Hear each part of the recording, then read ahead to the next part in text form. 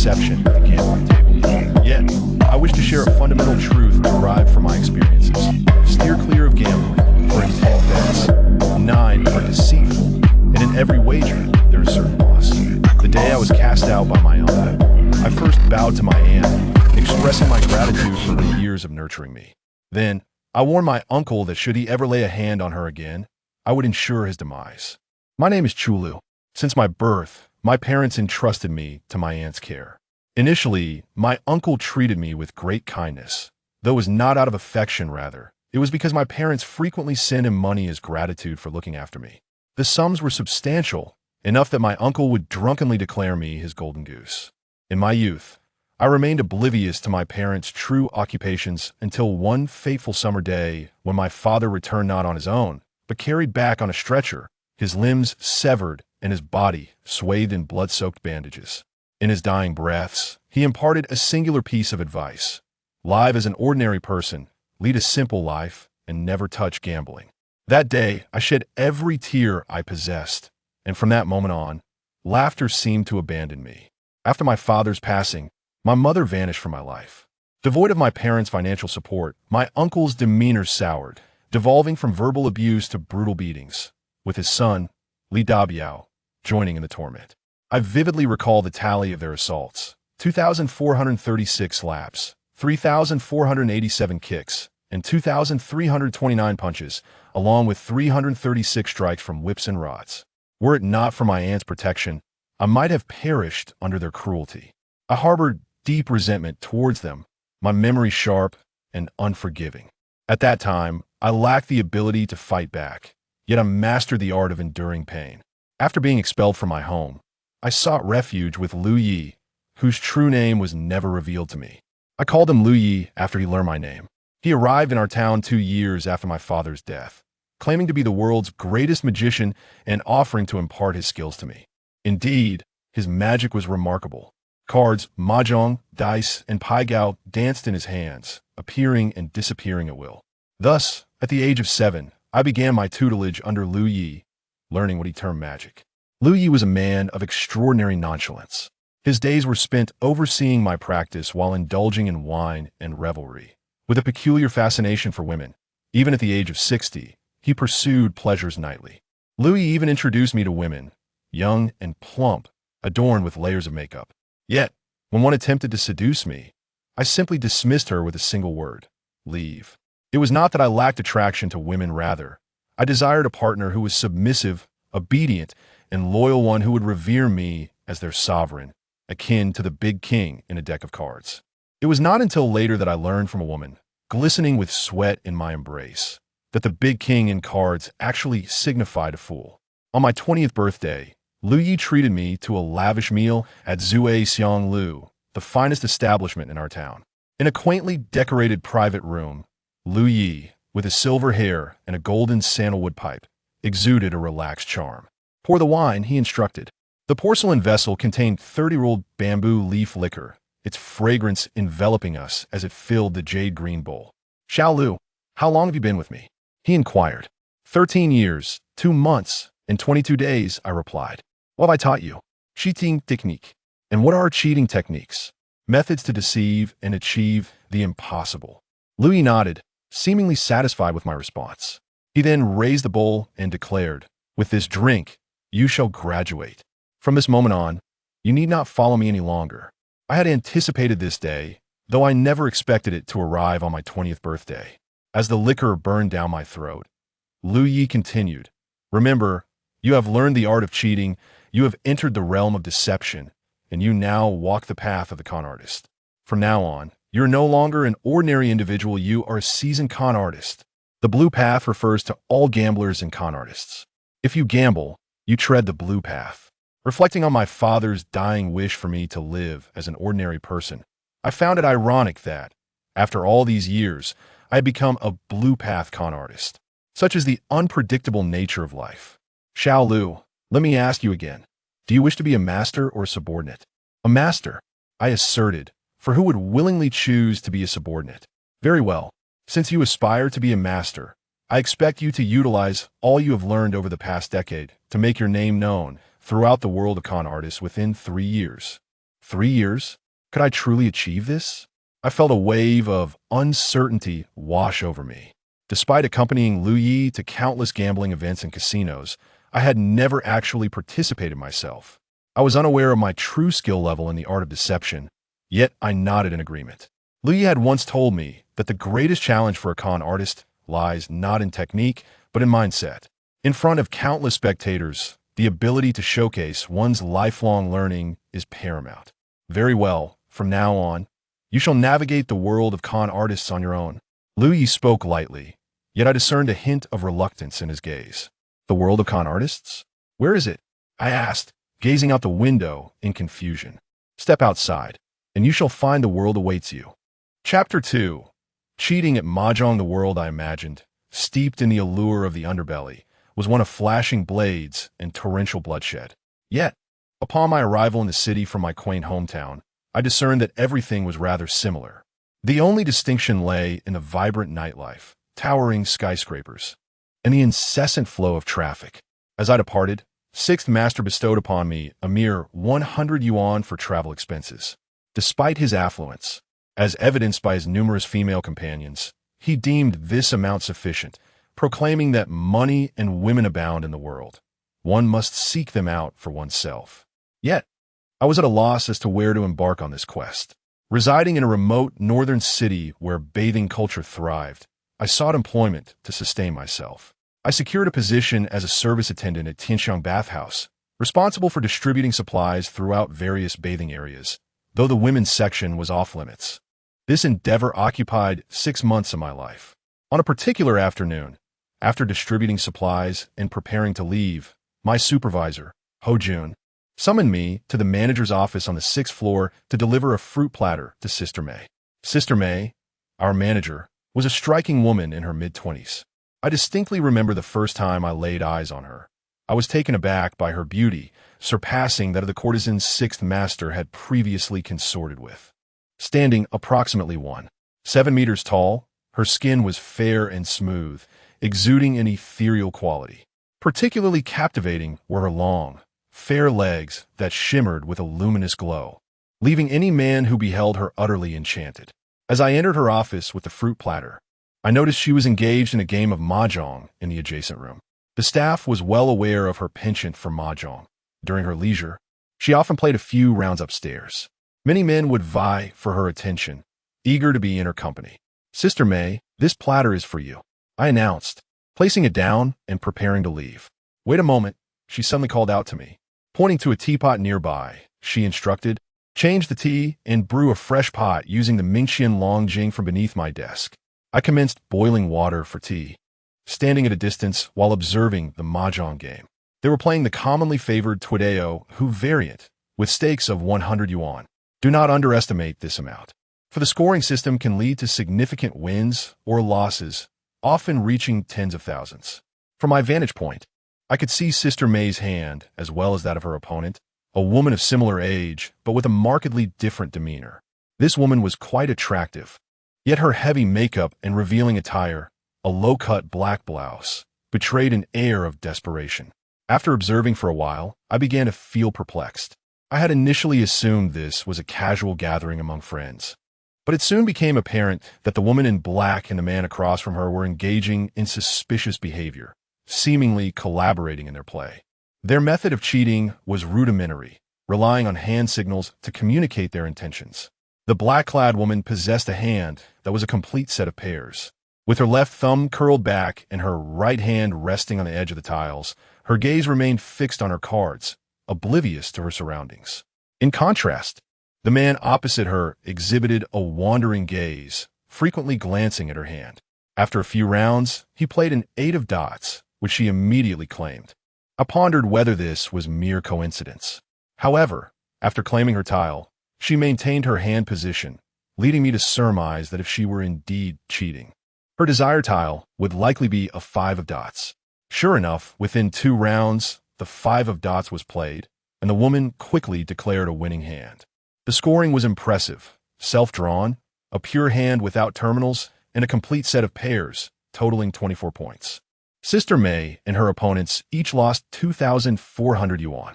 The methods of cheating in mahjong are varied and intricate, with numerous tactics employed. Some rely on conversation. Comments about the heat may signal a request for a specific tile, while others use subtle gestures to convey hidden meanings.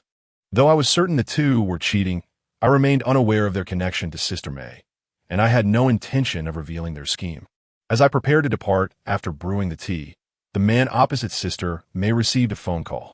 The conversation was brief, and upon hanging up, he announced, "I have to leave, my child is ill. Let's continue another day. Today has not been fortunate for me. I've lost over 10,000. As soon as he exited, the alluring woman in black began to complain. "Sister Sue, what kind of person did you bring?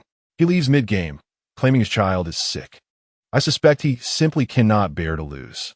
I'm still not satisfied with the game." Sister May, casually toying with the mahjong tiles, replied with a serene smile, "My dear Hua, all three of us have lost, yet you alone have won. How much more do you wish to gain?" The woman, referred to as Hua, quickly counted her winnings and pouted, "I have not even won 30,000 yet. Sister Sue, why not call someone else to join us? I wish to play mahjong today." With no alternative, Sister May glanced at her phone contacts but was at a loss for whom to invite. Turning to me, she asked, "Chulu, do you know how to play mahjong?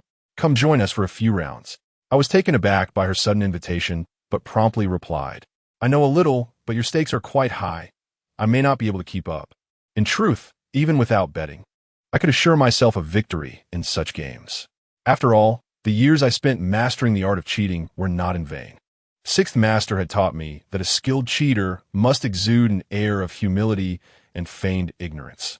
Only when opponents underestimate you can you strike decisively. Do not worry. Any losses will be on my account, and any wins shall be yours.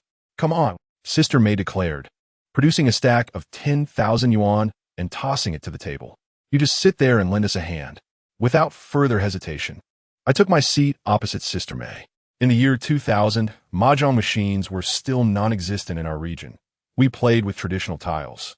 This format was particularly beneficial for seasoned cheaters. Of course, even with machines, the art of cheating remained unimpeded. As the game commenced, I refrained from rushing my play, adhering to conventional strategies. It appeared that Hua and the man opposite had underestimated Sister May and me. Their requests for tiles became increasingly frequent and brazen, resulting in Sister May losing over 10,000 yuan within a few rounds. I managed to win a few hands, keeping my losses to a minimum of 1 or 2,000. As time passed, and the game neared its conclusion during the final round, it was Sister May's turn to be the dealer. Before she could roll the dice, Hua declared, "I must leave for work soon, for this final round. Do not accuse me of winning if I grant you opportunities. Play as large as you wish. I can afford the losses." Hua feigned generosity. I recognized that the moment had arrived for me to make my move. My objective today was not to win for myself, but rather to ensure Sister May's victory. I held a favorable impression of her. When I first joined Tianxiang, I was responsible for attending to male patrons, and my stoic demeanor had once led to a drunken customer lodging a complaint about my lack of warmth. According to the rules, I should have been expelled. However, Sister May showed leniency and allowed me to join the logistics department to distribute supplies. This was a means of sustenance for me. Now, it was time for me to repay her kindness. Sister May rolled a 7 on the dice and reached for the cards in front of me. Before she could draw, I gently pushed the cards forward. This action was quite ordinary at a mahjong table, yet it held significant implications. During the process of pushing the cards, I discreetly concealed a prearranged set of pure color pairs in my hand. Taking advantage of the moment, I placed these cards in the position where Sister May was supposed to draw. This ensured that every card she drew would be a matching pair of the same suit. This technique, known in the gambling world as moving mountains and unloading ridges, refers to the subtle manipulation of cards without anyone noticing. If Sister May rolled a number that did not correspond to the cards in front of me, I could still employ this technique to guarantee that she would draw 4 or more matching pairs. As the drawing concluded, it was Sister May's turn to play. However, she stared at her hand with astonishment, seemingly unable to believe her fortune. For quite some time, she remained motionless. "Come on, play your hand. Are you so overwhelmed that you can't even make a move?" Sister Hua, exhaling smoke, urged her impatiently. The man across from them chimed in, "Hey, Suda May, are you thinking of a man or something else? Hurry up and play." Sister May lifted her gaze and glanced at me briefly before returning her attention to Sister Hua. Before she could speak, Sister Hua, visibly annoyed, snapped, "What are you looking at? Is there mahjong on my face? Play already." Sister May remained in disbelief, looking at Sister Hua, and with a tone of incredulity. She said, I won. A heavenly win, pure color with 7 pairs and no terminal tiles. A heavenly win refers to the dealer winning immediately after drawing all their cards, and the odds of this occurring are exceedingly low, approximately 1 in 330,000. The combination of a pure color, 7 pairs, and no terminal tiles further diminishes the likelihood to an astounding degree. Yet, Sister May claimed she had achieved this feat. "Don't be ridiculous, heavenly win. I think you're just dreaming." Sister Hua and the man were skeptical, both believing Sister May was joking. Slowly, Sister May revealed her cards, displaying a neatly arranged set of 7 pairs without terminal tiles. "Impossible!" They both exclaimed simultaneously, unable to believe their eyes as they leaned over to scrutinize her hand card by card. Regardless of how closely they examined, the cards remained unchanged. A pure color with 7 pairs amounts to 32 points, and in our area, a heavenly win is counted as 168 points. In other regions, a heavenly win could be worth either 108 points or 32 points. With the addition of the 32 and 168 points, plus the 2 points for no terminal tiles, the total was 202 points, meaning each of them lost 20,200 yuan. Sister May had previously lost over 20,000, and not only did she recover all of it, but she also gained nearly 20,000 more, not to mention the additional 20,000 I owed her. The expressions on Sister Hua and the man's faces grew increasingly grim.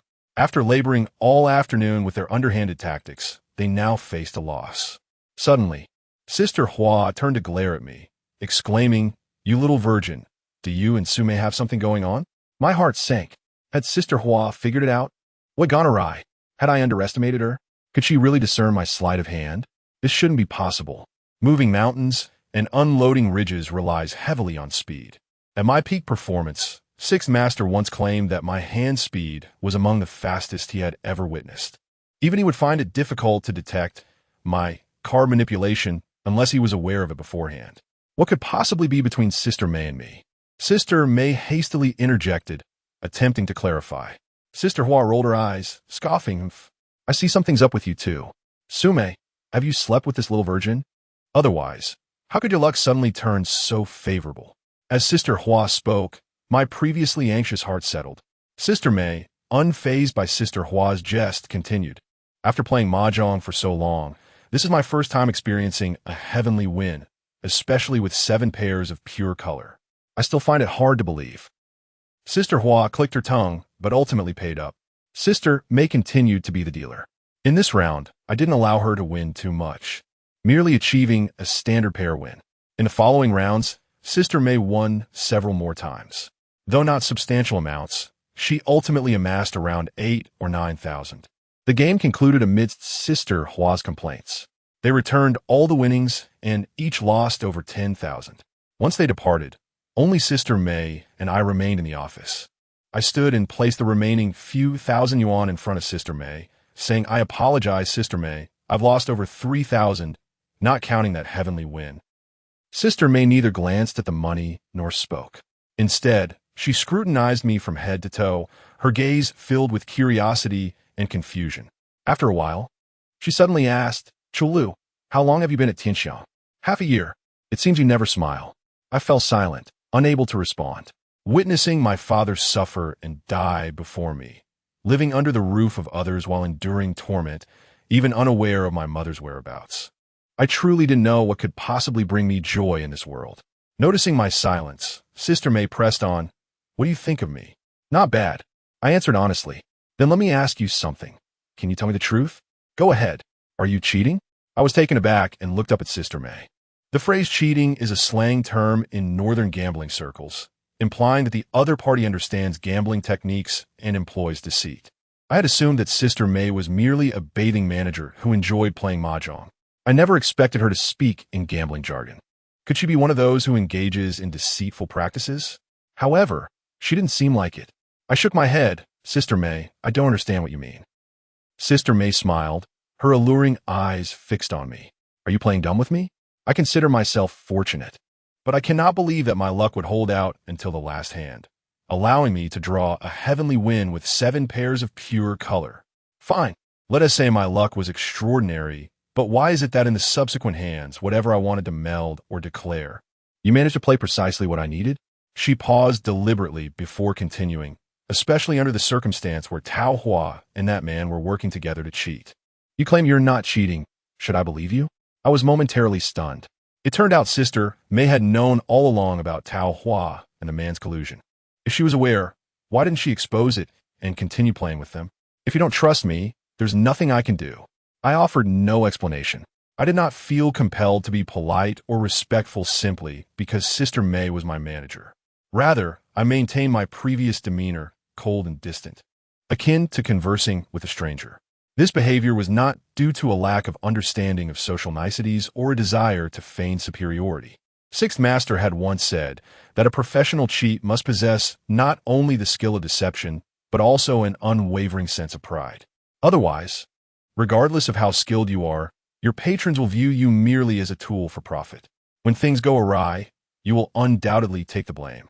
My aloofness did not anger Sister May. Instead, she smiled. Chulu, do you know? In the entire Tianxiang bathing establishment, you are the only one who dares to speak to me like this. Aren't you afraid I might expel you? I remained silent. Extend your hand, Sister May suddenly said. I glanced at her, unsure of her intent, yet I still extended my hand. Sister May gently grasped it, occasionally caressing my palm. Her hand was delicate and smooth, akin to fine silk. This action carried a hint of intimacy, yet Sister May appeared completely oblivious. Then, she began to trace her fingers across my palm. The sensation was both soft and ticklish. I was uncertain of Sister May's intentions, nor did I inquire, allowing her to play with my hand. After a considerable pause, Sister May finally spoke. What beautiful hands you have. It would be a pity if you weren't a card shark. I was taken aback. Similar words had been uttered by Master Lu, who remarked that my hands were slender yet sturdy, perfectly suited for concealing the universe. Indeed, they were hands born for the art of deception. Come, let me take you somewhere, Sister May said as she released my hand and stood up to grab the car keys. However, she hesitated and pulled out a neatly bundled stack of cash from the drawer, tossing it onto the mahjong table. Regardless of whether you're cheating or not, I won today because of you. Consider this 10,000 as a token of celebration. This money was also something I felt I deserved. I accepted it without protest. Yet, I couldn't help but wonder why Sister May, fully aware that Tao Hua and that man were cheating, would still choose to play with them. But she didn't speak, and I refrained from asking. Sister May drove a red Audi A4. I sat quietly in the passenger seat, gazing ahead in silence. After a while, she glanced at me and curiously remarked, Chulu, I'm a bit intrigued. You speak very little and never smile. Now that you're in my car, you don't even inquire about our destination. What makes you so peculiar? I remained silent. Noticing my reticence, Sister May chuckled lightly and added, the more you behave this way, the more curious I become. Are you intentionally trying to appear cool, or are you simply born indifferent? Looking out the window, I replied softly, a woman shouldn't be curious about a man.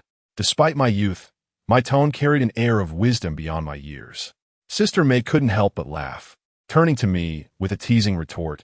Oh, you don't think that my curiosity about you might lead me to take an interest, do you? I wonder where you get your confidence from. Is that even possible? Nothing is impossible, I replied. Sister May laughed again, her laughter vibrant and captivating, her chest rising and falling with each chuckle. I understood the reason for her amusement. While her laughter was not mocking, it bore a hint of derision. As the manager of a high-end bathhouse, Sister May had encountered countless men, wealthy dignitaries, prosperous merchants, and influential figures. Among them, many sought her favor, and compared to those men, I felt utterly insignificant. How could she possibly take an interest in me? After glancing at me again, Sister May provocatively said, I'm growing increasingly intrigued by you. Your imagination truly runs wild. Now, hypothetically speaking, even if I were to develop feelings for you, what could you offer to sustain me? Money. Money? Where would that come from? Are you pointing to your monthly salary of a mere 1,000 at the bathhouse? That would leave me to starve. Women are pragmatic. Yet I understood her practicality. Who doesn't T appreciate wealth? I countered. So, are you implying that as long as there's money, you would consider being with me? Dream on. Sister May scoffed. Although she didn't harbor any disdain for me, my audacious words elicited a faint sense of annoyance. Nevertheless, her dismissive attitude ignited my competitive spirit. Dream? Then let's make sure that this dream takes place in my bed. I was taken aback when Sister May led me to an underground casino. This casino was located within a hotel, boasting stringent security measures. Entry required an acquaintance, and one could not use the main entrance, but must instead use a private elevator from the underground parking lot. The casino was not particularly large, but it was fully equipped. Outside were slot machines, fishing games, and other gambling devices, while inside were tables for baccarat, blackjack, dice games, and roulette. Due to it being dinner time, the crowd was not overwhelming, numbering perhaps around 100 patrons. Sister May was well acquainted with the place. After showing me around, she pointed upstairs, saying the lower level is for casual players, while the upper level is VIP, where all sorts of games are available. Guests can also arrange their own games. What Sister May referred to as arranging their own games meant that guests could bring their own players, or the casino would provide dealers to accompany them. The games were entirely at the guest's discretion. Poker, pai gow, mahjong, anything was possible, as long as there was money. One could even play rock, paper, scissors with assistance from the casino. The house primarily made its profits through a rake. I couldn't grasp why Sister May had brought me here. Did she suspect I was a card shark and want to collaborate to make money? Noticing my silence, Sister May promptly asked, "Would you like to play a couple of hands while I exchange for chips?" I shook my head immediately. No, I've never played before. As soon as the words left my lips, I noticed a hint of disappointment in Sister May's expression. Yet I was speaking the truth. I had never gambled in a casino. Throughout the years I spent with Master Lu, he had taken me across the country to countless gambling establishments, but he never allowed me to sit at the tables. In his words, it was about overcoming one's inner demons. Once you sat at a table, the desire to win was inevitable. And with that desire came the temptation to cheat. If one lacked the skill or mental fortitude, cheating would lead to a descent into hell. Even if one escaped capture this time, it was only a matter of time before being caught.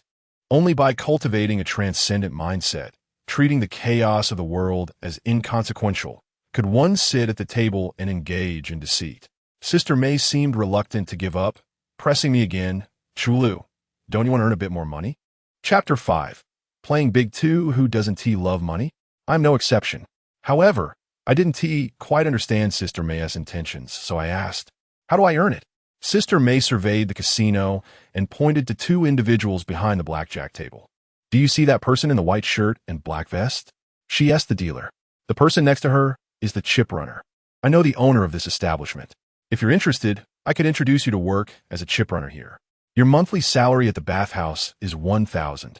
But as a chip runner, you could earn 3,500 plus tips from winning guests, making your monthly income no less than 5,000. If you excel and become proficient, you could eventually become a dealer, and your income would double, exceeding 10,000 a month." What Sister May described as a chip runner involves quickly calculating the winnings and losses for guests to facilitate payouts. This job relies on mental calculation and quick reflexes, which would be no challenge for me. Yet I still shook my head. "Thank you, Sister May, but I'm not interested." My refusal clearly took Sister May by surprise. Her gaze was filled with disbelief. "Not interested? Do you realize how many people dream of this job? If I hadn't seen your steadiness and quick reactions, I would have invited you here. You actually say you're not interested?" "Yes, I'm not interested. I prefer the bathhouse to this place." "Why?" Sister May pressed on.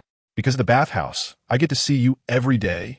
My response left Sister May both amused and exasperated. Her gaze shifted from curiosity to one of incredulity, as though she were looking at a fool. Of course, I was only jesting. After 13 years of mastering the art of deception, I would never settle for being a mere chip runner in a casino. If Master Lu found out, he would surely break my legs. Unlike the bathhouse, where I could be the lowest-ranking staff member, in a casino, I had to establish my dominance. In a casino, I could only embody one identity, that of a master, the Master Chulu. Just as Sister May wore a look of resignation, my phone rang unexpectedly. This phone was a second-hand Nokia 3310 I had purchased from a colleague last month. Upon answering, I heard Ho Jun's voice on the other end. Chulu, the usual spot at Huimai supermarket. Hurry up. We're about to start.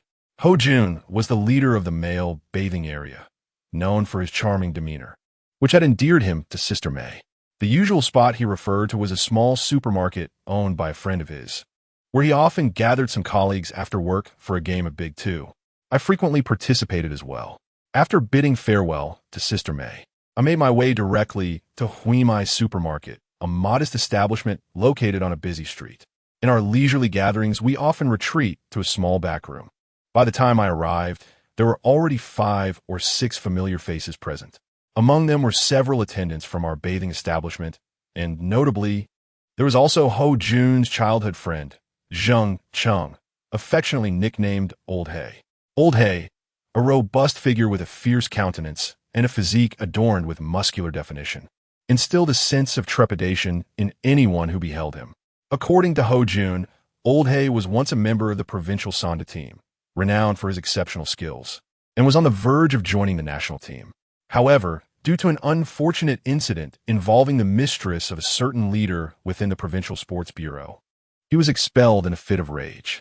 Upon returning to our city of Hebei, he found himself aimlessly wandering, often seeking out Ho Jun during his visits to the bathing establishment.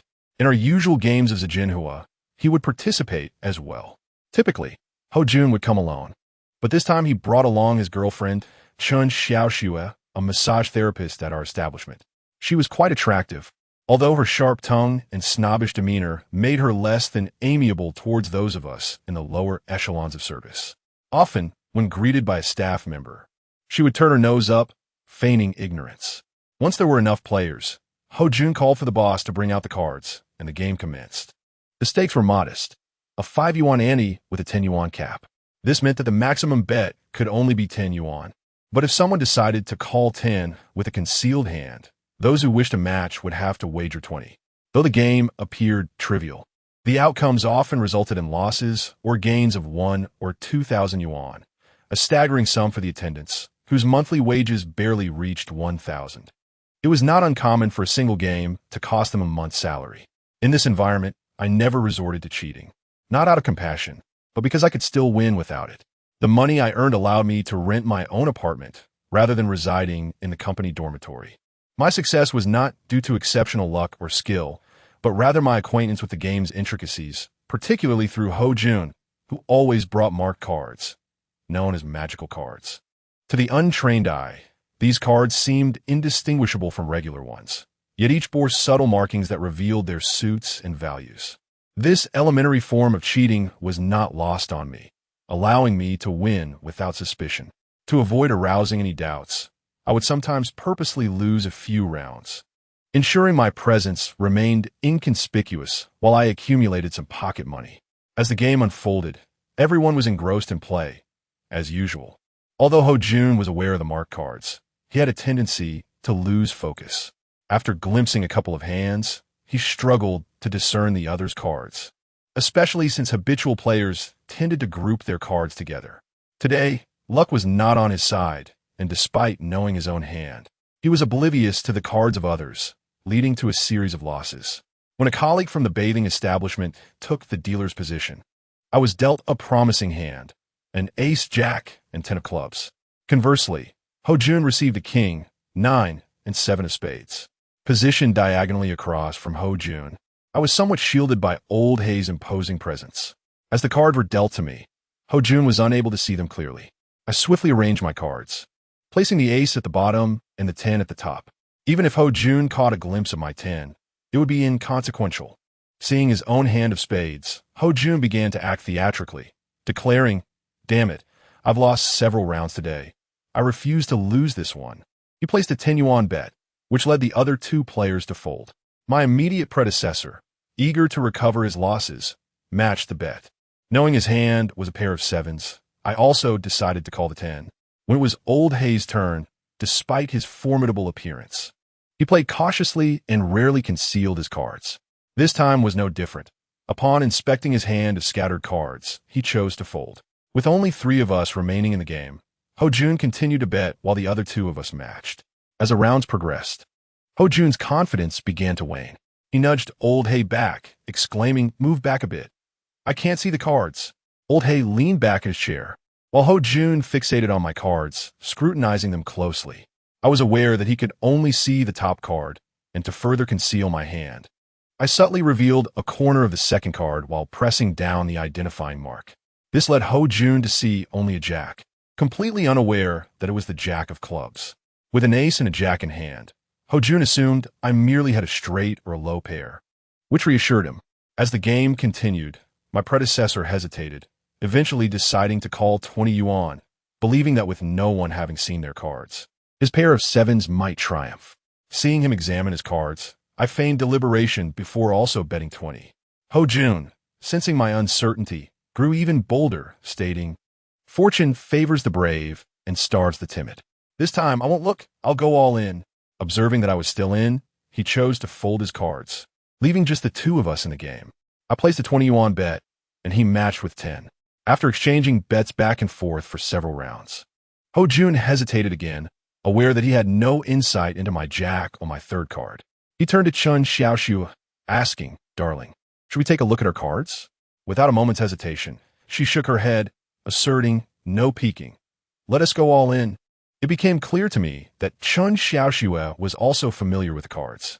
Realizing Ho-jun's shortcomings in vision, he had brought her along as his aide. Unfortunately for him, she was similarly obstructed by Old Hay and could not discern my hand. After several more rounds, Ho-jun suddenly halted. I mistook his pause for indecision about revealing my cards, but to my surprise, he leaned forward and attempted to push aside my 3 cards. Alarmed, I quickly pressed down on them and glared at him, demanding, "What are you doing with my cards? Do you recognize them?"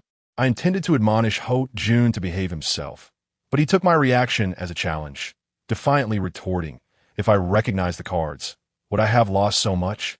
Fine, I'll go all in against you." With that, he flipped over his cards, revealing a flush with a king of spades. The onlookers gasped in admiration, exclaiming, "Wow, Ho-jun is incredible, pulling off a flush." The bathing attendants lauded him, while he turned his gaze to me, demanding, "What are you waiting for? Show your cards." All eyes were fixed on me as I methodically revealed my 3 cards, an ace, jack, and 10 of clubs. A collective gasp echoed through the room. Originally, I thought that Ho-jun had a formidable hand, but I never expected to encounter a rival. He held a flush with kings, while I possessed a flush with aces. Team leader, you're incredibly unlucky today. A flush with kings against a flush with aces. Ho-jun's face turned a deep shade of anger, his teeth clenched, and his fists balled up as he cursed. "What the hell is this? How can I lose with such a hand? It feels like I've run into a ghost right after stepping out." After venting his frustrations, Ho-jun turned his ire towards Chun Xiaoxiu. "It's all your fault. I said to open up, but you insisted I keep playing. I lost over 200. Although Chun Xiaoxiu felt indignant, she dared not confront Ho-jun. She shot me a fierce glare and muttered, gripping those cards so tightly, one would think he was burning paper for his parents. I was in the midst of collecting chips and shuffling the cards when I heard Chun Xiaoxiu insult me. I stared at her and asked, "What did you say?" Chun Xiaoxiu has always looked down on service staff like us. Upon hearing my question, her voice rose sharply. I said, "You're burning paper for your parents." Since the day I witnessed my father's tragic death before my very eyes at the tender age of 6, I vowed never to allow anyone to insult my parents, unless I were dead. My gaze bore into Chun Xiaoxiu, filled with fury. Say that again. Chun Xiaoxiu was taken aback that a mere service staff member would dare question her in such a tone. Before she could respond, Ho-jun leapt to his feet, angrily pointing at me and shouting, "What will happen if I say it again? You think you can fight me? Listen here, brat. If you can play, then play. If not, get lost. If you keep talking back, I won't hesitate to deal with you today." Ho-jun, usually arrogant and dismissive while at the spa, had grown accustomed to looking down on us service staff.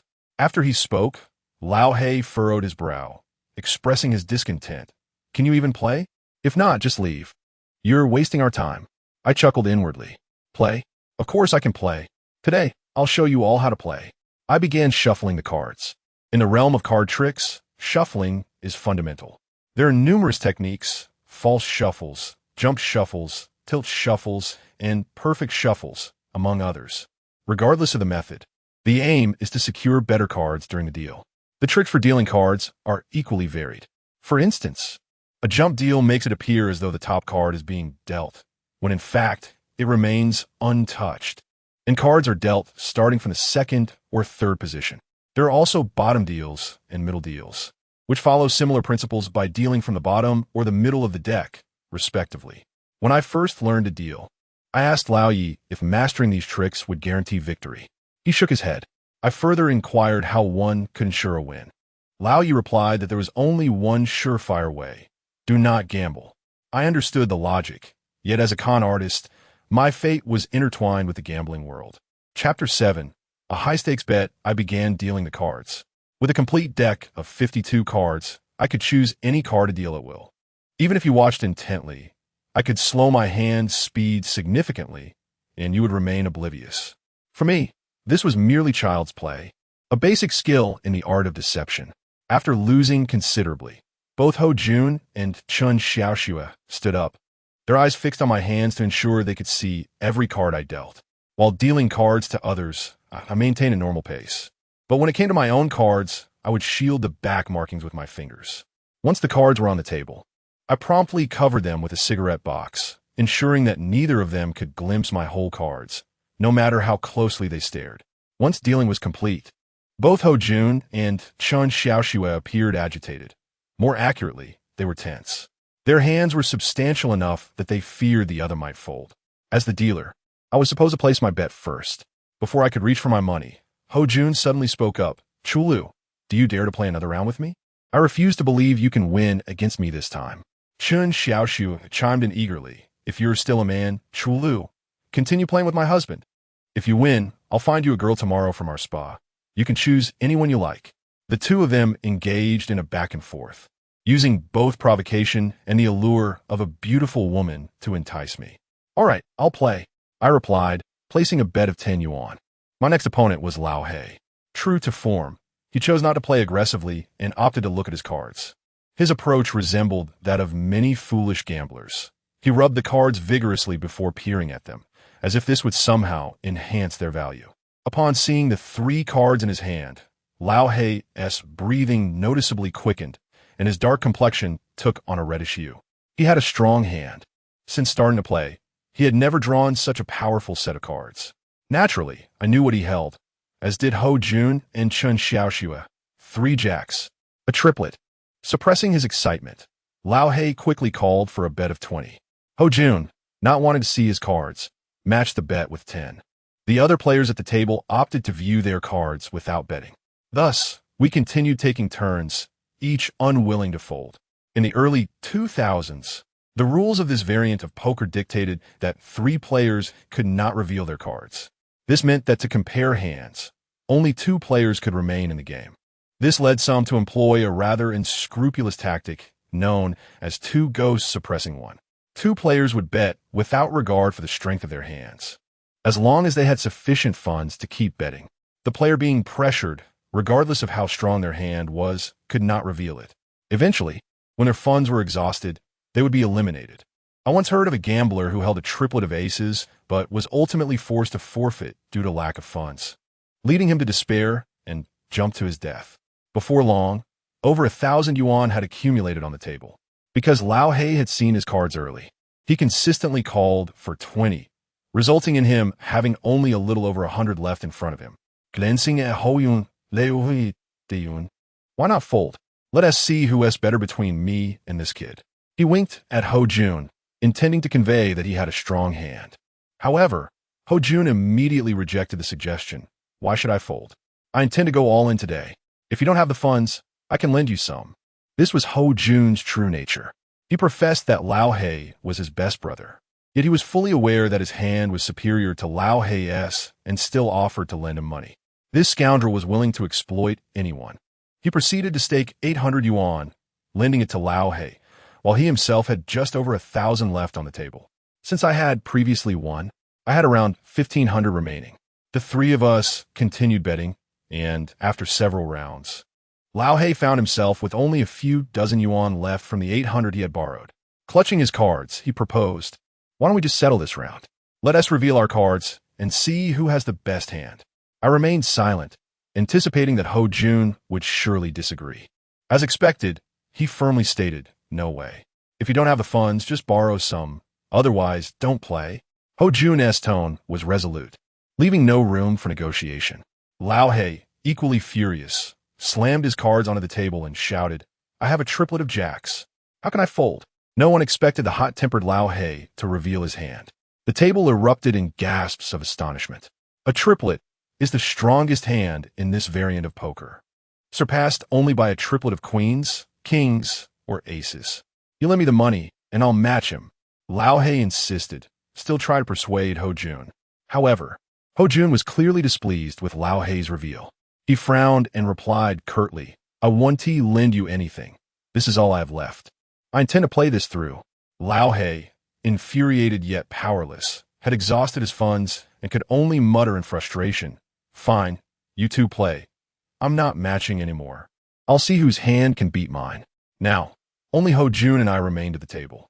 It seemed Ho Jun feared that I might glance at my cards and fold at this moment. He directly addressed me, saying, on the sixth day, "Let's not bother with 10 yuan at a time. It's too cumbersome. Let's just go all in, and whoever wins takes it all. What do you think?" I inwardly scoffed, yet my face remained impassive. Lighting a cigarette, I gazed at the several hundred yuan in front of Ho Jun and replied, "Going all in is indeed an option. But do you have enough to do so?" My cool tone seemed to provoke Ho Jun. "Why do you care how much I have? I have more than you. Just place your bet, and I'll match it." "You'll match whatever I bet?" "Exactly. That's what I've been waiting for."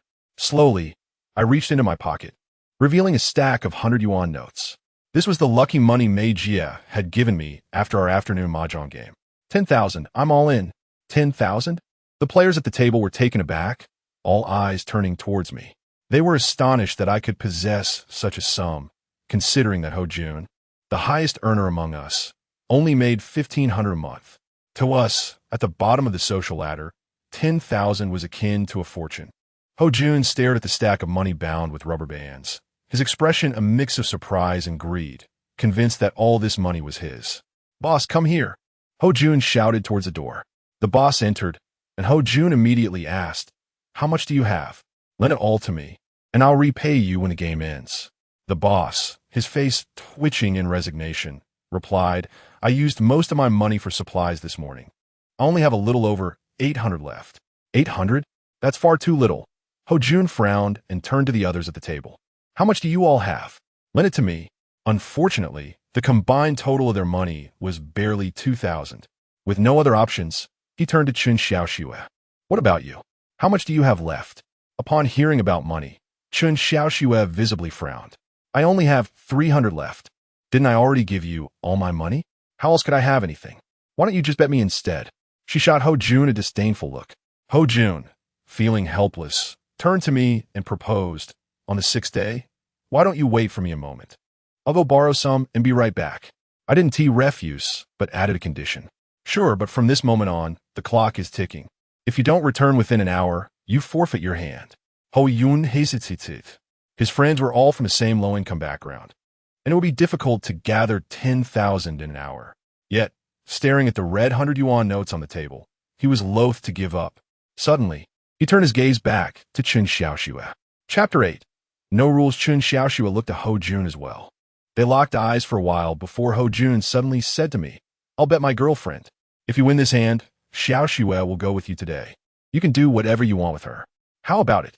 The room fell silent, everyone stunned by Ho Jun's audacity to wager his own girlfriend. This is what gamblers do. In their frenzy, they forsake all ties. What astonished everyone even more was that Chun Xiaoxue didn't object. With a mix of mockery and challenge, she said to me, "If you win, I'll go with you today. You can do whatever you want. I'll follow your lead. Do you dare to play?" Chun Xiaoxue was aware of Ho Jun's cards, which emboldened her to use herself as a stake. I shot her a cold glance. In my eyes, she was worth no more than 100, let alone 10,000. However, because she had just insulted my parents, I felt compelled to teach her a lesson about the cost of her words. "Fine, I accept. Let S reveal the cards. The room fell silent as everyone focused on Ho Jun's 3 cards. At that moment, Ho Jun's face flushed with excitement, yet he feigned ignorance of his hand. He lifted the cards high and shouted, "Heaven bless, let me have a great hand." With a forceful slam, he laid the 3 cards on the table. What? As the cards were revealed, everyone gasped in astonishment. A 3-of-a-kind aces. Ho Jun had drawn the highest possible hand in this game. He had known his cards all along, but continued the charade, laughing heartily as he exclaimed, "It seems luck is finally on my side. This hand will change everything." He eagerly reached for the pile of money on the table, with Chun Xiaoxiu dancing in delight beside him. They had won over 10,000. Just as Ho Jun was about to claim the money, I suddenly interjected, "Hold on." He looked up at me, and all eyes in the room turned in my direction. Does having 3 aces guarantee a win? What if I have 2, 3, and 5? The 2, 3, and 5 are the lowest cards in this game. But according to our local rules, they can beat a 3-of-a-kind aces and only a 3-of-a-kind aces. Dream on. You think you're a god of gambling? Chun Xiaoxiu sneered at me. Ho Jun, too, found it hard to believe I could have 2, 3, and 5. He yelled, "Stop talking nonsense and reveal your cards." I set aside my cigarette case and slowly flipped over the first card. The spade 2. Ho Jun's brow furrowed slightly. Then, I slowly revealed the second card. The diamond 5.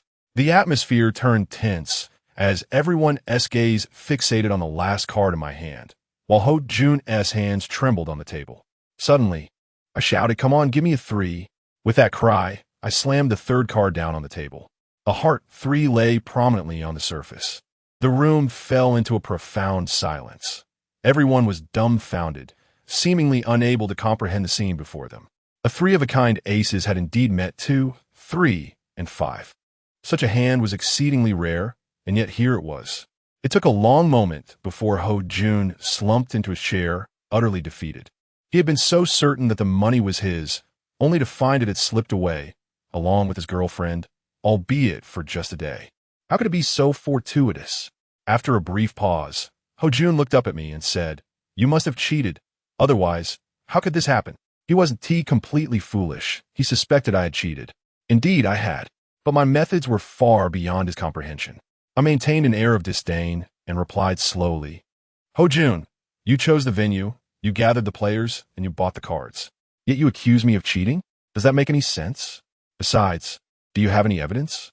To catch a thief, one must catch them in the act, and cheating is no different. Even if you're 100% sure the other party is cheating without evidence, it is just empty talk.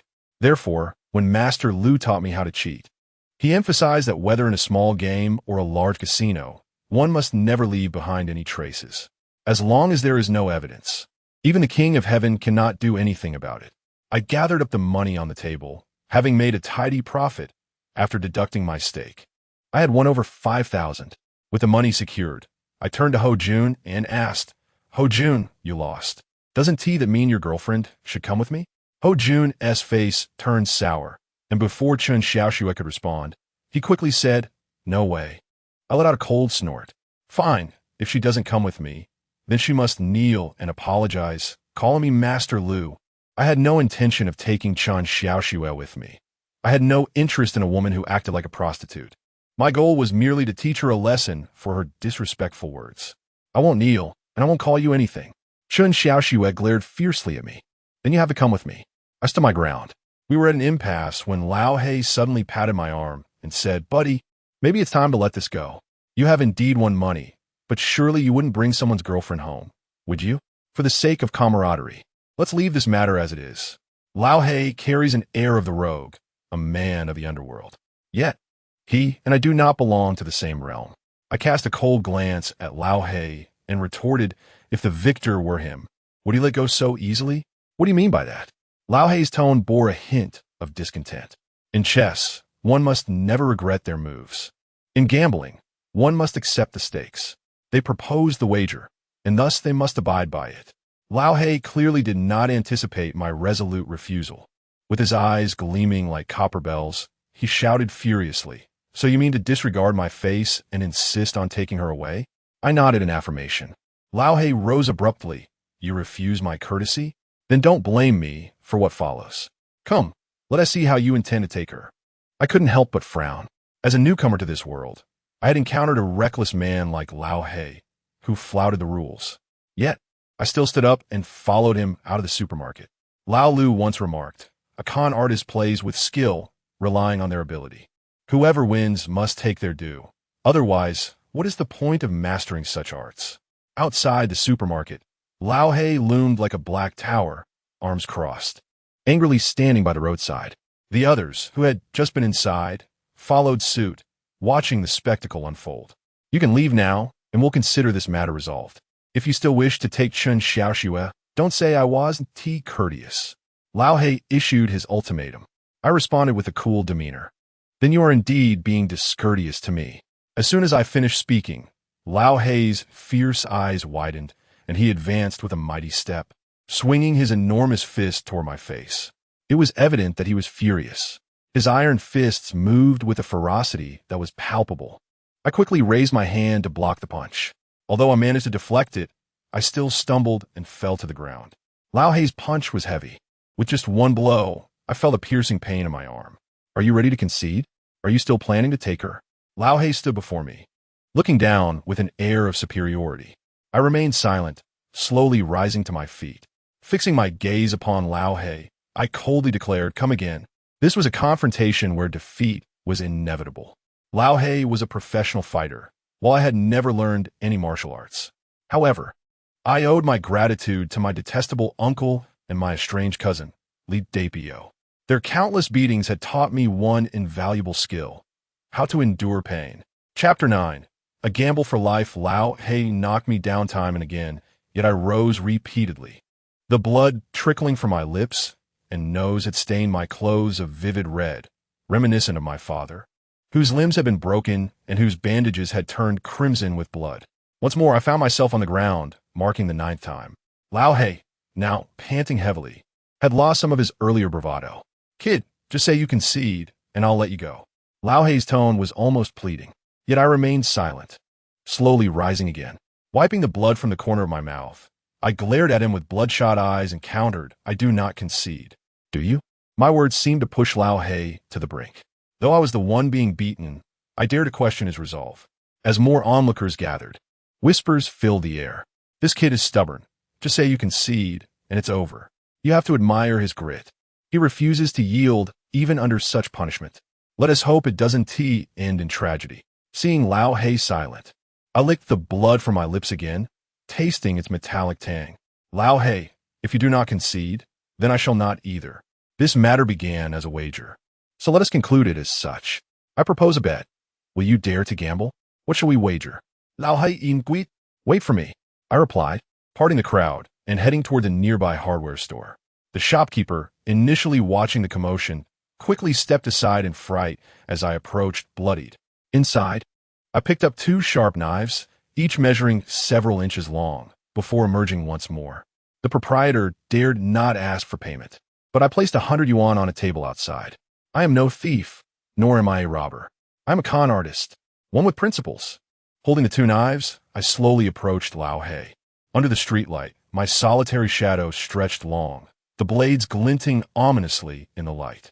The crowd instinctively parted, granting me passage. Upon reaching Lao He, I offered him the hilt of a knife. "Take it." Lao He hesitated, unable to grasp my intent. I said, "Take it," I shouted. His towering frame trembled slightly as he complied, accepting the knife. "You asked me what we should wager. Now I tell you, we wager our lives." "What? A gamble for life?" The crowd gasped in astonishment, retreating involuntarily, as though fearing the imminent bloodshed. "How do we proceed?" Lao He furrowed his brow, questioning me. "You stab me first, then I stab you. We continue this way. The first to die loses." Lao He's expression shifted dramatically. He stared at me, speechless for a moment.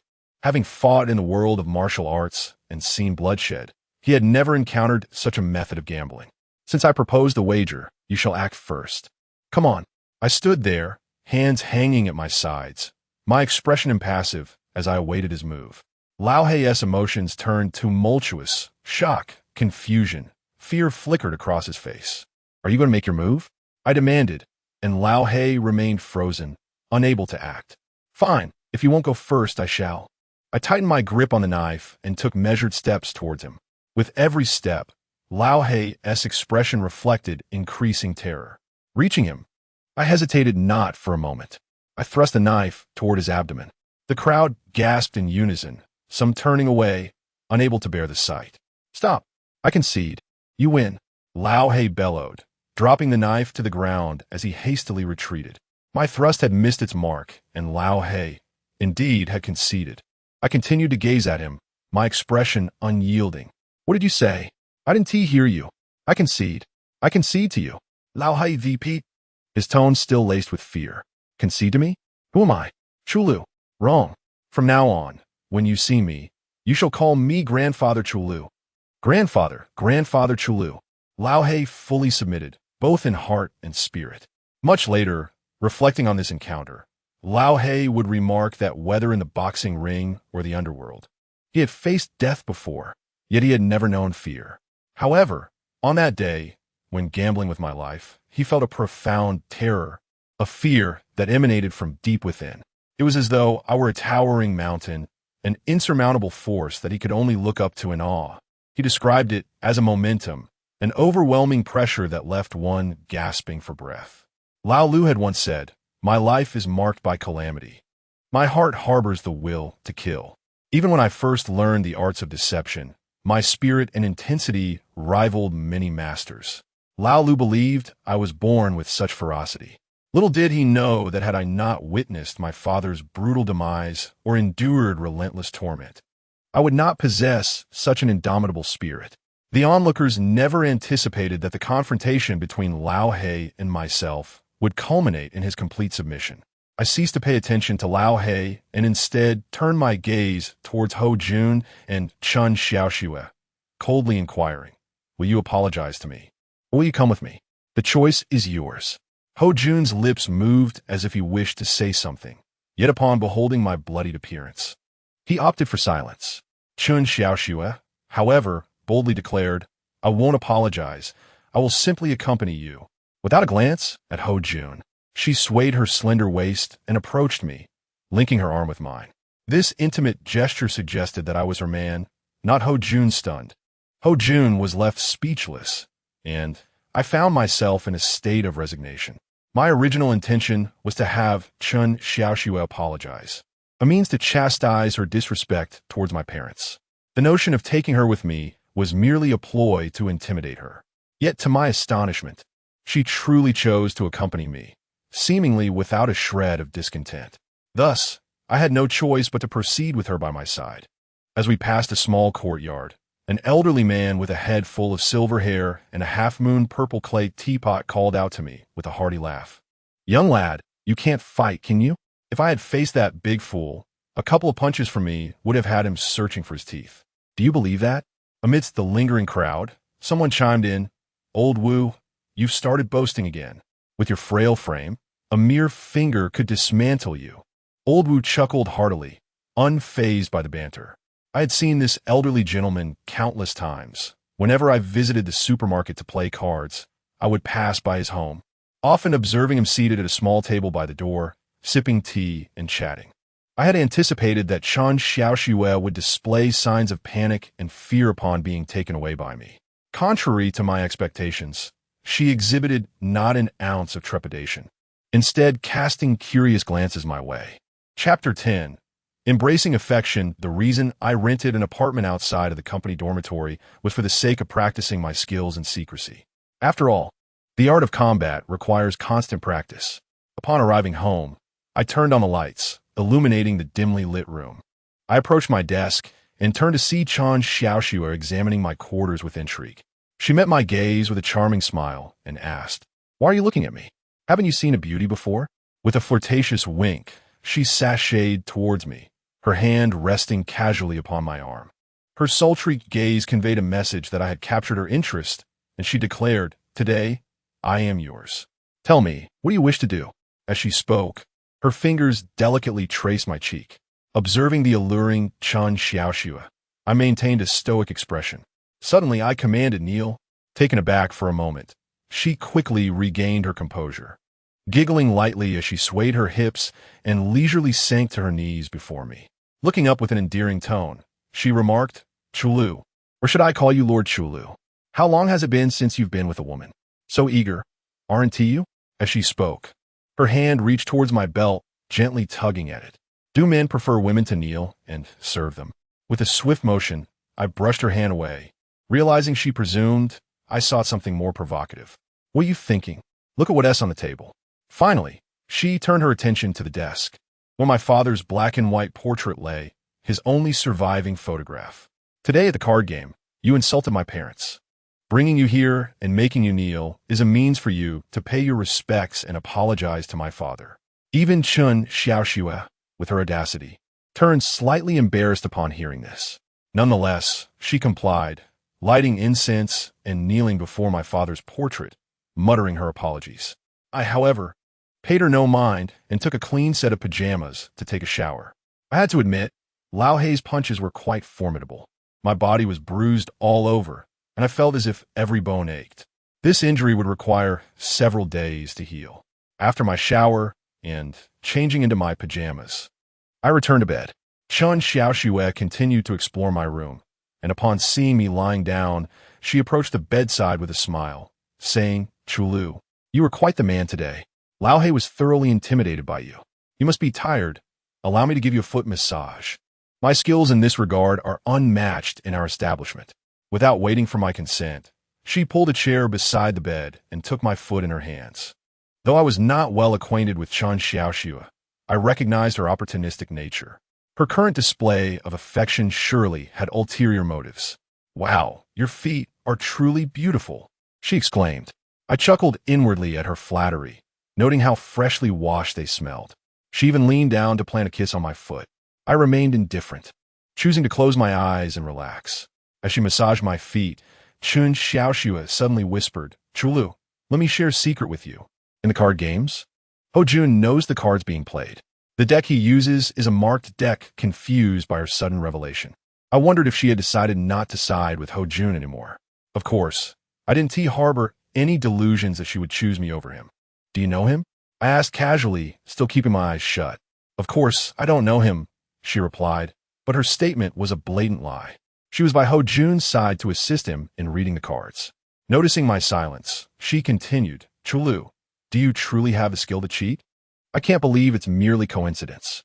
When you dealt, Lao Hei had 8J of the same suit, and Ho Jun had an A of the same suit, while you held a 2, 3, and 5. You must be a cheat. That 10,000 you won was all yours, wasn't it?" Chun Xiaoxue displayed more intelligence than Ho Jun at this moment. Many events in gambling may appear to be mere luck, yet they often involve deceit. In fact, I have befriended several wealthy businessmen at our establishment who shared a passion for gambling. Why not gather them for you to cheat and win against them? You can simply share a portion of your winnings with me. What do you say? Not interested, I replied coldly. It became evident that Chun Xiaoxue's eagerness to accompany me and her flirtatious demeanor were motivated by this proposal. While I was indeed in need of money, partnering with someone like her, who viewed everything through a lens of greed, carried the risk of betrayal. As my mentor had once said, in the world of gambling, one must prioritize stability and safety. Seeing my refusal, Chun Xiaoxue seemed undeterred. After a moment of silence, she added, "Let me share another secret. The owner of our establishment is a woman, quite young. Not only does she manage the bathhouse and club, but she also owns a casino. Mei Jim manages the bathhouse for her. Although I had been at the establishment for half a year, this was the first I had heard of it. Could it be that the venue Mei Jia took me to yesterday was actually owned by our boss? If you truly possess the skill to cheat, I could speak to Mei Jia on your behalf and have her transfer you to the casino. Working there could be quite lucrative for you." I remained silent. "You must know the Zhou family, right? In Hebei, no one is unaware of the Zhou family. Our boss belongs to the Zhou family. Working for them is akin to striking gold. It's nearly impossible not to succeed. I had no knowledge of the Zhou family. My understanding of Hebei was limited to the establishment itself. Moreover, our boss is a stunning beauty. Though I've never seen her, they say she is even prettier than Mei Jia. Perhaps on par with me," Chun Xiaoxue boasted about her looks. While she possessed a measure of charm, she paled in comparison to Mei Jia. I'll put it this way. Any man who has encountered me has thought of betting me. I suspect that these lecherous men would feel the same about our boss, she said with a sultry laugh. And what about you, my Lord Chulu? Do you desire to share a bed with me? A blatant provocation. Chun Xiaoxue began to tease me, deliberately accompanied by soft, breathy sighs that were utterly enchanting. Yet, I remained silent, my eyes closed. Her hand, however, grew increasingly audacious, inching up from my ankle towards more sensitive territories. Just as it approached a critical juncture, I furrowed my brow and asked in a low voice, "What are you doing?" "Guess," Chun Xiaoxue giggled, climbing onto the bed. "Get lost." I opened my eyes and glared at her. Chun Xiaoxue was momentarily taken aback. She had assumed I was merely a naive youth who could be easily swayed by a few provocative words and gestures. To her surprise, I had resolutely rejected her advances. Undeterred, she feigned a pitiful demeanor, asking, "Are you really going to let me leave just like this?" I closed my eyes again and coldly replied, "There's money in my pocket. You could take 500. Consider it payment for your previous foot massage." Seeing my unwavering stance, Chun Xiaoxue reluctantly got off the bed to retrieve the money. "I'll take 500 and leave," she said, pushing the door open to exit. However, I knew she was taking 1,000. The sound of the bills, though faint, was crystal clear to my ears. Chapter 11. Debt collection. Though Old Black's punch was heavy, it only resulted in superficial injuries. After a week of recuperation at home, I was back to normal. I hadn't been to work or taken a leave of absence, for I was convinced I had lost my job. I had rejected manager Su Mei's arrangements and had even won over her favorite employee, Ho Jun's girlfriend. Tianxiang Bathhouse had become a place where I could no longer find my footing. That morning, having just finished breakfast, my phone rang with an unfamiliar number. Upon answering, a woman's voice came through. "It's the 6th. Your injuries must be nearly healed, right? Isn't it time for you to return to work?" It was Su Mei. I had not previously had her number and never expected her to call me back to work, let alone be aware of my injury. "If you don't come in today, I'll have to mark you as absent. Your entire salary for this month will be deducted." Su Mei's tone carried a hint of jest. Normally, for service staff like us, taking a leave or resigning at a large establishment like Tianxiang was a trivial matter, not something that would warrant Su Mei's personal inquiry. Yet, here she was not only aware of my situation, but also reaching out to me directly. This could only mean one thing. She was keeping an eye on me, likely due to my connection with the gambling incident. I followed Su Mei's advice and returned to work. Although it had only been a week, my colleagues regarded me with curious glances. In the male bathing area, not a single colleague greeted me. A couple of those who were friendly intended to speak with me, but caught sight of Ho Jun's menacing glare and refrained. One, named Lu Peng, who had been a good friend, discreetly sent me a text. It conveyed that most people at Tianxiang were aware that I had one Ho Jun's girlfriend, and that Chun Xiaoxue hadn't returned home that night. The following day, upon her return to work, she had broken up with Ho Jun, who subsequently threatened anyone who dared to associate with me. Reading the message, I couldn't help but smirk. Chun Xiaoxue must not have told Ho Jun that nothing had transpired between us. Of course, she had gone back to him. She might have sought solace in another man's arms. That was of no concern to me. As for Ho Jun's threats, I dismissed them entirely. He was merely an insignificant player in this game. My shift that day was a full day and night. As evening approached, I was about to head to the cafeteria for dinner when a fellow service worker informed me that Su Mei wanted to see me in her office. I had seen her all day. Upon knocking and entering, I found her sorting through papers at her desk. She appeared somewhat haggard after a week apart, her eyes bloodshot. Upon noticing my presence, Su Mei directly inquired, "I heard you won Ho Jun's girlfriend. What did you do with her?" I remained silent, acknowledging her question. "What did you do with her?" "I did nothing," I replied. Su Mei then looked up at me, a hint of disdain in her gaze. "You are not picky, are you? You would take any woman.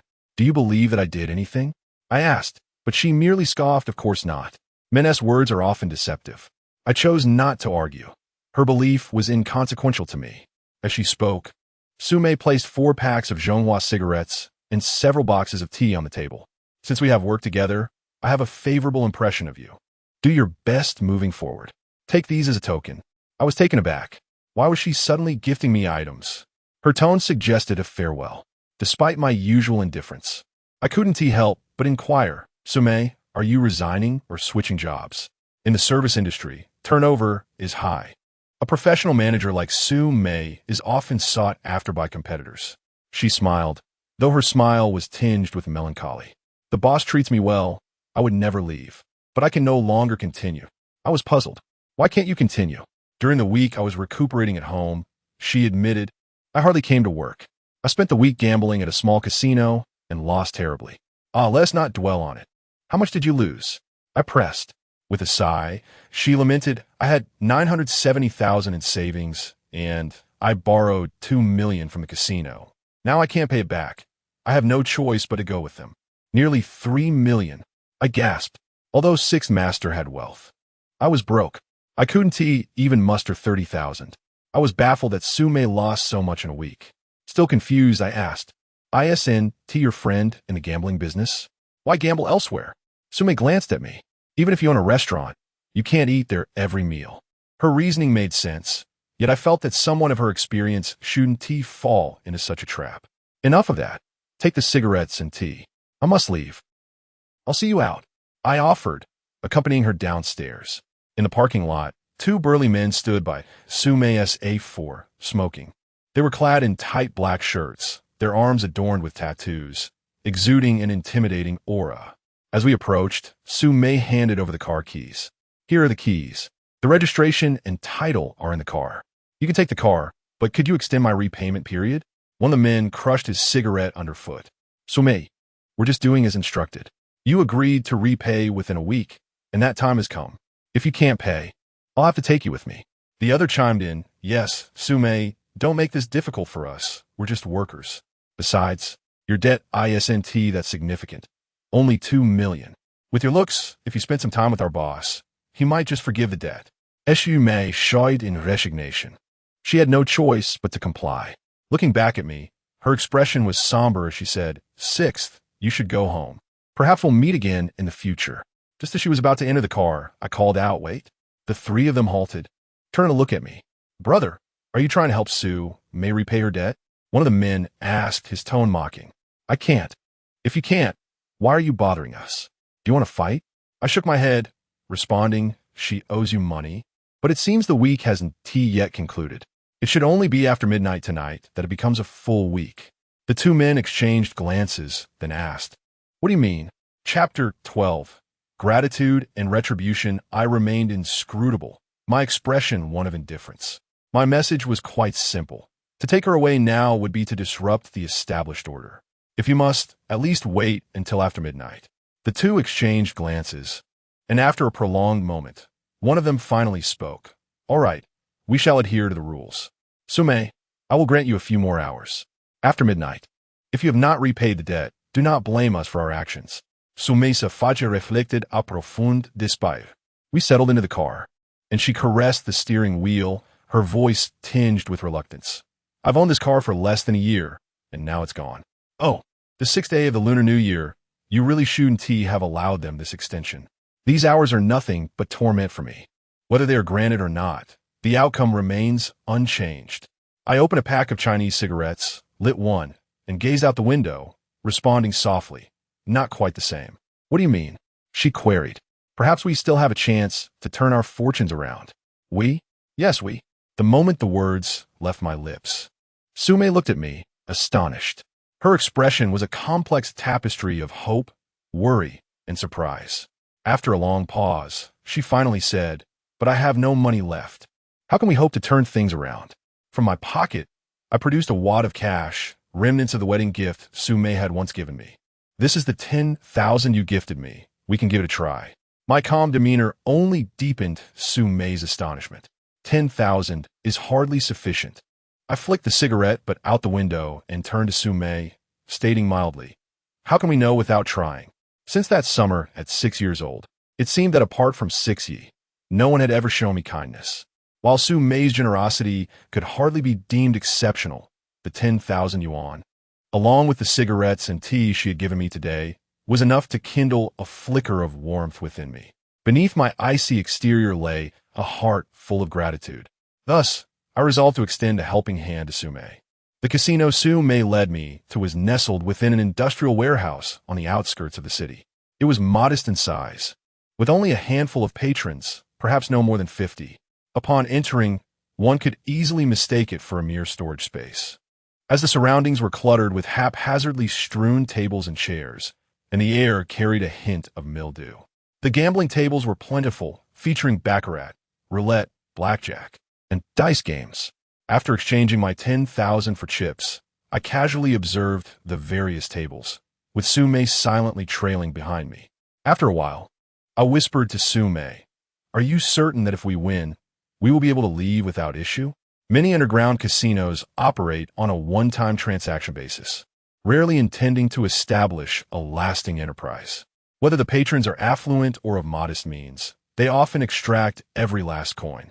Should a gambler win, the casino will resort to various means, cheating, framing, and even intimidation, to reclaim their losses.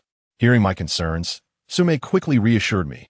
"Rest assured, we can take our winnings from this casino. It operates fairly." Fairly? I scoffed inwardly. If fairness truly existed, casinos would not thrive. Nor would con artists like myself be in the picture. "What games do you play?" I inquired again. "Dice." My question aimed to uncover how she had lost nearly 3 million. At the dice table, only 4 or 5 gamblers were present, and the dealer was currently shaking the dice. Sume chose a spot for me to sit, but I shook my head. I had established a personal rule: never rush into a game, regardless of its scale. I would observe first, ensuring the game was sound or deciphering the dealer's cheating methods before making a move. This cautious approach was essential to avoid falling prey to deception, especially in a realm where skilled cheats abound. The mechanics of the dice game here were no different from those in other casinos. Bets would be placed on high or low outcomes, odd or even results, specific numbers, or even combinations. The minimum bet was 200, with a maximum of 50,000. I stood by, watching as the gamblers placed modest bets, no more than a couple of thousand in chips. Yet, in these small wagers, it detected a foul play. To be precise, the casino was cheating. There are numerous methods for rigging dice games: mercury-loaded dice, oil-filled dice, coated dice, and targeted dice, along with remote-controlled and cobalt-infused dice. Externally, these dice appear indistinguishable from regular ones, yet they share a common trait. They enable gamblers to roll the numbers they desire. This casino was employing remote-controlled dice. After the dealer completed a shake and patrons placed their bets, he would subtly manipulate the outcome based on the size of the wagers. If larger bets were placed on high, he would discreetly ensure that dice favored lower numbers. However, he didn't employ this tactic every time. He would occasionally allow for a win to lull the gamblers into complacency. The remote control device was situated beneath the table, and although the dealer's hands rested on the surface, he could discreetly press the button with his leg to alter the dice. My ability to uncover the casino's deceit stemmed from observing the dealer's leg movements and listening closely. When he activated the remote, the dice would subtly shift within the cup, producing a sound so faint that an average person would fail to notice. Yet I could hear it. In the eyes of seasoned gamblers, the art of listening to dice is mere legend, confined to cinematic portrayals. Yet, within the realm of cheating, the adept listeners do exist. During the 1970s, a skilled group of listeners emerged from the southern Guangdong region, possessing extraordinary auditory acuity. Even amidst the clamor of a crowded venue, they could discern subtle sounds and pinpoint their origins. For a time, these listeners wreaked havoc across major casinos in southern Guangdong and Macau, leading to the rise of a legendary figure, Yi Han, the king of the seas. At this point, Yi Han was merely a dealer, not yet the gambling mogul he would become. His exceptional skills had drawn him to southern Guangdong casinos, paving the way for a new legend, Yi Han's triumph over the listeners. He gained notoriety in a single battle and ultimately ascended to become a renowned figure in the gambling world. Yet, even this gambling king understood the perils of his trade. As he neared the end of his life, he left behind a 4-character epitaph: "In gambling, one always loses." Noticing my prolonged silence, Sume assumed I was uninterested in the dice and softly suggested, "Shall we check out another table?" I shook my head. "No need. Let us stay here." With that, I settled into a position nearby, selecting it for its proximity to the remote control. It was close enough that I could easily reach it with a slight movement. Still, I refrained from placing any bets, simply observing. The dealer's increasingly unfriendly glances indicated his growing impatience with my inaction. I remained undeterred, waiting for the opportune moment. As the dealer shook the cup once more, my ears perked up and vivid images of the dice rolling within the cup flooded my mind. The dealer set the cup down and gestured, "Please place your bets." Gamblers hurried to wager, and at that moment, I decided to make my move. I placed a chip worth 10,000 directly on the outcome of a specific triple, a pair of twos. My audacious bet drew the attention of everyone around me. The odds for hitting a single pair were a staggering 100 to 1. In essence, if the outcome revealed a pair of twos, my initial 10,000 would swell to 100,000. Yet, the probability of such an occurrence was exceedingly slim. My bold wager attracted curious onlookers, who regarded me with skeptical gazes as if I were a fool lost in fanciful dreams. "Once the bet is placed, there's no turning back," the dealer announced, and I could see him lean slightly, signaling that he was preparing to cheat. He intended to use his knee to press the remote hidden beneath the table. Suddenly, the dealer's expression shifted dramatically, his brow furrowing in distress. His gaze immediately shifted to a man outside the crowd. Although I did not turn around, I could surmise that this man must be the casino's shadowy overseer or a person of authority. I had no interest in how the two exchanged glances. My attention remained fixed on the gaming table, particularly on the black dice cup. "Open it already. What are we waiting for?" An impatient gambler urged the croupier, who appeared increasingly distressed. He glanced at me, his trembling hand slowly descending upon the dice cup, yet he seemed reluctant. In that fleeting moment of revelation, he subtly fidgeted beneath the table. Once again, disappointment washed over him. "Let it roll." A raspy voice emerged from behind, unmistakably belonging to a casino employee. Only then did the croupier gradually lift the dice cup. Gasps of astonishment rippled through the room. Beneath the cup lay 3 dice, perfectly aligned, all showing the same number, 2. I hit the jackpot. The gaze of the casino patrons converged upon me once more, their expressions transformed from mere curiosity to envy, admiration, and even respect. Sume joyfully draped her arms over my shoulders, radiating excitement akin to that of a child. "We did it! We hit the jackpot!" I was acutely aware of our success, and I also knew that the croupier's remote device had ceased to function. All of this was orchestrated by me. As I placed my bet, I had forcefully pressed my foot against the sensor, a minuscule yet sensitive device that, upon impact, rendered it inoperative. This explained the drastic change in the croupier's demeanor. He realized the remote was no longer effective. As for hitting the jackpot, that relied on my acute sense of hearing, honed over 13 years of tutelage under Master Liu. He had once proclaimed that without this skill, one should never approach the dice table. The croupier fixed his icy gaze upon me for a prolonged moment before coldly remarking, "Brother, you're playing quite boldly." The emphasis on boldly served as both a warning and a threat, given that I had compromised his remote device. Before I could respond, Sume interjected, "What boldness? Hurry up and pay us our chips." The croupier's expression darkened, and he fell silent. The chips on the table were insufficient to cover my winnings. Just then, a man approached, clutching 10 golden chips, each worth 100,000. He looked at me and rasped, "Sir, it seems fortune favors you. These are your winnings." This man appeared to be in his 30s, his tone courteous, yet his gaze was predatory. He was emaciated, his limbs resembling mere sticks, skin stretched taut over bones. "I am now in charge of this table. Sir, do you mind if we change a croupier?" Changing croupiers is a common practice in casinos, often conducted without notifying the players. His inquiry was prompted by his realization that I was a card sharp. As he spoke, the thin man replaced the dice with a fresh set on the table and gestured for everyone to inspect them. "Please examine the dice. If anyone has objections, feel free to break them for verification. If all is in order, you'll need to pay for the dice." A few gamblers approached, feigning scrutiny over the dice. Even if there were issues, these fools would not recognize them. Noticing no one else wished to verify, the man turned to me and asked, "Sir, won't you check them?" I shook my head. I had no need to inspect them. Based on the sound alone, I could discern whether the dice were tampered with. The sounds produced by loaded dice differ from those of standard dice. Each face of a normal die, upon landing, emits a subtly distinct sound. For instance, a single dot produces a pure sound, while 6 dots create a sharper noise. Seeing my inaction, the man picked up the dice cup and, with a swift motion, collected the 3 dice within it. His movements were rapid and graceful, employing a technique in cheating known as the wind sweeping the willow. This seemingly casual collection was, in fact, a meticulous arrangement of the dice's orientations to facilitate the outcome he desired. It was evident that this man was a master of the dice game. Throughout the shaking process, he occasionally scratched the cup with his fingernail, attempting to disrupt my auditory judgment.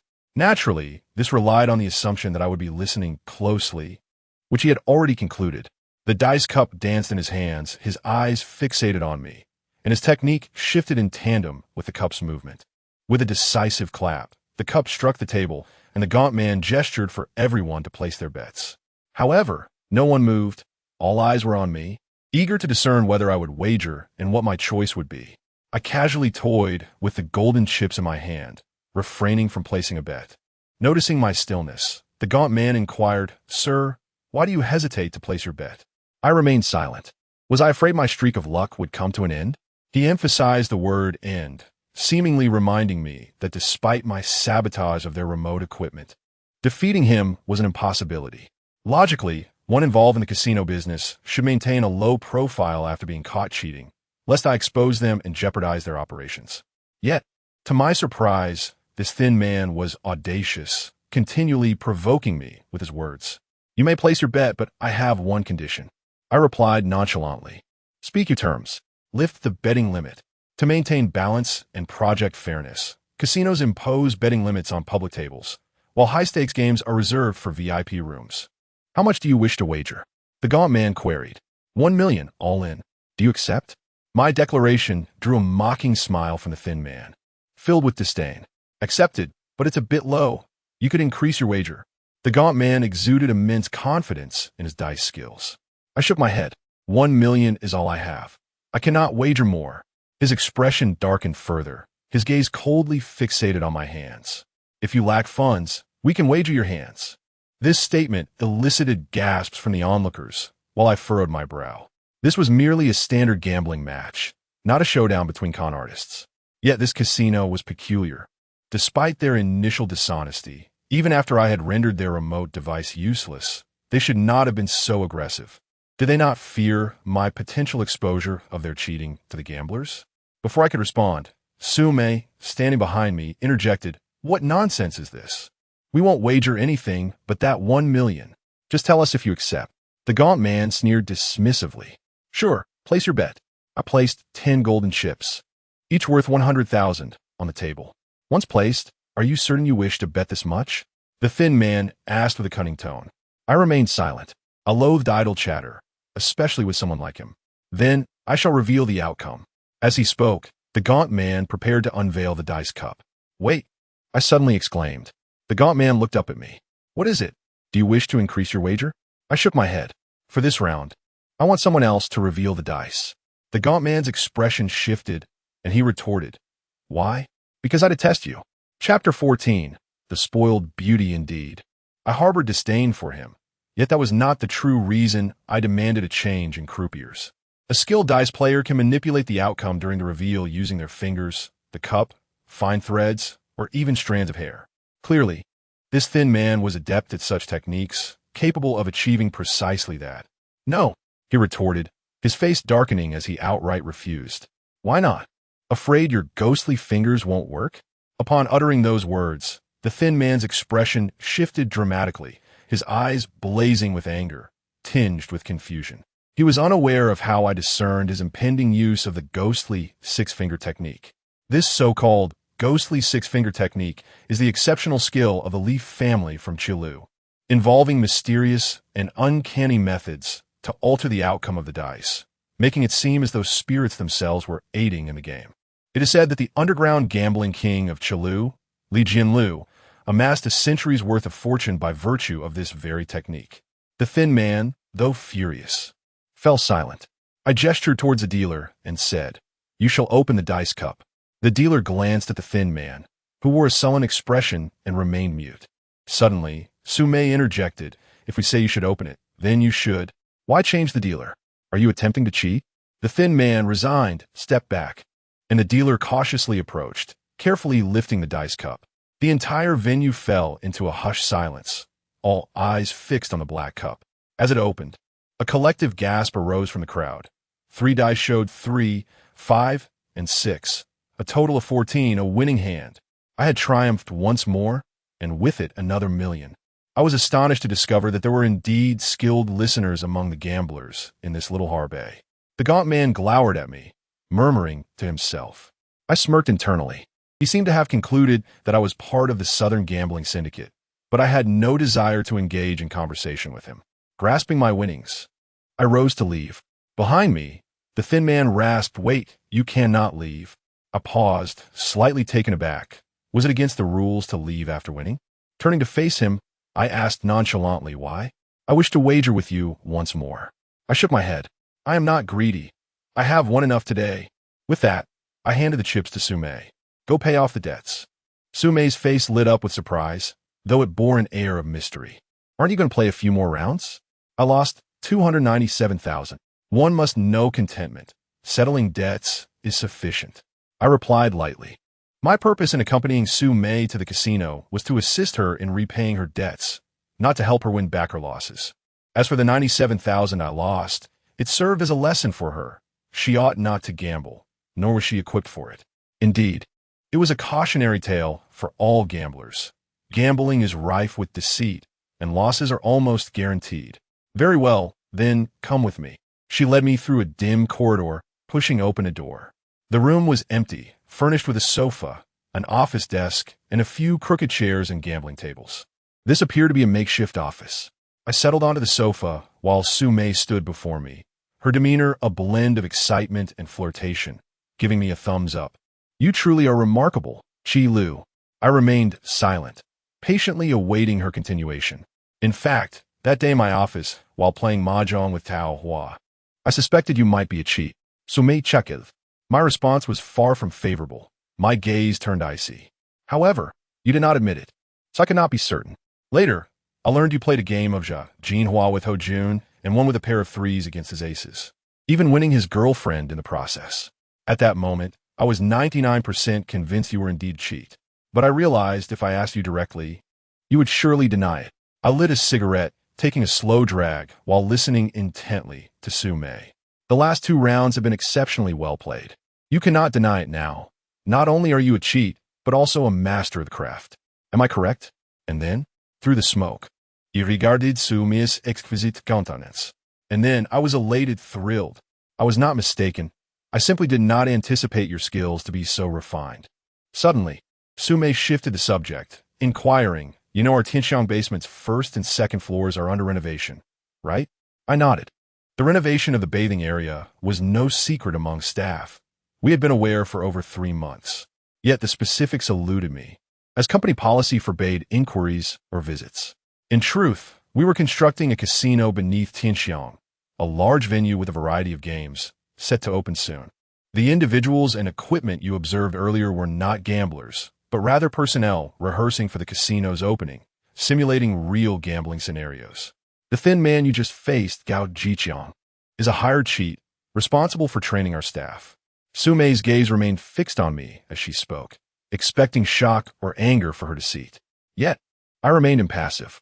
I comprehended that Sume's debts were fabrications, as was the debt collection. This casino was a mere illusion. I was a cheat, a self-proclaimed master. And now I found myself outsmarted. The one who had deceived me was the enchanting Sume before me. Furthermore, I understood why Gao Jiqiang had reacted so strongly. He was unconcerned for the casino's reputation and had challenged me because I had disrupted his game. Everything here was a ruse.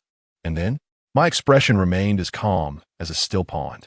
Sume continued to smile, seemingly unfazed by my aloofness. "Now, I sincerely invite you to join us as a cheat." The term cheat is a euphemism in the gambling world. Casinos employ both visible and hidden cheats. The visible ones wear uniforms and handle unexpected events, while the hidden ones blend in with the crowd, resembling ordinary gamblers. They watch covertly, ready to intervene at the first sign of cheating. Naturally, in the presence of a skilled opponent, both types are called into action. To be a hidden cheat is a dream for many, as it carries no risk and offers substantial remuneration. Chi Lu, I assure you will not be disappointed. Should you accept, there is no probation period, an annual salary of 600,000, excluding bonuses. The casino will cover your living expenses and provide you with a vehicle worth no less than 500,000 of your choosing. All told, your total income will exceed 1 million. How does that sound? You won't find a second such offer in Harbay. I nodded slightly, responding, the compensation is quite generous. My words brought a gleam of pride to Su Mei's eyes. To recruit exceptional talent, one must invest. So do you accept? Su Mei asked in a sweet tone, her eyes wide with anticipation. I gazed at her and slowly shook my head. I did not accept. Why not? Her voice rose in pitch, filled with confusion and disbelief. Though I am a cheat, I do not relish being deceived, and today you have bested me, employing your own charm. Su Mei offered an awkward smile, quickly regaining her composure. With a playful tone, she said, "Oh, Chi Lu, do not be angry. I merely wish to see how proficient your cheating skills truly are. How about this? Allow me to apologize." She feigned a pouty expression. "How would you like me to apologize?" "You may apologize as you see fit, if that pleases you." In a world where few men can resist the allure of a charming woman, I surveyed Su Mei's exquisite form and spoke slowly, "Remove your dress." Su Mei was taken aback. She clearly did not anticipate that I would make such a request. A hint of embarrassment flashed across her face, mingled with a touch of reluctance. "Is this how you compel me to apologize?" I nodded affirmatively. "Indeed, if I do not comply, will you refuse to forgive me?" I took another drag of my cigarette, inhaling deeply, yet I refrained from responding to Su Mei's inquiry. After a moment of hesitation, her expression hardened as if she had summoned great resolve, and she declared, "Very well, I shall comply." Su Mei was indeed a formidable character, willing to make sacrifices to attract talent. She wore a long, elegant gown of pale blue that complemented her delicate, fair skin, enhancing her beauty. With a swift motion, she unzipped the back of her dress, allowing the fabric to cascade down her smooth skin, pooling at her ankles. Before me stood Su Mei, adorned in scanty attire.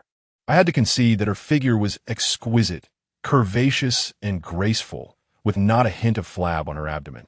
My gaze roamed unabashedly over her form, while her demeanor grew increasingly aloof. As the manager of Tianxiang, she was a figure of authority, second only to the owner. Yet now, she found herself in a position she deemed humiliating, before me, a mere attendant. "Is this sufficient?" Su Mei's tone had turned frigid, tinged with irritation. "Continue," I urged. "What?" Her beautiful eyes flared with indignation. She had not expected me to demand further. "If you continue, you will be left utterly bare. You have gone too far, Chi Lu. You were the one who overstepped first." My tone remained unyielding. "I have presented you with such generous terms, and yet you remain unsatisfied. Chi Lu, tell me, what do you truly desire?" Exhaling smoke, I replied coolly, "My desires are plentiful, and you cannot fulfill them. Let someone capable negotiate with me." With that, I rose to leave. However, I paused to glance back at the icy Su Mei and added, "By the way, let me make one thing clear. You are already mine." Having spoken, I turned and strode toward the exit. Just as I reached the door, a knock echoed from the other side. Su Mei hurriedly donnet herdides, her embarrassment palpable as she called for the person to enter. The newcomer was none other than the lean gambler, Gao Jiqiang, with whom I had just wagered. He stood at the threshold, his gaze icy as he inquired, "Are you leaving?" I nodded. "You cannot leave." "Why not?" "I wish to challenge you to another game." I shook my head. "Why? Are you afraid?" Gao Jiqiang's eyes bore into me with a chilling intensity. I approached him deliberately, locking eyes as I coldly replied, "Because you are unworthy." My assertion was not born of arrogance or disdain. Rather, it stemmed from the fact that I bore no grudge against him. During our previous dice game, he had intentionally provoked me, compelling me to wager recklessly. Such a person did not belong in the realm of gambling, let alone as my adversary. With that, I pushed past Gao Jiqiang and exited. Behind me, I could hear Su Mei's furious voice. "Chi Lu, do not think you're the only one in Harbay who understands the art of gambling. Many navigate these waters. The casino will thrive without you." I scoffed. just as Jiang Tai Gong fished in the Wei River to catch the attention of Wen Wang, and Zhuge Liang napped in his cottage until Liu Bei visited thrice. The casino may indeed remain operational without me. However, I seek a fair price for my skills and will not sell myself short. What Su Mei failed to realize was that I had sensed something amiss since entering this so-called casino. Its shabby conditions, the pervasive odor of mildew.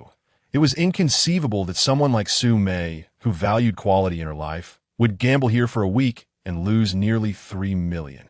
The dealer's incompetence and the patron's lackadaisical betting, devoid of passion or greed, further convinced me that this was no ordinary casino. This was why I had the audacity to tamper with their betting censors. In a legitimate establishment, I would not dare to do so, for I knew I would face severe repercussions. But I had uncovered that this was a trap. Su Mei believed I was ensnared, yet she was the true pawn in this game. Upon returning home from this dubious casino, I lit 3 incense sticks before my father's portrait.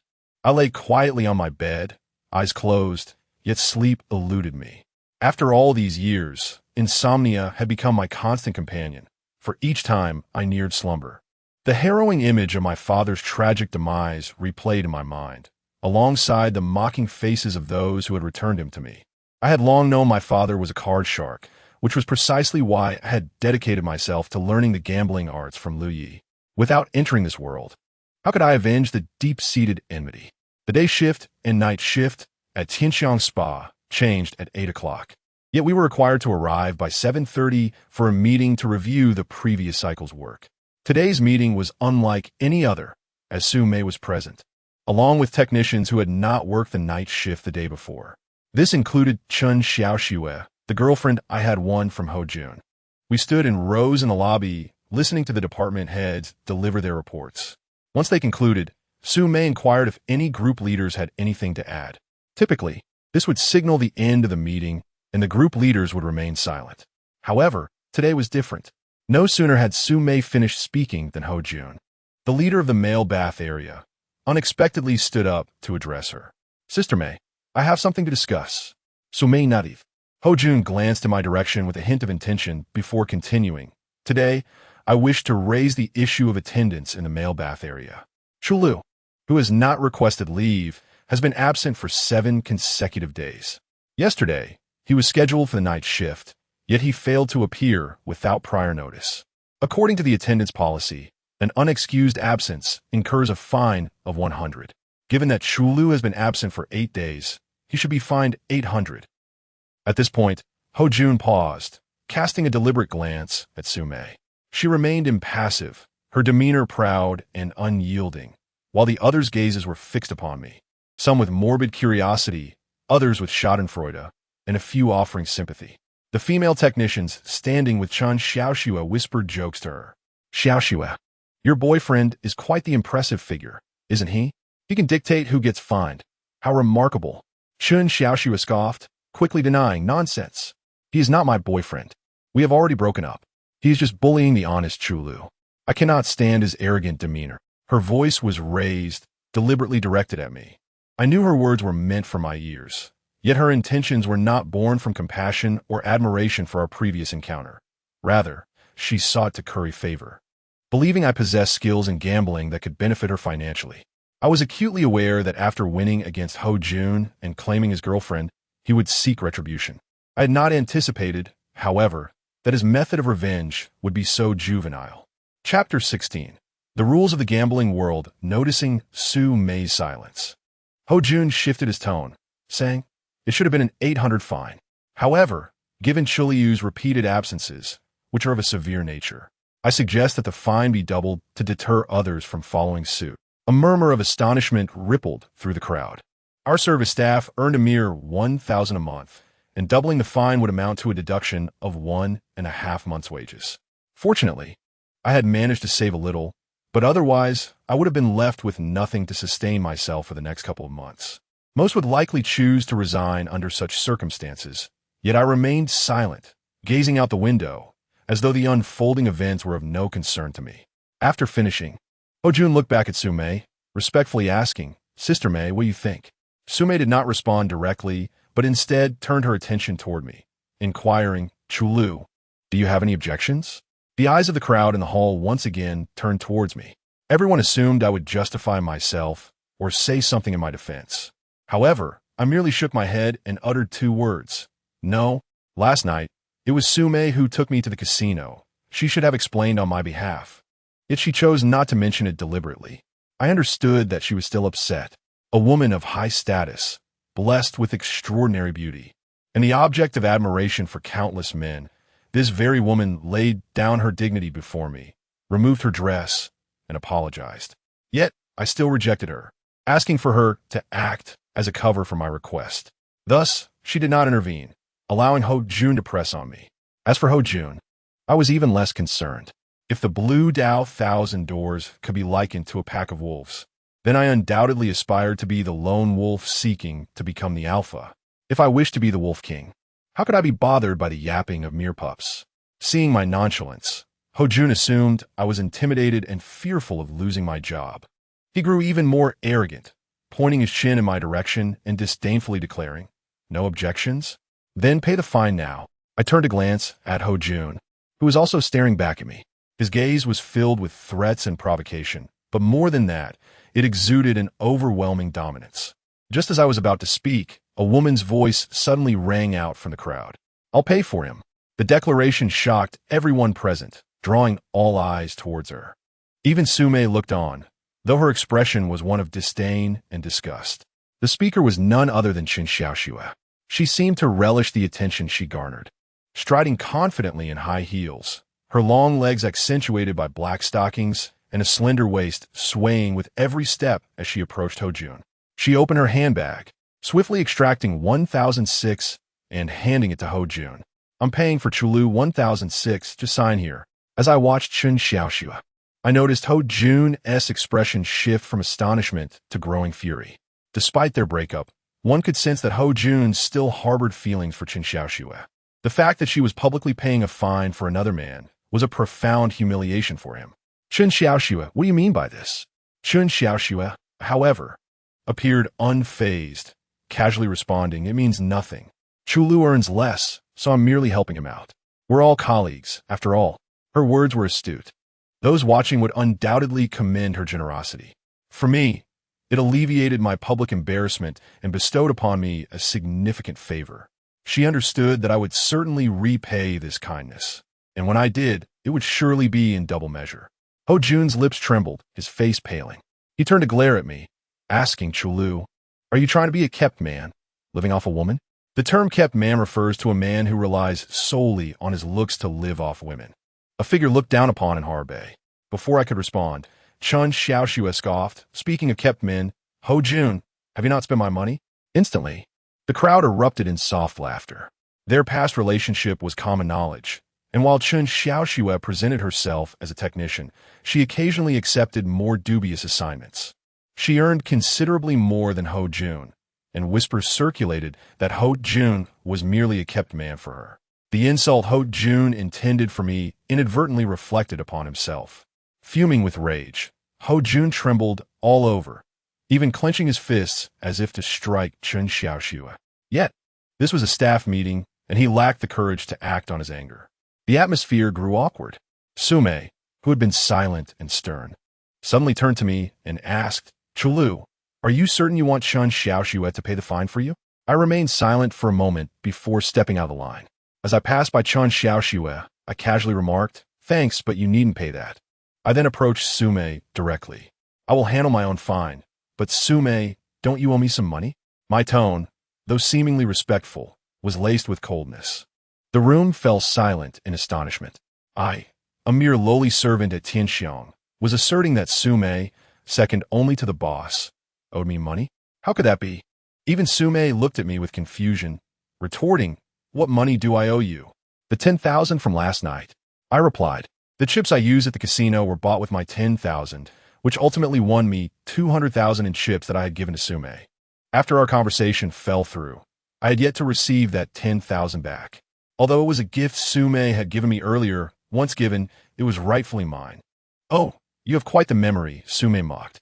Yet, she opened her handbag and pulled out a stack of cash, coldly handing it to me. "Here, S 10,000. Is that satisfactory?" Looking at Sume, I made no move to accept the money and slowly shook my head. Not enough. My response left Sume momentarily stunned. How could I claim it was insufficient when I had initially mentioned 10,000? Her expression turned icy, and she lowered her voice, her tone hardening. Chulu, do you expect to claim the winnings from last night as well? I told you, it was merely a test, and a benevolent one at that. With that, she fixed me with a fierce glare, her words tinged with threat. Chulu, greed can lead to ruin. Forget about that money from last night, or you might find yourself in deep trouble. Perhaps in Sume's eyes, I was merely a petty cheat, insatiable in my greed. I had no desire to explain myself. It's not about that money, I asserted. Then what is it about? Sume asked, perplexed. Our financial exchanges had only occurred twice. She truly could not fathom what I was referring to. The taxi fare, I declared. You owe me 87 for the ride back from that place you took me. Sume fell silent. My request struck her as absurdly laughable. I could wager 1,000,000 chips, winning 200,000 with just 2 hands, yet here I was, haggling for a trivial sum of 87. Sume clearly did not understand the rules of the game. What was rightfully mine must be honored. It wasn't that I lacked social understanding, it was simply the code of the game. If one failed to adhere to these rules, no patron would respect you, and you would only be seen as a mere tool with skills. Sume pulled out 100, along with the previous 10,000, slapping it into my hand. Is this enough? Oh, and there's 13 left. Consider a tip. With that, Sume angrily turned and ascended the stairs, leaving the employees in the hall in stunned silence, exchanging bewildered glances. None understood what had transpired, but they could surmise that there was a connection between Sume and me, though the nature of that connection eluded them. Chapter 17. The secrets unveiled. My work at the bathhouse was relatively leisurely. Each day, I distributed supplies to various bathing areas and guest rooms, spending the remaining time waiting for radio notifications about any necessary replenishments. Today was no different. After completing my rounds, I settled on the steps of the bathhouse's courtyard, quietly smoking a cigarette. Just as I was halfway through my smoke, the back gate swung open, revealing 2 men emerging side by side. I recognized them all too well. One was Ho Jun, who had sought to humiliate me earlier that morning, and the other was his childhood friend, the one who had challenged me that night, Lao He. Ho Jun had his back to me, unaware of my presence, while Lao He caught sight of me, momentarily taken aback before diverting his gaze elsewhere. They stood not far from me, and even though their voices were low, I could hear their conversation distinctly. Lao He, monkey, I've gathered 3,500 yuan. You can take it for now. As for the 2,000 I owe you, I will pay you back in due time. Ho Yun, all rights, Leo Hui. I'm also in urgent need of cash. Otherwise, I wouldn't be so eager to ask you for it. Just give me the remaining 2,000 within a month. A cold smile crept across my face as I listened. Ho Jun repeatedly claimed that Lao He was his childhood friend, his closest brother. Not only did he conspire to wipe Lao He out at the gambling table, but he also lent him a considerable sum of money. Now, he was saying he needed money urgently and was openly demanding repayment. This man was hypocritical and cunning to the point of betraying his own kin. After exchanging a few more idle words, Ho Jun spoke again. By the way, Lao He, our underground casino is about to open in a few days. If you can't gather the funds, feel free to bring some friends to play. Regardless of whether they win or lose, for every person you bring, I'll give you 300. If your friends end up losing a lot, I can talk to Mei Jie and see if we can give you a little extra. Lao He's expression soured. You know, the friends I have around me are not gamblers. If they come and lose money, I do feel terrible about it. They losing has nothing to do with you. You're not forcing them to gamble, Ho Jun insisted. No worries, just bring them over and we'll see what happens. Ho Jun continued to persuade him. I was taken aback. The casino hadn't even opened yet, and Ho Jun was already acting as a recruiter. Such roles existed in every casino and were commonly referred to as daimazai. Of course, within the realm of gambling, there were also these individuals. Since the inception of gambling, there's been talk of the 8 generals, with those who specialize in enticing players being known as Tijiang. As they spoke, Ho Jun's walkie-talkie buzzed. It was Sume asking him to come to the office. He briefly informed Lao He and hurried off. As he turned, he shot me a fierce glare before pushing the door shut. The courtyard was left with only Lao He and me. After a moment of silent exchange, Lao He strode toward me. I remained seated on the steps, unmoving. Upon reaching me, Lao He unexpectedly offered me a cigarette. Here, have one. I accepted, lit it, and took a deep drag. Lao He lit one for himself as well. We stood and sat in silence, quietly smoking without uttering a word. After a while, Lao He suddenly broke the silence. Aren't you afraid of dying? Yes. Then why did you dare to risk your life with me that day? Because I believe you are more afraid than I am. Lao He chuckled, a naive smile spreading across his face. What if I am not afraid of you? What then? Then we shall see whose life is longer. My tone remained indifferent. Yet Lao He laughed, albeit with a hint of bitterness. All right, I concede. In all these years, I have never yielded to anyone. You are the first on the 6th day of a new year. As soon as he finished speaking, Lao He quickly corrected himself. Oh, no, that day I lost. I should call you Sixth Master of the New Year. That day, I had narrowly triumphed. But Lao He had given me quite a beating. Nonetheless, I held a good impression of him. He was a man who understood the principles of gambling, willing to accept defeat and keep his word. He had principles and boundaries, never betraying friends. His challenge was merely in defense of a friend, albeit with a touch of simplicity. After taking a drag from my cigarette, I looked at Lao He and asked softly, have you ever considered why you consistently lose in Ho Jun's games? Bad luck. Poor cards, what else could it be? Fool. You're a quintessential fool. Such people are born to be swindled. They love to gamble, never admitting their faults, and persistently believe it all comes down to luck. Even that day, when he had a 3-of-a-kind J against Ho Jun's 3-of-a-kind A, and Ho Jun's A was against my 235, despite such an anomaly, he never questioned it. I shook my head slowly. It's not luck. You were swindled by Ho Jun. The deck he used was a marked one. He knows it well. Impossible. Lao He exclaimed loudly, immediately refuting my words. Monkey and I have grown up together. We are as close as brothers. He would never swindle me. Don't try to sow discord between us just because of what happened that day. Lao He spoke with righteous indignation. Rarely do I find amusement, but at that moment, I couldn't help but want to laugh. Indeed, there are those in this world who, after being swindled, still count the money for the swindler. Don't believe it? Very simple. Go to that supermarket and buy a few decks of cards. You'll see. Seeing my unwavering conviction, Lao He began to look a bit dazed. After pondering, he said, all right, you accompany me and you tell me how to recognize them. I'm on duty. I'll ask Ho Jun for you to take a leave. Lao He was insistent. After considering, I replied, forget it. I'll ask for leave myself. As I spoke, I took out my phone and called Sumei. She had previously called me, so I had stored her number. Once the call connected, I informed her I needed to take a leave. I expected Sumei's response to be as cold or furious as it had been that morning, but to my surprise, her tone was very calm. In the future, if you have matters to attend to, you may go handle them. No need to ask for leave, and you want to be marked absent. If anyone mentions the bathing establishment, just say you've cleared it with me. I was taken aback. I hadn't anticipated that Sumei would grant me such a privilege. Was she no longer upset? The supermarket we had frequented was not far from the bathing establishment. When we reached the entrance, before we could step inside, we heard a voice from across the street. Hey, aren't you two the ones who fought that night? How come you made up so quickly? It's boring. I was hoping to see you two fight again. The speaker was the old man, Wu, who had watched the commotion that night.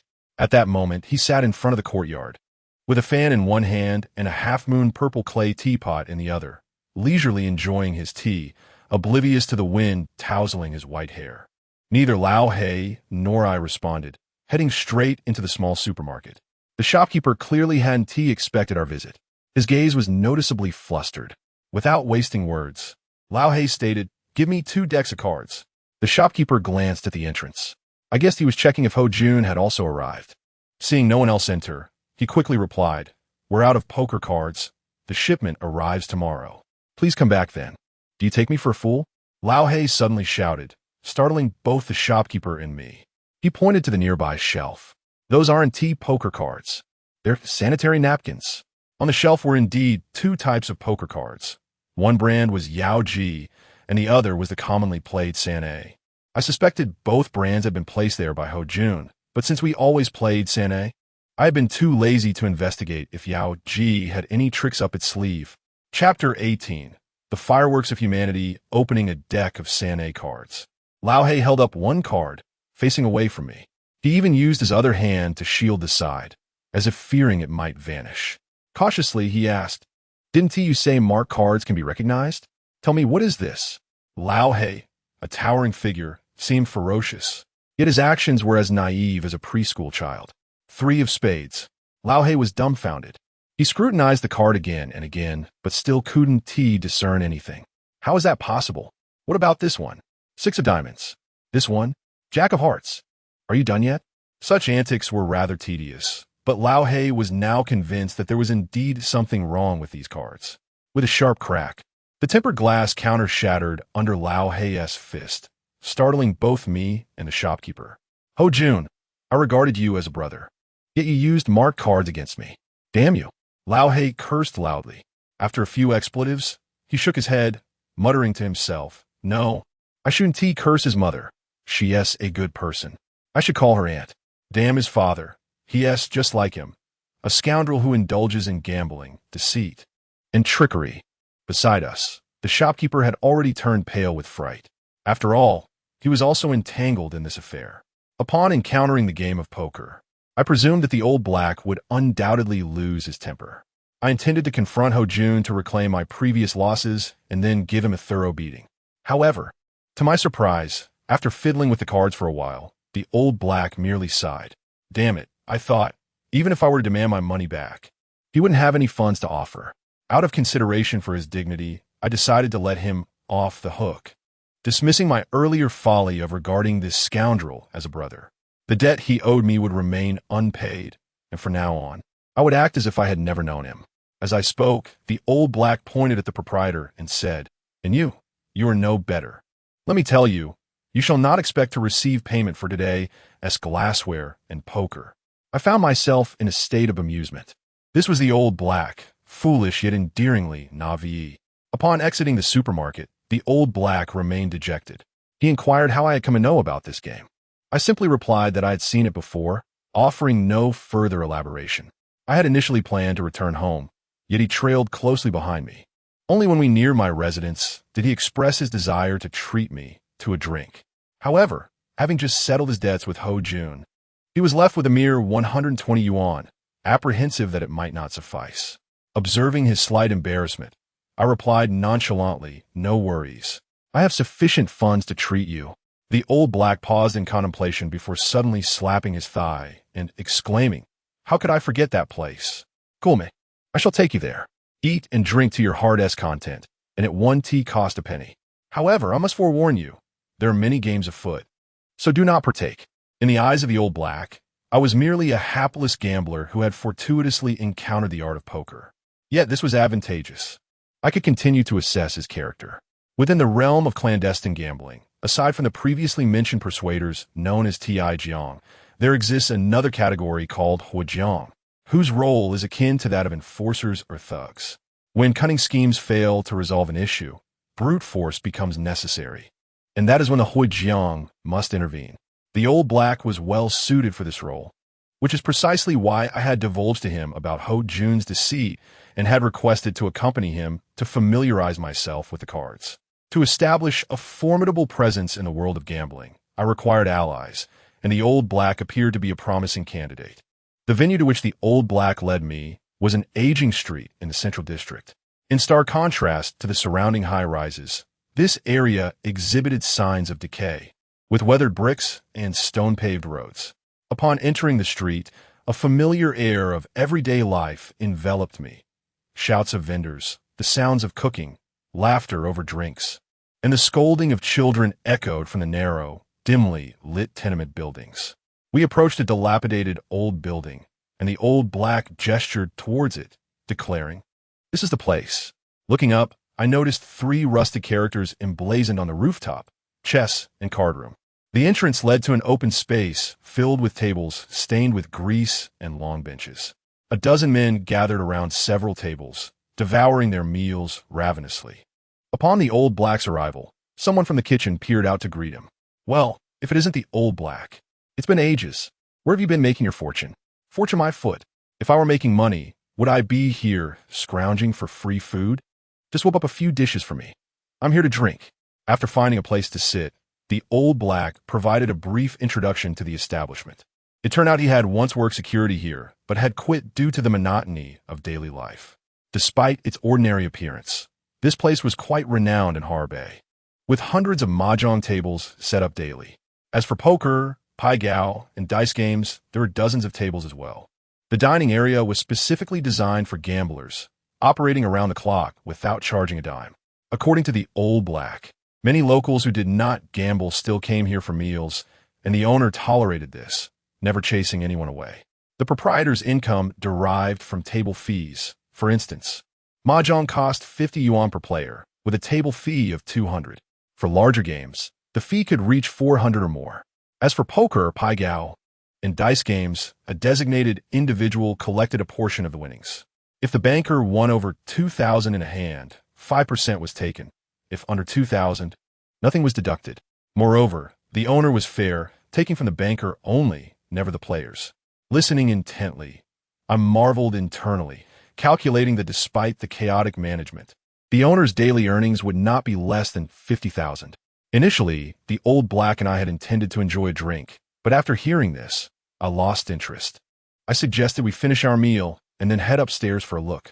Although the old black agreed, he repeatedly cautioned me that this place was rife with unsavory characters, urging me to merely observe and not participate.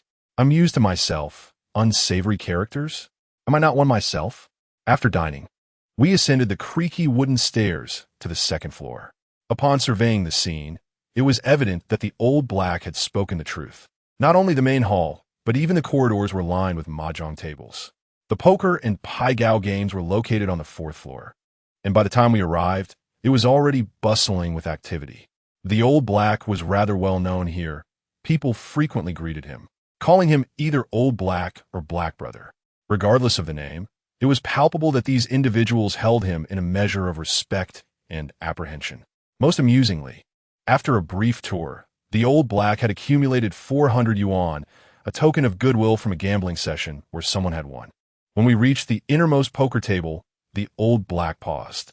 The dealer, who had been shuffling the cards, greeted him with a broad smile, saying, "Ah, if it isn't my black brother, long time no see. Care to place a bet?" Such a clumsy and inept tactic, akin to the actions of a mere novice. Yet it is still employed with audacity. One must wonder if they fear the consequences of being caught and suffering the loss of their hands. While I scrutinized the card table, my attention also drifted to the surroundings of the gambling area. Although this was not a formal casino, but rather a game room, there were still whispers of clandestine dealings. However, the space was so expansive that it appeared the shadows were scarce. After observing for a considerable time, I noticed only one individual who resembled a covert observer, and he merely cast a few glances at the table before departing. My attention was drawn to a young man nearby, disheveled and unkempt, with a face smeared with dirt. He appeared to be no older than 18 or 19. His oversized clothing bore several patches, rendering it impossible to discern his gender. Yet, I noticed his eyes were strikingly beautiful, clear, and bright. Initially, I suspected he was a disguised informant, but after a while, I realized this beggar-like youth was not focused on the game, but rather on who was winning and losing. He seemed eager to move closer to anyone who was profiting, suggesting he was simply a petty beggar hoping to share in the winnings. The game of Laji requires players to place their bets before the 3 cards are dealt, followed by a comparison of points between the players and the dealer, without the option for additional cards or further betting. This structure limits the opportunities for players to cheat, aside from hiding or switching cards, leaving little room for advantage. Even if one were knowledgeable about the cards, it would be futile to seek out an advantage in this format. Once the cards are dealt, it is a straightforward comparison, and whether the dealing is transparent or not, the outcome remains unchanged. Concealing cards entails the risk of exposure, as one must retain evidence of wrongdoing. To increase one's chances of winning, the most effective strategy is to take on the role of the dealer. In this game, the dealer is not fixed. Anyone who draws a 3 of a kind or a sequence of 2, 3, 4 can claim the role. If a player lacks sufficient funds to act as the dealer, they may sell the position for a few hundred. During my observations, I noticed that Old Black had already lost all his money. It was evident that he still wished to continue, reluctant to vacate his seat.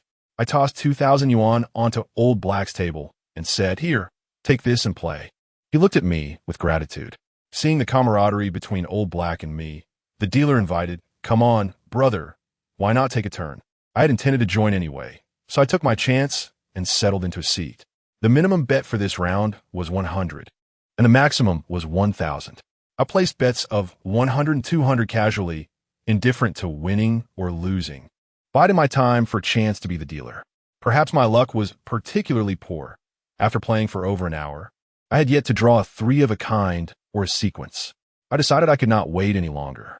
Cheating was the quickest way to turn the tide. Sixth Master had once cautioned me that a cheat should never retain evidence of their wrongdoings, as it may lead to dire consequences. When I inquired how to conceal or swap cards, Sixth Master remained silent for a long while before revealing, "There is but one method: misdirect and frame another." However, this approach should be avoided if possible.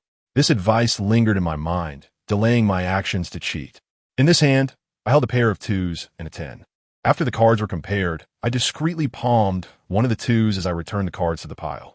This technique, known as hiding the universe in the palm, is a fundamental sleight of hand. Typically, seasoned cheats would bend their fingers inward to ensure the card doesn't T-slip. However, I chose to keep my palm flat, ensuring the card remained secure.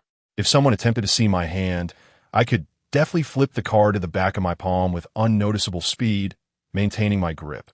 In such a chaotic environment with many eyes, after palming the card, it was crucial to quickly transfer it to a sleeve, clothing, or pocket, anywhere convenient. After concealing 1-2, and several rounds later, I successfully formed a sequence of 2-3-4. I placed a modest bet of 100, multiplying my stake by 8. The dealer paid me 800, and I was now able to take the role of the dealer. Shuffling, cutting, and dealing the cards appeared flawlessly executed, yet I was in complete control. During the shuffle, I memorized the order of every card without employing any sleight of hand. When dealing, I could effortlessly extract any card from the deck, and even under close scrutiny, no flaws would be detected. Still, I remained cautious, ensuring that the cards dealt were neither too high nor too low, aiming to win 3 hands and lose 2, often including Old Black in the losing hands.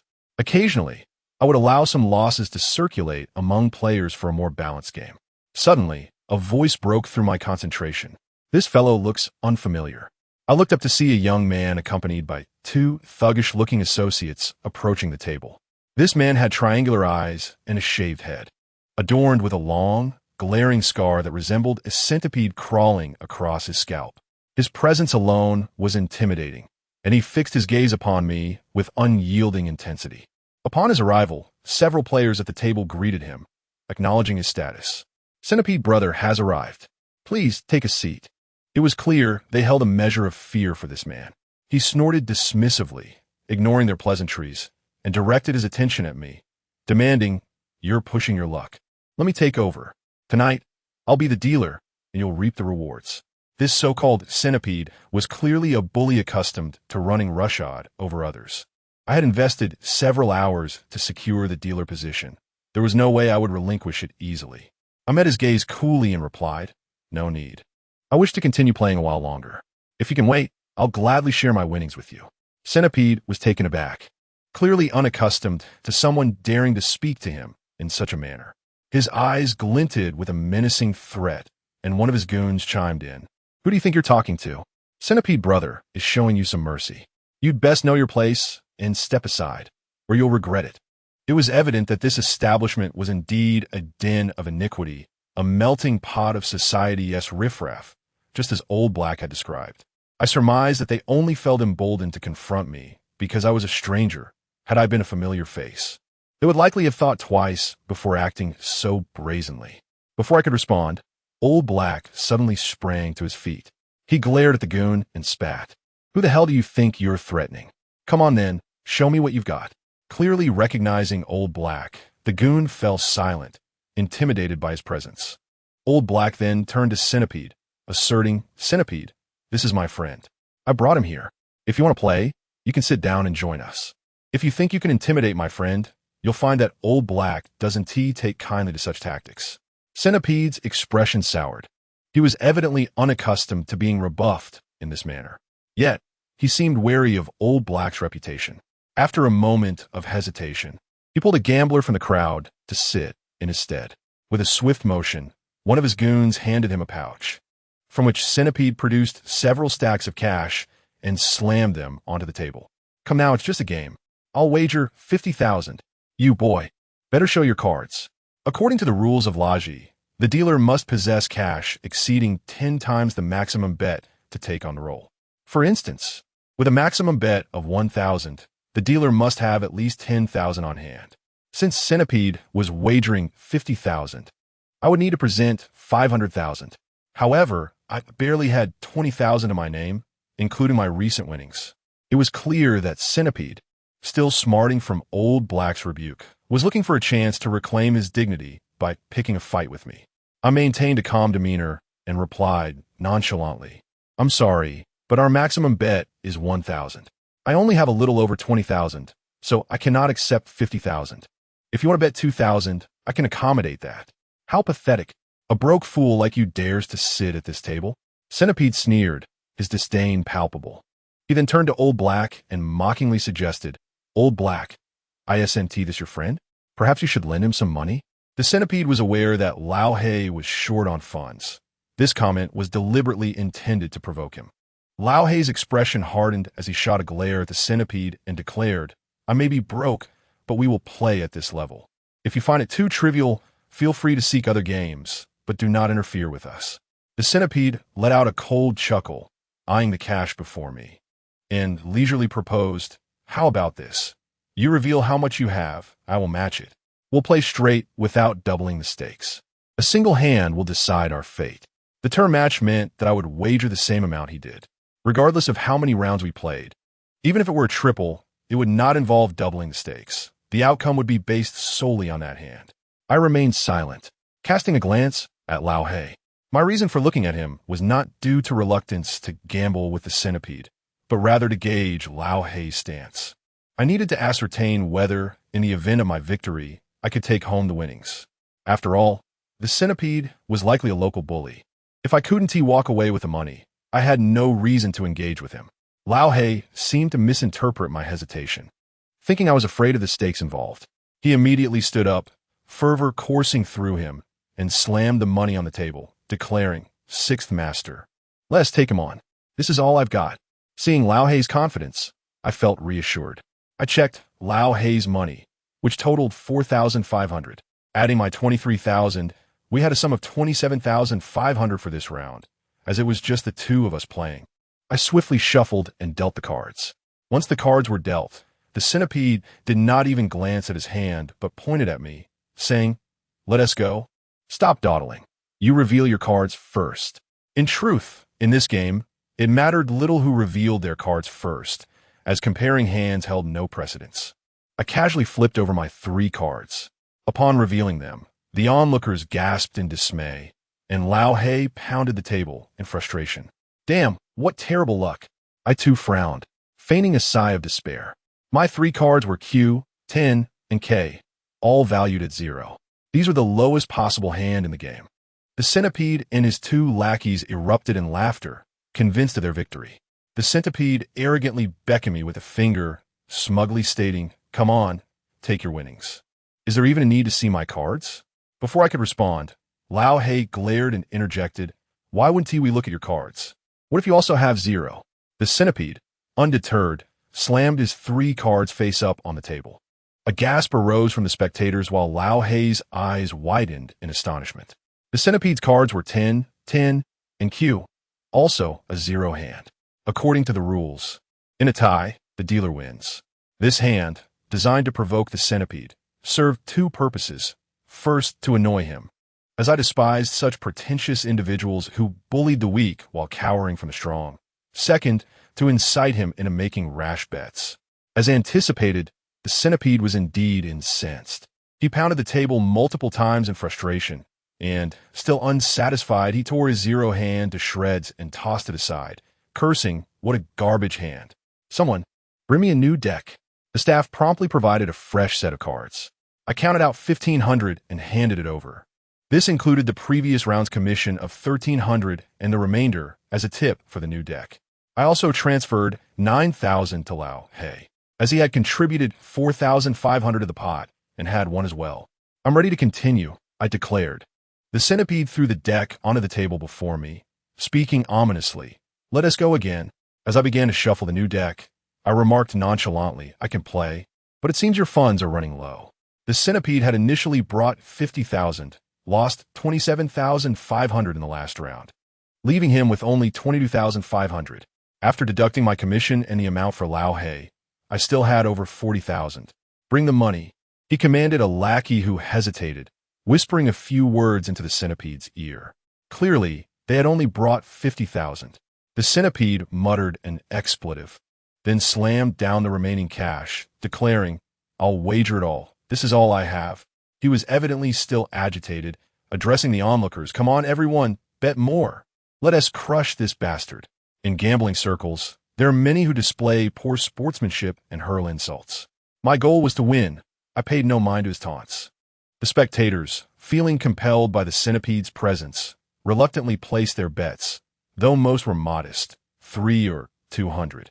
Lao He, however, wagered 2,000, seemingly just to irritate the centipede, claiming, this is for my last win, or rather, it's a steal. I'll bet 2,000. The centipede scowled, his anger palpable, but he remained silent. After shuffling the cards, the centipede insisted on cutting them. He cut the deck 6 or 7 times, which was nearly akin to reshuffling. I smirked inwardly. Against a seasoned cheater, it mattered little if he were to cut the deck into pieces. Once he finished, I was about to deal the cards when he interrupted. Wait. Pointing at the table, he commanded, place the cards down. I was puzzled but complied, laying the cards on the table. I suspect you might cheat. Therefore, the cards should remain on the table while you deal. Additionally, you can only use one finger to deal. Though the centipede was not a true cheater, he had some experience in the gambling world and knew a few tricks to prevent cheating. Unfortunately for him, these tactics would prove ineffective against me. I slightly tilted the cards on the table, using a single finger to slide the top card. The centipede and his lackeys were practically glued to my hand, their eyes wide with intensity, afraid to blink. I chuckled to myself. He was utterly oblivious. He believed his method would thwart any cheating, but unbeknownst to him, I had already executed my scheme. During the shuffling process, I had arranged the cards to my advantage, even though the centipede had cut the deck several times. By the time the cards returned to me, I had swiftly restored the order. Of course, even if I adhered to his request to deal with one finger, he would still be unable to detect any trickery. The art of cheating hinges on precision and speed. A masterful cheater can act so swiftly that not even the keenest observer, nor any surveillance cameras, could detect the slightest anomaly. Once the cards were dealt, I did not wait for others to reveal their hands and confidently flipped over my cards. They were small, 9, J, and 2, totaling a mere point. Upon seeing my hand, the other 3 players quickly revealed theirs, all of which were superior to mine. One player who had wagered 200 even managed to score an 8, doubling his bet. I settled their winnings, leaving only the centipede and Lao He to reveal their hands. Lao He, who was known for his card manipulation, took his time, believing that somehow this would alter the outcome. He was also concerned for me, as my total was exceedingly low, just a single point. The centipede, on the other hand, was evidently anxious. Having lost to me with a 0 hand previously, he was still shaken. Noticing Lao He's hesitation, the centipede shot him an irritated glance and demanded, "Why aren't you revealing your cards?" Lao He defiantly retorted, "Mind your own business. You go first." The centipede realized he could not outstubborn Lao He, so he picked up the top card and revealed it. It was a K, valued at 0. Upon seeing it was a 0, the centipede frowned. The previous round 0 point had already left him with psychological scars. For the second card, the centipede did not reveal it directly. Instead, he began to feign. He first opened the card just a slit, then turned it sideways, gradually revealing it. Meanwhile, his 2 accomplices shouted loudly, 3 sides, 3 sides. The term 3 sides refers to the 6, 7, and 8 in a deck of playing cards, a common shout among gamblers in baccarat. After a while of feigning, the centipede slammed the card down. It was a diamond 6.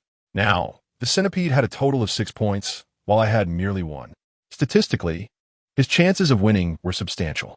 As long as the third card was not a 4 or 5, he was certain to win. The centipede rubbed his hands on the gambling table, beginning the crucial feigning for the third card. The old black, clearly anxious, stood up and leaned forward to gaze at the centipede's feigning, mumbling softly, 2 sides, 2 sides. In poker, the 2 sides are only 4 and 5.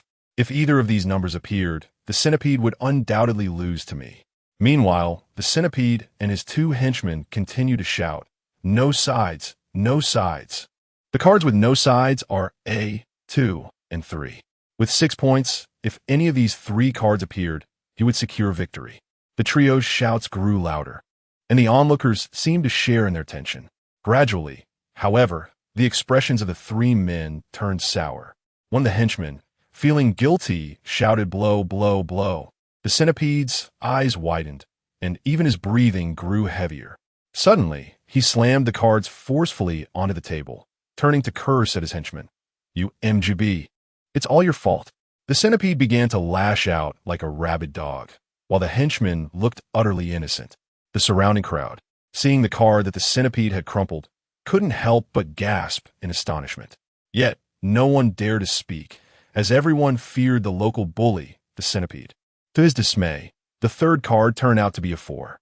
6 plus 4 meant the centipede had 0 points again. I had 1 once more.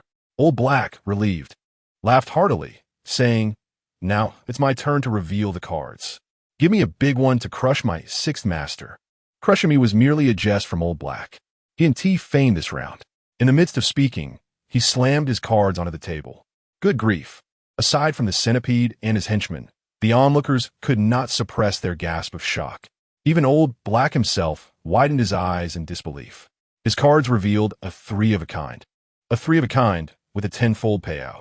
He had wagered 2,000, meaning I owed him 20,000. Chapter 22. The yellow bird lurks behind, of course. This was all by design. In this round, I intended for everyone except the centipede to win. This way, no one would suspect that I was cheating. By giving Old Black a 3 of a kind, I was deliberately transferring the funds to him. After all, in such a mixed environment, it was far safer to keep money with the intimidating Old Black than with me. However, the events that unfolded next proved I was mistaken. The centipede, staring at Old Black's 3 of a kind, was filled not only with jealousy, but also with deep resentment. Having lost 50,000, the centipede gritted his teeth, holding back his fury for a moment before fiercely addressing Old Black. "Old Black, you've got a 3 of a kind. You're the dealer. I'm still betting." The centipede was out of money. Yet, in such a large venue, there were certainly loan sharks lurking. I guess he was so frustrated by the losses that he was contemplating borrowing at high interest. At this point, I had no desire to continue playing. Losing 50,000 was not enough for the centipede to lose his temper. But if he lost even more, the situation could escalate unpredictably. My 6th master once said that in a game, an excellent card shark is not defined by how much he wins or loses, but by knowing precisely when to withdraw. Now is the time for me to retreat. Otherwise, I wouldn't have dealt Old Black a 3 of a kind and relinquished the dealer's position. I feared Old Black might impulsively take the dealer's seat. Just as I was about to hint at this, Old Black spoke first. He laughed heartily, stuffing money into his pockets. 1 pocket filled, he transferred the rest to another. Simultaneously, he turned to the centipede and said, "I don't care if you laugh at me, centipede. I've been playing cards for so long, and this is the first time I've won so much money. It feels damn good. I'm definitely done for today. You love being the dealer, right? Now I'll give the dealer position to you for free. Go ahead and push." With that, Old Black erupted into another round of hearty laughter. Although Old Black was somewhat foolish, he was not naive. Having won 50,000, if we didn't leave now, we would be fools indeed.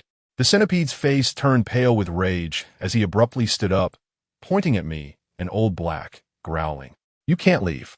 Neither of you is going anywhere today. Keep playing."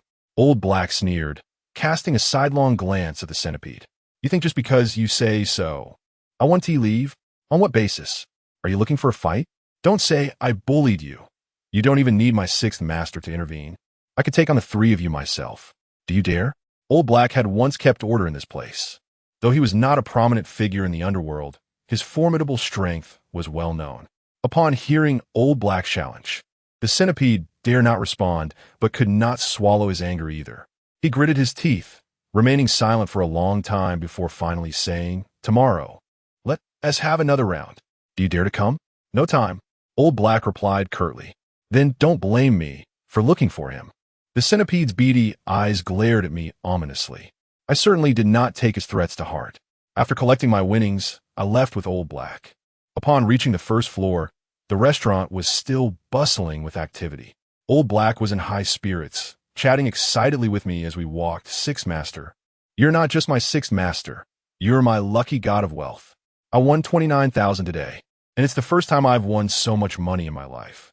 Here, take this 10,000 as a celebratory gift." Old Black was very generous. I had already won money, and he was unaware that his winnings were due to my tricks. Yet, he still wanted to give me 10,000 as a token of appreciation. I initially intended to inform him of the truth outside, but as Old Black began to pull out the cash from his pocket, his expression suddenly changed. "Damn it, where's my money?" Old Black's 29,000 was divided into two pockets.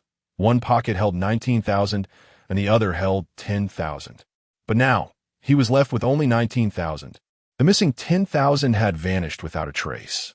There was a small tear in his pants pocket, clearly cut by a knife. It was evident that Old Black had been robbed. Could it have been the centipede and his crew? I couldn't help but ask. As Old Black turned to go back upstairs, he replied, "No way. They don't have the skill or the guts to steal from me." As we spoke, we had already reached the second floor. Though it was already midnight, the mahjong tables on the second floor were still packed. We had intended to head to the fourth floor, where we had just played.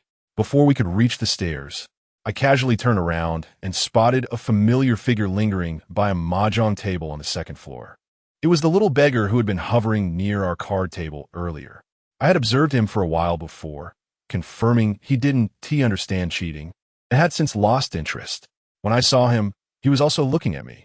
Our eyes met, and the little beggar immediately averted his gaze, glancing elsewhere, clearly too intimidated to meet my eyes. I stopped and walked slowly toward him, although the little beggar avoided looking directly at me. I knew he was glancing my way out of the corner of his eye. As I approached him, I was mere moments away from reaching out and grabbing him. Suddenly, the little beggar sidestepped and swiftly darted past me, moving like a startled rabbit, catching me completely off guard. Fearing he would escape, I shouted to Old Black, "Old Black, catch him." Old Black had been standing at the stairway. At my shout, he stepped forward and swiftly seized the little beggar by his collar. "Where the hell do you think you're going?" Though clearly caught, the little beggar showed no signs of panic. He didn't even turn his head, simply raising his hand and waving it dismissively behind him. Continuing on, we heard a dreadful scream from Old Hay, causing him to involuntarily release his grip. I hurried forward, intending to intercept the little beggar. However, I could only watch as he leaned against the railing and leaped gracefully from the second floor, landing directly on a table in the restaurant below. With a swift roll, he dashed out the door. The entire sequence was fluid and seamless, and in my mind, one word encapsulated it: ethereal. Turning back to Old Hay, I noticed blood dripping steadily from the back of his hand. The wound was neither lengthy nor deep. But what frustrated Old Hay the most was his utter lack of understanding of how he had been injured. Yet, I had seen it clearly. Between the little beggar's fingers was an exceedingly sharp blade, its edge facing downward. As he struck back, the blade had sliced across Old Hay's hand with remarkable speed. Even the most skilled card sharps would likely pale in comparison to his swiftness. After a brief treatment of his wound, Old Hay and I descended the stairs. He remained seething with indignation, cursing vehemently, insisting that he would capture that little beggar. The chef from the kitchen, who possessed some knowledge of the beggar, emerged to inform Old Hay that the little beggar resided beneath the bridge at the eastern end of the old street. Without a moment's hesitation, Old Hay seized my arm, and we made our way to the bridge. It was already midnight, and aside from the sporadic flicker of lights, the old street lay shrouded in darkness. However, the bridge was illuminated, a stark contrast to the surrounding gloom. Recalling the earlier incident, Old Hay had deliberately brought along the rolling pin from the restaurant. We approached cautiously, and as we reached the door, Old Hay lifted his foot and kicked it open with a loud crash. Within the small space, an elderly man and a young boy were staring at us. The elder lay on a makeshift bed of cardboard, covered in a filthy thick quilt despite the summer heat, while the younger, the little beggar, stood by the bed, a bottle of water in hand.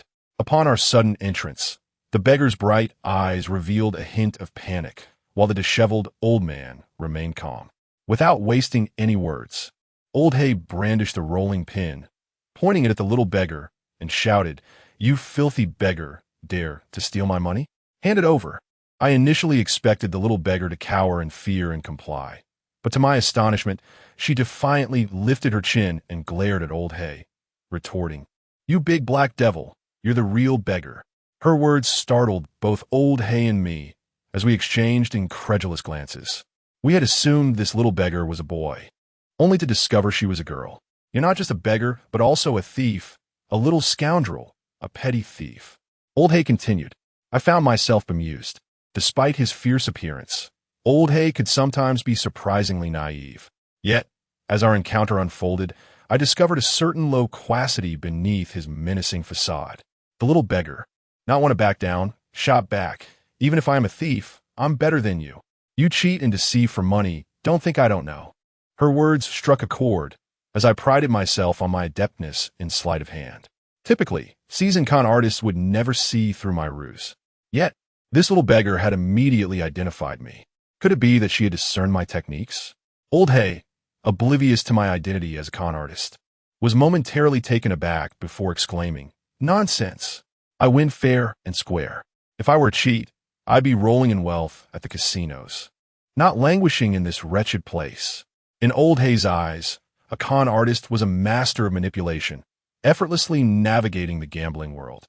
In reality, however, true con artists tread carefully, ever vigilant, watching both the card table and their fellow players, wary of the ever-present threat of exposure. "Humph," the little beggar scoffed, pointing at me. "He's the cheat." He waited to take the dealer's hand, then won 2 rounds with his ridiculous tricks. He was so afraid the dealer would take his money that he even handed you a winning hand to divert the funds. Old Hay was taken aback. The little beggar spoke with such clarity that he turned to me, his face a mask of confusion. I could now ascertain that she had not fully grasped my actions. Yet I remained astonished. In all these years, aside from the 6th master, no one had ever seen through my plans with such precision. The old beggar, who had been quietly listening, suddenly stood up upon hearing us discuss cheating. He clenched his right fist, raised his left hand, and then, with his left thumb pointed skyward, spoke. "In the West Mountain and North Peak, myriad flowers bloom. Golden Spear and Blue Honor are one and the same. May I inquire, young brother, what path do you walk, and what door do you enter?" Old Hay and the little beggar were utterly perplexed, and I mirrored their confusion as I clasped my fists, raising my left thumb in response. The rivers flow to the sea, and the 5 elements align with the 8 trigrams. I walk the blue path and enter the realm of deception. It is both an unorthodox path and a left-hand way. Our exchange belonged to the esoteric jargon of the itinerant performers from years gone by.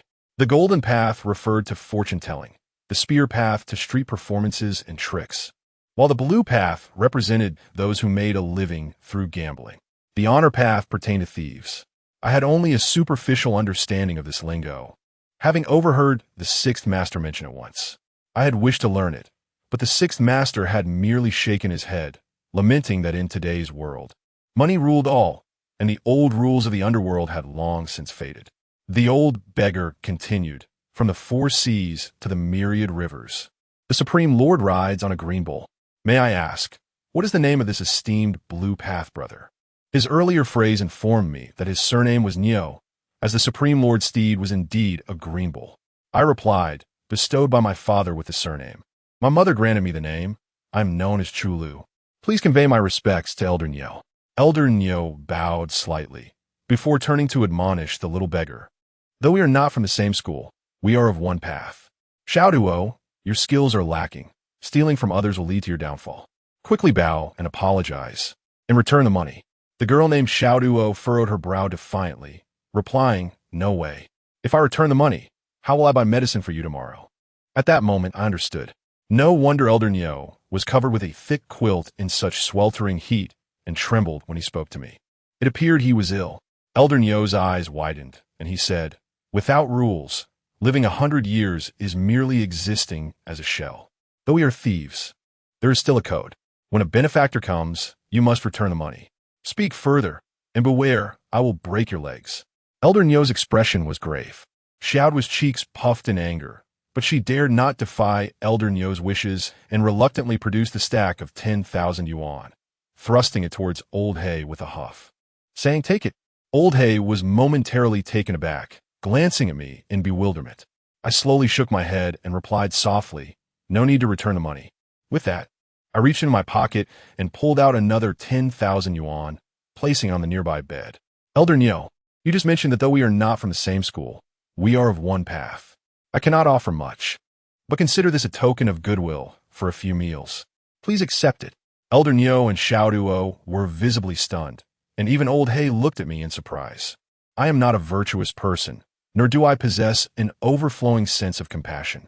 My actions were simply guided by the teachings of the sixth master, who advised that when encountering those in dire straits, one should offer help when possible, not for the sake of goodwill, but for the sake of one's conscience. Elder Nyo, being a straightforward man, accepted my offer without hesitation, saying, "Very well, I shall accept this money. I will remember this kindness, Brother Chulu, and in the future, I will present you with a grand gift." My assistance was purely out of camaraderie in the underworld. I had no expectations of grand gestures in return. However, as is customary, I still had to address the matter at hand. Turning to the little beggar, I coldly remarked, "The money issue is settled. But what about the injury you inflicted upon my friend? Perhaps Xiaoduo acted out of filial piety when she took our money. Yet, regardless of the circumstances, her actions led to injuring Lao He when she was caught, which is indefensible both morally and legally. My assistance to them was intended to be just that, assistance. When it comes to accountability, one must be accountable. This is a matter of clear boundaries. What is mountain belongs to the mountain, and what is water belongs to the water. One must distinguish between right and wrong. Chapter 24. The 8 generals of Qianmen Xiaoduo was initially taken aback, but quickly displayed a defiant expression, asserting, "I didn't even use much force. If I had, his hand would be ruined by now." This girl had a wild spirit, devoid of reason or adherence to rules.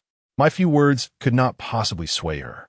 I slowly approached her, and upon noticing my approach, she fixed her gaze on me, eyes wide with suspicion, demanding, "What are you going to do?" I shook my head and replied nonchalantly, "Don't worry, I won't lay a hand on you." In truth, I might not even be her match, especially considering that razor-sharp blade, which would instill caution in anyone. Xiaoduo recognized that I would not strike under these circumstances, remaining rooted in place. I lifted my hand and gently patted her shoulder. Though she appeared shabby, Xiaoduo was still a girl. My touch elicited a flicker of disdain across her face as she promptly shoved my hand away. In that moment of push and pull, her expression drastically changed. She glared at me, shouting, "Return what you took," and charged toward me. Lao He was utterly dumbfounded. He had no idea what had just transpired. However, Lao Nyo, upon witnessing Xiaoduo's movement, shouted sternly, "Xiaoduo, stop right there. You let someone else take your food, and yet you dare to act so recklessly, showing no regard for rules." He then turned to me, giving me a thumbs up while pointing at the blade nestled between my fingers, saying, "Your sleight of hand is truly remarkable. For this alone, I, Lao Nyo, should honor you as my master, Lord Chulu." On the day of parting from Lord Lu, he instructed me to make a name for myself within 3 years, emphasizing that the moniker of Lord Chulu must resonate throughout the Jianghu. Lao He and Chun Xiaoxue referred to me as Lord Chulu, but that was merely a bet I had won. Today, however, it was Lao Nyo expressing genuine admiration for my skills. Lao Nyo's mention of sleight of hand referred to the art of framing and placing blame on others. In a card game, one may need to steal or hide cards, which entails the risk of being caught with evidence. The art of framing involves stealthily transferring a card onto someone else, and when the time comes, discreetly retrieving it. Lord Lu had once told me that this tactic originated from the skills of the Rongman thieves. He warned me repeatedly that such methods should only be employed in dire situations, for framing often entangles the innocent. Now, Perhaps it was time for me to give my friend an explanation. I continued to regard Xiaoduo coldly and spoke slowly. Xiaoduo seemed poised to retort, but Lao interjected with a hint of anger, commanding, "Kneel and apologize to this esteemed brother." Xiaoduo remained fuming, her eyes filled with defiance as she glared at me. However, with Lao's directive, she dared not oppose. After shooting Lao He a resentful glance, she began to kneel. Lao He hastily intervened, waving his hands repeatedly. No, please don't kneel or apologize. I forgive you. It's nothing." The entire incident left Lao He in a state of bewilderment. I knew he had countless questions for me, but there was no rush. I would explain everything tonight. As I departed with Lao He, I placed the small yet razor-sharp blade on the bed and turned back to glance at Xiaoduo. Her face was still defiant, and she remained unyielding. This girl truly had a wild spirit. On the way back, Lao He bombarded me with questions, the primary one being whether I was indeed a con artist. Standing beneath the dim streetlight, I met his gaze and coldly nodded. Yes, I am a con artist. Though I had prepared him for this revelation, my admission still left Lao He utterly stunned. He clutched his head with both hands, muttering to himself, No wonder. He finally pieced together all the events, including those involving Ho Jun and the centipede, comprehending the intricacies of wins and losses. However, it was Lao He's subsequent actions that left me silently impressed. He pulled out the remaining 19,000 yuan and handed it to me, stating, "This money is yours. You earned it." There is no doubt about Lao He's integrity. I declined to take the money and instead said, "Keep the money for yourself, Lao He. Have you heard of the 8 generals of Qianmen?" Lao He nodded, mentioning he had seen them in a film. I then asked, "Would you like to be my fire general?" Lao He looked utterly perplexed. He had no idea what being a fire general entailed. I went on to explain the roles of the 8 generals of Qianmen in detail. When I finished, Lao He's expression turned serious. After a long pause, he solemnly declared, "From now on, I, Lao He, will recognize only one master, and that is you, Lord Chulu." I nodded slightly and patted Lao He's arm, saying, "I am both Lord Lu and your brother." The world of Qianmen is intricately woven, with various gambling circles and con artists who often work in teams. After all, one cannot stand alone in the forest. Naturally, in small and formal games, it is common for a single person to operate alone, but such individuals can hardly be called true members of the Qianmen. The days that followed were largely unremarkable. I continued to work, returning home to sleep and occasionally suffer from insomnia. The underground casino was now operational. While the opening couldn't be heralded with fanfare and fireworks, it was evident that a good number of gamblers were present. Even the bathing business saw a surge in clientele. I never visited the casino and had yet to see the fabled beautiful owner. I did encounter Sumei twice. She seemed busier than usual. However, during our encounters, even though we walked different paths, she would deliberately stroll close to me without speaking, merely informing those nearby of her busyness and the success of the casino. I knew she was attempting to assert her dominance, implying that even without my involvement, the casino thrived. Furthermore, Ho Jun was no longer working in the bathing establishment. I heard from colleagues that he had been transferred to the casino, though I was unaware of his specific role. In the midst of all this, Chun Xiaoxue invited me to join her for a card game with friends on 2 occasions, both of which I flatly declined. One day, during my daytime shift, I intended to call Lao He to have him scout out the gambling scene for potential lucrative opportunities, as I was in dire need of funds. After all, in this world, lacking money means one cannot make any progress. Before I could make the call, a waitress entered the supply room, informing me that Mei Jia was looking for me and asked me to go directly to her office. Since the last time I called Su Mei to request a leave of absence, we had not exchanged a single word. Even when we crossed paths, her demeanor remained frosty. Now, suddenly seeking me out, I suspected it must have something to do with gambling. After tidying up, I proceeded upstairs to Su Mei's office. Chapter 25. 3 conditions. As I knocked and entered, Su Mei stood at the window, gazing down below. Su Mei was stunning. Even her silhouette was flawless.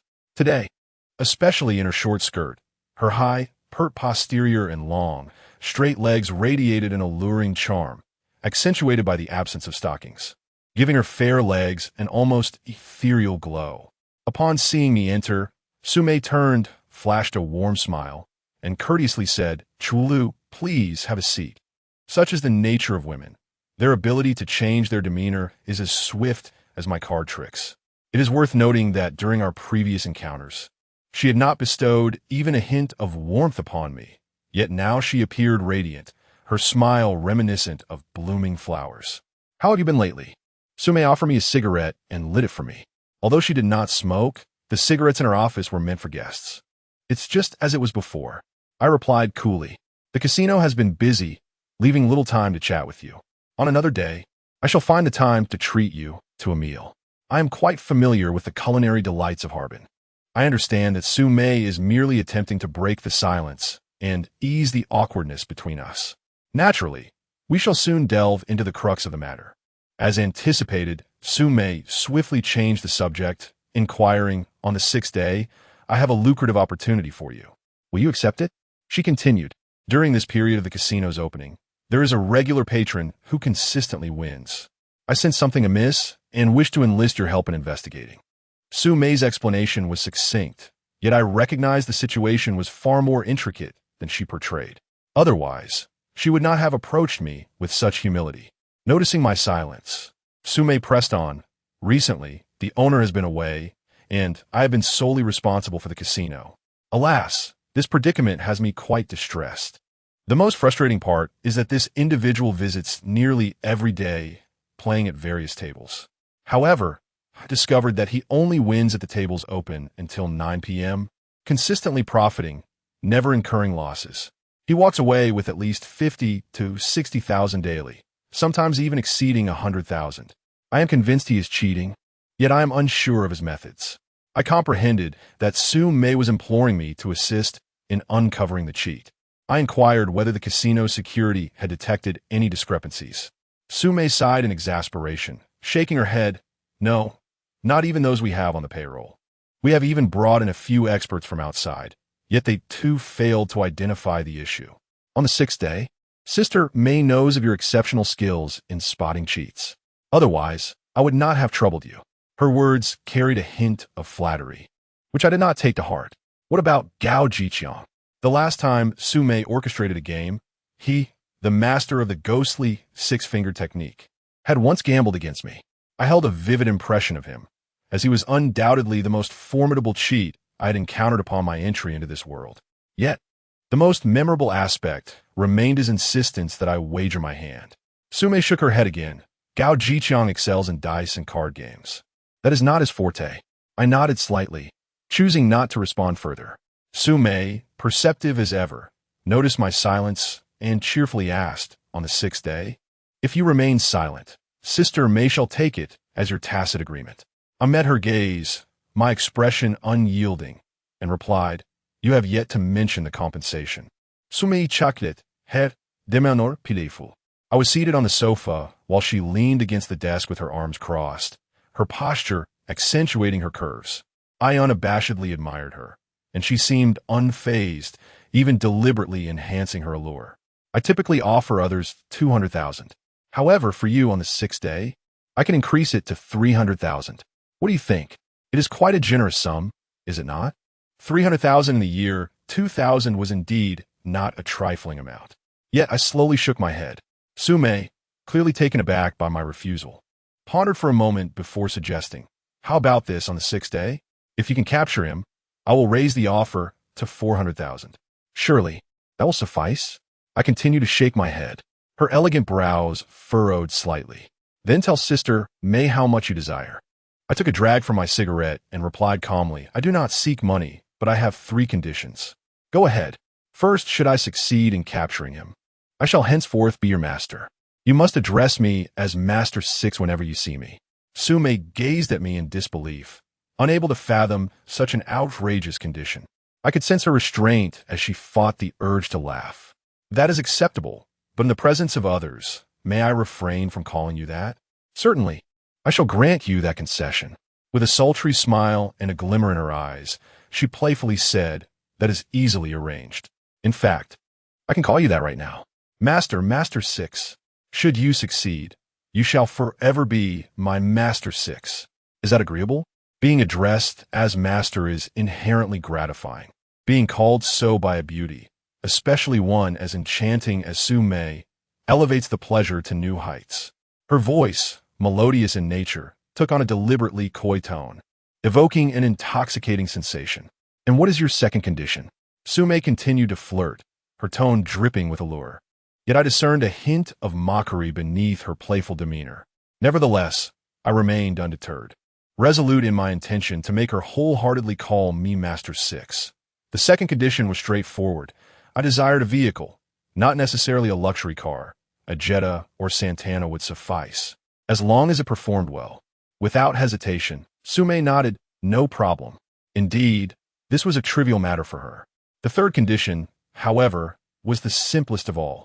As I spoke, my gaze roamed over Su-mei's figure. What do you want? I want you to spend a night with me. Su-mei's playful smile instantly vanished, replaced by an icy demeanor that conveyed her disdain. I continued to smoke, maintaining my unwavering gaze upon her.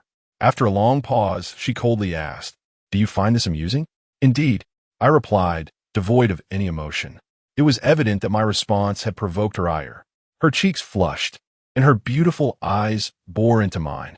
"If I refuse, will you not pursue the cheat?" "Correct." Su-mei hesitated for what felt like an eternity before fixing her gaze on me.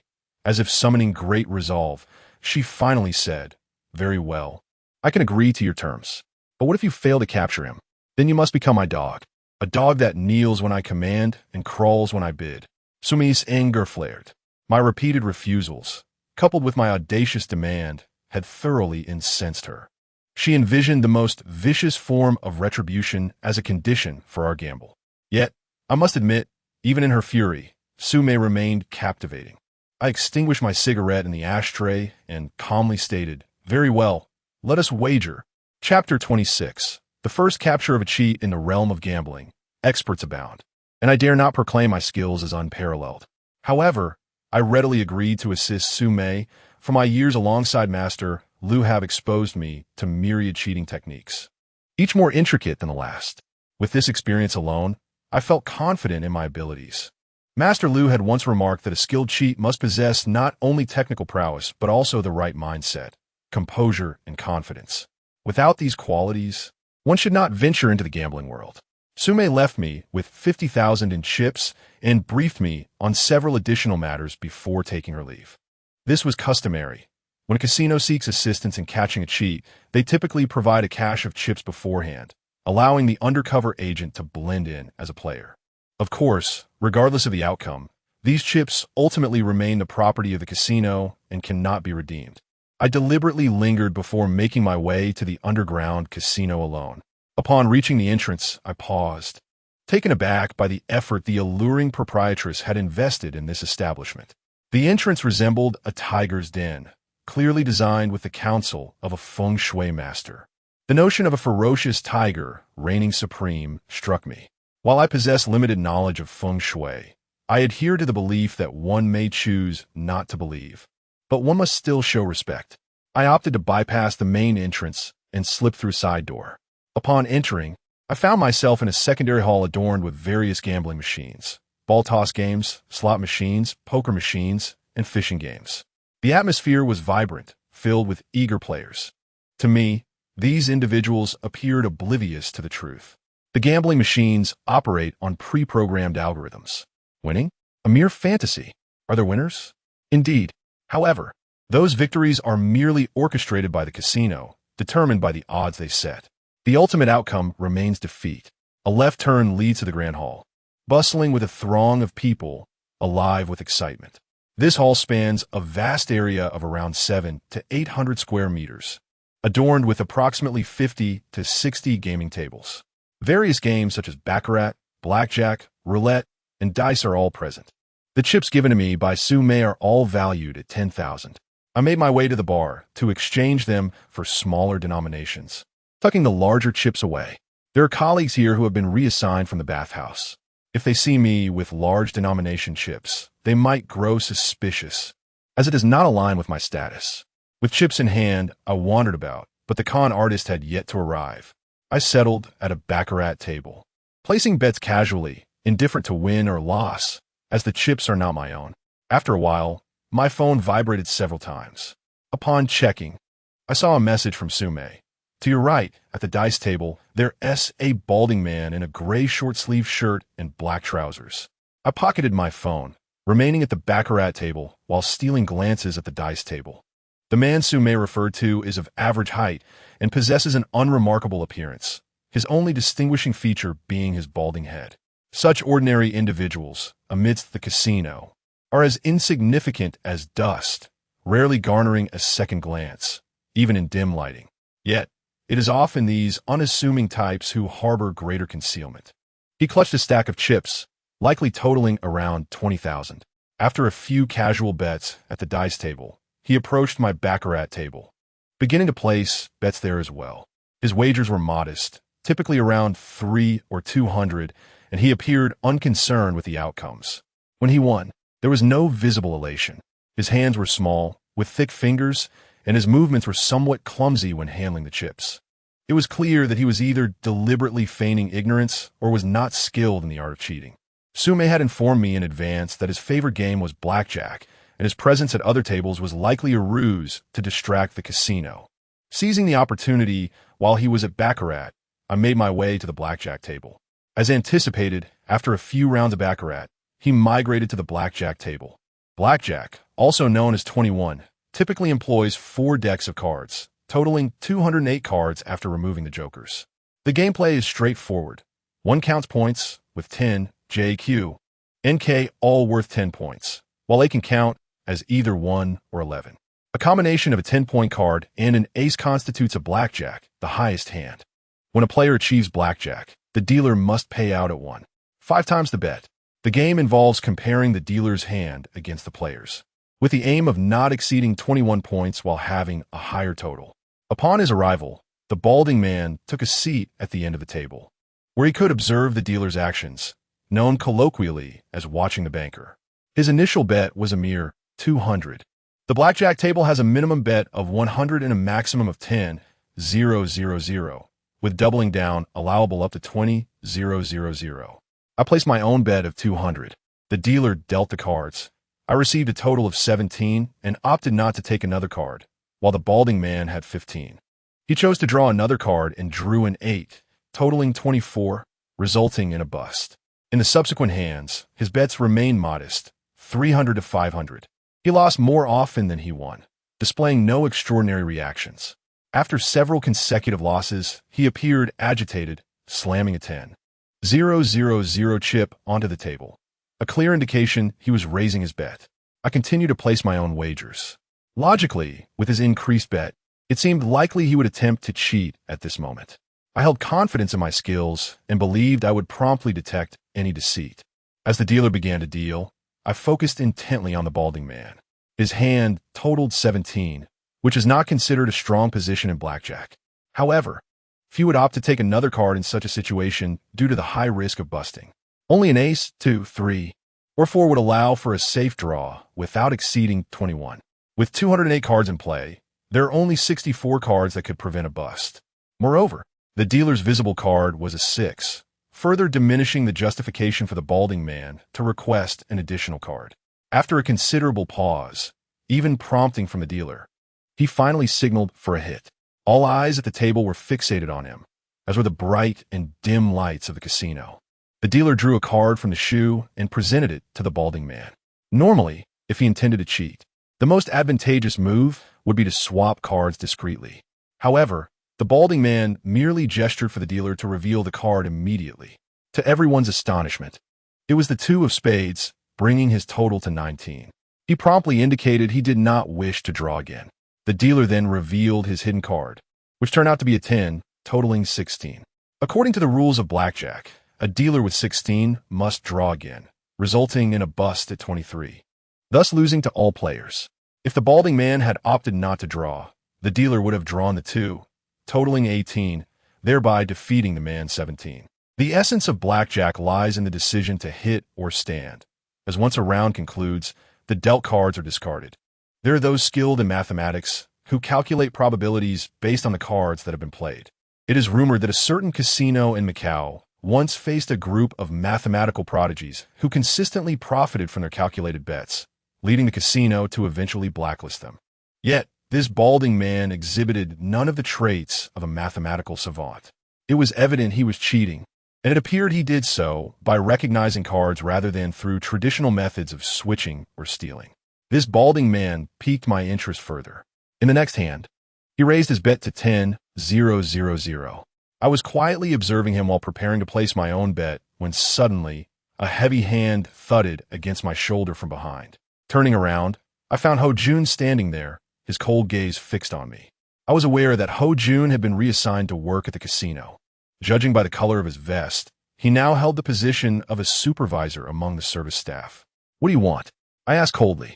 "Come with me." I had no intention of engaging with him, especially as the balding man had just placed a significant bet.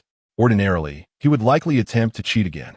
However, with Ho Jun calling for me, all eyes at the table, including those of the dealer, turned to me. If I refused to follow him, it would seem inappropriate. Stepping aside, Ho Jun lowered his voice and asked, "Did you lead Lao Hei to the supermarket to identify the cards?" It appeared the supermarket's owner had informed Ho Jun about my visit with Lao Hei. I nodded, not concealing the truth. "Yes. What the hell do you want?" Ho Jun's face twisted with anger as he pressed. "What are you trying to do?" I frowned at his audacity. How shameless of Ho Jun. He had used the cheating cards against his closest ally, and now he dared question my intentions? The blackjack table had begun dealing, and my previous position had already been occupied by another player. This prime opportunity for observation was being disrupted by Ho Jun. Frustrated, I glared at him and spat. "Get lost." Ho Jun was taken aback. He hadn't expected my response to be so resolute. Yet, his tone quickly escalated as he deliberately raised his voice. "Chu Lu, I know you're a petty cheat. Let me tell you, if you dare to cheat in our establishment, don't say I didn't warn you." In the realm of casinos and gamblers, there exists a term that evokes sensitivity and unease. Indeed, as Ho Jun's words fell into the air, all eyes turned towards me. Every gaze, including that of the balding man, and even the flickering lights of the casino. I understood that Ho Jun sought to expel me, but he lacked the authority to do so. Thus, he resorted to this tactic, hoping I would choose to leave in shame. His declaration drew the attention not only of the gamblers but also of the hidden observers, casting a shadow of suspicion upon me. When one gambles, being scrutinized by a multitude of eyes breeds discomfort, regardless of one's mental fortitude. Suddenly, the head of security, flanked by two burly enforcers, approached with determined strides. Upon reaching me, he glared intensely and inquired, "Did you cheat?" When absolute buffoon. This so-called security was utterly incompetent, confronting me with such an accusation without any evidence. Even if I had cheated, would I openly confess? The establishment was truly populated with a cadre of inept individuals.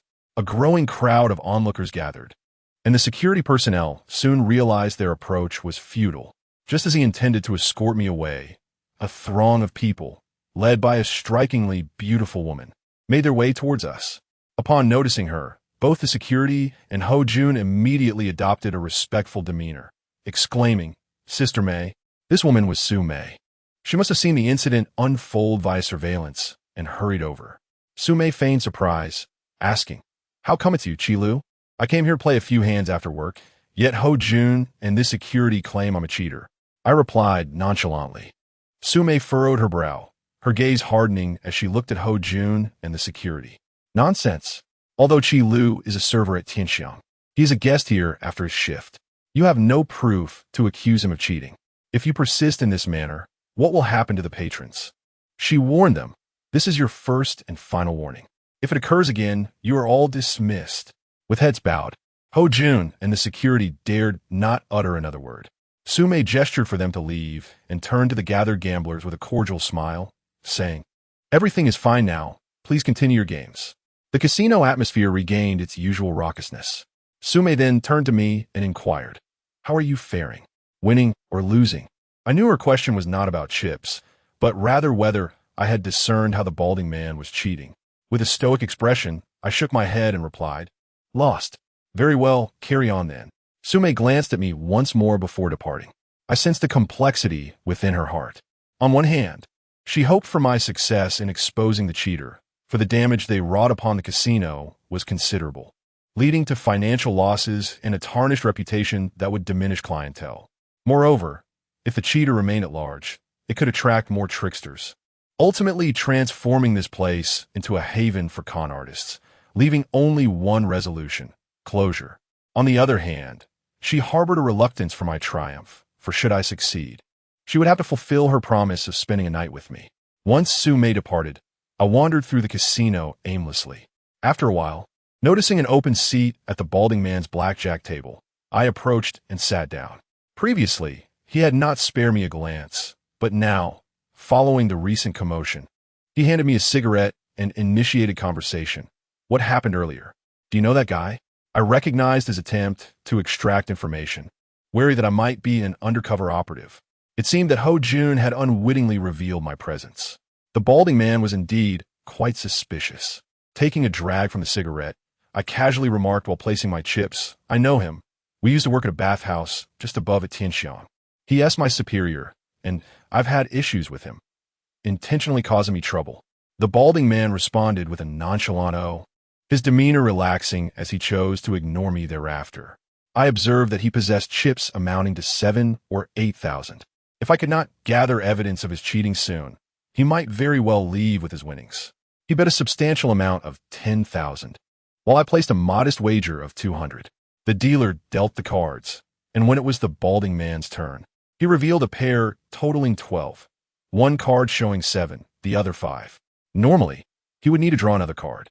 However, as he was the last player, he could opt not to draw if the preceding players failed to reveal a 10, hoping the dealer would bust instead.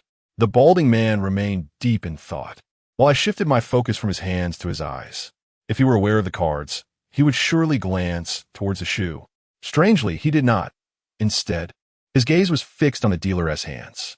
Suddenly, the dealer's second finger on the left hand bent ever so slightly inward. It was a subtle, almost imperceptible movement. Even if witnessed, it could easily be dismissed as a natural gesture. Yet, the balding man unexpectedly placed a 10,000 chip into the betting area, declaring double. In blackjack, doubling down entails wagering an additional amount equivalent to the initial bet for the opportunity to draw one more card. The dealer dealt him an 8, bringing his total to 20, while the dealer showed 18. The balding man won again. A cold smile crept across my face as I realized I had misjudged the direction of my investigation. The true cheat was not the balding man, but the dealer, who merely used the former as a pawn to shift chips. The reason I had overlooked the dealer was due to Sue-May's misleading guidance, believing him to be an ally of our strikingly beautiful boss. Little did she know that the true rogue was the very person she had vouched for. Yet, I still harbored doubts. The shoe was opaque, and the cards appeared legitimate. How did the dealer know the values? Could he possibly memorize the positions and values of each card during shuffling? If so, why remain a dealer and not work as an undercover operative, accumulating substantial wealth? After a few more hands, I rose and sent Sue-May a text, instructing her to meet me outside. Upon her arrival, she eagerly asked, "Did you discover something?" I nodded, affirming yes. She replied, "I'll arrange for someone to apprehend them on the spot." Wait a moment. I sensed her urgency. After all, the balding man had already pocketed nearly $1 million from their rig game. However, this scheme was unlike others. Once we seized the watch, they would have no choice but to confess. Sister May, I advise you to refrain from making a grand display of the arrest. That bald man is likely to flee soon. You could arrange for someone to intercept him outside. As for the dealer, wait until he finishes this round. When it's time to change dealers, take him away. However, you must be cautious not to alert him, allowing him the chance to dispose of the watch. This is also a consideration for the casino's reputation. If the dealer cheats, it has nothing to do with the players, but hearing about it will surely discomfort them. After all, no one wishes to gamble in a place rife with dishonest practices. Sister May stared at me with her beautiful eyes, disbelief etched on her face. Just moments ago, she thought I was referring to capturing only the bald man. Yes, I nodded and elaborated on the cheating methods employed by the two. Upon hearing this, Sister May clenched her teeth in anger. This scoundrel, this traitor, he must pay for his actions today. With that, she handed me the key to her office. You go to my bathhouse office and wait for me. I will join you once I've arranged matters. If they deny it, you come and back me up." I nodded and proceeded directly to Sister May's office. The room was enveloped in darkness, and I refrained from turning on the lights. Standing before the window, I gazed down at the vibrant nightlife below. The faint aroma lingering in the spacious office was unmistakably Sister May's fragrance. She is stunning, arguably the most beautiful woman I have ever encountered. Yet tonight, more accurately, in a short while, this woman will belong to me. I intend to win Sister May through this means. Some might deem it despicable, but I care not. I have devoted 13 years to mastering the art of deception, with the sole purpose of winning money, women, and dominion. Most importantly, to defeat the man who caused my father such grievous harm, even though I do not yet know his identity. I lit a cigarette and took a drag. Just as the door swung open, a familiar fragrance wafted through the darkness. "Why are you not turning on the lights?" Sister May returned, accompanied by several security personnel escorting the bald man and the dealer. I did not turn around, continuing to stand at the window.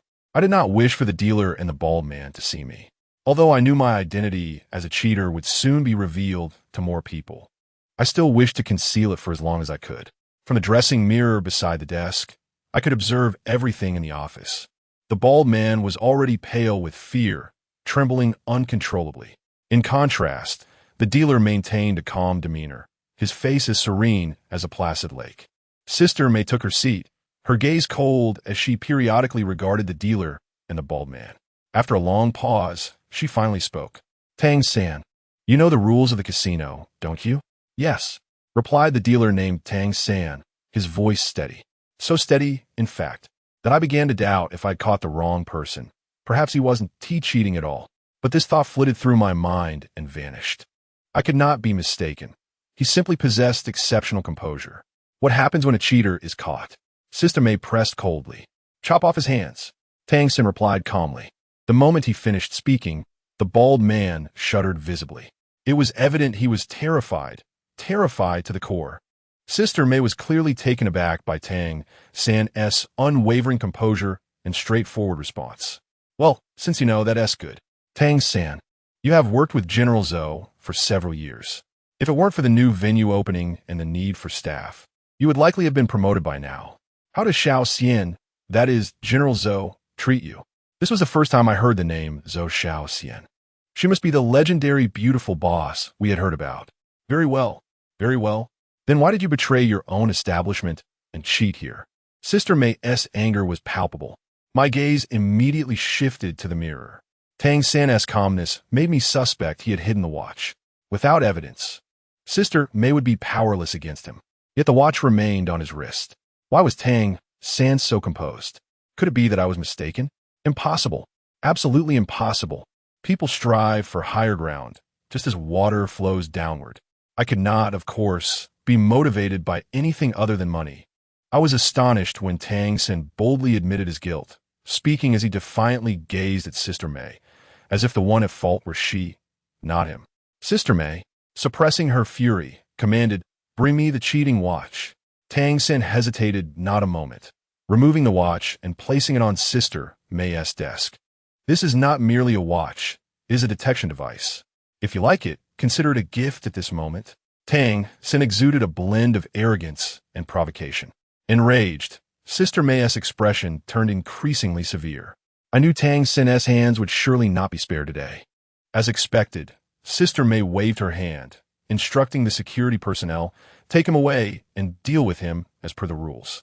Chop off both hands and let him soak in Lujin River for 3 days to reflect on his actions." The security personnel immediately restrained Tang San and the bald man, preparing to escort them out. The bald man, now a quivering mess, screamed and wept, while Tang San suddenly shouted, "Sister May, you can't do this. I want to make a call. I want to call General Zhou." Sister May's expression was frigid, her voice like ice. "Making a call won't help. General Zhou is on a business trip. I am fully responsible for everything that transpires here." Tang San quickly retorted, "I'm not calling Zhou Xiao Xian. I'm calling another General Zhou, the second boss. Another who shares the surname Zhou." I was momentarily perplexed. Could he be a relative or family member of the beautiful boss? Sister May, who had appeared so menacing moments ago, now seemed momentarily stunned.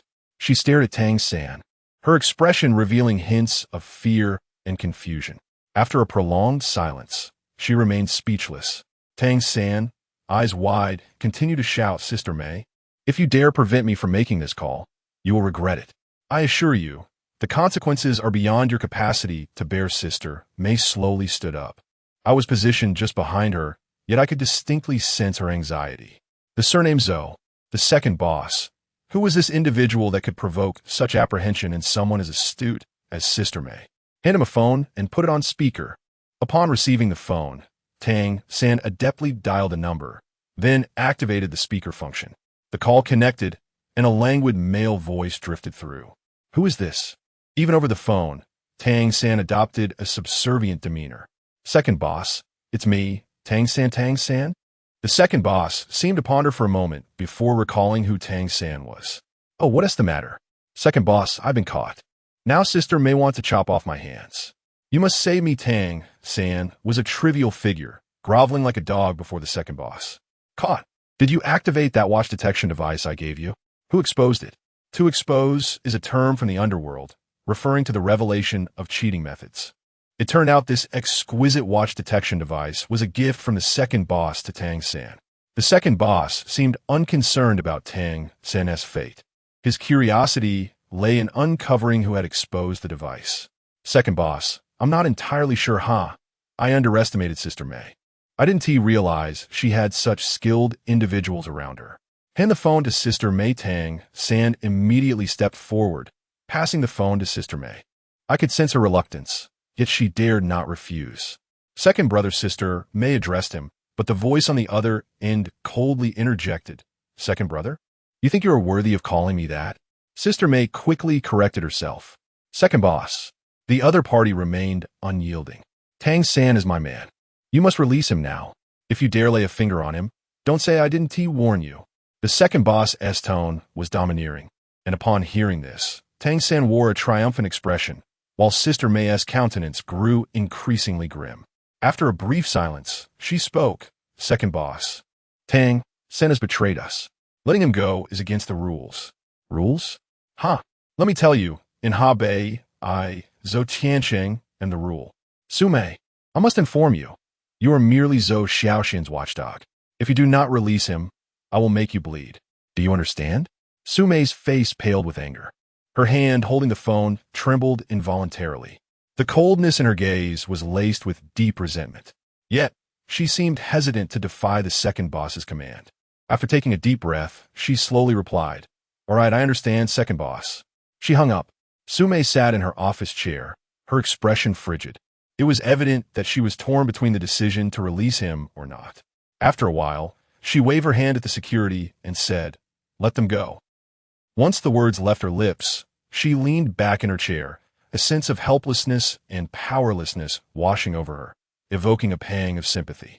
The security and Tang San departed, leaving only Su Mei and me in the office. Su Mei remained silent, while I sat nearby, quietly smoking. Curiosity gnawed at me. Who exactly was this second boss? He seemed to disregard Su Mei and our beautiful boss, Zhou Xiaoxian, entirely, his tone dripping with deep-seated resentment. But since Su Mei chose not to speak, I would not pry. Sixth master. Su Mei suddenly turned to me and called out. I realized she was fulfilling a promise. After all, I had caught the cheat. In our gamble, she had lost, regardless of the outcome. You helped me expose the cheat today, and I must thank you. Rest assured, although I am not part of your blue path, I understand the principle of betting and losing. The car you desire will be arranged for you tomorrow, the latest model with top specifications. At this point, Su Mei boast. We both knew this was not the most important part. The final wager was what truly mattered. Clearly, Su Mei was anxious and somewhat reluctant. After a moment of hesitation, she said softly, "You do not want me? Fine, I lost, I accept it. So, where do you wish to take me?" The options were likely either her home or a hotel. I did not respond, but instead countered with a question. "Where do you want to go?" Su Mei let out a bitter smile, contemplating deeply as if making a significant decision, before stating, "Let us go to my home." With that, she grabbed her keys and stood up. Chapter 30, A Toast Without a Song. Once again, It was Su Mei's Audi A4. I found myself seated in the passenger seat as we drove in silence.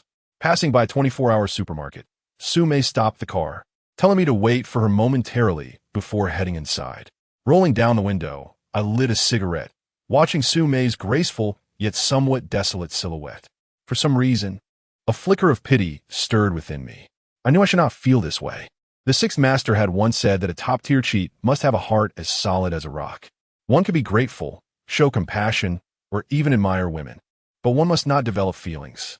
To achieve this, women should be treated like garments, to be discarded when worn out. Otherwise, they would become your Achilles heel. I had always believed I could adhere to this principle, yet now I found myself faltering.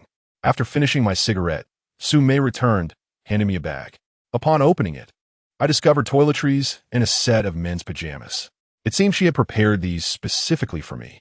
Su Mei's home was a cozy 3-bedroom apartment, tastefully decorated, exuding an inviting aroma reminiscent of her scent. Make yourself comfortable. This was the first thing Su Mei said after emerging from the bath. I could sense her embarrassment and tension, even a hint of confusion. Given her management of the bathhouse and now an additional casino, she must have encountered countless men. In such an environment, how could she be anxious about an impending night of intimacy? Yet, she was undeniably on edge. Moments later, Su Mei returned with a fruit platter, a bottle of red wine, and 2 glasses. Let us have a drink, she suggested. Wine is a magical elixir for relaxation and a catalyst for desire. Perhaps Su Mei intended to use alcohol to ease her nerves. Do you have any white liquor? I inquired. I dislike red wine. It lacks the boldness I prefer. I like white liquor, much like women, the best of which can be as gentle as water or as wild as the wind. Yes, which kind would you like? Su Mei asked. The potent spirits from the border, the bamboo leaf wine from Bashu, or the renowned Maotai from Qian. Any of these will do. She opened a bottle of Maotai and poured it into my red wine glass. The fiery liquid cascaded down my throat, igniting a comforting warmth within me. It had been quite a while since I had indulged in alcohol after parting from the sixth master. Su Mei swirled her wine glass, her gaze still distant. We sat in silence, drinking, neither of us speaking. After an indeterminate period, Su Mei finally broke the quiet. The condition for helping me catch the cheat was to have me. I wonder, if I seek your assistance again, what will your conditions be? I pinched a peanut and replied slowly, still you. Huh. Su Mei let out a cold laugh, taking a hefty sip of red wine. She spoke with a hint of melancholy. Still me?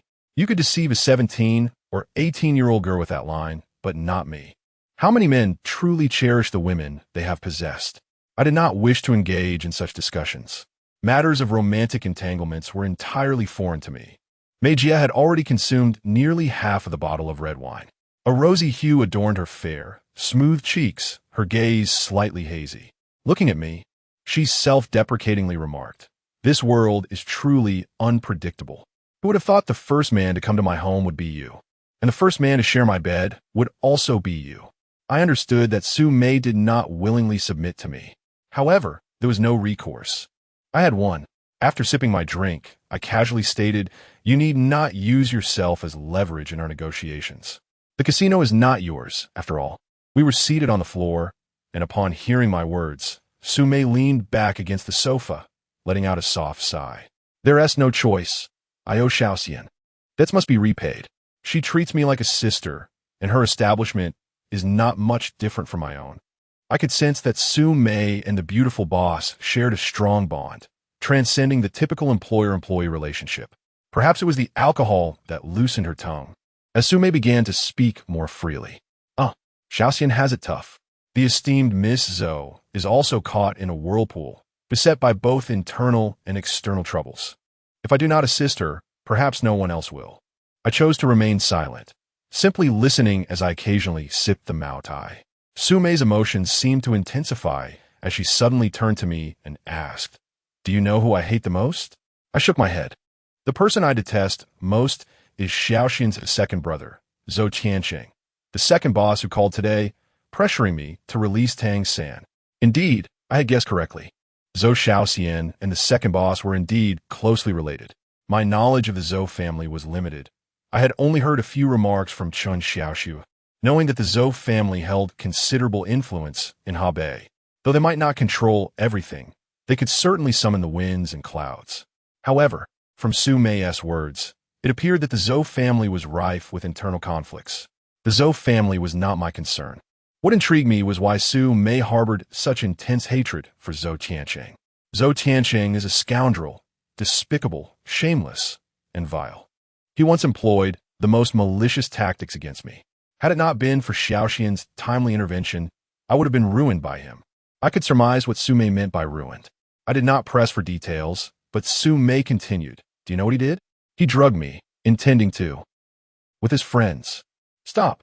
I interrupted before she could finish. I had no desire to hear more. I cannot fathom why an ember of anger ignited within me. Instead of feeling sympathy for Su Mei, I found myself experiencing a pang of compassion. I drained my glass in one swift motion and, casting a glance at Su Mei, I asked softly, "Do you wish to no longer be bullied?" A sorrowful smile graced her lips. Isn't that just stating the obvious? Not only do I wish to avoid being bullied, but I also yearn for revenge. I think about it day after day, night after night. Yet, what can I do? I am utterly powerless. When he derisively labeled me a whore, I lacked even the courage to retort. How can one speak of revenge in such circumstances? I lit a cigarette and slowly extended my hand to grasp Su Mei's resting on the coffee table. Her palm was small, but her fingers were elegantly long. Looking into her eyes, I spoke calmly, "Be my woman, and I shall protect you. I promise, no one will dare to bully you again." Su Mei allowed me to hold her hand, her hazel eyes sparkling with a hint of intoxication as she stared at me in silence. Suddenly, she laughed, a sound that was both self-deprecating and mocking. Protect me? What can you offer in terms of protection? Just because you're a hustler with some tricks up your sleeve? Sixth Master, my dear Sixth Master, allow me to share a truth with you. Either you become a shadowy figure, specializing in catching cheats, ensuring a decent income and safety, or you should retreat from this world altogether. Although I am not a part of the gambling underworld, I am aware of its cruel nature. A hustler cannot afford to falter. One misstep leads to irrevocable ruin. But who can guarantee that they will never falter in their lifetime? Can you? Su Mei's words held profound wisdom. There are always others, and the heavens hold more than one can comprehend. Who dares claim they will never stumble? Yet I nodded slowly. I can, and you shall be my woman, not just for this evening, but for all the days to come. Su Mei scoffed, withdrawing her hand and rising slowly. Her alcohol tolerance appeared to be moderate as she swayed slightly upon standing. My dear Sixth Master, do not be deceived by my calling you Sixth Master. You are merely a little brother who does not yet grasp the treachery of the world and the malevolence of human hearts. If you desire me, I will acquiesce tonight. But after tonight, her expression turned cold as she looked at me and said slowly, "You remain you, and I remain I." Chapter 31. The victor takes all in the bathroom. The sound of water flowed incessantly. Through the frosted glass, one could vaguely discern the silhouette of a beauty bathing. In truth, I do not understand women, nor do I wish to. I am not skilled in the art of pleasing them, nor could I ever be a sycophant. What I desire, I either win or pay for, or I walk away. In contemporary terms, one might describe me as a staunchly masculine figure. Yet, there is one thing I know, my woman shall not be bullied. And now, I have resolved that Su Mei is indeed my woman. The bathroom door swung open, and Su Mei emerged, clad in a silk camisole. Her hair was wrapped in a white towel. She glanced at me and coldly instructed, "Take your shower. Your sleepwear is in the bathroom." With that, she turned and retreated to the bedroom. After showering and donning the sleepwear Su Mei had purchased, I tiptoed into the bedroom.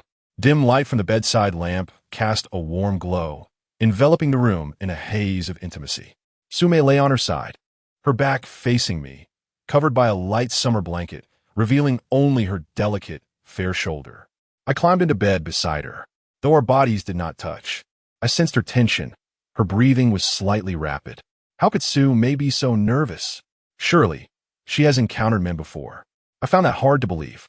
Having navigated the realms of both bathing and gambling, how could she claim ignorance of men?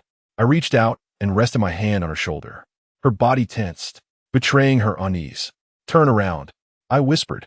After a moment's hesitation, Su Mei complied, rolling over to face me. I gently pulled her into my embrace and extinguished the light. Her voice was soft, laced with tenderness yet tinged with anxiety. To me, it was intoxicating allure. In the enveloping darkness, I understood that Sue May was unwilling and reluctant, yet she curled into me like a docile kitten.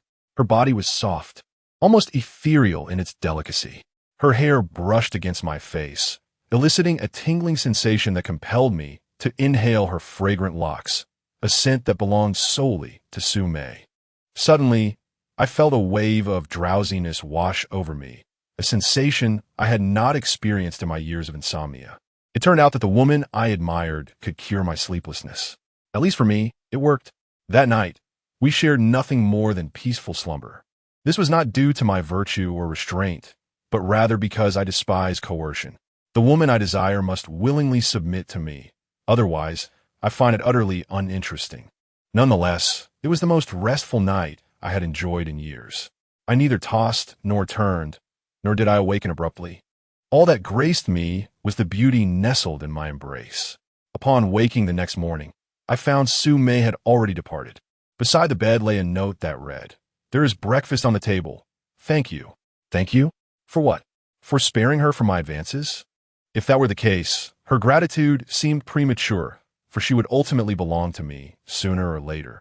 Each day of my life seems to blend into the next, preparing supplies, idly passing time, awaiting the end of my shift.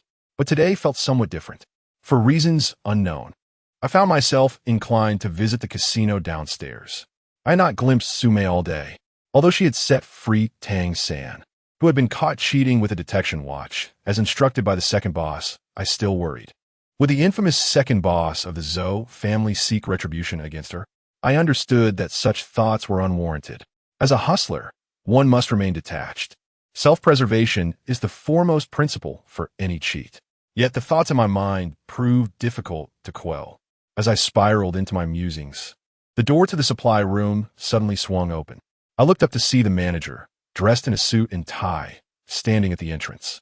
He glanced at me before turning to the people outside, saying politely, "This is Chi Lu. Take a look and see if this is the person you are looking for." No sooner had he spoken than several burly men appeared at the threshold. At their forefront stood a man with a grotesque visage, a shaved head, and a scar resembling a centipede crawling across his scalp. Centipede, after winning 50,000 from him that night. He had warned Old Black that if I did not continue gambling with him, he would come looking for me. I had thought it mere bluster, a mere venting of frustration after losing. Yet here he was, standing before me. With a sinister smile, the centipede addressed me slowly. "Kid, didn't expect to find you so soon, did you? Do you really think it's so easy to win money from me, the centipede?" I regarded him with cold indifference and asked icily, "What do you want?" "Huh," he scoffed. "Don't worry and don't be afraid. I, the centipede, am a man of honor. Today I won't strike or insult you. I'm here to challenge you to another game. Let's see how much more you can win from me." Though the centipede had lost 2 rounds to me, his words conveyed no hint of suspicion regarding my methods. Even if he did suspect, I was unconcerned, as he lacked any evidence. However, I had no desire to gamble with him again. Given his demeanor and temperament, continuing to win against him might provoke further trouble.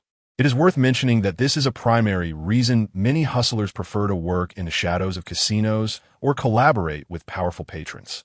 Going solo, even with remarkable skills, often leads to various complications. If the opponent is another hustler, it is manageable, as most adhere to the unwritten rules of the underworld. However, encountering a rogue who refuses to honor debts can lead to dangerous confrontations. The most common and effective resolution is often brute force. Collaborating with a powerful patron allows the hustler to focus solely on winning, leaving the aftermath to the patron. I currently find myself confronted with this predicament. I am at work now. Let us discuss this after I finish my shift. I had intended to postpone until after work to summon Lao Hei for a conversation. However, I did not anticipate that Centipede would immediately shake his finger insistently. "No, it must be now." With that, Centipede turned back to the lobby manager and declared, "I want him to join me for a game of cards. You have no objections, do you?" The lobby manager glanced at me and promptly nodded with deference to Centipede, saying, "No objections, brother Centipede. If you wish to play, we have a venue downstairs. I will arrange a room for you right away." I couldn't help but furrow my brow. I was surprised by Centipede's considerable reputation. Even the lobby manager recognized him. It seems I had underestimated him. Of course, even if they did not know him, the lobby manager would not risk offending Centipede over someone as inconsequential as myself. This is the way of the world. It reflects human nature. The strong prey upon the weak, and the victor reigns supreme. Nevertheless, the manager's words reassured me. If we went to the downstairs casino and I won against Centipede, he would not dare cause a scene. Yet, to my astonishment, Centipede shook his head. No, today we shall play right here. I intend to win back everything I lost before. As soon as he finished speaking, Centipede swaggered towards the table, casually snatched a towel from the rack, and spread it across the surface. He tossed his 2 decks of cards onto the towel, and with feigned courtesy, gestured for me to join him, grinning maliciously. Come on, kid, let us continue our game today. The lobby manager, realizing he could not dissuade Centipede and wishing to avoid trouble, glanced at me and said nonchalantly, play a few hands with Brother Centipede. I have matters to attend to, so I'll take my leave. With that, he slipped away.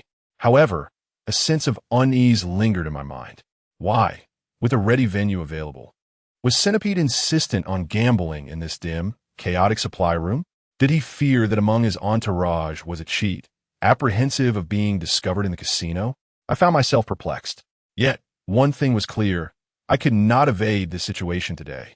I had no choice but to sit down on a nearby chair. I had assumed that those accompanying Centipede would join him in the gamble, but to my surprise, he began to shuffle the cards and informed me. Today, it will just be the 2 of us. No more playing for 9. We will go straight to a game of Texas Hold'em. The minimum bet is 200, with a cap of 2,000. Whoever has the highest hand becomes the dealer. I was momentarily taken aback. Centipede was willing to gamble solely against me, and he appeared exceedingly confident. Could it be that the cards he brought were marked? As I observed him shuffle, I replied nonchalantly, I don't have that much money. I only have a little over 8,000. I produced the money and placed it on the table. I spoke the truth. After winning some money that day, I had given Xiao Duo and Niolao 10,000, leaving me with 38,000. I had set aside the remaining 30,000, bringing only the surplus with me. Centipede snorted dismissively. You want a few tens of thousands from me, and you've already spent it all? No matter. If you lose it all, I can lend you some. I couldn't help but frown. Centipede had clearly come prepared. He would not relent until he had extracted a sum from me. However, I remained uncertain about the method he would employ to win. After speaking, Centipede instructed one of his underlings. Go and fetch a few of the ladies from the bathhouse for me. I want to try something different today, playing cards while receiving massages. As he spoke, Centipede let out a sinister chuckle. Thus, this simple card game commenced. While examining the cards, I made a point to scrutinize the deck. They were ordinary Yao G cards, devoid of any marks. I could ascertain that the cards were legitimate. But where did Centipede's confidence stem from? Although I could not determine it, I had no intention of cheating. After all, I was being closely watched by Centipede's entourage. I wondered if any of them were cheats themselves, perhaps waiting for me to slip up so they could catch me red-handed. Playing heads up, I realized that there was no need for deceit. By simply remembering the order of the cards during the shuffle, I could triumph over him. After all, Centipede revealed the card values while shuffling. With my keen eyesight and memory, recalling this information would be child's play. Centipede had a total of 50,000 in front of him, and he played carelessly, often not even looking at his cards. I would place my bets, and he would follow suit. If I did not reveal my hand, he would not either, persistently matching my bets. His approach was, to put it bluntly, the epitome of foolishness. Not only could I outsmart him as a cheat, but even seasoned gamblers would easily win against him. Yet, I knew that matters were far from straightforward. After a few rounds, Centipede's underlings entered, accompanied by a group of beautiful massage therapists. Upon entering, these women lined up obediently, bowing to Centipede, greeting him with "Good day, boss." The quality of the therapists from Tianxiang was undoubtedly top tier, all standing at least 165 meters tall, adorned in uniform high heels and short skirts, their bare legs gleaming. Naturally, this was designed to facilitate the guests. Their upper attire consisted of white blouses with deep V necklines, revealing a hint of their curves, which was quite dazzling. Centipede leered at the therapist for a moment before selecting two, one of whom was my acquaintance, Chun Xiaoxue. Centipede certainly knew how to indulge himself. One therapist knelt before him, massaging his legs, while Chun Xiaoxue stood behind him, kneading his shoulders. "Brother Centipede, you've had quite a good day, haven't you?" Chun Xiaoxue cooed sweetly, her eyes darting toward me knowingly. Centipede laughed heartily, reaching into the pile of money and distributing a few $100 bills to the two women. "You both tend me well. If you make me happy tonight, I'll reward you with a little something extra." With that, Centipede burst into laughter, and Chun Xiaoxue, along with the other woman, joined in the merriment. This round found Centipede as the dealer. After dealing the cards, he still did not glance at his hand, casually tossing 1,000 onto the table. "Let us start with 1,000. He then groped Chun Xiaoxue's thigh with one hand while casting a sidelong glance at me. By this point, I had won over 2,000. I had refrained from cheating, aiming to keep the surrounding spectators unaware of my ability to memorize the card order. Just as I was about to check my hand, I heard a sudden shout from behind me. "Don't move. You're cheating." My heart raced in shock. Before I could react, a powerful grip seized my wrist, and an icy sharpness pierced my neck. Someone had pressed a knife against my throat. The scene startled both Chun Xiaoxue and the massage therapists, their faces paling in fear.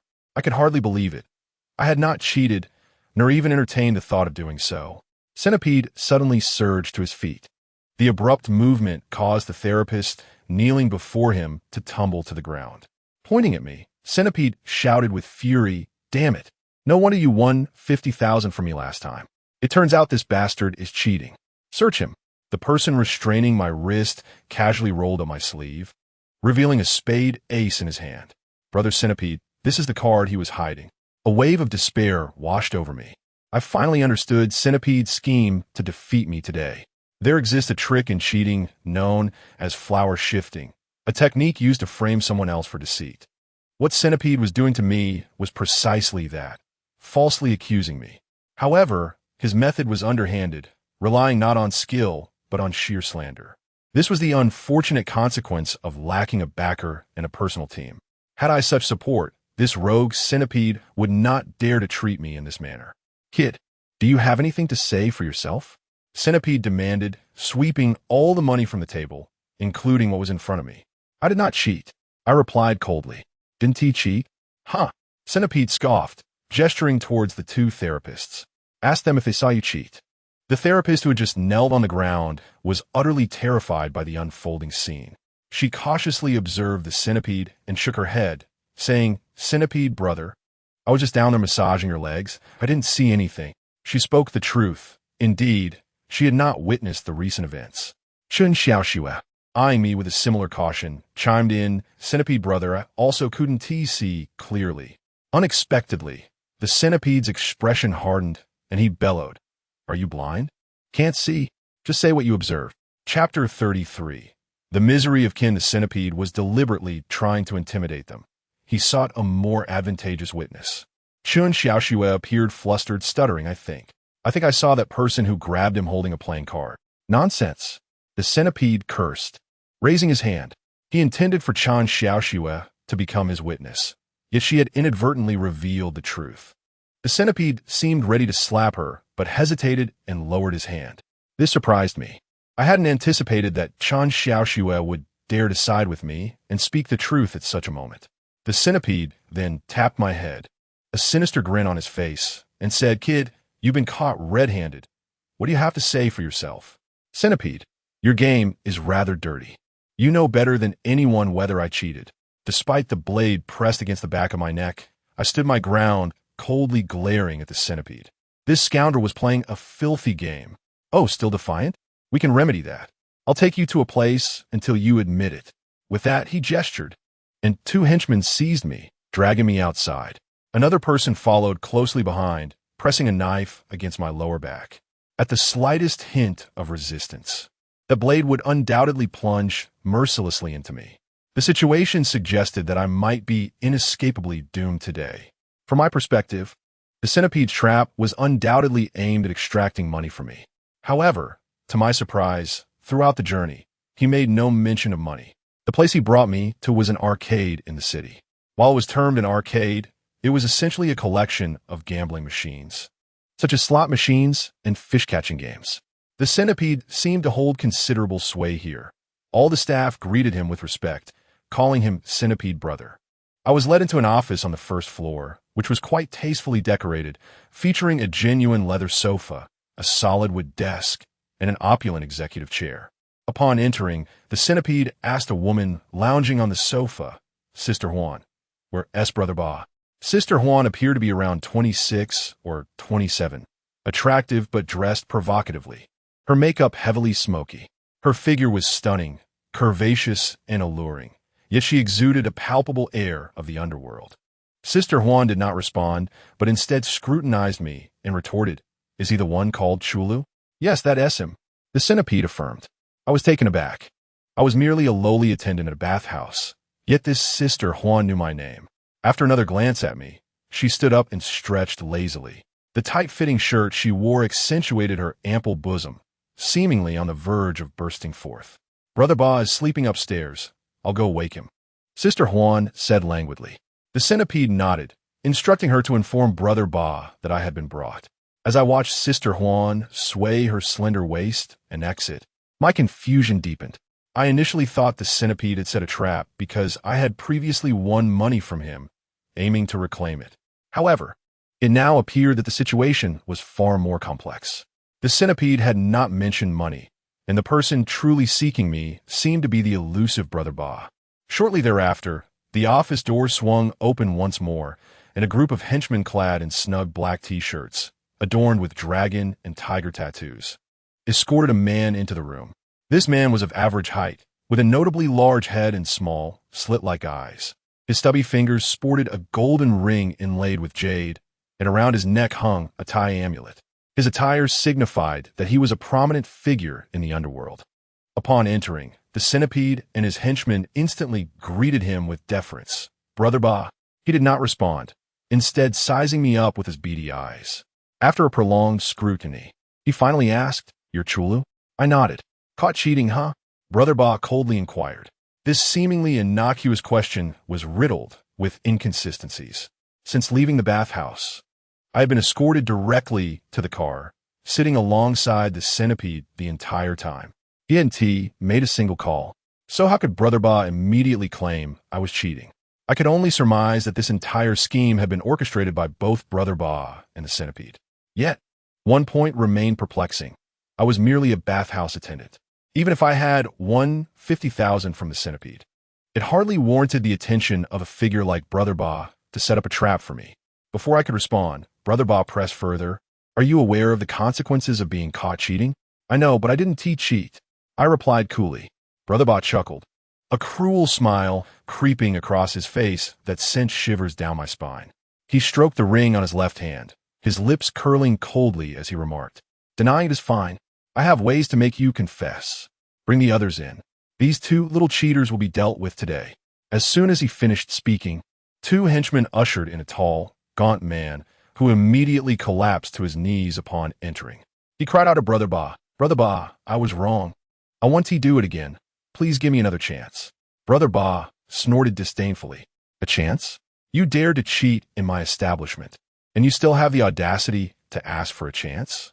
With a wave of his hand, several henchmen shoved both me and the gaunt man toward the desk, pressing our hands firmly against it. The centipede stood to the side, watching us with a sinister expression, holding an iron hammer that had appeared seemingly from nowhere. The hammer was not particularly long, barely under a meter, but the head was substantial, akin to the size of a coarse porcelain bowl. Gripping the hammer, the centipede glared at us and asked, "Which of you will go first?" As soon as he finished speaking, the gaunt man began to wail in despair. "Brother Ba, I was wrong. Spare me. I'll be your servant. Just let me do anything you ask." Yet Brother Ba didn't even glance at him. His gaze fixated on me. Suddenly, Brother Ba's lips moved, coldly uttering two words, "Proceed." With the command given, a dull thud echoed, shaking me to my core. The gaunt man beside me let out a blood-curdling scream, a sound so piercing it sent chills down one's spine. His palm was left a bloody mess, his fingers unrecognizable. Witnessing this scene, I couldn't help but feel a wave of sorrow. The plight of the gaunt man stirred a sense of kinship within me. This was the underworld. This was the life of a cheater. In the gambling realm, it is often said that novices fear the seasoned fear the experts, and the experts fear the masters, while the masters dread the possibility of failure. Once failure occurs, there is no turning back. The gaunt man writhed on the ground in agony, as those around him seemed desensitized to the violence. They observed with indifference. Sister Juan, the alluring woman, appeared somewhat annoyed, glancing disdainfully and saying, "What is all this howling? It's irritating. Just find a place to throw him out. He is an eyesore." Two henchmen promptly moved forward, dragging the gaunt man out. Every gaze in the room now shifted toward me, with the centipede wearing a malicious grin as he wiped the blood from the hammer with a handkerchief. "It's your turn." As he spoke, he deliberately glanced at my hands, clicking his tongue in admiration. These hands are indeed quite delicate. I wonder what they would look like after a single blow. Chapter 34. Another individual, I maintained a calm expression, silent and unresponsive. Sixth Master had once said that a top-notch card shark must remain unperturbed, even when the mountain seems to crumble before them.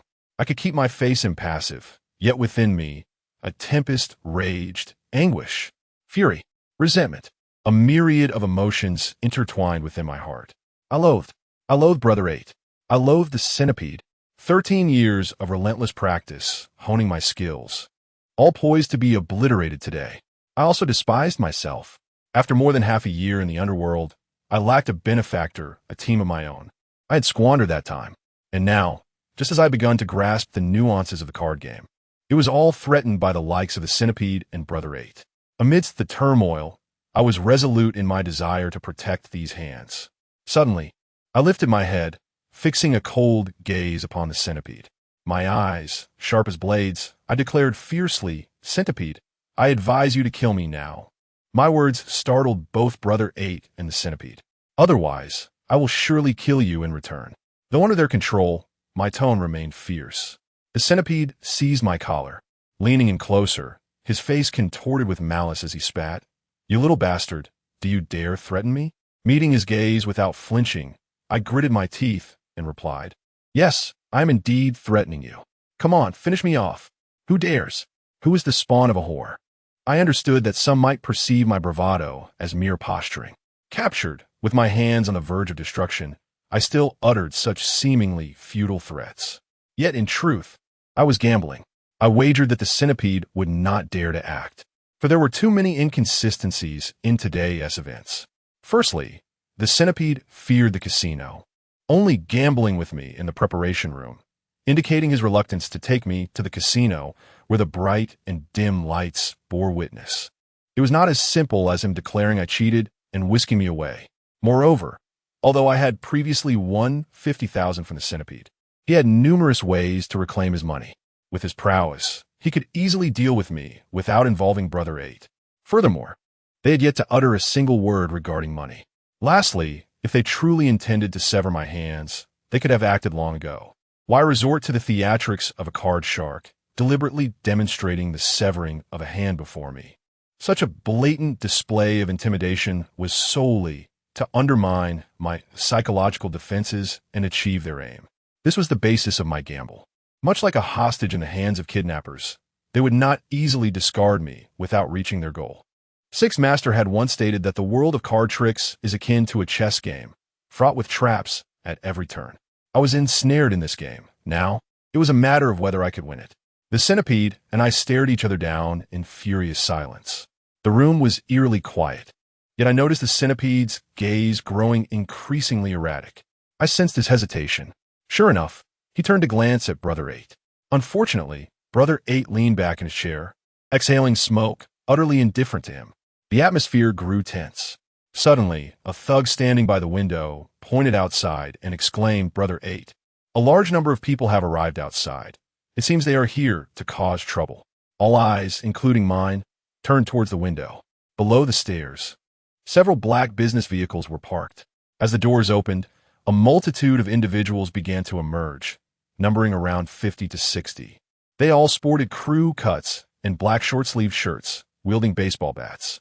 Upon exiting their vehicles, they lined up neatly, awaiting the last vehicle's occupants. When the door of the final car opened, a woman clad in a white dress, graceful and poised, slowly stepped out. Raising her head, she glanced at the sign of the arcade before ascending the stairs, flanked by the throng of black-clad men. The spectacle was quite imposing, causing passers-by to stop and stare. This woman was Su Mei. At that moment, she had shed her usual seductive demeanor, exuding an aura of resolute elegance, now imbued with a fierce resolve. Upon seeing Su Mei, warmth surged within me. Since the age of 6, aside from Sixth Master, it seemed no one had cared about my well-being. Yet now, as I was bound by the centipede, Su Mei had arrived with the casino security. I was but a trivial figure, yet for my sake, she had assembled such a formidable display. This kindness I must remember. Upon spotting Su Mei, Brother 8's brows furrowed. He promptly rose and instructed the centipede, "You lot, keep a close watch on this kid. Centipede, unless I call for you, do not step out, and none of you utter a word." With that, Brother 8, along with several thugs and the enchanting Huan Jie, exited the office. One of his subordinates immediately locked the door. To prevent me from shouting, the centipede had his men tape my mouth shut. I offered no resistance, remaining still as I gazed out the window.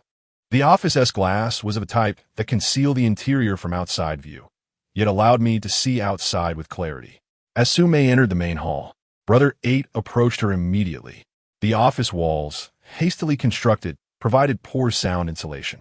While the centipede and his men might not hear the exchange clearly, I could catch every word.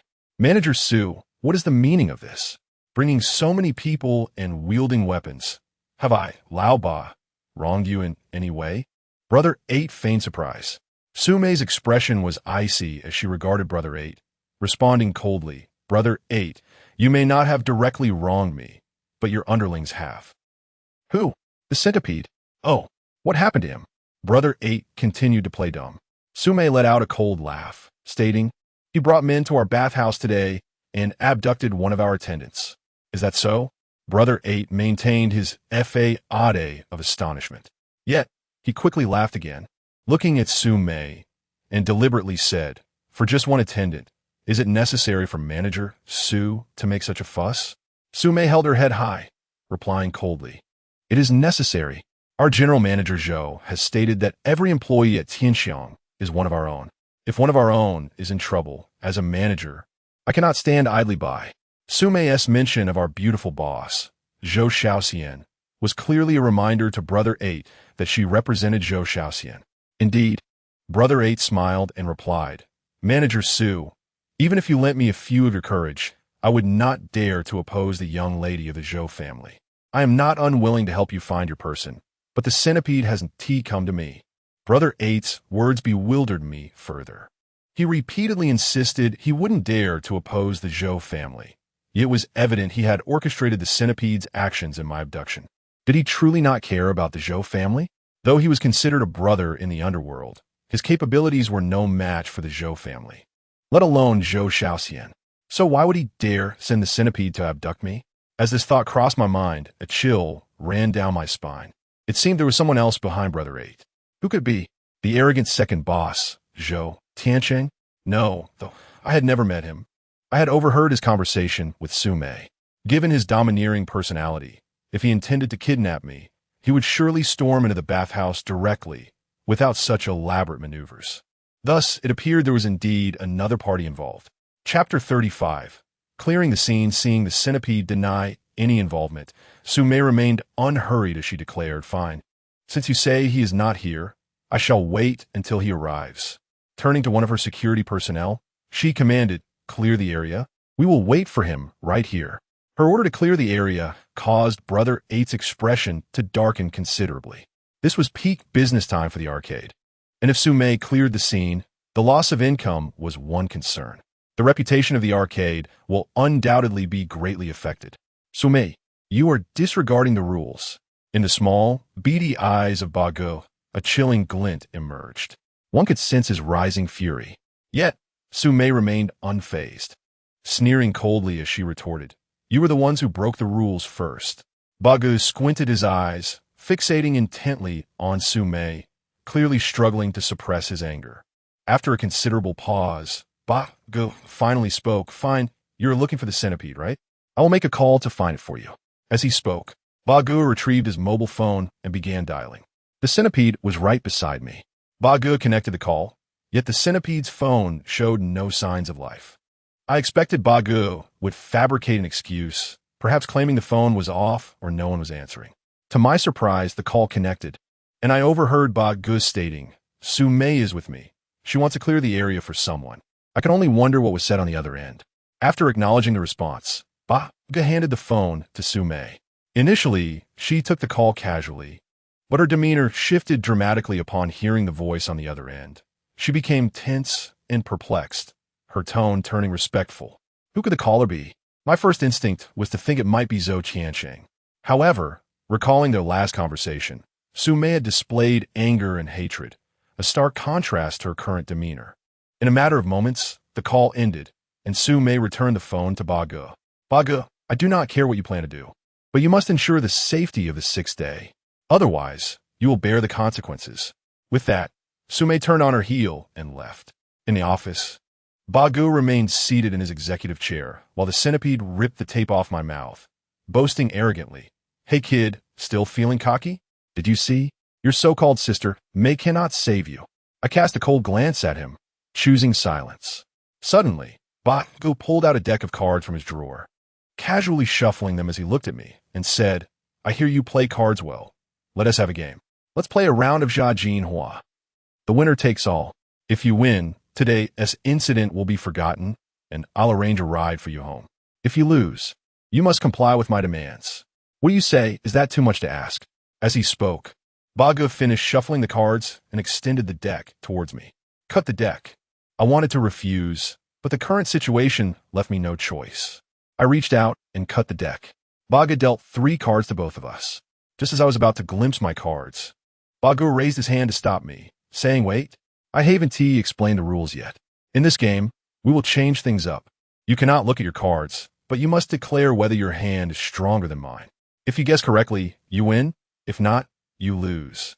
As Bagu finished speaking, his subordinates, including the alluring Huan Jie, gathered around, drawn by the thrill of gambling.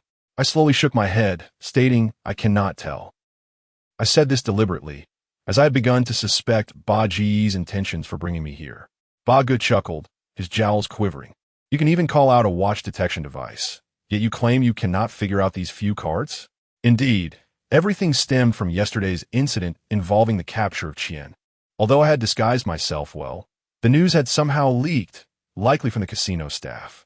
However, one question lingered. Bagu was not a subordinate of the second boss, Zhou Qiansheng. So who was behind him? Why did they have such a keen interest in this matter? Now, tell me, whose hand is stronger? Ba Ji's thick fingers tapped the table a few times. I had been watching closely while he shuffled, and I was fully aware of the order of the cards. He had dealt me a 3-of-a-kind 10, while his hand consisted of a king, a 9, and a 6. On the surface, my hand was stronger. However, I knew that Bagu had concealed 2 kings during the shuffle. This situation was essentially a deadlock for me. If I claimed my hand was stronger, he would surely switch his cards to 3 kings. If I stated his hand was better, he would not exchange. I could not even accuse him of cheating, considering his status in the underworld. All eyes were on me, curious to see if I could discern whose hand was superior. I pondered for a moment before asking, "Bagu, may I smoke a cigarette to think?" Ba Ji's soft Chinese cigarettes were right on the table. Upon my request, he handed me one. I stepped forward to take the cigarette and reached for his lighter on the table. Just as I was about to grasp it, I suddenly pivoted, swiftly seizing Ba Ji's 3 cards instead. Looking at him, I calmly declared, "Bagu, I bet this hand is mine." I laid out his 3 cards on the desk, king, 9, and 6, before revealing my 3-of-a-kind 10. I had one, denying him the chance to swap his hand. Bagu paused for a moment before bursting into laughter. "Not bad. Quite interesting." Bagu realized I had caught on to his card concealment. He handed me the lighter next to the teapot. "You have one. Let bygones be bygones. However, everyone outside knows that I, Qian Lao Ba, am a man who values friendships. On the 6th day, I would like to befriend you." Although I was unaware of Ba Ji's connections, it was evident that they had kidnapped me for one reason only, my card skills. This game of chance was merely a test of my perception, to see if I could detect his trickery. I lit a cigarette, inhaling deeply, and said to Bagu, "I am open to friendship, but I do not appreciate your methods of making friends." I was now certain of one thing. I was safe. Since they value my card skills, they would not harm me. As soon as I finished speaking, I heard the centipede beside me grumble. "How dare you speak to Bagu like that?" The centipede's eyes bulged in anger as he glared at me. Bagu remained silent, leisurely seated in his chair, seemingly eager to see how I would handle the centipede's provocation. I maintained my calm demeanor, looking at the centipede and calmly asking, "Centipede, do you think I cheated today?" Chapter 36. Integrity is paramount upon seeing that I refused to engage with him and instead posed a question. The centipede's brows furrowed, his eyes widening in fury as he threatened, "I'm asking you a question. How dare you speak to Bagu like that? I'm giving you one last chance. Apologize to Bagu." I suddenly laughed. In the past decade, my laughter had been fewer than 10 times, but this time, it was different. It was a cold, furious laugh. Suddenly, I raised my hand, swiftly grabbing the teapot from the desk, and swung it with all my might at the centipede's head. Bang! The sharp sound echoed as the centipede staggered and collapsed to the ground. The glass teapot shattered instantly, and shards of glass flew in all directions. The centipede, now on the floor, seemed to struggle to rise but ultimately failed. Tea and blood mingled, trickling down his shiny bald head. "Don't you dare move. You bastard. You want to die? How dare you hit Brother Centipede? Get him." The room erupted into chaos as the centipede's men surged toward me. I ignored them entirely, gripping a shard of glass and pressing it against the centipede's carotid artery, shouting, "Who dares to move? I will kill him immediately," with a slight increase of pressure. A surge of blood gushed forth from the centipede's neck, a sight evident even to the most naive observer. It was clear that should anyone dare to intervene, I would unhesitatingly sever the centipede's artery. All fell silent, and at that moment, the parrot rose to his feet. "Brother, do not act rashly." I paid no heed to the parrot, instead fixing my icy gaze upon the centipede and coldly inquiring, "Centipede, I have just spoken to you. Either you kill me, or I shall kill you." The centipede remained silent, yet his eyes bore a fierce, threatening glare. He was still defiant. I pressed on, "Let me ask you once more. Did I cheat today?" The centipede offered no reply. I scoffed. Some only shed tears when faced with a coffin. Before me, he still wished to play the hero. With a swift motion, I flicked the shard of glass upward, and blood immediately sprayed forth. The centipede let out a wretched scream, hastily shouting, "You did not cheat. You did not cheat. It was I who framed you." The centipede had cowered. Even the most hardened individuals find it difficult to remain unmoved when confronted with life and death, unless they truly fear nothing, like myself. Perhaps, to others, the matter at hand rendered my innocence inconsequential. But to me it was different. If I had indeed cheated and been caught, I would willingly accept the consequences for my lack of skill. However, if I had not cheated yet was falsely accused, I must seek justice. Otherwise, not only would I disgrace Sixth Master, but I would also betray the teachings of the old gentleman over the past 13 years. Though trivial, my honor was of utmost importance. "Brother, grant me this favor and release him," the parrot implored once more. His address had shifted thrice from kid to sixth to brother. I internally scoffed. To call me brother, I must first determine his worthiness. Although I held little respect for the parrot, I still chose to grant him this favor.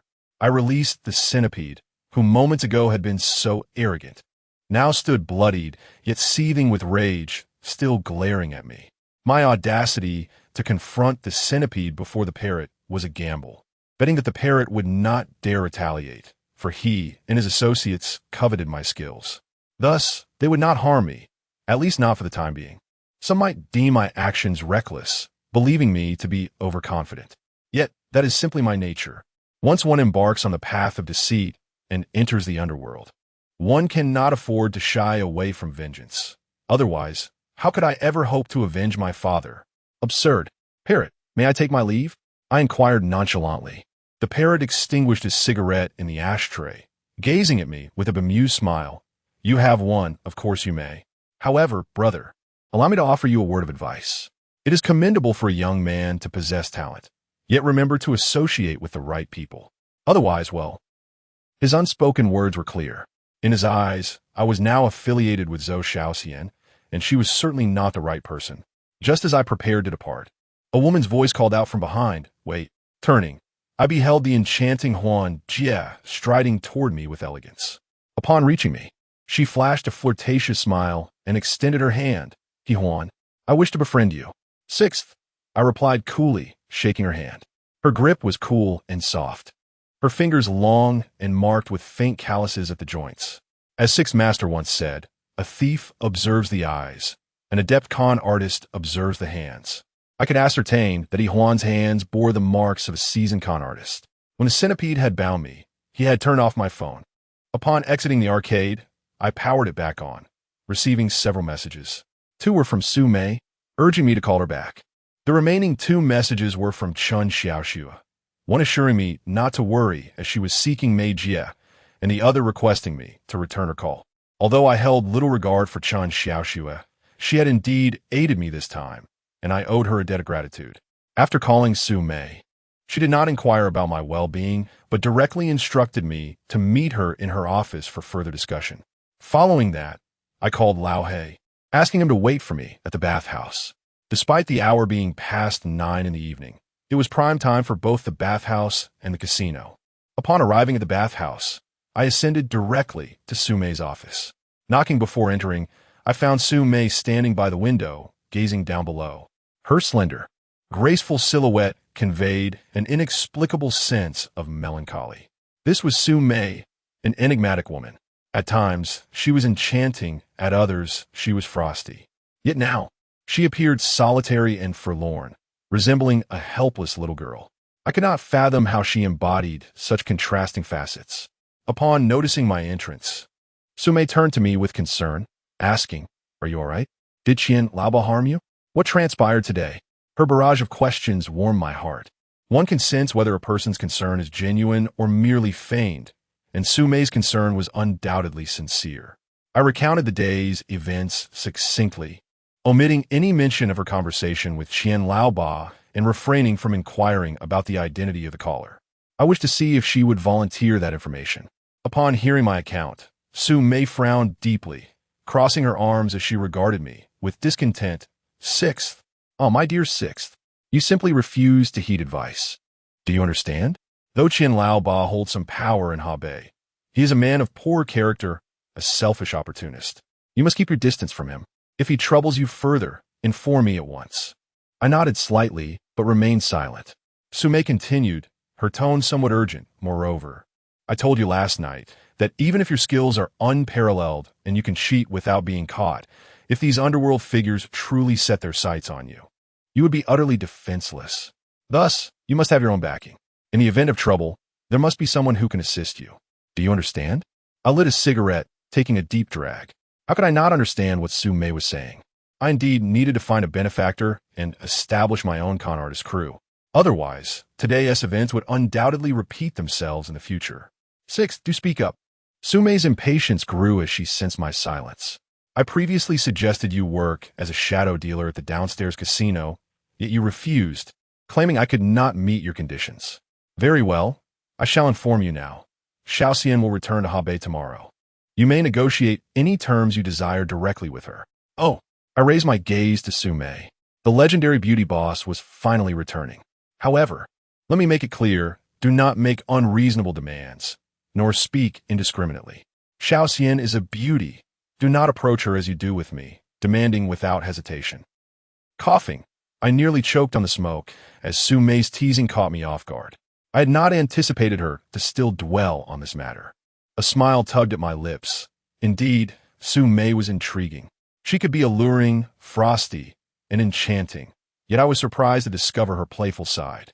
Noticing my bemused cough, Su Mei shot me a reproachful glance and admonished, "Did you hear what I said?" I nodded. "I heard you. I shall meet with this General Zhou tomorrow. Most importantly, do not speak foolishly. Remember that." Su Mei shot me another glare. I nodded slightly in agreement. Satisfied with my compliance, Su Mei turned to her drawer, retrieving 2 sets of car keys, handing them to me. "In the parking garage below, there is a black Santana 2000, the latest model. All the paperwork is in the car. Have a look. If the color does not suit you, I can have it changed tomorrow." All right, you may go now. Su Mei was efficient, ensuring that matters discussed yesterday were resolved today. I initially desired nothing more than a car priced around 100,000. However, the price of this vehicle seems to hover around 180 to 90,000. I refrained from exchanging pleasantries, and, seizing the keys, I prepared to depart. Just as I reached the doorway, I heard Su Mei's voice calling from behind.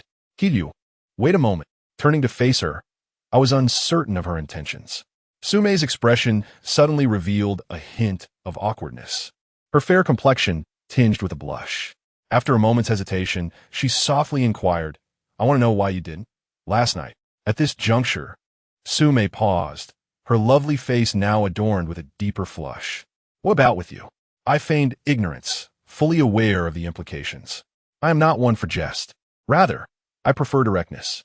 Yet at this moment, I felt a playful urge to tease Su Mei. She shot me a disgruntled glance, retorting, What do you mean? Shaking the car keys, I confidently replied, Because you will inevitably be mine. Why should I rush? Dream on. Su Mei scoffed, though her demeanor was undeniably charming. I thought perhaps you found me lacking, I continued. You know, being alone together and not engaging in any activities. I began to wonder if I fell short or if I lacked femininity. My laughter erupted, genuine and heartfelt. Such is the nature of women, contradictory beings. When you desire them, they resist and feel wronged, expressing their dissatisfaction in myriad ways. Yet, when you heed their wishes and do nothing, they begin to question if you find them unappealing. So you can smile after all. Su Mei rolled her eyes at me once more. Indeed, I can smile. It has simply been years since such laughter emanated from the depths of my being. Upon reaching the lobby, before I could exit, I heard someone calling my name from behind. Turning around, I saw Chen Xiaoxue, her high heels clicking as she hurried towards me. She was cautious, almost anxious, as she approached, and I found it amusing. Upon reaching my side, she grasped my arm as if fearing a fall and exclaimed, Qi Lu, are you all right? I saw you heading upstairs and assumed you were with Mei Jia, so I didn't call out. I've actually been waiting for you in the lobby for quite a while. I understood that Chen Xiaoxue had been waiting to discuss today's matters. Nodding, I replied, Thank you for today. I'll treat you to a meal soon. Although I wasn't particularly fond of Chen Xiaoxue, she had indeed assisted me today, and I owed her a debt of gratitude. With that, I turned to leave, but she followed closely behind, asking, Where are you headed? Why wait for later? Treat me today instead. I have friends waiting for me. As we exited, we found Lao He pacing idly in the parking lot. Seeing us together, he paused, his expression one of confusion as he pointed at us, asking, What's going on here? Innocent. I clarified. After I had one Chen Xiaoxue away from Ho Jun, she had parted ways with him. Lao He must have assumed that I had taken her as my girlfriend, so I felt compelled to explain. Just as I finished, Chen Xiaoxue tilted her head and playfully remarked, Well, that may not be the case after all. Who knows what could happen later? I disregarded her teasing and directly asked Lao He, Do you know how to drive? Yes, we all took the driving test together when I was on the fighting team. I tossed the car keys to Lao He and pointed to a brand new Santana 2000 parked nearby, declaring, You will drive this from now on. What? Both Lao He and Chen Xiaoxue looked at me in disbelief. The Santana 2000 is considered a mid to high-end vehicle in this era. In 2000, the average salary was merely over 1,000, and for ordinary individuals like us, spending nearly 200,000 on such a car seemed like a wild fantasy. I chose to give the car to Lao He because my current identity was unsuitable for driving. Having a vehicle would facilitate his outings and elevate his status. Once inside the car, Lao He cautiously stroked the steering wheel while Chen Xiaoxue curiously surveyed the interior. Where did this car come from? Did you win it? She inquired, but I remained silent. With someone like Chen Xiaoxue, it was prudent to share as little information as possible. Noticing my lack of response, she promptly patted Lao He on the back, saying, Listen, Lao He, drive carefully. Not only must you be Qi Lu's driver, but you also need to act as his bodyguard. Today, he was nearly kidnapped by a centipede.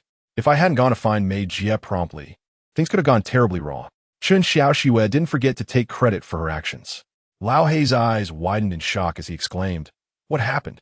I briefly recounted the events, omitting certain details.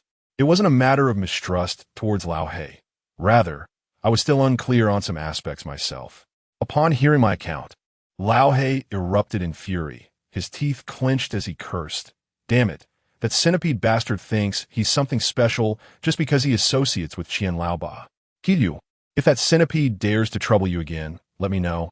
Regardless of Qian Laoba, I'll smash his head in or run him over. I knew Lao He had that fierce spirit, but I also understood that the intricacies of the underworld cannot be resolved through violence alone. As a famous movie line would later assert, the underworld is not merely about fighting. It encompasses the complexities of human relationships. After a few more casual exchanges, Lao He shifted the conversation, saying, "By the way, Sixth Master, I've recently learned of two promising opportunities. However, they play high stakes, and, without an introduction, we can't get in." I had previously asked Lao He to scout for such opportunities. While casinos can yield profits, they are also rife with dangers and deceit. Occasionally visiting to make some money is acceptable, but frequent attendance risks drawing unwanted attention. Upon hearing Lao He's words, Chun Xiaoshui's eyes sparkled with excitement as she looked at me, saying, "Are you looking for a game? I know of one. They play big stakes, and it's at a tea house owned by a friend of mine. I can take you there." Chapter 38. Secrets within the sleeve. This was, in fact, Chun Xiaoshui's ulterior motive for approaching me. Ever since she learned of my identity as a card shark, she has been eager to associate with me. After all, the financial gains from card games far surpass her earnings from massage and other transactions. Initially, I had no intention of entangling myself with Chun Xiaoshui, but having incurred a debt of gratitude today, it seemed fitting to repay it now. I decided to be straightforward with her, asking, "How much do you want?" Chun Xiaoshui appeared taken aback for a moment, but quickly responded with a smile, "The amount doesn't matter. If you win, just reward me with something. I'm not greedy at all." I chuckled internally. Her claim of being unready was dubious at best. When she worked at my place, I had asked her to take 500 for a massage, yet she had pocketed 1,000. Such a woman's words could not be trusted. "Fine, I'll give you 30%, but this is a one-time deal. No more in the future." I could sense Chun Xiaoshui's disappointment, yet she nodded in agreement. The tea house she mentioned is called Pinmingju, a venue of moderate to high quality. According to her, her friend had once been a technician, occasionally engaging in less reputable transactions. Eventually, she caught the eye of a patron who decided to support her by opening the tea house, where he would often gather friends to gamble. By the time we arrived, it was already past 10 in the evening, yet the card game in the private room was still in full swing. Chun Xiaoshui's friend greeted us warmly. Upon our arrival, she invited me and the old black man to join the game. However, I declined, adhering to my usual practice of observing from the sidelines first. The game they were playing was called Jinhua, involving 6 players. The stakes were set at 100 to 500, with a cap of 20,000. Each player was required to put down 100 as a blind bet, regardless of whether they chose to follow or not. The maximum bet could be 500, and if a player went all in for 500 without revealing their cards, those who wish to see must match with 1,000.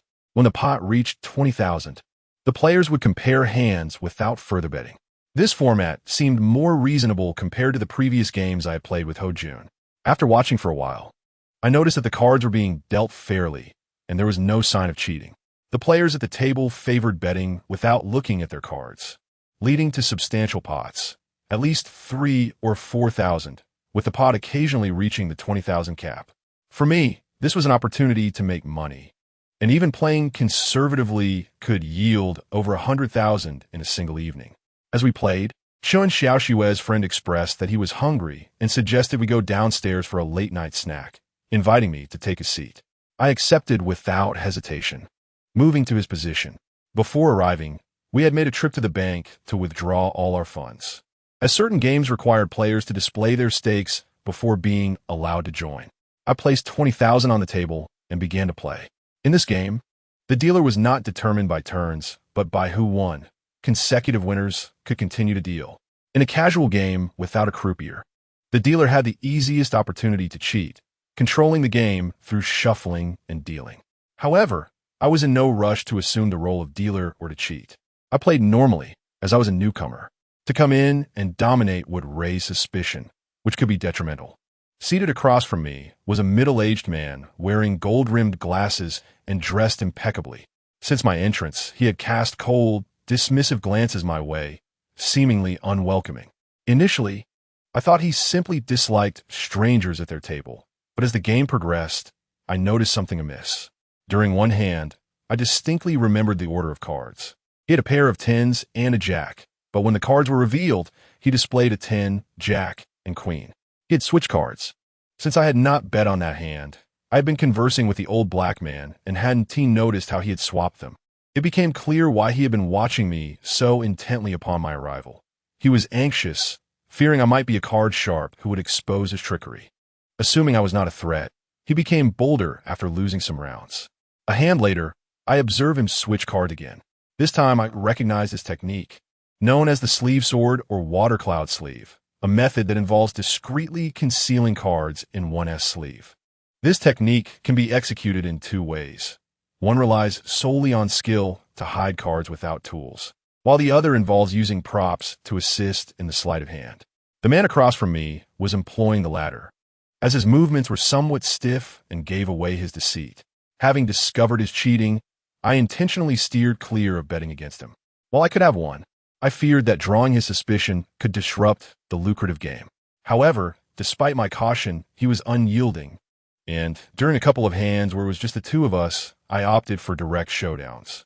Although he won both, he seemed dissatisfied, muttering complaints about the stakes.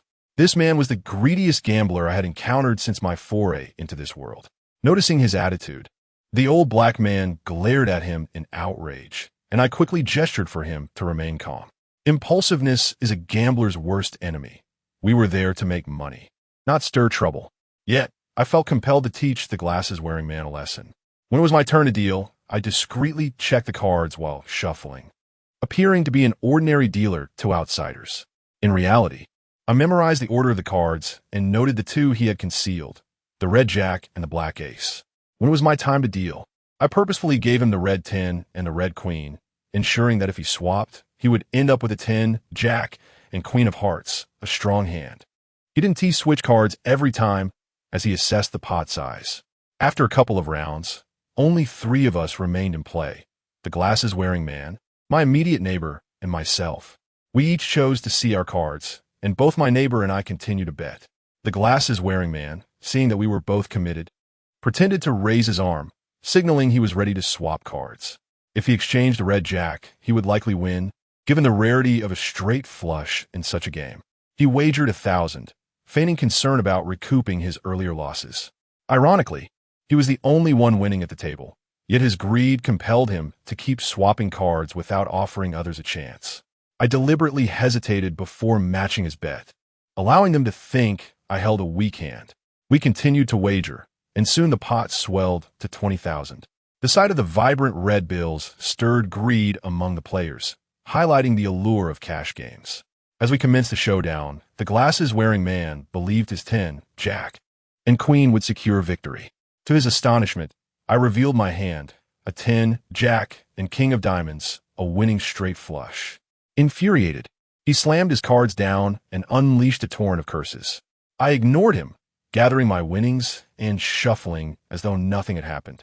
In the subsequent rounds, I adopted a more conservative strategy, folding and losing significantly more often than I won, creating the illusion of a losing player.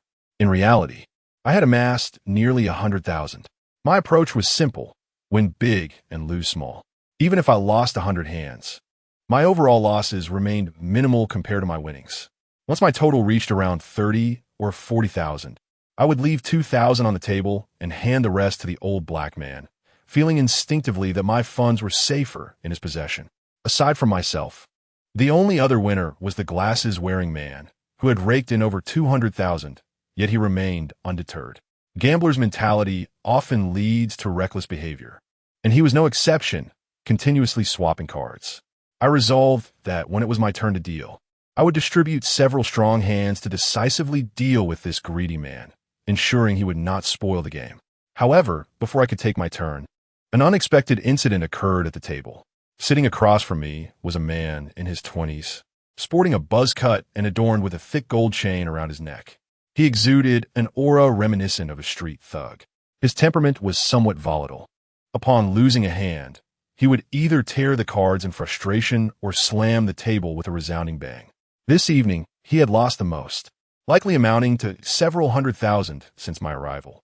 He held a decent hand, a straight, yet still lost to the glasses-wearing gentleman's flush. Infuriated, he flung the cards onto the table and grabbed his phone, seemingly calling someone to bring him money at the tea house's private room.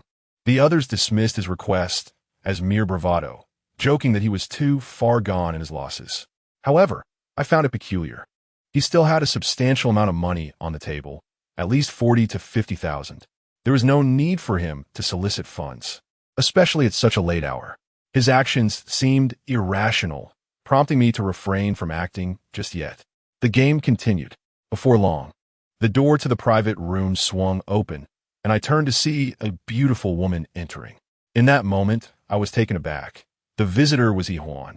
Unlike our earlier encounter at Baji's, she was now devoid of heavy makeup, opting for a subtle look instead.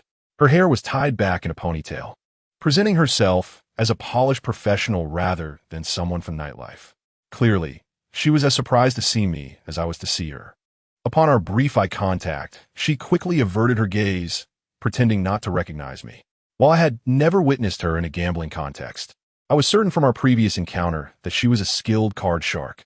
It became evident she had been summoned by the man in the gold chain due to his mounting losses, either to assist him in winning back his money or to help him catch a cheat.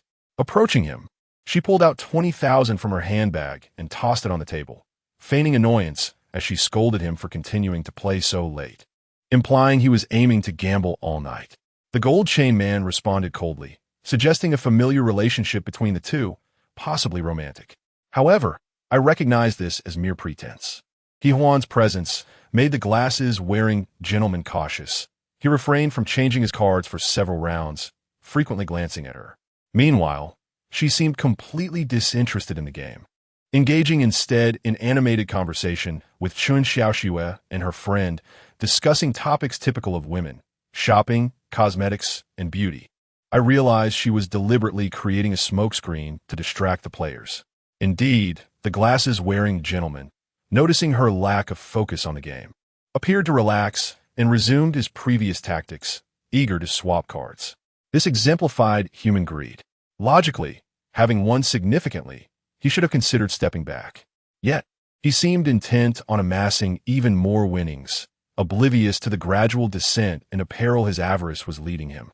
In this round, he dealt himself a pair of kings. Typically, such a hand would warrant 2 rounds of play.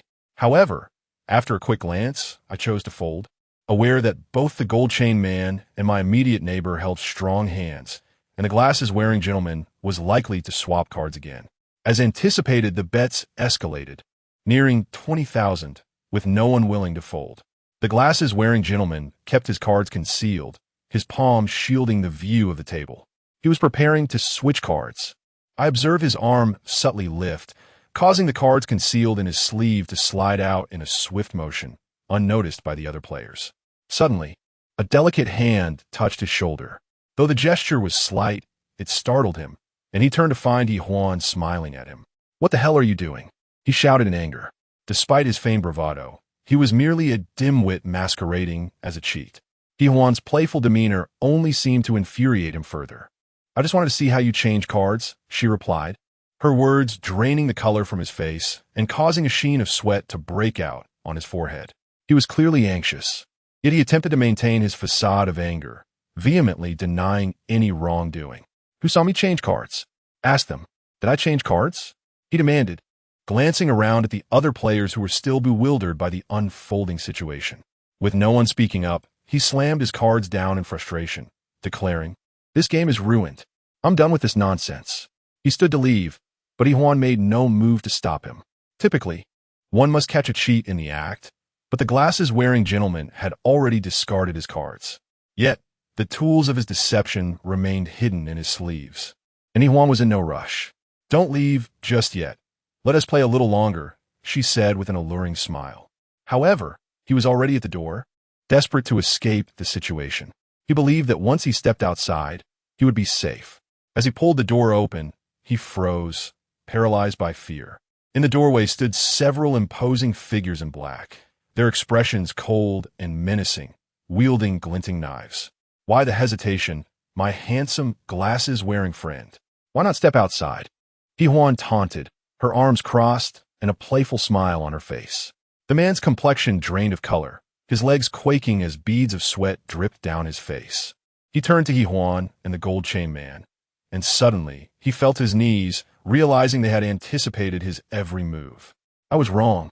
Please, have mercy. I'll return the winnings. I promise. He pleaded, tears streaming down his face. Huan's response was a chilling laugh as she approached him, her heels clicking against the floor. With a swift motion, she yanked down his outer garment, revealing a simple, sliding mechanism hidden in his sleeve, complete with 2 cards resting atop it. You scoundrel. You truly were cheating. Realization dawned on the other gamblers, who had previously been oblivious to the situation. The gold chain man stepped forward, his expression dark. Without uttering a word, he delivered a swift kick to the glasses-wearing gentleman's face, blood gushing from his nose and mouth. You bastard. I've lost over 500,000 in the past few days, and always sensed something was amiss. How dare you cheat me? He yelled, landing another blow. The glasses-wearing gentleman curled up on the ground, too terrified to move, only able to beg for mercy. Stay there and kneel quietly, the gold chain man commanded. I shall tidy you up slowly later. As he spoke, Jean Lianzi turned to look at Huan and inquired, Has anyone else cheated in this round? No. Huan shook her head. Impossible. Jean Lianzi's tone was resolute as he bellowed. His outburst caused the other gamblers to exchange glances filled with suspicion. Could it be that others had indeed cheated? Suddenly, Jean Lianzi turned and pointed at me, asking Huan what about him. Did he cheat? Both Huan and I were momentarily taken aback. I had indeed cheated, but I had merely employed techniques of shuffling and dealing. If he had seized my hand at that moment, he would have found no flaws, nor could he have produced any evidence. Huan glanced at me, fully aware that I was a cheater. It was impossible for a cheat to be present in such a game without employing his skills. Yet, she still shook her head, stating he didn't cheat. Jean Lianzi scoffed. Nonsense. I don't believe it. The guy in glasses cheated, and he won against the one in glasses. Are you trying to fool me? Jean Lianzi's reasoning seemed somewhat plausible, yet in reality, it was mere conjecture. The man with glasses could only switch cards. He did not possess the skills of shuffling and dealing. Therefore, he had no knowledge of the cards held by others. Even if he switched cards, he could not win every time. He was merely wagering with 5 cards against our 3, thus increasing his odds, but that did not prove I had cheated as well. Huan frowned and softly said to Jean Lianzi, Brother Wu, you are merely suspicious. You have no evidence. Besides, I truly did not see him cheat. Brother Wu, let's deal with the guy in glasses first. You know Bagu does not allow you to gamble. I didn't even dare to mention it to Bagu when you asked me to come here. Huan offered her gentle counsel, but unexpectedly, the irritable Jean Lianzi shot her a glare, seething, Don't you dare use Bagu to pressure me. I spent 3 years inside. What's wrong with gambling a few hands now? Let me tell you, Huan, you are merely a guard dog for Bagu, and don't think you can give me orders here. Do you understand? I had presumed Huan held a significant position with Bagu, but it appeared otherwise. At least, this Wu did not regard her as an equal. Huan's expression was a mixture of awkwardness and resentment. She cast a glance at me and fell silent. Wu completely disregarded Huan and directly questioned me. Kid, I ask you, did you cheat or not? If you dare to utter a single lie today, you will never leave here. I shot Wu a cold glance, about to respond when suddenly, Lao Hei's naive voice interrupted. Is that so? I would like to see how you prevent him from leaving. As he spoke, Lao Hei clutched a chair tightly. I knew that should the conversation take a turn for the worse, Lao Hei would not hesitate to swing that chair. Clearly, Wu had not anticipated Lao Hei's interjection. He gestured towards the door, and 4 men wielding cleavers rushed inside. These individuals bore the marks of frequent scuffles, exuding a palpable air of experience. They positioned themselves in a formation, encircling both me and Lao Hei. Yet, Lao Hei showed no sign of fear. He brandished the chair, fixating his gaze on Wu. While I remained seated, casting a calm glance at Wu, I said coolly, according to your reasoning, Does that mean anyone who wins must have cheated? In Wu's expression faltered slightly. Although he suspected me, he had no solid evidence. Being a man of the underworld, he valued his reputation immensely. In front of so many, he did not wish to be perceived as a sore loser. Gradually, In Wu raised his hand, signaling his subordinates to clear the way, indicating he wished to converse with me. Before he could approach, however, the man in glasses, kneeling on the ground, suddenly shouted, "He definitely cheated. I saw it. His cards were hidden in his clothes. Otherwise, he wouldn't have won against me." Chapter 41.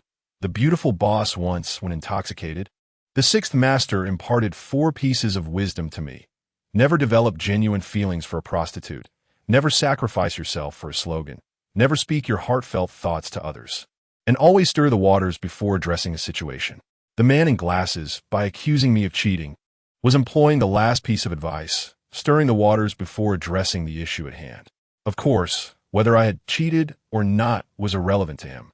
The crucial matter was that he sought to instigate a conflict between me and In Wu, as only then would he have a chance to escape. Upon hearing this, In Wu fixed his gaze on me, demanding, "What do you have to say now? Strip off your clothes. I need to inspect you." I had no desire to provoke In Wu, yet I could not allow him to act with impunity. I regarded him coolly and asked, "What if you find nothing? Then I shall let you go." He replied. I snorted coldly, shaking my head slowly. "That's not reasonable. If you find nothing, you must provide me with an explanation." "What explanation?" "If you prove I cheated, I have no objections to either paying you money or forfeiting my life. But if you find nothing, you either owe me 100,000 or you must apologize and bow down an apology." As soon as my words left my lips, In Wu's face turned ashen. His eyes seemed ready to ignite with fury. "You're seeking death." Whether I had cheated or not, men like In Wu valued their pride immensely. My demand for him to kneel and apologize was, in his eyes, a grave insult and provocation. As he began to advance towards me, I rose, seizing a chair and fixing my cold gaze upon him. In Wu was accompanied by 4 men. With Lao Hei's fighting prowess, dealing with the 4 would be effortless. In a one-on-one confrontation, In Wu would not stand a chance against me. Of course, this was not due to my exceptional fighting skills, but rather my resilience. With In Wu nearing me, I locked my gaze onto him, fully prepared for any sudden movement. In Wu mirrored my readiness, fists clenched, his face a mask of rage. The impending confrontation was on the verge of erupting into chaos. Suddenly, In Wu's phone began to vibrate. He paused, pulling out his phone, initially frowning, then casting a displeased glance at Yihuan. Answering the call, he spoke loudly, "Ba Ge, why are you calling me so late?" The voice on the other end belonged to Qian Laoba.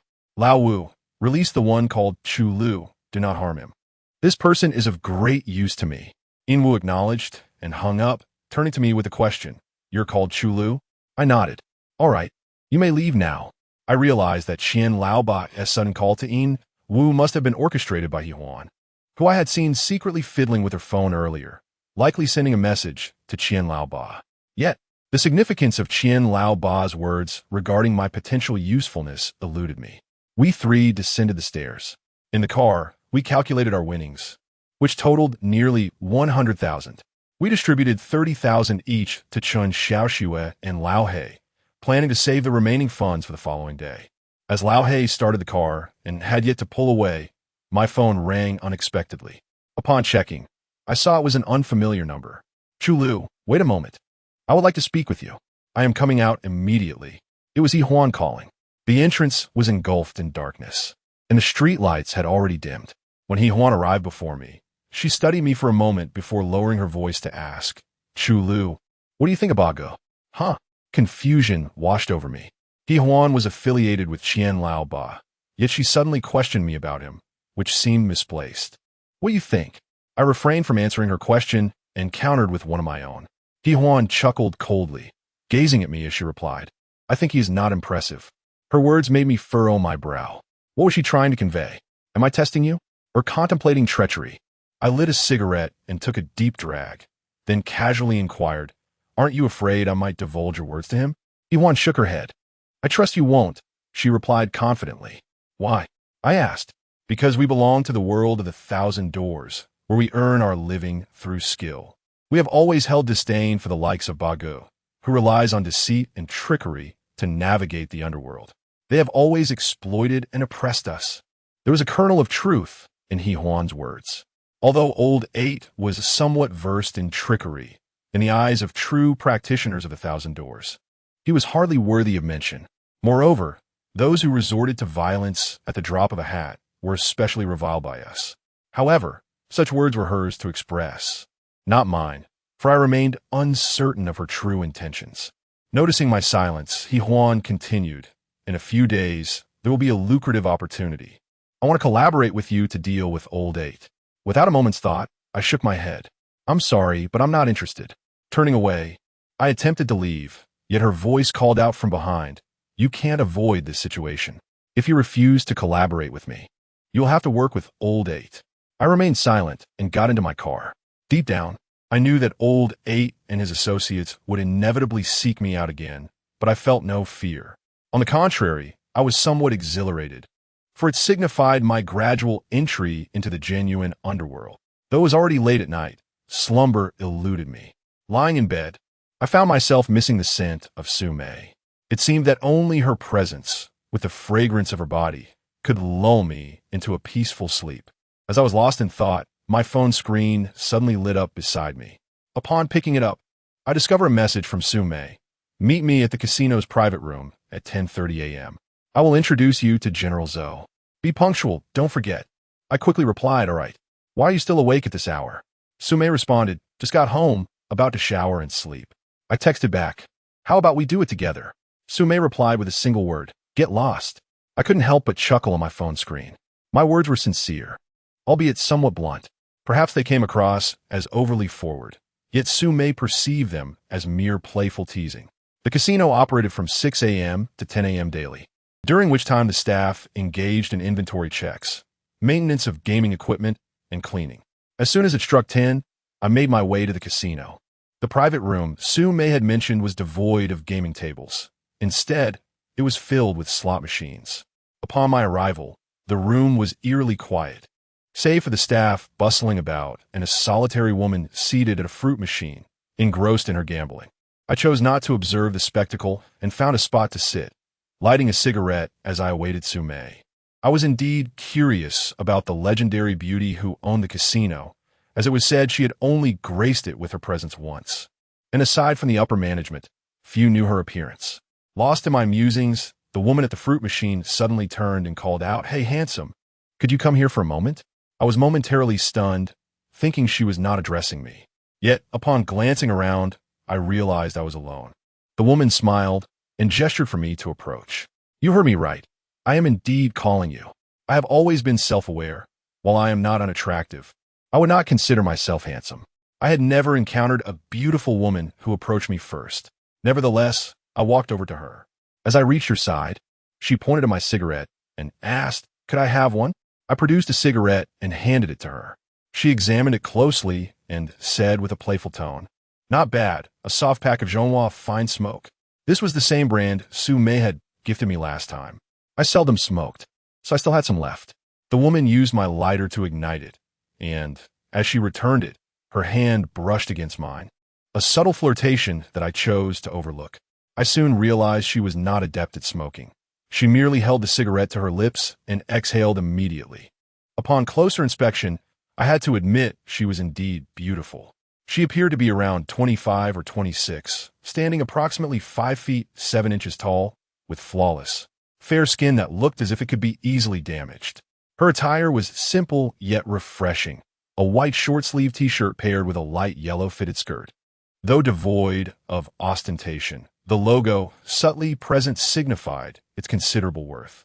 Despite her modest height, her legs were long, elegantly extended to one side as she sat before the fruit machine, exuding an aura that seemed to scream, "Look, my legs are exquisite." I had just taken a lighter when she suddenly called out to me again, "Hey, do you think I can win this round?" Huey's glänzte hier Appetit. She had placed maximum wagers on watermelon, double sevens, and double stars. In general, a full bet in an arcade or small gambling den is 99 points. But in a casino, it escalates to 999 points, with each point equating to 1 yuan. Her wager amounted to nearly 3,000 yuan for a single round.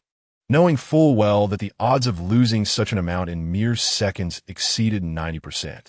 Anyone familiar with gambling machines knows they operate on programmed algorithms with predetermined win-loss ratios.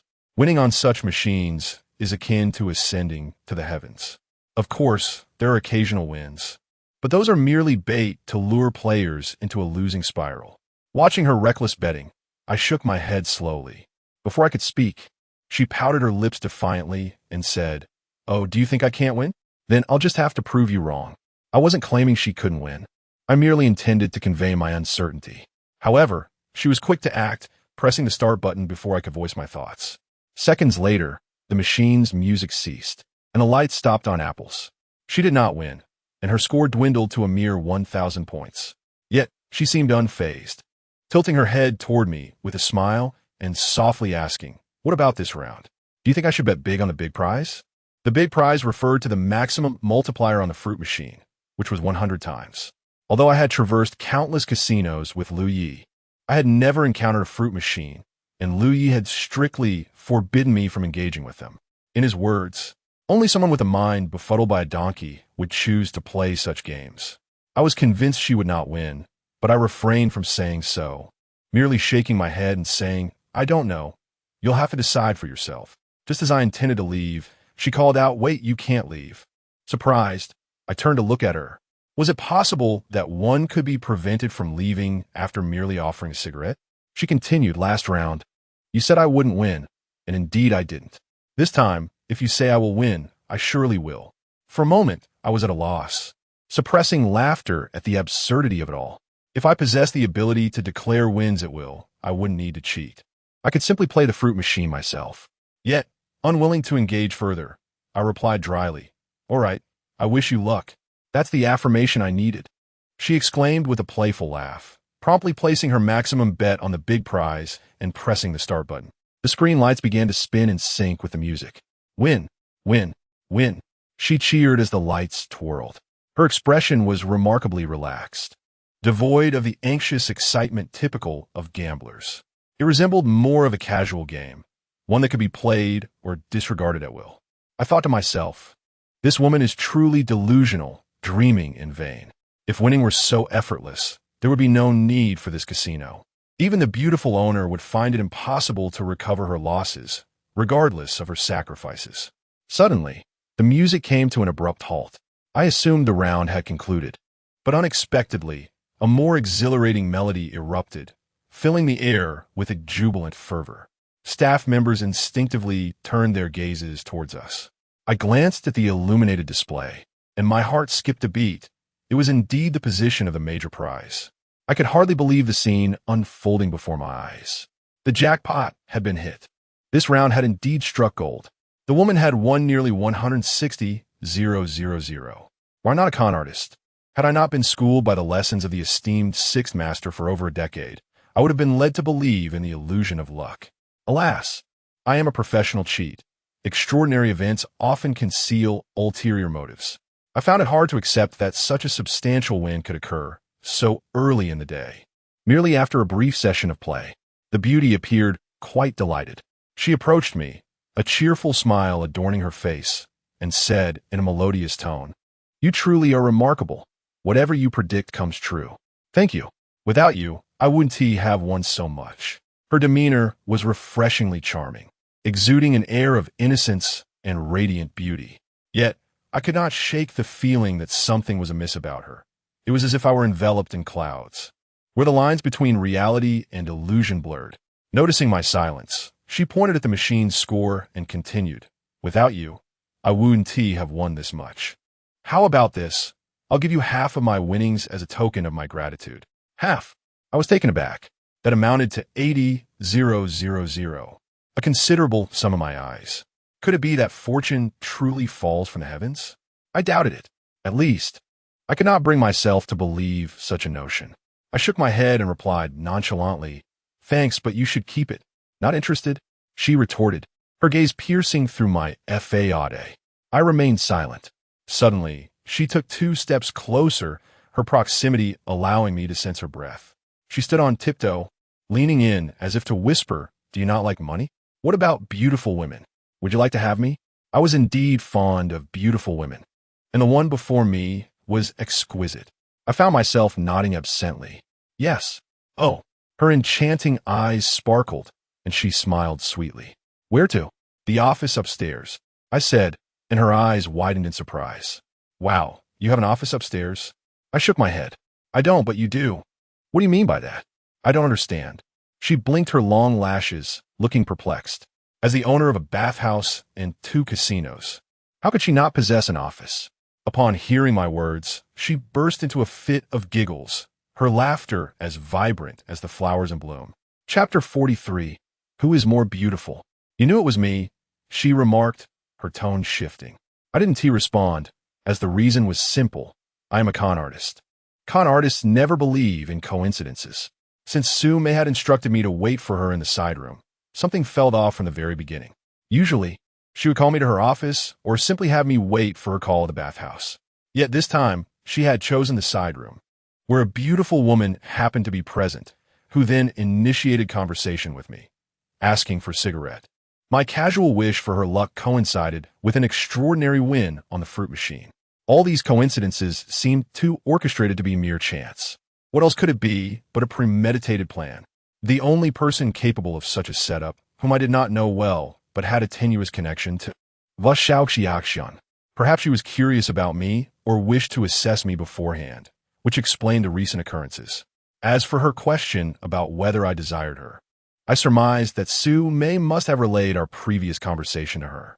She was merely toying with me. Not pursuing the matter further, Zhou Xiaoxian changed the subject, saying, "Since you know it's me, come with me." She then proceeded toward a private elevator reserved for the casino executives. As we ascended, I was astonished to discover a lavish office atop the building. The grandeur of the panoramic floor-to-ceiling windows, the hand-woven Persian carpet, the Belgian crystal chandelier, and the trendy office supplies were all breathtakingly expensive. Nearby, Sue May was leisurely sipping coffee at the refreshment bar. Upon our entrance, she stood and smiled at us, declaring, "It seems I need not introduce you. Already know each other." Zhou Xiaoxian chuckled lightly, glancing at me as she said, "He has figured me out, but he is not bad. Quite an interesting person." Sue May, seemingly pleased with Zhou Xiaoxian's assessment of me, nodded approvingly. From my initial encounter with Zhou Xiaoxian, her demeanor radiated a blend of purity and sunshine, with a hint of mischievousness. She appeared open and harmless, yet I held a different perspective. A woman who managed a bathhouse, 2 casinos, and could evoke such intense hatred in my second brother must possess some formidable cunning.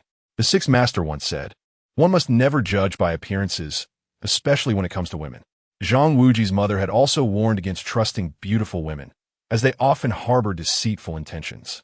Zhou Xiaoxian and Sue May settled side by side, their alluring legs on display before me. However, Zhou Xiaoxian did not offer me a seat, a stark contrast to Sue May's equal demeanor towards me. With a teasing smile, Zhou Xiaoxian languidly asked, "Which of us do you think is more beautiful, Su Lu?"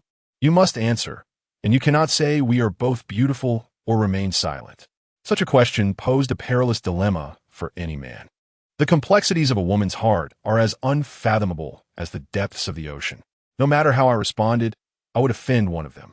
I had no desire to engage in such trivial games, so I replied with indifference, "Each has her own merits." Zhou Xiaoxian erupted in laughter, her delicate fingers caressing her porcelain skin as she said, "Each has her own merits? How intriguing. Oh, by the way, don't you desire Sue May? Why not take both of us instead?" As she spoke, her expression shifted dramatically. The radiant smile vanished, replaced by a cold detachment. The speed at which she changed was astonishing. This woman was not to be underestimated. My face remained impassive, and I chose to say nothing. At that moment, any words would be a misstep. Silence was the wisest response. Noticing Zhou Xiaoxian's sudden change, Sue May cast a concerned glance in my direction. Perhaps she regretted sharing our previous conversation with Zhou Xiaoxian. Observing my silence, Zhou Xiaoxian continued, "Men are drawn to wealth, beauty, and indulgence. It is understandable to desire these, but whether one can attain them depends on the man's capabilities. Even a fool could decipher her implications, subtly mocking my worth. Then, she retrieved a deck of cards from the drawer beside her, casting a glance in my direction. With an air of cold arrogance, she stated, "Sume mentioned your skills in cheating. She suggested you could assist her, but you claim she could not meet your demands and wish to negotiate with me instead. Now that I am here, if you wish to negotiate, let me see what qualifies you to do so." As she spoke, Zhou Xiaoxian pushed the cards in front of me. I glanced at the cards and asked nonchalantly, "What would you like to see?" Zhou Xiaoxian shrugged, adopting an indifferent demeanor. Any trick with the cards, be it pulling cards, flying cards, or catching cards in midair, would suffice. In essence, she wanted it to be as impressive as it is in the movies. The more dazzling, the better. I was taken aback. What she requested was not particularly challenging. I could easily accomplish it. However, these tricks did not fall within the realm of card cheating. They were more akin to sleight of hand, visually appealing, yet ultimately futile. I recalled the first time I practiced card pulling when Master Liu reprimanded me. He stated that regardless of how skillfully I practiced, it would be in vain and could even be detrimental. This was tantamount to revealing to others that I was a cheat or a skilled gambler. Cheating and magic differ fundamentally. Magic values charm and mystery, while cheating emphasizes concealment and victory. This distinction resonates similarly with traditional martial arts and modern combat. Many erroneously conflate the two, perceiving them as mere superficial displays. In truth, they are worlds apart. Martial arts serve a purpose of health and performance, while traditional martial arts hone lethal techniques. The two should never be conflated. I glanced at Zhou Xiaoxian and replied coolly, "What you propose is beyond my capabilities. I am a cheat, not a magician. Such trivial theatrics are beneath me." Zhou Xiaoxian let out a cold laugh, pointed at the cards, and said, "Very well, then deal me 3 aces." I couldn't help but furrow my brow. This was not a test, it was mockery. Even seasoned gamblers, under no duress, could achieve such a feat. Of course, once at the gambling table, their confidence might waver. Noticing my inaction, Zhou Xiaoxian shot me an annoyed glance, impatiently stating, "If you can't do this or that, then tell me, on what grounds do you expect to earn money and respect here? Do you take my establishment for a charity?" Chapter 44. A taste of revenge. This is the nature of women. Their capacity to turn on a dime rivals that of flipping a page. Moreover, Zhou Xiaoxian's repeated references to wanting people pertain to her desire for Sume. Her demeanor suggested a hint of protectiveness over Sume. I am inherently aloof, particularly towards such a domineering boss, leaving me with little patience. I looked at Zhou Xiaoxian and replied coldly, "If you believe I am worth so little, then we also." Initial 6. Before I could finish, Sume abruptly interrupted. She then turned to Zhou Xiaoxian and smiled. "Xiaoxian, haven't you been mentioning your craving for food from Chui Xianju? I made reservations early. Let us head there now. If we delay any longer, the reservation will be canceled." I understood that Sume meant well. She didn't wish for me to have a falling out with Zhou Xiaoxian. She sincerely hoped I would remain in the establishment as a hidden asset. After all, the world can be treacherous, and as a solitary cheat without any backing, I could easily meet my demise. Zhou Xiaoxian pondered for a moment, then stood up, saying, "You really understand me, Sume. I've been longing for their foie gras. Let us go." As she spoke, she turned to me and added nonchalantly, "Join us." I had no intention of going, but seeing the pleading expression on Sume's face, I nodded slightly and followed the two of them downstairs. Zhou Xiaoxian's vehicle was a sleek black Range Rover, with the driver at the wheel while she reclined in the back seat. I climbed into Sume's A4. Once inside, Sume expressed her concern. Initial 6. I haven't mentioned this before, but Xiaoxian is quite headstrong and never admits defeat. She may appear cold, but her heart is warm. She is not as complicated as she seems. In fact, she is rather simple. Simple? I glanced at Sume, pondering her words. When Zhou Xiaoxian is cold, her words are sharp as daggers, yet when she smiles, it feels like a gentle spring breeze. However, once her demeanor shifts, she can inflict deep wounds. She manages a bathhouse and 2 casinos. Could such a woman truly be simple? I found that hard to believe. Instead, I perceived Sume as the more naive one. Noticing my silence, Sume continued, "I know you have a strong personality, But you must not let it lead to arrogance. You need to understand that you are currently working for Xiaoxian. You cannot confront her head-on. You must learn to yield and soften your stance. Su Mei's advice was not without merit, but she did not grasp my nature, nor did she understand the principle of hierarchy. From the moment I became Master Lu's apprentice, he imparted to me the dynamics between top-tier cheats and their financiers. It is a partnership, an equal relationship. If there must be a hierarchy, the cheat must be above, with the financier subordinate. One must never consider themselves a mere watchdog because the financier hands out a few coins. Remember, we rely on skill. We help the financier earn money and ensure the safety of their establishment. If a financier fails to recognize our value, we simply dismiss them. In this vast world, possessing skill ensures one's survival and prosperity. Naturally, I had no intention of explaining this to Su Mei, for our paths diverged. Kui Xianyu, Asu Umei mentioned, is a restaurant by the banks of the Lujin River. It boasts an excellent location, with expansive views and a serene ambience, exuding an air of elegance reminiscent of ancient traditions. The cuisine here defies categorization, being the owner's unique reinterpretation of classic dishes, blending Western culinary techniques. Our private room was on the third floor. Shortly after we sat down, the table was adorned with a plethora of exquisite dishes. During the meal, I anticipated that Zhou Xiaoxian might inquire about something, but to my surprise, she neither asked nor even glanced my way. She and Su Mei engaged in trivial conversation. Perhaps to alleviate my discomfort, Su Mei pointed to a recently served plate of foie gras and said, "Initial 6, you must try this.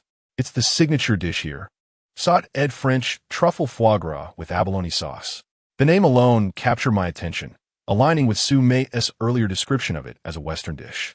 The presentation was exquisite, though the portions were quite small, containing only 3 pieces of truffle and foie gras, with abalone sauce merely drizzled over the top. Upon tasting it, Su Mei immediately asked, "How does it taste?" "Quite good." I nodded slightly. No sooner had I spoken than Zhou Xiaoxian set down her chopsticks, elegantly dabbed her mouth with a napkin, and turned to me, challenging, "Quite good? So, it's merely average then?" I fell silent, observing my lack of response. Zhou Xiaoxian scoffed. "This truffle is imported white truffle from Italy, and the foie gras is air-freighted from France's Landis region. And you consider this merely quite good." I understood that this meal would not be easily digested. Zhou Xiaoxian had begun her campaign against me. Regardless of her intentions, I resolved to give her a taste of her own medicine. I set down my chopsticks and responded coolly, "Isn't this what you refer to as French air-freighted foie gras?" "Impossible." Zhou Xiaoxian looked at me with unwavering confidence.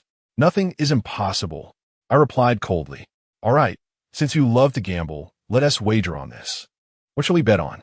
If you lose, you will work as a server in the establishment for a year, and mind you, it will be unpaid." Zhou Xiaoxian was brimming with confidence. "And if you lose, you will walk back from here." Zhou Xiaoxian paused momentarily. The distance to the company was over 10 kilometers. Walking would take at least 3 hours, especially in her high heels. Yet she nodded proudly. "Fine, let us wager." Zhou Xiaoxian had every reason to be proud. As the daughter of the Zhou family, she had grown up in luxury and was accustomed to grand spectacles. In her eyes, losing was an impossibility. What was there to wager over a piece of foie gras? "Forget it. Let us just eat," Su Mei interjected, casting me a disapproving glance. I understood her unspoken warning. I was bound to lose. After all, this establishment is one that she and Zhou Xiaoxian frequent often, while it is my first visit. Moreover, it is my inaugural experience with this particular dish. I must take a chance, Zhou Xiaoxian remarked, prompting someone to summon the owner. The owner, familiar with Zhou Xiaoxian, greeted her courteously, inquiring if the dish was not to her liking. Zhou Xiaoxian slowly shook her head, extending her hand to point at the foie gras, asking, "Where does this foie gras come from?" As soon as her words fell, the owner instantly gave a thumbs up to Zhou Xiaoxian, gesturing with a smile. "Indeed, Ms. Zhou is well informed. Previously, our foie gras was air-freighted from France, but due to recent shortages, we opted for a substitute. I am astounded that Ms. Zhou could discern it." Zhou Xiaoxian, who moments ago wore a confident smile, now had a pallid expression, seemingly unwilling to accept the owneress' words. She quickly pressed further. "What do you mean? This foie gras is not from France. Unaware of the unfolding tension, the owner cheerfully replied, "Indeed, it is not from France. Could you enlighten me on how you figured it out?" Zhou Xiaoxian's face flushed with indignation, yet she restrained her anger, directing her ire towards me with an exasperated tone. "It's not me, it's him." The owner promptly approached me, shaking my hand. "Sir, how did you know?" I replied, "I have merely tasted the lion-head goose from Tawaching." "What?" The owner's eyes widened in disbelief, clearly perceiving me as a connoisseur. Su Mei and Zhou Xiaoxian shared expressions of astonishment. They had not anticipated that I would identify the origin. "How did you know?" Su Mei couldn't suppress her curiosity. "I spent a year in Tawaching, where I savored foie gras at nearly every meal. When I remarked that this dish was decent, I did not mean that it was average. Rather, I have consumed foie gras to the point of saturation." My words left the two ladies exchanging glances, particularly Zhou Xiaoxian, who was still fuming and shot me a fierce glare. Indeed, her defeat in this round was quite vexing for her. However, I spoke only the truth. Tawaching, being coastal, is renowned for its smoked goose, and its inhabitants are known for their penchant for gambling. Years ago, several expert gamblers had sought refuge here. To cultivate my skills, Liu Yi had taken me to meet them. Liu Yi, with his fondness for fine wine, beauty, and cuisine, had a particular affection for the foie gras of Tawaching, which led me to indulge in it at nearly every meal. That year, I truly learned a great deal. But I had also nearly reached my limit with foie gras. I had won the wager, yet I was disinclined to remain and witness Zhou Xiaoxian's disgruntled visage. I excused myself to smoke and stepped outside.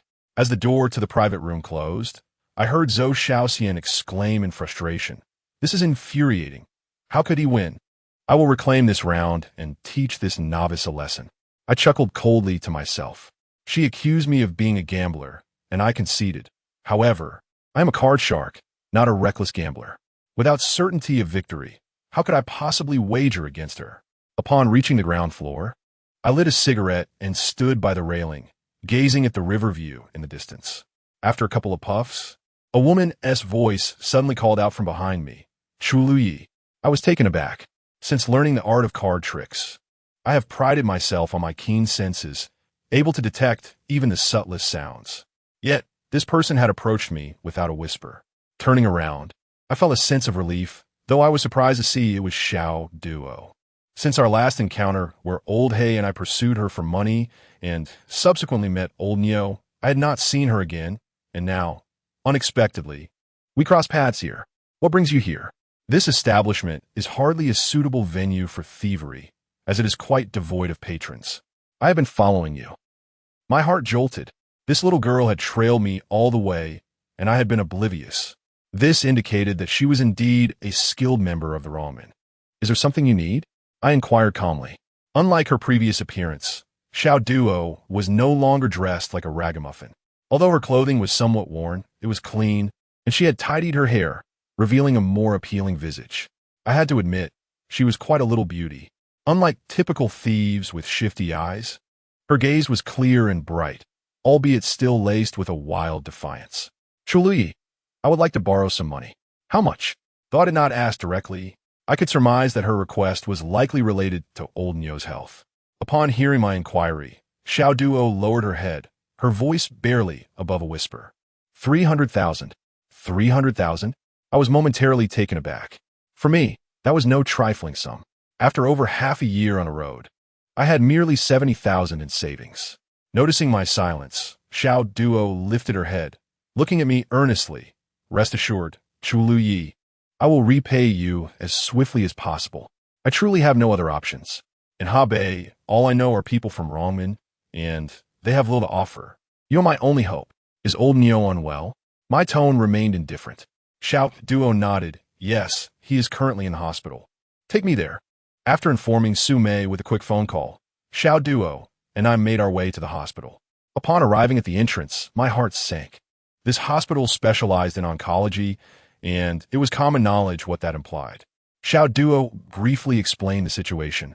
Old Neo had been suffering from severe headaches and fatigue. He had initially resisted going to the hospital, but after much coaxing from Xiao Duo, he had finally consented to an examination. "Brain tumor," she revealed, "but it's still uncertain whether it is benign or malignant." Only after surgery can we ascertain. In the hospital room, old Neo lay unconscious, an oxygen mask over his face. Xiao Duo and I stood at the door, gazing through the glass. At that moment, a wave of sorrow washed over me. Not only for old Neo, but also for Lu Yi. Lu Yi and old Neo were of similar age, and after being apart for so long, we had lost contact. He had never even shared his phone number with me. As I contemplated, a doctor approached Xiao Duo and inquired with concern, "Young lady, you must expedite the preparation of funds. This old gentleman cannot afford further delay. He is in critical danger." Xiao Duo, once defiant, now appeared remarkably obedient, murmuring an acknowledgement. Outside the hospital, I called Old He, instructing him to bring my bank card. Xiao Duo remained silent behind me, following closely. Shortly, Old He arrived, and upon seeing Xiao Duo, was momentarily taken aback.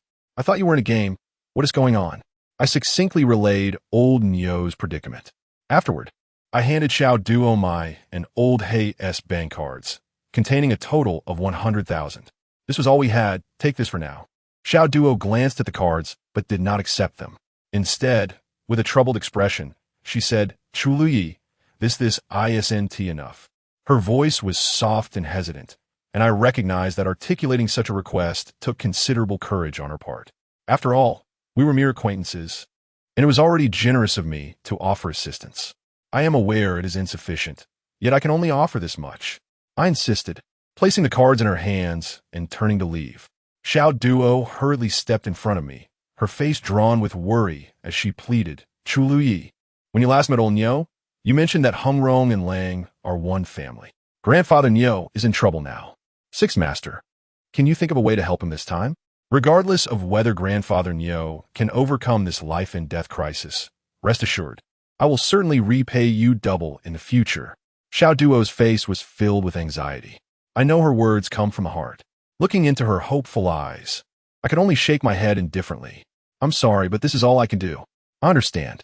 At this moment, some may think my heart is like a rock, cold and unfeeling. But there is nothing I can do. This is the way of the world. I am neither a bodhisattva nor a saint. In this fleeting encounter, this is all I can offer." Xiao Duo's eyes turned red. Yet, she remained stubborn, blocking my path, and said, "Sixth Master, I know I'm putting you in a difficult position, but I am truly at my wit's end. I am an orphan without parents. Without Grandfather Neo, I would have long since become prey to the wild dogs in the wilderness. I must repay this kindness from Grandfather Neo. Sixth Master, I know you are from the Thousand Doors. Today, regardless of whether you lend me money, I only ask you to gamble with me." "Gamble on what?" I looked at Xiao Duo in confusion. Suddenly, she flipped her delicate hand, bringing 2 fingers together and placing them on her throat. This action startled both Lao He and me. Others may not know, but we understood clearly. Between Xiao Duo's fingers lies a razor-sharp blade. With just a slight movement of her fingers, blood would surely splatter. We bet on whether I live or die from this cut. There was a wild determination in her gaze. Yet, my expression grew increasingly stern. "Are you threatening me?" Xiao Duo shook her head. "Do you truly believe I care about your life or death?" She shook her head again. "I do not dare to expect you to care." As soon as the words left her mouth, she suddenly fell to her knees before me. "Sixth Master, Xiao Duo knows the rules of the Thousand Doors and is willing to accept the consequences of her gamble.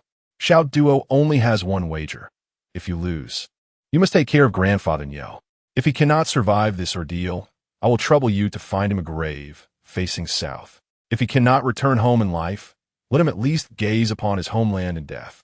As she spoke, tears streamed down Xiao Duo's face. The feeling of parting life and death was one I had experienced before, and I had always struggled to forget it. Suddenly, Xiao Duo bowed before me, hitting her head 3 times on the ground. She struck with great force, and when she raised her head, her forehead was already stained with blood. "These 3 bows were Xiao Duo's way of thanking you, Sixth Master, for Grandfather Neo. Sixth Master, Xiao Duo is certain that in this gamble, I am doomed to die." Chapter 46. Born with 9 fingers as she spoke, tears streamed down Xiao Duo's face once more, and she again pressed her fingers against her throat. She looked at me, revealing a faint smile. I understood that this smile was a sorrowful farewell. "Wait," I said in a deep voice. "Even if I am cold-hearted, I cannot remain unmoved in the face of this scene. I will not gamble with you, but I can help you. However, I have one condition. The despair in Xiao Duo's eyes flickered with a glimmer of hope once more. Sixth Master, please say it. Staring at Xiao Duo, I said coldly, from this day forth, your life is mine. If I do not allow you to die, then you cannot die. Tears welled up in Xiao Duo's eyes again. At this moment, she had already become a weeping mess. Yet, she nodded firmly, sobbing as she said, Sixth Master, rest assured, although Xiao Duo comes from humble beginnings, she understands the value of a promise. From today onward, your affairs are my affairs. My worthless life belongs to you, Sixth Master. Take it whenever you wish. A promise is worth 1,000 gold. Such camaraderie has long since become a jest in this era. Yet I choose to believe her. After all, the world of Jianghu persists, and camaraderie endures. I must say, this girl is undoubtedly a fine blade, but she is both resolute and willful, without employing severe measures. It is impossible to tame her wild spirit. 300,000 is no small sum. Some may think I am a professional swindler, gambling to win. Can I do it? Yes. But should I do it now? No. The reason is simple. A swindler must be cautious when seeking a game. Either be brought in by an acquaintance or be familiar with the setup. Winning in an unfamiliar game is not so easy. And now, giving Grandfather Neo as urgent condition, my quickest way to raise money is to borrow it. The only person I know who can lend me such a large amount is Su Mei. I had Lao Hei drive me back to the bathhouse. As we arrived at the entrance, I called Su Mei. As soon as the phone connected, I could hear her displeasure. What is the matter? I was a bit surprised. She had been fine just a moment ago. Why was she suddenly upset? What were you doing? It was better not to ask. Upon asking, Su Mei became even angrier. What do you think I'm doing? My foot hurts. I'm getting a foot massage. I suddenly understood and couldn't help but laugh. My bet with Zhou Xiaoxian was that if she lost, she would have to walk back. But I neglected one detail. Zhou Xiaoxian is Su Mei's boss, and they are good friends. If Zhou Xiaoxian walks back, Su Mei would certainly accompany her. No wonder Su Mei was so furious with me. I went straight to Su Mei's office, where I found her reclining in a chair, a technician attending to her feet. Beside the chair were a pair of high heels and a pair of sneakers. The sneakers were likely sent over for them, otherwise after walking so long in high heels. Her feet would surely be in agony. Upon seeing me enter, Su Mei shot me a fierce glare before dismissing the technician. Looking at me, she immediately complained, Sixth Master, you truly are my lord, my Sixth Master. Why did you have to gamble with Xiaoxian when you had no reason to? Are you trying to win her over? Or are you trying to win me? Su Mei vented her dissatisfaction. It seemed this journey had indeed caused her a great deal of hardship.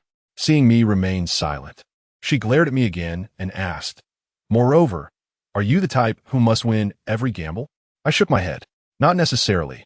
I can lose too, but when I lose, it's mostly intentional. I'm not arrogant. I know that there are always people better than oneself. However, since entering this line of work, I have yet to encounter a swindler more skilled than I. Su Mei gave me another glare.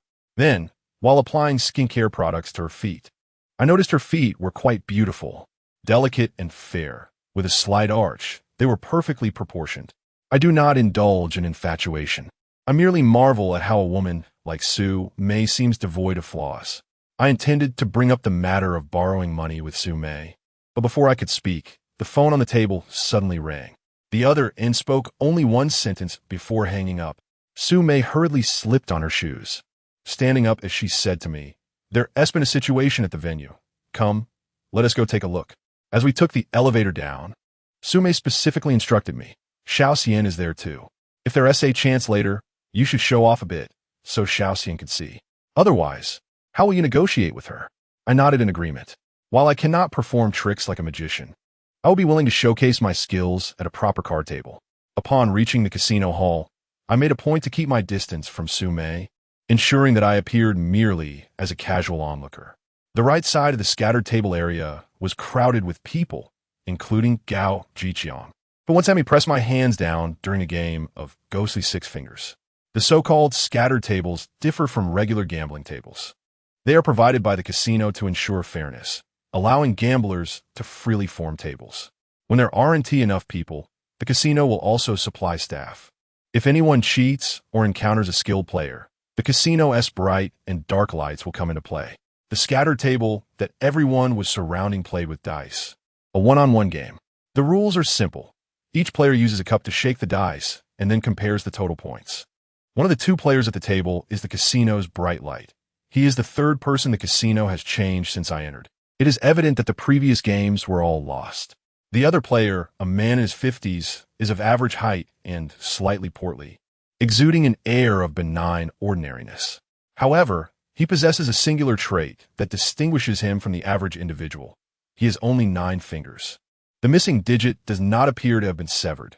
Rather, it seems to be a natural condition. The stakes are high, with each round involving a wager of 100,000.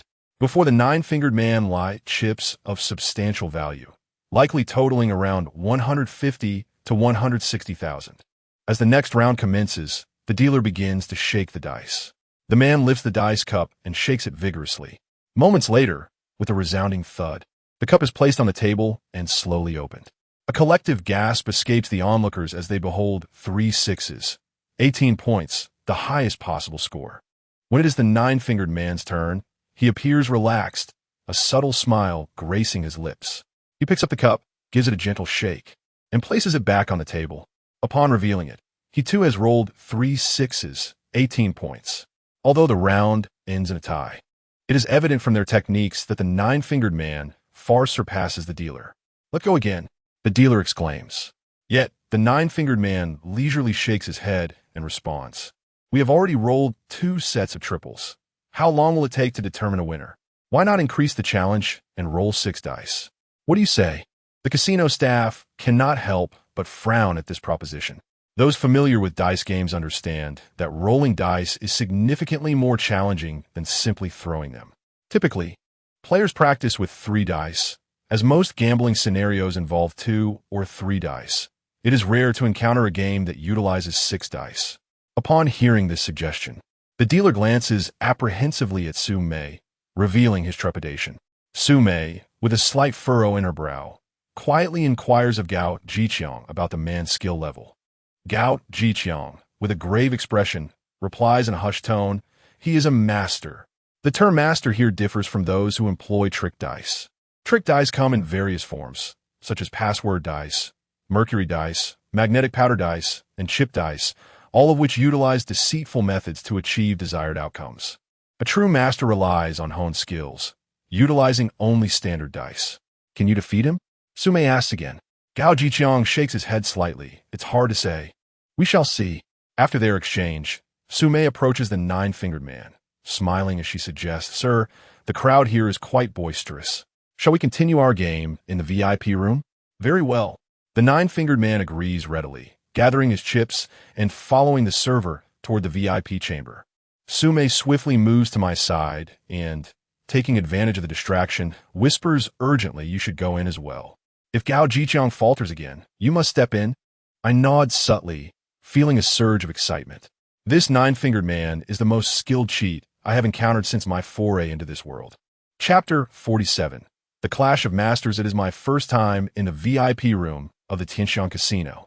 The space is vast and luxuriously appointed, designed as a suite. Upon entering, one finds a circular bar stocked with various beverages, alongside a custom-made cigar cabinet and a cozy area dedicated to cigar tasting. The room itself is the true gambling area, featuring an enormous circular gaming table surrounded by an array of gaming paraphernalia. Upon our arrival, I notice Zhou Xiaoxian is already present. She furrows her brow slightly upon seeing me, a reminder of her earlier loss to me and her subsequent walk back with Su Mei. The 9-fingered man has taken a seat at the gaming table, while Su Mei, wearing a polite smile, addresses him. "Sir, since this is the VIP room, the stakes must be elevated accordingly." "Of course, what stakes do you propose?" The 9-fingered man replies with an air of nonchalance. "How about 500,000 per round?" Su Mei suggests. The moment the words leave her lips, I draw in a sharp breath, and Gao Jiqiang, standing nearby, also frowns. My astonishment does not stem from the high stakes, as I have witnessed immense wagers while accompanying Lu Yi. Rather, I am perplexed as to why Su Mei would suddenly propose such a wager, especially considering the dealer and the hidden players have continuously lost to this 9-fingered man. Does she truly have such faith in me, placing all her hopes upon my shoulders? The nine-finger man chuckles, seemingly indifferent. Very well, 500,000 it is. If you find it too small, we can increase it further. However, who will join me in this round? Sume promptly signals to Gao Jiqiang, who takes a seat at the table, maintaining his usual somber demeanor as he coldly addresses the nine-fingered man. As you suggested, we will roll 6 dice. Please verify the dice. As he speaks, 2 dealers place the dice cups before both players. The cups are open to reveal 6 dice each. The nine-finger man shakes his head, saying, no need for verification. I trust that such an establishment would not resort to cheating. Let us begin. Gao Jiqiang's expression is grave as he picks up the dice cup, giving it a gentle push across the table. Then, with a swift motion, the dice cup begins to shake in his hands.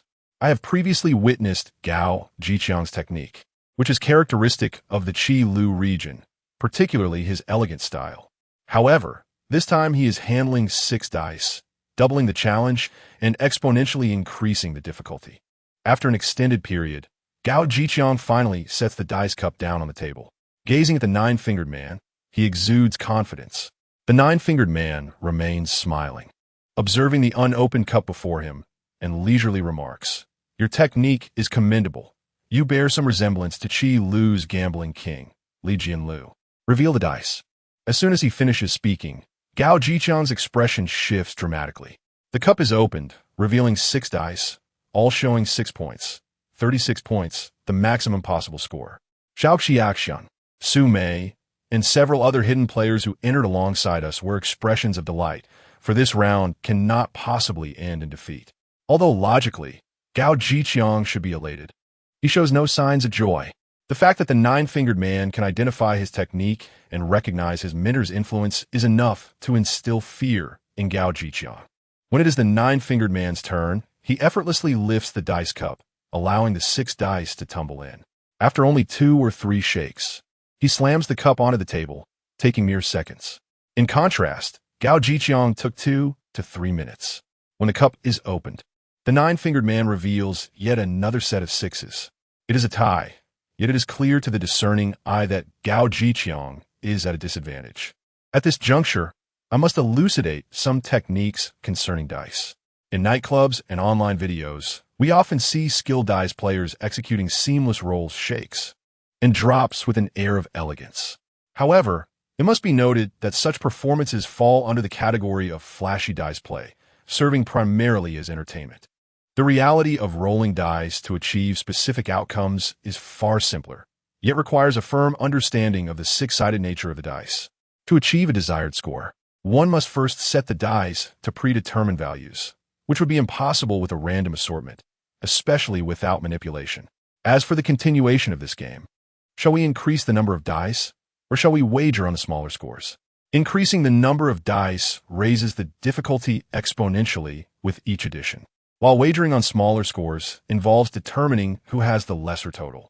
Some may wonder, given the ability to roll 6 6s, could one not also roll 6 1s? This notion, however, is misguided.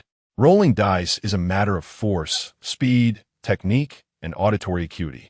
Every point requires a distinct level of force and speed, and this seemingly subtle difference can result in a minute deviation that leads to a significant failure.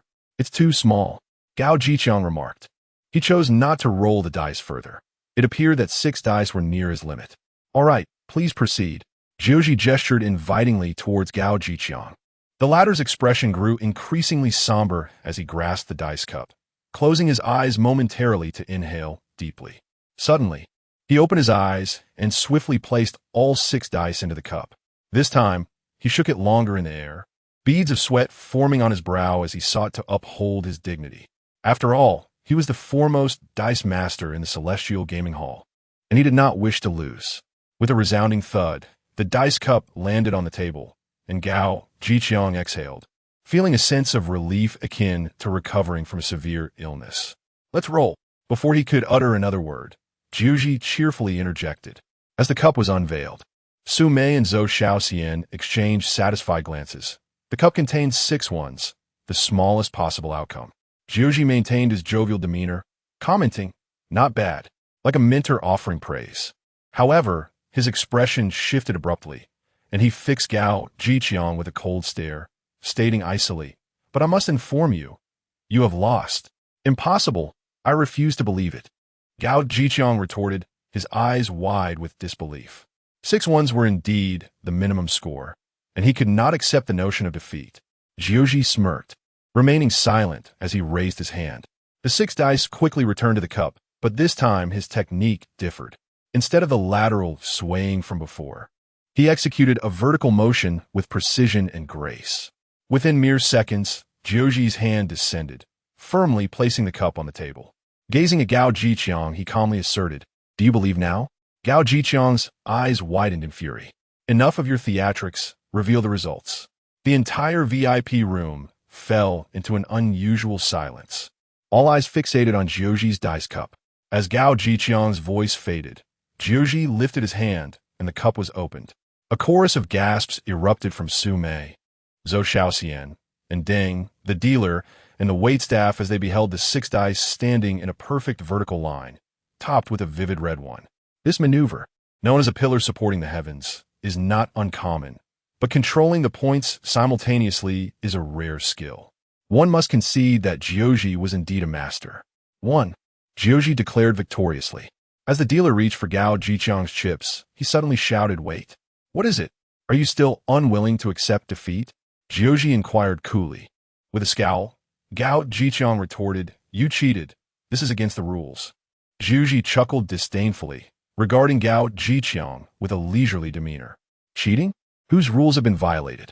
Did anyone declare that a pillar supporting the heavens was forbidden? The absence of such a stipulation implies consent. You're not attempting to wriggle out of your losses, are you?" Gao Jiqiang accused Jiuji of cheating because certain gaming circles prohibit the formation of a straight line with the dice to prevent skilled players from manipulating the outcome. However, since this particular game had not stipulated such rules, Jiuji was not in violation. Yet, Gao Jiqiang remained unconvinced, pointing at the vertically aligned dice and exclaiming in frustration, "You are indeed cheating. It's merely a pillar supporting the heavens. I can do that too. Is that so?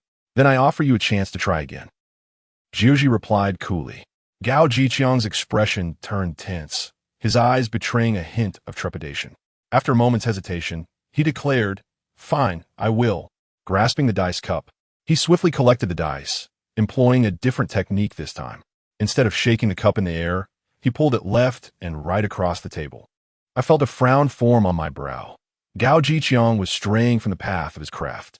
This lateral pulling technique belonged to the realm of flashy dice play, merely relying on speed to cause the dice to collide within the cup. When they struck the interior, influenced by speed and force, they might stack together. Determining whether the dice had formed a straight line was simple. It relied entirely on sound. Initially, the noise from the cup would be chaotic, but once stacked, it would become synchronized. This technique might serve as a performance, but it was utterly ineffective for gambling, as it could not control the outcome. Gao Jiqiang was gambling. With at least a 1 in 6 chance of success, perhaps luck would favor him, and the top die would show one. Having completed his shaking, beads of sweat streamed down his forehead. "Let us roll," he urged. Jiuji replied unfazed, "Take your time." Gao Jiqiang, increasingly anxious, slowly opened the cup. The 6 dice had indeed stacked, achieving a pillar supporting the heavens. However, upon seeing the top die's value, his face paled, and he slumped onto his chair, staring blankly at the results. 5. Gao Jiqiang had lost. His chips of 500,000 were collected, while Jiuji's pile had surpassed 2 million. Jiuji turned to the ashen-faced Gao Jiqiang and inquired, "Shall we continue?" Gao Jiqiang remained silent. To continue would merely mean gifting Jiuji more money. Noticing his reticence, Jiuji glanced at Su Mei and asked, "Is there anyone else wishing to play? If not, I shall take my leave." Su Mei shot me an anxious look, and before she could speak, Zhou Xiaoxian, seated in the center, coldly interjected, "Truly you're up." Zhou Xiaoxian's tone irked me.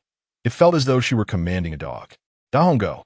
Su Mei, sensing my displeasure, subtly shook her head, signaling me to disregard Zhou Xiaoxian's demeanor. Taking a seat at the gambling table, the dealer, following Su Mei's instructions, brought me another 1,000,000 in chips. After placing 5 golden chips of 100,000 each, I turned to Joji, who was also regarding me intently. "Young brother, where do you hail from?" Joji inquired. "A local," I replied. "A local? Who is your master?" He pressed further. I found his probing nature rather unappealing, and I was unaware of the true name of the sixth master. Maintaining an indifferent expression, I responded, "You would recognize that the gentleman you just played with, Mr. Gao, is a disciple of the Qi Lu gambling lineage. I wonder if my technique allows you to discern my own lineage?" "Huh," Joji scoffed, clearly displeased by my aloofness. "What shall we play? Higher or lower? Or perhaps another game?" "Your choice," I replied nonchalantly, relinquishing the decision to him. "Very well. Let's continue with higher or lower. It's convenient and saves time." With that, Joji flicked his wrist and effortlessly gathered the stacked dice into the cup. His technique was fluid and unforced. Moments latte. The cup landed on the table, and upon opening, it revealed yet another pillar supporting the heavens, this time with a single point on top. Joji had perfected his craft to an impressive degree.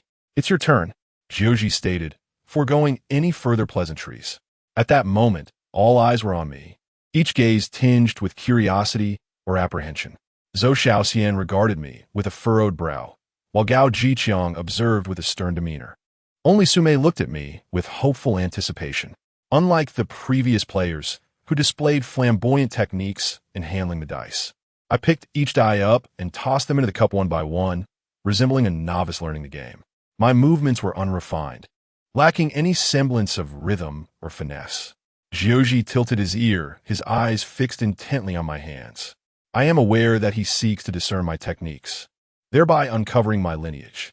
Yet, judging by the furrow of his brow, it is evident that he has gleaned nothing. With a decisive thud, the dice cup strikes the table, and an immediate hush envelopes the VIP room. The atmosphere grows tense, for all are acutely aware that should Gao Jiqiang suffer defeat, I will be the last resort of the casino. Should I falter again, the establishment's reputation would be irrevocably tarnished. As I grasp the dice cup, preparing to unveil its contents, I am suddenly interrupted by Zhou Xiaoxian's voice. "Wait a moment." Startled, I turn to look at her, yet she does not meet my gaze. Instead, she poses a question to Joji. "Given your prowess, can you discern the origin of his technique?" This was precisely the topic I had just concluded with Joji, and I am taken aback by Zhou Xiaoxian's unexpected reference. Joji chuckles, glancing at the dice cup and then at me. He leisurely states, his technique is either a self-taught wild fox Zen or something imparted by his master's wife. His words elicit laughter from the onlookers, including Gao Jiqiang. The term master's wife is a historical insult in the world of gambling, implying that one's skills are lacking and learned from an unqualified source. Zhou Xiaoxian joins in the laughter, then coolly urges, "Enough banter, let us roll the dice."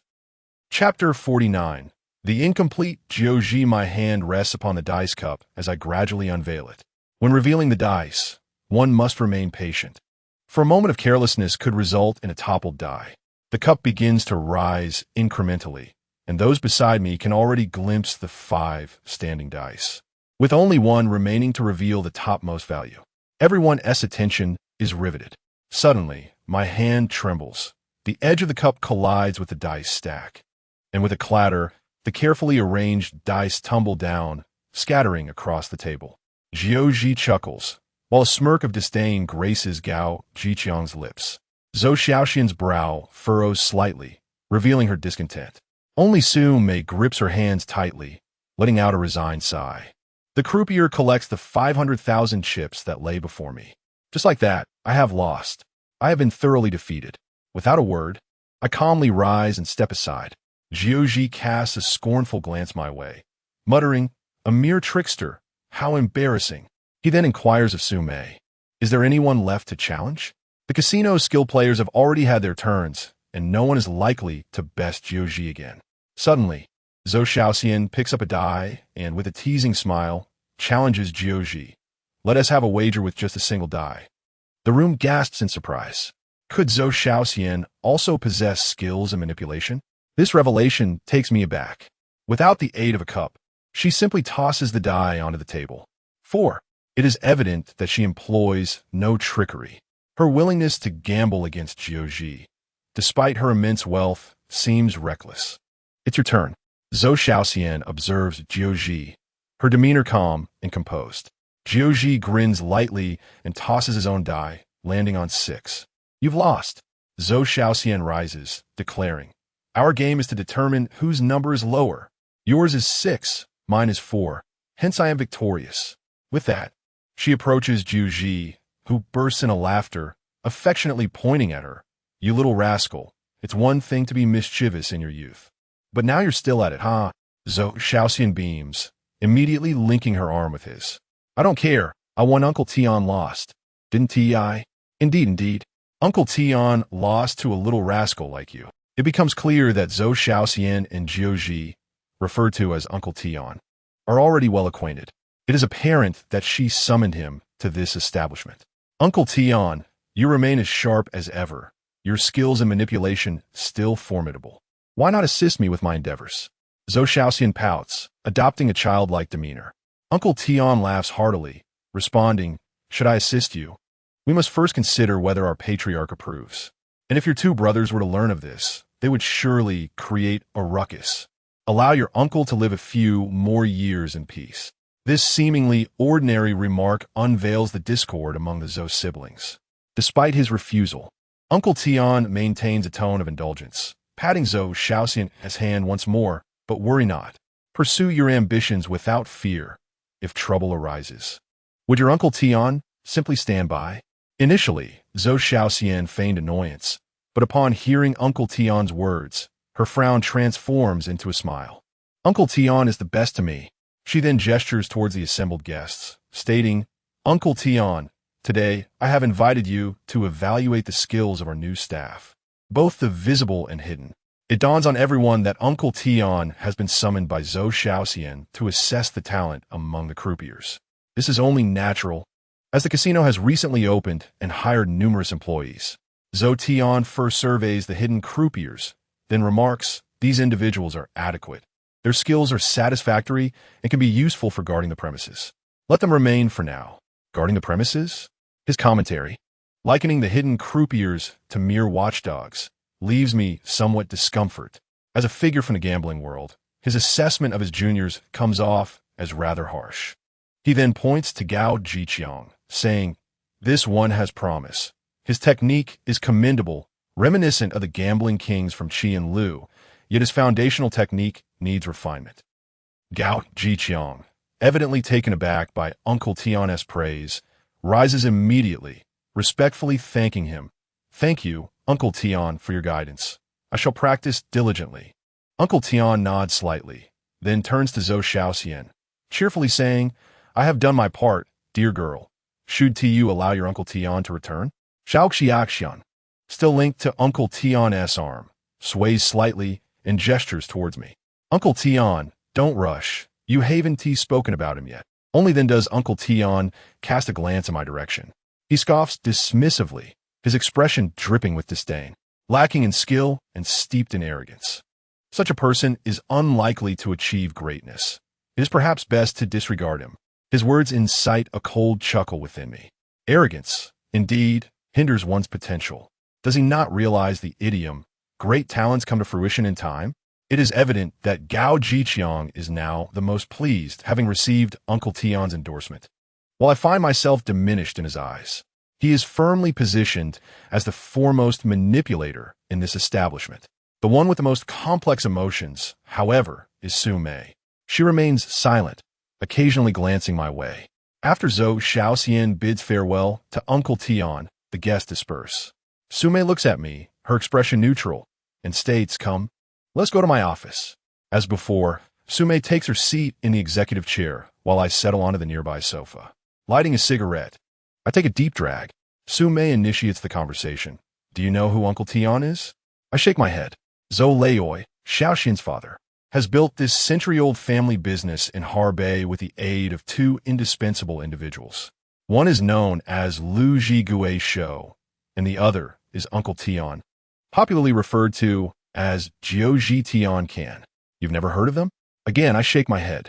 I am not lying. This is the first time I have encountered their names. When Zhou Leoi opened his first casino, There were reports of outsiders cheating within the establishment. One was captured and had a hand severed, which incited a fierce retaliation from the gambling community outside the borders. It is said that overnight, dozens of skilled manipulators descended upon Zhou Leoi's venue. Yet only Liu Ji Gui Shou and Jiuji Tian can represent and defend it, successfully repelling these challengers. This has rendered Old Master Zhou's establishment nearly free of any card sharps. I nodded slightly. I had always enjoyed listening to the tales of the underworld that Sixth Master shared with me, and hearing Su Mei recount them now added a unique flavor to the stories. In truth, Xiao Xian had long sought a formidable figure like Uncle Tian or Uncle Gui, someone capable of commanding respect from all corners. However, such true masters are not easily found. Yet, after getting to know you, I felt that you could indeed fulfill this role. Thus, I recommended you to her. I fell silent. Suddenly, Su Mei shifted the topic, her demeanor becoming icy as she inquired, "What do you think of Uncle Tian's card tricks?" "Impressive, a true master," I replied. "Then tell me, why did you deliberately lose to Uncle Tian today?" I was taken aback and quietly regarded Su Mei. "A loss is a loss. There is no question of intention," I replied nonchalantly. But Su Mei scoffed. "Though I may not comprehend card tricks, it does not imply I am a fool. The 6 dice Uncle Tian rolled had a top face showing 1, but the other 5 were chaotic. Yet your 6 dice, I did not see the top face. Displayed identical numbers on the sides, I could observe. With that technique alone, it is impossible for you to have lost to Uncle Tian." Su Mei was referring to the sides of the dice I had rolled, which indeed showed the same number. I was somewhat astonished. Su Mei was sharp-witted. She had accurately discerned that I had intentionally lost to Uncle Tian. Initially, I had aimed to showcase my skills before Zhou Xian, hoping to negotiate better terms with her. However, upon entering the VIP room, I sensed something amiss. Normally, when a skilled player enters a casino, the staff should be on high alert if they are winning. Yet, Zhou Xian appeared utterly relaxed, as if merely enjoying the spectacle. Although Su Mei's expression remained neutral, her request to raise the stakes to 500,000 during Uncle Tian's winning streak was quite bold. The only individuals present at the table were Gao Jiqiang and myself. I surmised that this was all at Zhou Xian's behest, to test our psychological fortitude. After all, the psychological burden of a 500,000 wager is vastly different from that of 50,000. As for why I deliberately lost to Uncle Tian, the reasoning was simple. The last time the casino caught a cheater, it brought me considerable trouble, involving creatures like the centipede and the parrot, along with the power behind the parrot. This time, if I were to win against Uncle Tian, or even draw, I could only imagine the ensuing complications. My current abilities were insufficient to contend with this world, so I had to concede to him. Sixth Master once advised that a cheater must know how to conceal their talents and remain humble to bide their time. I thought I had deceived everyone, yet Su Mei saw through my facade. Naturally, I could not explain, nor would I admit it. Instead, I deftly changed the subject. "Sister Mei, I would like to ask you for a favor." "What is it?" "I need to borrow some money." "How much?" 200,000. 200,000? Su Mei appeared taken aback. For her, this was no trifling sum, considering she only worked for Zhou Xian. After a moment of silence, she asked, "Do you have a game to gamble on?" I shook my head. "No, it's an emergency. I promised to repay the principal and interest within 3 months." When I mentioned repaying with interest, Su Mei chuckled. "All right, send me your account number, and I'll transfer it shortly." It struck me as somewhat absurd, having roamed the underworld for over half a year without earning a penny. I had instead incurred a debt of 200,000 due to my intentional loss to Uncle Tian. My negotiations with Zhou Xian were now futile. I remained merely a servant. What I needed most urgently was to procure funds. I hadn't found any promising games with Old Hay either. After some discussion, we resolved to head to the Old Street's game room. Although that place was also frequented by card sharps, Old Hay was familiar with it, and I felt somewhat reassured. Some locales, regardless of how modernized the exterior becomes, retain their original charm. The Old Street was one such place, filled with the familiar sounds of cooking, children's cries, and the bickering of couples, along with the clinking of cups amidst laughter. This lively atmosphere always evoked a sense of warmth. There was no parking on the Old Street, so Old Hay parked the car on the roadside, and we walked to the game room.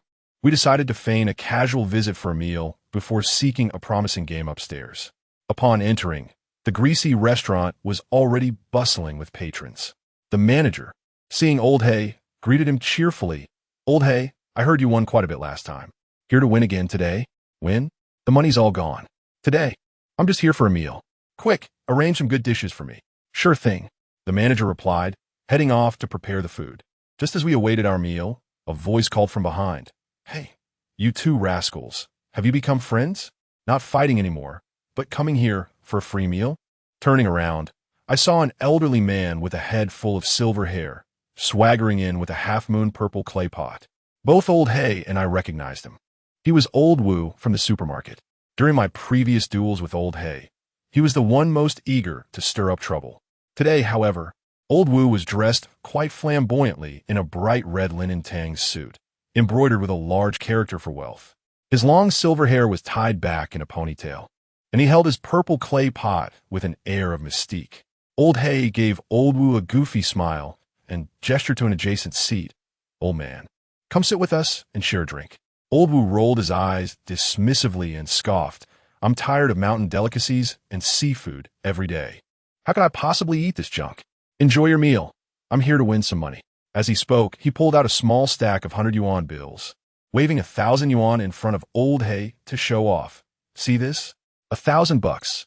In a bit, it'll turn into 10,000. The manager, familiar with Old Woo, teased, "Old Woo, do keep an eye on it. Don't lose your entire capital." Old Woo smirked, pointing to the wealth character on his red robe, and confidently declared, "Today, the god of wealth is in the north, and the red star shines bright." Not to boast, but today, even if I wanted to lose, it would be difficult. Just wait and see. With that, Old Woo swaggered up the stairs. After finishing our meal, Old Hay and I headed directly to the 4th floor. The gaming tables were still vibrant, and the casino reflected the myriad facets of human nature. The winners were jubilant and generous, while the losers seethed with frustration. Many patrons were familiar with Old Hay. As soon as we arrived, several high-stakes players beckoned him over for a smoke and a chat, leaving me to wander the tables alone in search of a suitable game. After observing for a while, I identified 2 promising tables and was just about to inform Old Hay when suddenly a voice nearby called my name in surprise. "Chulu?" The tone was tinged with skepticism, as if afraid of misidentifying me. Yet, I recognized that voice all too well. It had once been a source of nightmares for me, evoking a chill deep in my heart. I turned to see a tall, lanky man at the adjacent table, looking astonished. "Holy crap, it really is you, Chulu. I thought you were dead. Didn't expect you to still be alive." As he spoke, he burst into laughter, and the twisted expression on his face brought back a flood of painful memories. Chapter 51, Narrow Paths of Enmity, Narrow Paths of Enmity. I could hardly believe that this relative, who had once treated me like a wild dog, would appear before me here. He was my cousin, Li Diabiao. In those years, he and his father, my uncle, subjected me to cruel beatings, mercilessly inflicting pain upon me. The torment of those dark days is indelibly etched in my memory. I harbor nothing but contempt and hatred for the two of them. Striving for calm, I gazed at him and inquired about my aunt's well-being. I still hold gratitude for her. Li Dabiao, idly shuffling cards, nonchalantly replied, "Don't worry, she won't die. With a dutiful son like me, how could she be unwell?" He glanced at me and continued, "What are you up to these days?" "I'm working as a server at a bathhouse." Upon hearing that I was a server, the gamblers at the table cast scornful glances in my direction. "What are you doing here instead of working?" Li Dabiao maintained his derisive tone. I fell silent, refraining from response. It was evident that Li Dabiao was doing well for himself, adorned in branded attire and sporting a Rolex Submariner on his wrist, accompanied by a girl who, while not exceptionally beautiful, was acceptable. "Who is he?" the girl beside Li Dabiao asked. "My cousin. Haven't seen him in ages. I thought he was dead. But let me tell you, this kid is something else. When he was in my house as a child, I often beat him. When I hit him, he would lie on the ground like a dead dog, silent. This kid doesn't have many talents, but he sure could take a beating, haha." Li Dabiao burst into laughter, provoking a wave of chuckles from those at the table. He seemed to relish this attention, boasting further about his family's past. His father was a small-time hustler, rarely home. Somehow, he ended up with both arms and legs severed. When they sent him back, he was wrapped in white cloth, soaked in blood, resembling a grotesque red meatball. Oh, you should have seen that sight. His exaggerated gestures and tone elicited more snickers from those nearby, who turned their curious, mocking, and derisive gazes toward me. I felt a chill run through my body, my hands trembling involuntarily. A wave of overwhelming hatred enveloped me. I yearned for vengeance, to charge at that scoundrel and end him. Yet, I restrained myself, urging my mind to remain calm, repeatedly recalling the words of Sixth Master. In times of great importance, maintain composure. I am a hustler, not a street thug or a gangster. My revenge will not be a simple matter of violence. I shall employ the methods of a card shark, leading him step by step into the abyss until he reaches a point of no return. Although Old Black was at a distance, he sensed the tension and approached with two associates. I quickly gestured for him to remain still while I feigned a dazed demeanor, standing by Li Dabiao's table to observe the commotion. Li Dabiao, perhaps bored of provoking me, ignored my presence and focused on the game. They were playing a variant of poker known as DUI Feng, common in Harbin and the outskirts. In regions such as Zhejiang and Guangdong, it is referred to as Shilong Men, while others call it Duan Huagua. The rules are straightforward. Each player must place a bet, receiving 2 cards. For example, with an ace and a 6, if the third card is among the ranks of 2, 3, 4, or 5, one wins. Anything outside that range results in a loss. If the third card is an ace or a 6, it is termed a center pillar, and the player loses double. If one draws 2 adjacent cards without a gap or a pair, they forfeit their bet without receiving cards. Winnings depend on the amount wagered. For instance, if the pot contains 1,000 and one bets 500, the winner takes 500, while the loser forfeits their stake. After observing for a while, I discerned something amiss. The cards on the table had been marked. Marking, or shaoan, involves creating subtle notations on the cards using various methods, such as fingernails or rings. If you encounter someone with sharp fingernails while playing, be cautious.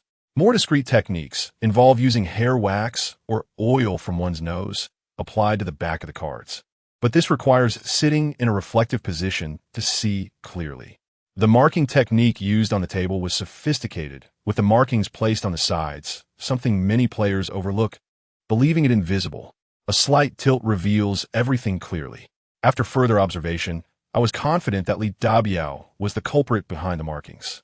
To my astonishment, he had mastered such tricks over the years. Initially, I planned to seize the opportunity to annihilate him, but decided to change my strategy. I would bait Li Dabiao, slowly leading him to his demise. Those who fish know that once the bait is taken, it is often a substantial catch. I signaled Old Black, and we descended the stairs. Lighting a cigarette, Old Black asked, "Who was that guy earlier?" "My cousin. But you needn't concern yourself too much. You have a task ahead." "You mean, lose money?" Old Black chuckled. "That's my specialty." I then laid out my plan in detail. Upon returning to the venue, Old Black appeared even more brazen, while I trailed behind him like an eager subordinate. Our roles were clear. He was the wealthy boss, and I, his loyal driver. Though many recognized Old Black, they were unaware of his current affairs. His sudden prosperity was not entirely suspect. As I rejoined the scene, Li Dabiao cast a glance my way, mockingly questioning, "I say, why do you keep wandering around without playing? What, out of money?" I continued to feign ignorance, nodding at Li Dabiao. "He had no money? What about me? Whatever you're playing, count me in." Old Black interjected suddenly. Li Dabiao was taken aback, not expecting that Old Black and I were acquainted. As Old Black spoke, he began to speculate about our relationship. Pulling out a cigarette, I quickly lit it for him, cautiously adding, "Black brother, he's my cousin. They're playing something like DUI phone." "Oh, DUI phone? How does one play that? If it's too trivial, it's not worth it." Old Black's acting was commendable, portraying a pretentious fool with remarkable flair. Li Dabiao's eyes brightened.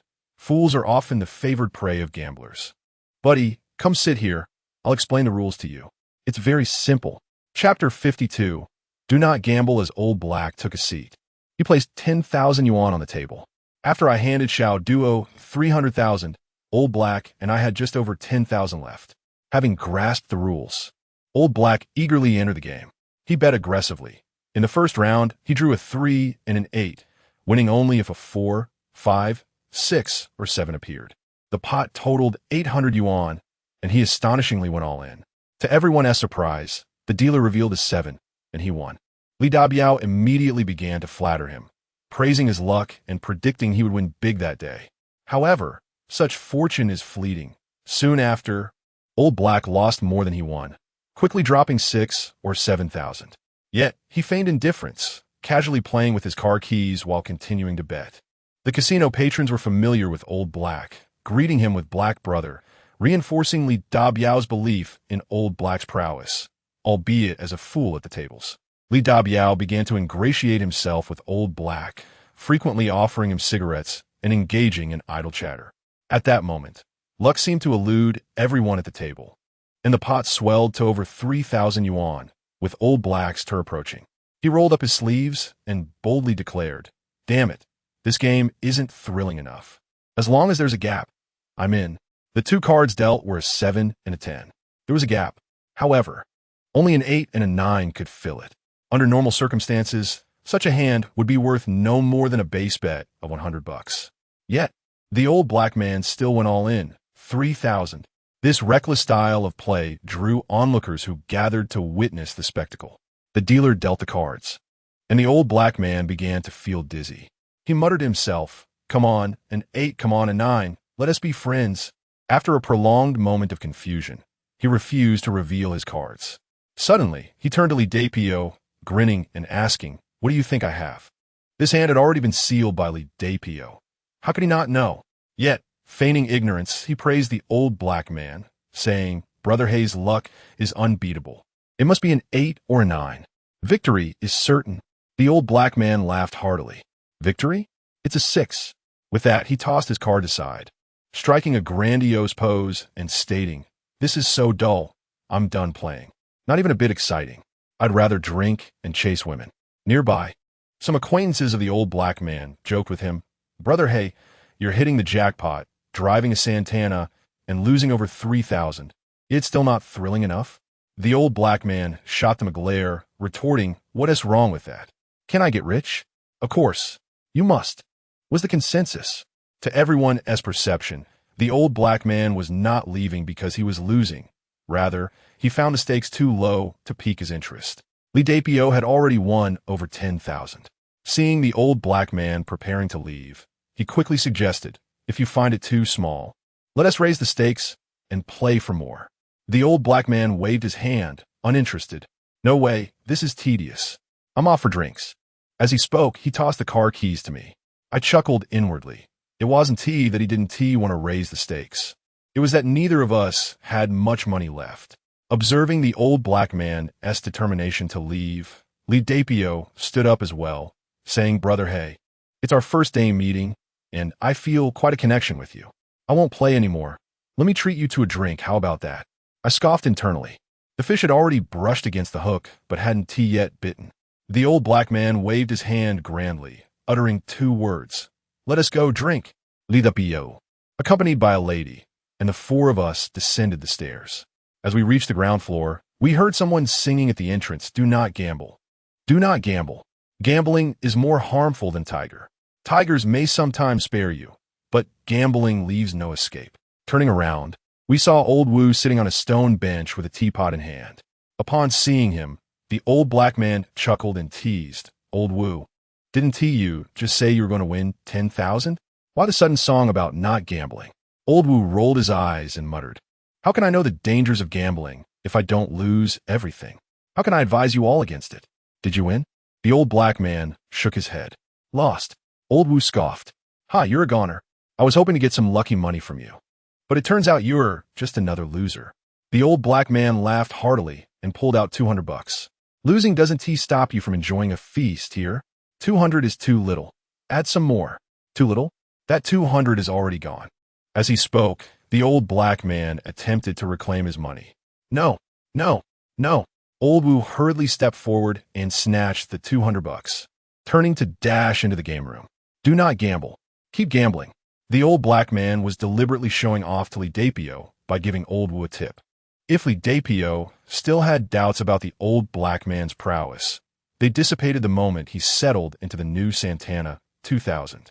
Li Dapio treated us to barbecue, and at the dinner table, he continuously tried to get closer to the old black man, steering the conversation toward gambling. The old black man reiterated his stance. He loved to gamble and wanted to play, but the stakes were too small to excite him. They agreed to raise the stakes for the next day, setting a time for 8 o'clock in the evening at the game room. Some might wonder why I let the old black man lose on purpose. What if Li Dapio won money and didn't seek the old black man out? Or just ran off with his winnings? Such a possibility exists, but it is exceedingly rare. Every hustler seeks out a fool, especially a wealthy one. Once found, they will squeeze until they are satisfied, never letting go. Just like before, when Chen Xiaoxue took me to a game. If it hadn't been for Yin Wu's interference, I would have played for a long time. This is not about anything else but the greed inherent in human nature. The next day, upon arriving at the bathhouse, I finished my work and sent a text to Chen Xiaoxue, asking her to meet me in the supplies room. Chen Xiaoxue, as alluring as ever, wore a strappy short skirt, with her strikingly white chest prominently on display. As soon as she entered, she approached and looped her arm through mine, her ample bosom pressing firmly against my arm. "I've missed you. Have you missed me too?" She pouted playfully. I glanced at her arm around mine and coolly replied, "Let go. A 1T. Chen Xiaoxue teased, swaying slightly. "Do you still want to make money?" At the mention of money, her eyes lit up, and she immediately released her grip. Chapter 53. Counterplay. The 8 generals of the Qinmen. They are categorized into direct play, counterplay, and deceptive play. I previously mentioned direct and fiery plays. Now, I shall discuss counterplay. Some say counterplay involves using provocation to entice others to join a game. But that is not entirely accurate. True counterplay involves public relations to lure players in. To put it bluntly, it is a beauty trap. Initially, I had no intention of using Chen Xiaoxue, but I lacked suitable candidates, and she was the only one available. There's a game tonight that requires your cooperation. Will you do it? I asked casually. Without hesitation, Chen Xiaoxue nodded eagerly. Of course, I'll do whatever you say as long as I can make money. This was one of the few commendable traits of Chen Xiaoxue, her directness. Tonight, there's a game, and you'll be with the old black man. I want to be present, but you must understand my position. I am a service staff member at the bathhouse. After work, I am still the old black man's assistant and driver. Chen Xiaoxue nodded. Also, for tonight's game, you can only lose, not win. As for how much you lose or the manner of losing, the old black man will instruct you. Chen Xiaoxue paused in surprise, but soon adopted a look of realization. I understand. It's about fishing for big catches. She eagerly flaunted, as if afraid I wouldn't take her along. However, you shouldn't lose too much. Eventually, the old black man will find an excuse to withdraw early. But you mustn't leave and shouldn't continue playing. Your goal is to ensnare a man named Li Dapio. Furthermore, in the next game, you'll need to invest and partner with him. The two of you will play a hand together. Do you understand what I mean? What I described may seem challenging, but given Chen Xiaoxue's experience in the entertainment industry, she undoubtedly possesses the necessary skills. Chen Xiaoxue nodded immediately but asked with some doubt, "But what if he, like you, doesn't fancy me?" Chen Xiaoxue was somewhat self-aware.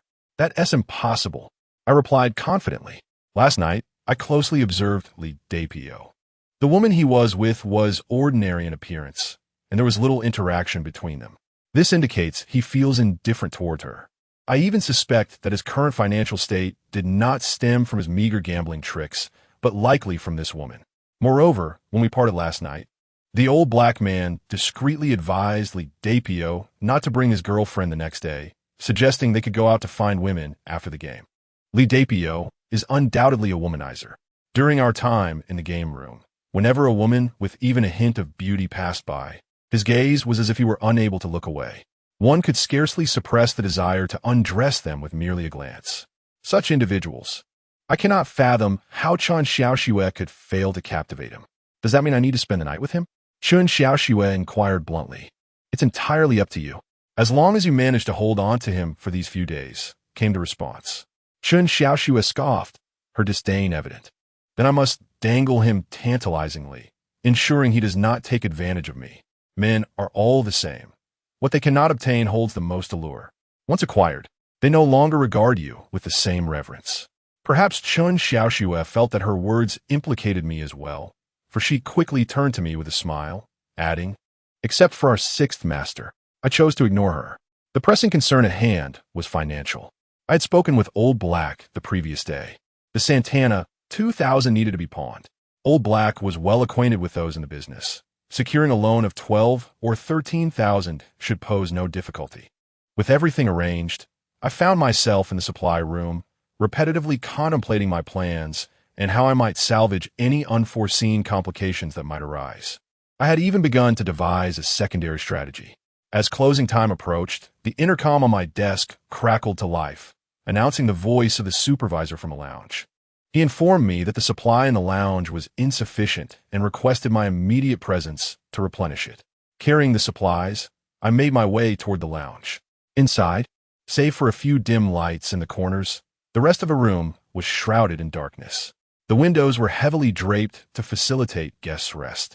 The bathing lounge was co-ed, leading to an array of absurd occurrences, such as men attempting to flirt with beautiful women, intoxicated patrons mistakenly entering the wrong beds, and, for the thrill-seekers, clandestine encounters within the lounge. Generally, at this hour, the lounge was nearly devoid of guests, and today was no exception. Only in a wall-side corner was a technician attending to a woman with a leg massage. After exchanging the supplies, before I could leave, I suddenly heard the woman softly calling out in my direction, "Is that you, little virgin?" Since childhood, only one person had ever referred to me in such a manner, a title I found utterly distasteful. I feigned ignorance and continued my stride. Yet, the woman was persistent. She sat up and called out louder, "Hey, I'm talking to you. Turn around." As the customer is king, it would be inappropriate to continue ignoring her. Upon turning in the dim light, I beheld a heavily made-up face smiling at me. It was Tao Hua. The last time I had seen her, we were playing mahjong in Sumei's office. She and another man had been colluding to cheat, but I had unexpectedly won a considerable sum from her. I had wondered why Sumei, fully aware of their deceit, chose to continue playing with them. "Come here, chat with me for a bit. I'm suffocating here."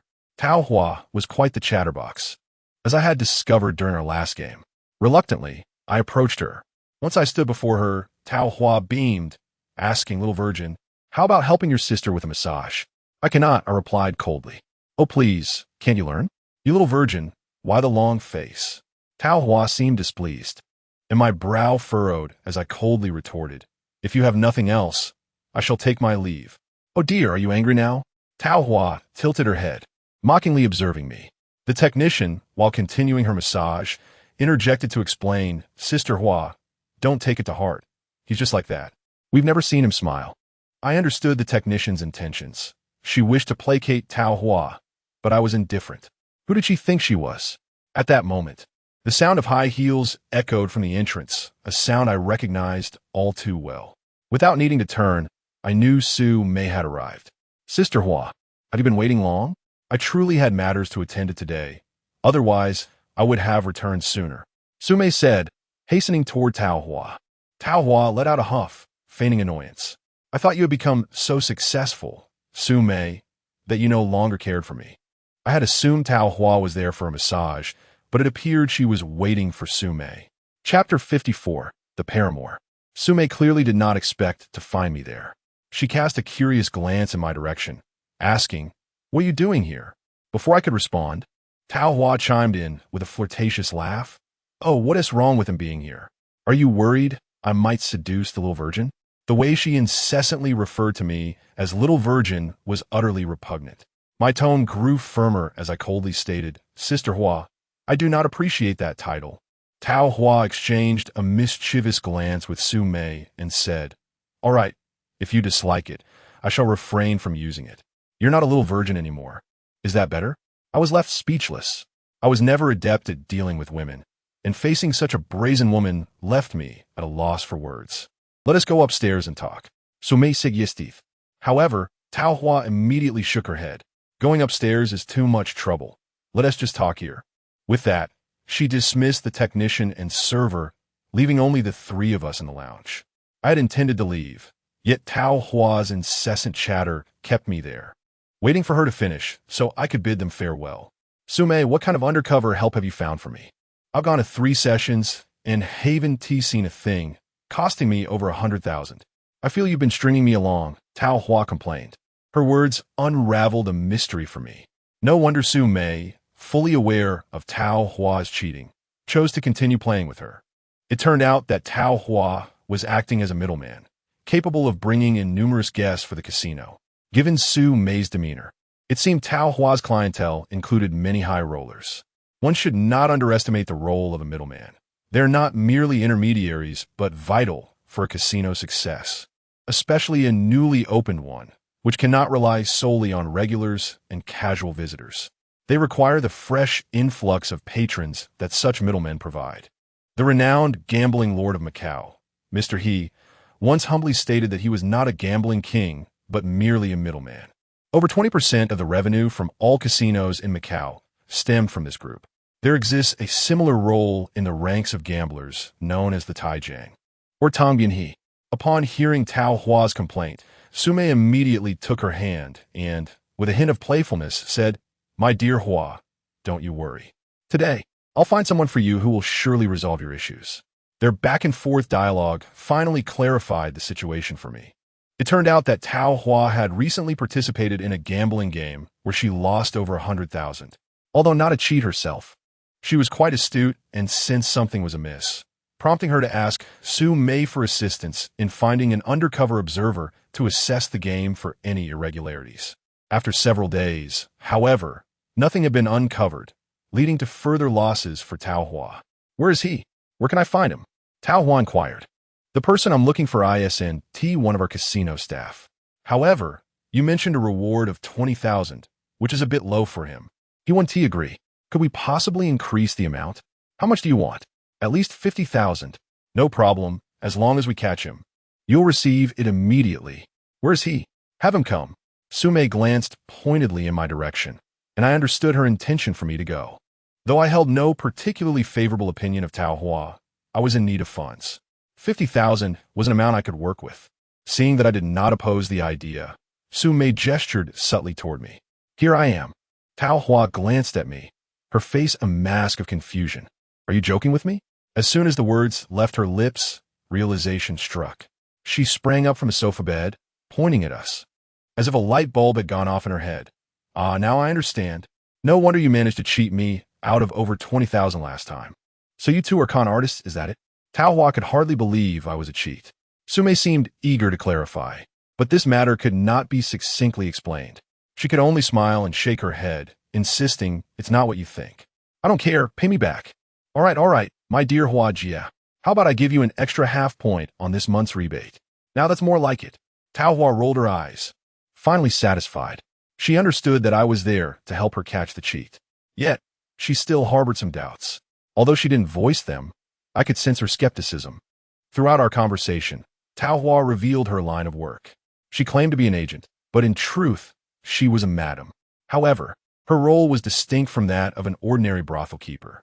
She managed a large pool of women, students, nurses, models, flight attendants, and even minor actresses. In contemporary parlance, they were referred to as the periphery, high-priced, high-quality. Through these women, she had cultivated a network of affluent clients. She earned a cut as their agent and then introduced them to casinos, earning a substantial commission. This practice was aptly termed killing 2 birds with 1 stone, or more accurately, 1 person, 2 benefits. Noticing my rapt attention, Tao Hua cheerfully inquired, "Chulu, if you help Hua Jia catch the cheat today, what kind of girl would you like? I shall arrange it for you. If necessary, I can even demonstrate my prowess myself." I frowned slightly, puffing on a cigarette and gazing out the window. Such women did not appeal to me. Yet, I knew Lu Yi would be interested. Sensing my silence, Tao Hua playfully teased me. "What's the matter? Do you look down on Hua Jia? Let me tell you, a famous poet once wrote a poem for Hua Jia, praising me." "Who?" I asked casually to ease the tension. "Li Bai." I broke into a sweat. "Li Bai? What on earth?" "The waters of the peach blossom pool are 1,000 feet deep." As she spoke, Tao Hua chuckled mischievously, casting a meaningful glance my way. I found myself speechless. Tao Hua, Peach Blossom. Pool waters 1,000 feet deep. For heaven's sake, Tao Hua's game was hosted in a private villa. Before heading there, she took me to a supermarket to change into a more suitable outfit. Of course, her intentions were not to gift me anything, nor did she harbor any other notions. Rather, my attire was too mundane, evidently inappropriate for their gathering. After dining, we arrived at the villa. The card game had yet to commence. Upon entering the designated gaming room, I noticed 4 men engaged in conversation over tea. Clearly, they were awaiting Tao Hua to kick off the game. A plump man glanced at me and jovially asked Tao Hua, "Is this the man who changes every few days? How long will you keep this handsome fellow around?" "Depend on my mood and his skills. Whoever makes Hua Jie comfortable, I'll keep around a bit longer." Tao Hua boasted without shame. Meanwhile, I maintained my stoic demeanor, silent as ever. These jerks thought of me as one of Tao Hua's suitors. Chapter 55. The fish bites the hook. The target Tao Hua had instructed me to catch was this very plump man who owned the villa. Initially, he had not been winning, but recently, it was as if he had gained an extraordinary insight. He had been winning consistently and by considerable margins. The game commenced, and each of the 5 players placed 50,000 in cash directly on the table. This practice was an unwritten rule in some gambling circles in Harbin, indicating that any game below 50,000 was not worth playing. They were playing a variant of poker called Jia Jinhua. The stakes were capped at 20,000. Typically, the early stages of a game serve as a warm-up, with players testing the waters, and no one would cheat. Thus, I chose not to observe the game closely, opting instead to sit on a nearby sofa, smoking and sipping tea. Some might believe that the life of a cheat is thrilling and exhilarating, but in reality, it is quite the opposite. The life of a top-tier cheat is even more monotonous. At this moment, aside from sitting, smoking, drinking tea, and daydreaming, I had little else to do. Gradually, as the game progressed past the warm-up phase, the players became engrossed. My position was directly across from Tao Hua, and since there was no audience, I could clearly observe the game's dynamics without needing to get up. Tao Hua's stack of 10,000 had dwindled significantly, indicating her losses. Meanwhile, the plump man, suspected by Tao Hua of cheating, was seated directly below her. It appeared he had amassed quite a fortune. I began to focus on the plump man. It was evident that the cards were legitimate. They were neither marked nor tampered with, and he employed no sleight of hand. His shuffling was rudimentary, and I could easily recall the order of the cards after a single glance. However, he had a peculiar habit of keeping the cards tightly clutched in his hands, as if terrified someone might catch a glimpse of them. This behavior was common in Jia Jinhua games, and not particularly out of the ordinary. Sitting below him was a tall, lanky man who appeared somewhat unattractive. The others addressed him as Brother Zhu and spoke to him courteously, suggesting he held some status. Brother Zhu was also a heavy smoker, filling the room with a haze of smoke from the moment the game began. His method of examining his cards was unique. He placed them behind a stack of cash, but would press down on them with the money for a brief moment before revealing them. Initially, I was engrossed in analyzing the plump man when suddenly, my attention was drawn to a buzz-cut player sitting opposite him. This man, though not tall, had a sturdy build. Unlike Tao Hua, who was quite talkative, he preferred silence, but there was a fierce glint in his eyes when he observed others. This round, he was the dealer. As he dealt, he would occasionally glance down, and it was during one of these moments that I noticed something unusual. The buzz-cut man wore a platinum ring. I realized that when he looked down, he was actually trying to see his cards through the reflection of the ring. This method of cheating is quite common, utilizing various reflective objects, from silver-plated or stainless steel lighters to even paper clips. Essentially, anything that can reflect light can serve to cheat. However, the buzz-cut man's technique seemed rather ordinary, and his composure was lacking. Whenever someone watched him, he hesitated to glance at the ring. This limited the number of cards he could observe. At first, I suspected he might be coordinating with the plump man, using signals to inform him whose hand was stronger. However, after watching for a while, I noted their communication was virtually non-existent, confirming they were not allies. Nevertheless, it was clear that the plump man had something amiss about him, though I had yet to decipher his method of cheating. Some might assume my skills in spotting cheats are exceptional, believing I can see through their tricks at a glance. However, this is far from reality. The techniques employed by cheats are diverse, and no one can claim to know them all, especially with the advancement of technology. New cheating tools continuously emerge, making them increasingly difficult to detect. This hand was dealt by the heavy smoker, Brother Zhu. I deliberately memorized the order of his shuffling. The plump man's hand consisted of a 7 of hearts, a 9 of diamonds, and a 10 of diamonds, just a random assortment. In contrast, Brother Zhu had a pair of 2s and an 8. Tao Hua held a pair of aces and a jack. The other two players had random cards. As the betting commenced, Brother Zhu opted for a blind bet of 300, leading the other two players to fold without viewing their cards. When it came to Tao Hua, she glanced at her cards and chose to call. The plump man followed suit. It is said that his low-ranking hand is worth nothing at all. Yet, without a hint of hesitation, he boldly raised the bet to 1,000. I knew that this fellow was determined to go all in. Zhu Ge continued to play his cards quietly, while Tao Hua, holding a pair of aces, could only call. After 2 rounds, Zhu Ge picked up the stack of money beneath the cards and glanced at them, then pressed down on the money stack, opting to call. Tao Hua and the fat man followed suit. When it came back to Zhu Ge, he simply folded. Only Tao Hua and the fat man remained at the table. Another round began, and Tao Hua decided to reveal her hand, a pair of aces. The fat man, initially holding a scattered hand of 7, 9, and 10, transformed his cards into a straight of 9, 10, and jack at the moment of revealing. It was clear that he had exchanged cards, not by sleight of hand, but with Zhu Ji's assistance. The jack he revealed was indeed Zhu Ji's. From a moment Zhu Ge placed the cards beneath the money stack, I sensed something was amiss. Externally, his money stack appeared unremarkable, but in reality, the bottommost pile was not money at all. It was a cleverly disguised card launcher, concealing the cards within. With the press of a button, the cards shot out like a concealed weapon, landing swiftly in the fat man's pile of money. Too quick for the naked eye to perceive. This was precisely why Zhu Ge pressed down on his stack of money.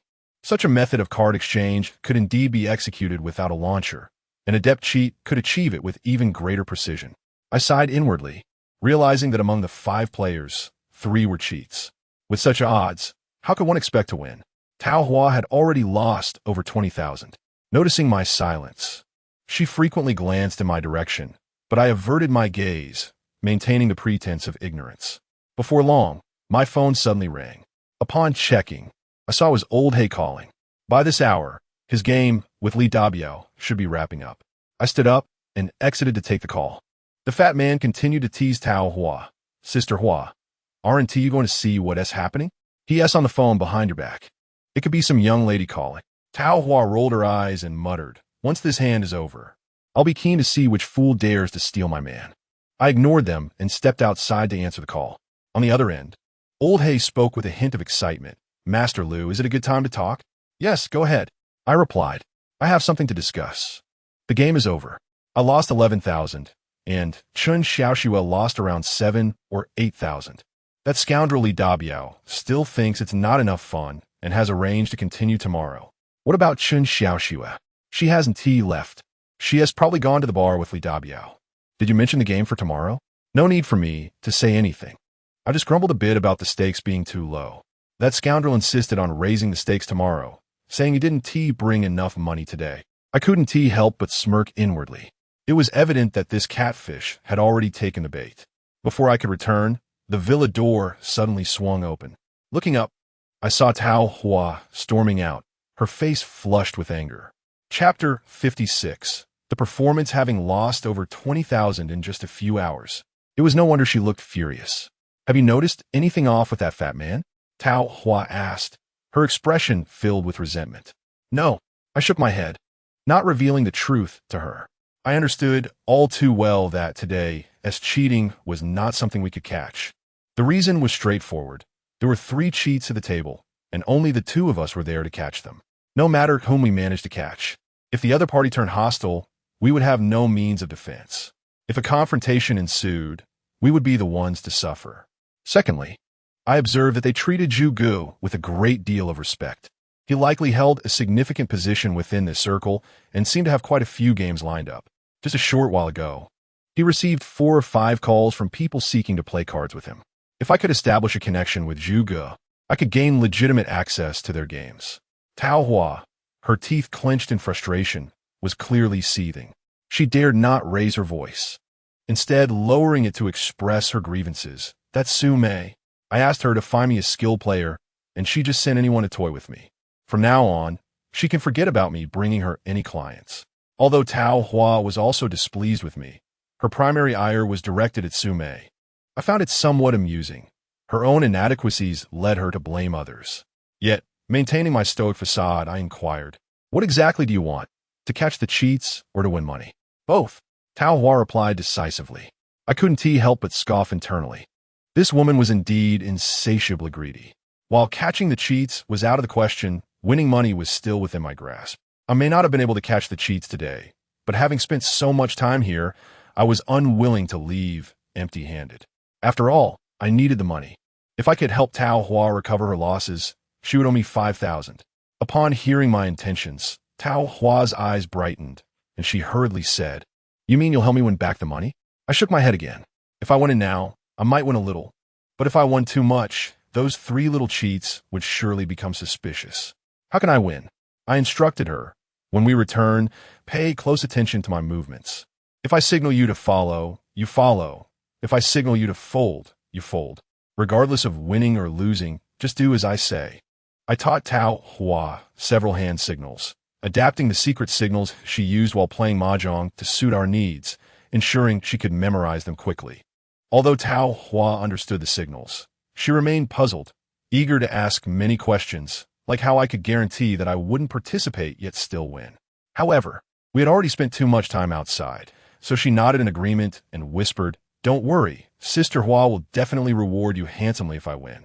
I had a total of 5 signals: fold, call, raise, and reveal. This method of signaling could significantly increase our chances of winning at the table, even without any knowledge of cheating techniques, as long as 2 or 3 people coordinated effectively. Women are born actresses, and Sister Hua excelled at this. Upon our return, Sister Hua donned a long face, creating the impression that I had indeed received a call from a woman, which had caught her ire. She played a few more rounds in a sulky mood before abruptly slamming her cards down. "I'm done playing, it's no fun." The game, which had been lively, came to an unexpected halt as the other 4 players stared at her in astonishment. The fat man, baffled, asked, "What's wrong, Sister Hua? Are you truly upset with your little boyfriend?" Sister Hua shot a glance in my direction, remaining silent. "Oh, why get angry with him? It's hard to find a 3-legged frog. There are plenty of 2-legged men around. If it doesn't work out, look at the few of us here. We can endure a bit and accompany you for a few days." The fat man's words elicited laughter from the others. Sister Hua rolled her eyes and declared, "Raise the stakes. Let us play bigger. I'm in a bad mood today and just want to lose money. Losing it is better than spending it on heartless scoundrels." As she spoke, she shot another glare in my direction. Her performance was flawless. The stakes were raised. With a base bet of 500, a blind bet of 2,000, and a maximum of 30,000. Some may wonder how I could ensure Sister Hua would win when I wasn't at the table, had no cards marked, and there were 3 cheats present. The answer is rather simple. First, I had observed the way these 5 players shuffled the cards. They all had similar habits of exposing a corner of the cards. With this knowledge, I could clearly remember the order of the cards. Additionally, the cheat with the flat top needed to be the dealer to peek at the cards through his ring. I instructed Sister Hua to keep her eyes glued to him whenever he shuffled the cards. Given his psychological makeup, he wouldn't dare look too closely. As for Zhu Gu and the fat man, their strategy involved using 6 cards against others' 3. Although the odds were in their favor, they couldn't possibly swap cards every time. I also knew what cards they were holding and what combinations they could form. If Sister Hua found herself unable to beat them, she would fold immediately, thus ensuring she wouldn't lose any unnecessary money. The game resumed, and Huajia gradually found a rhythm. Our collaboration became increasingly harmonious. Within just over 2 hours, she had already won several hands, each with a maximum bet of 30,000. By my estimation, she had undoubtedly regained at least 100,000. Naturally, I could not allow her to remain silent whenever she held a strong hand. I encouraged her to reveal her cards and actively compare them with others. On occasion, even when she possessed the strongest hand, I would suggest she fold. Given her prior experience with mahjong, where she had also wagered substantial sums, she understood my tactics well and performed her role convincingly. For instance, There was a hand where she held 2 kings, the highest cards on the table. After 3 players called, I signaled her to fold. When the other 2 revealed their hands, one had a pair of queens, winning the round. Hua Jia feigned regret, dramatically expressing her dismay while displaying her pair of kings to showcase her superior hand, claiming it was a misjudgment that led her to fold. Time at the card table passed swiftly, and before we knew it, it was already past 4 in the morning. Hua Jia had amassed an impressive win of over 200,000. Ironically, the 2 biggest losers turned out to be Zhu Ge and Fatty, who combined had lost around 150 to 60,000. I could sense a shift in Fatty's demeanor. He was increasingly agitated, often slamming the table or signaling Zhu Ge to change cards.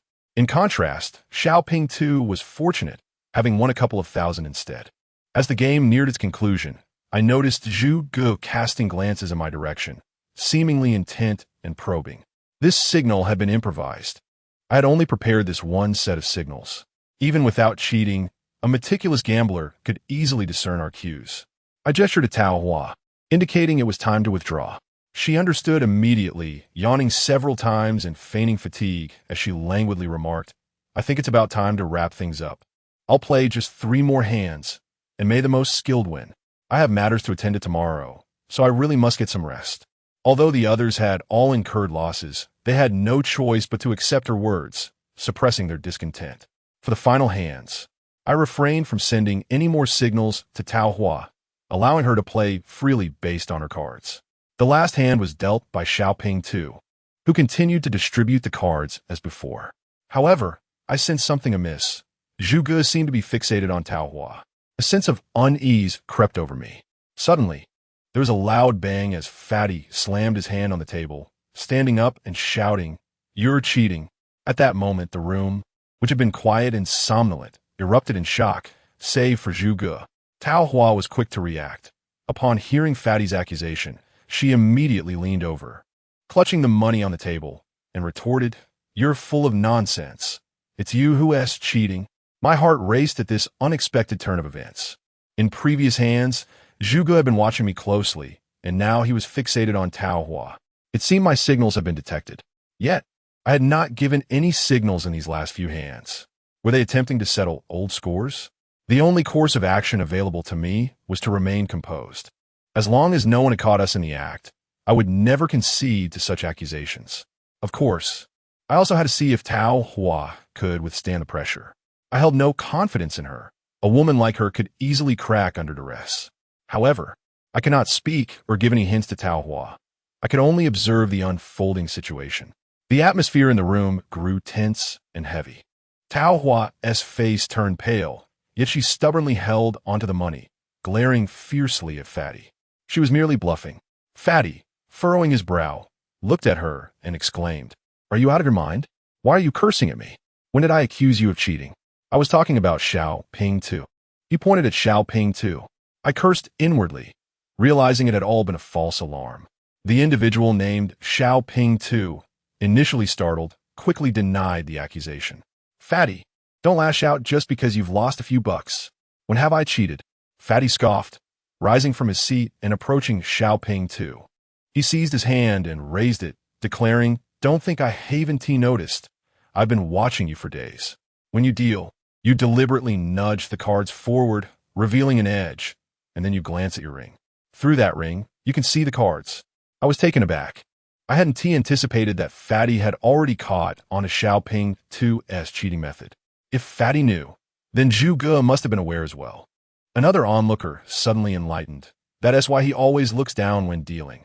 Xiaoping too's deceitful tactics were swiftly exposed. "You're shameless. Hand over the winnings."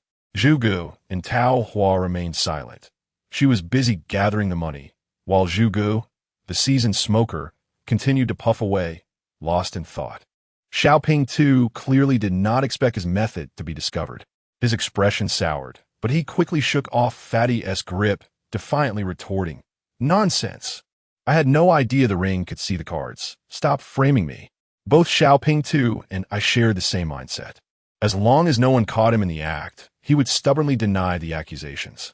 However, his method was difficult to catch unless recorded. Fatty, realizing the situation had escalated, became increasingly agitated. He raised his fist and aimed it at Xiaoping 2's face. Given his size, the punch carried significant weight. Caught off guard, Xiaoping 2 staggered back, blood immediately streaming from his nose.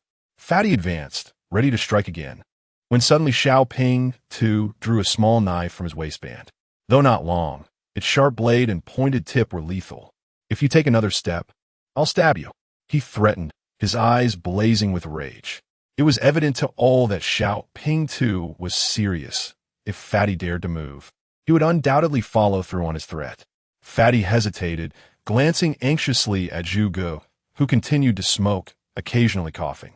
"Xiaoping 2, are you trying to play with knives?" Zhu Gu's words caused Xiaoping 2 to shudder. Until then, I had believed Zhu Gu to be a mere scruffy businessman. But his authoritative tone and the fear he instilled in Xiaoping 2 revealed his true nature. He was far from ordinary. Once you're caught cheating, you must own up to it.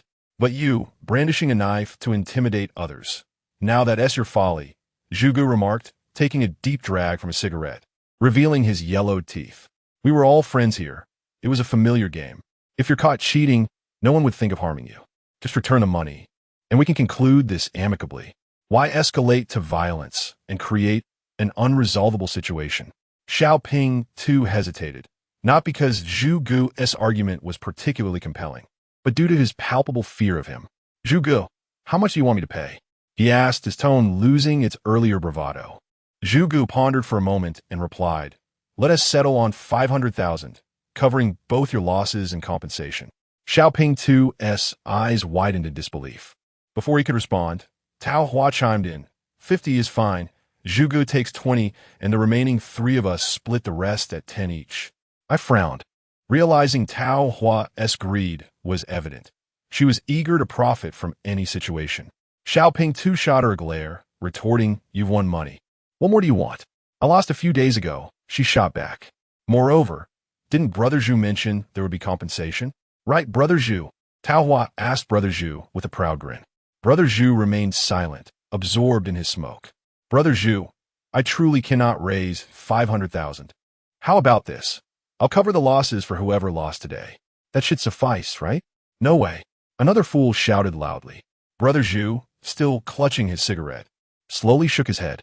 Qing San found himself with no other options. His hand, gripping the dagger, began to tremble. "Brother Zhu, can't you spare me just this once?"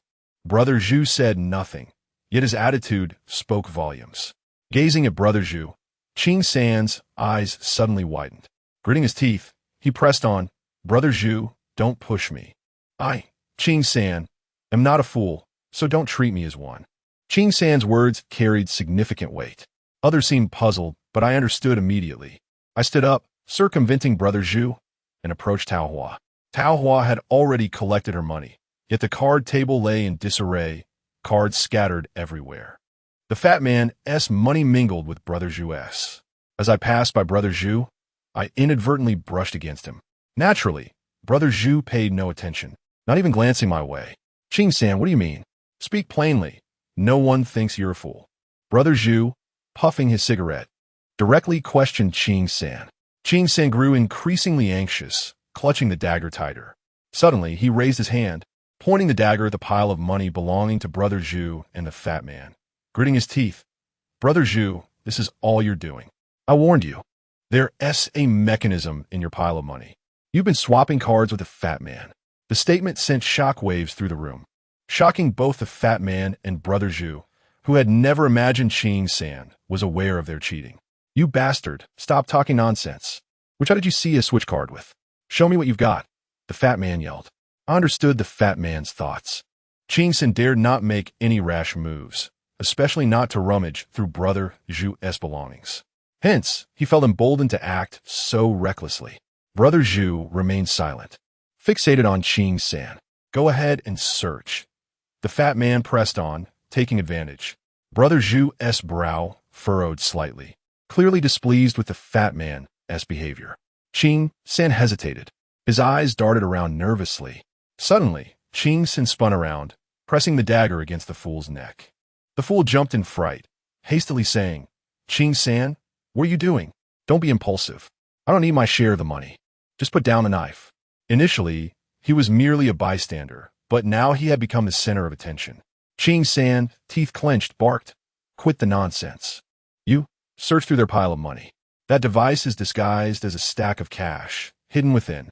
Chapter 58. The unprincipled gambler. The fool was caught in a dilemma. His face a picture of despair as he looked to Brother Zhu for assistance. "Brother Zhu, he is forcing me to search. If anything happens, don't blame me." Brother Zhu remained silent, sitting motionless in his chair. Ching San continued to threaten the fool.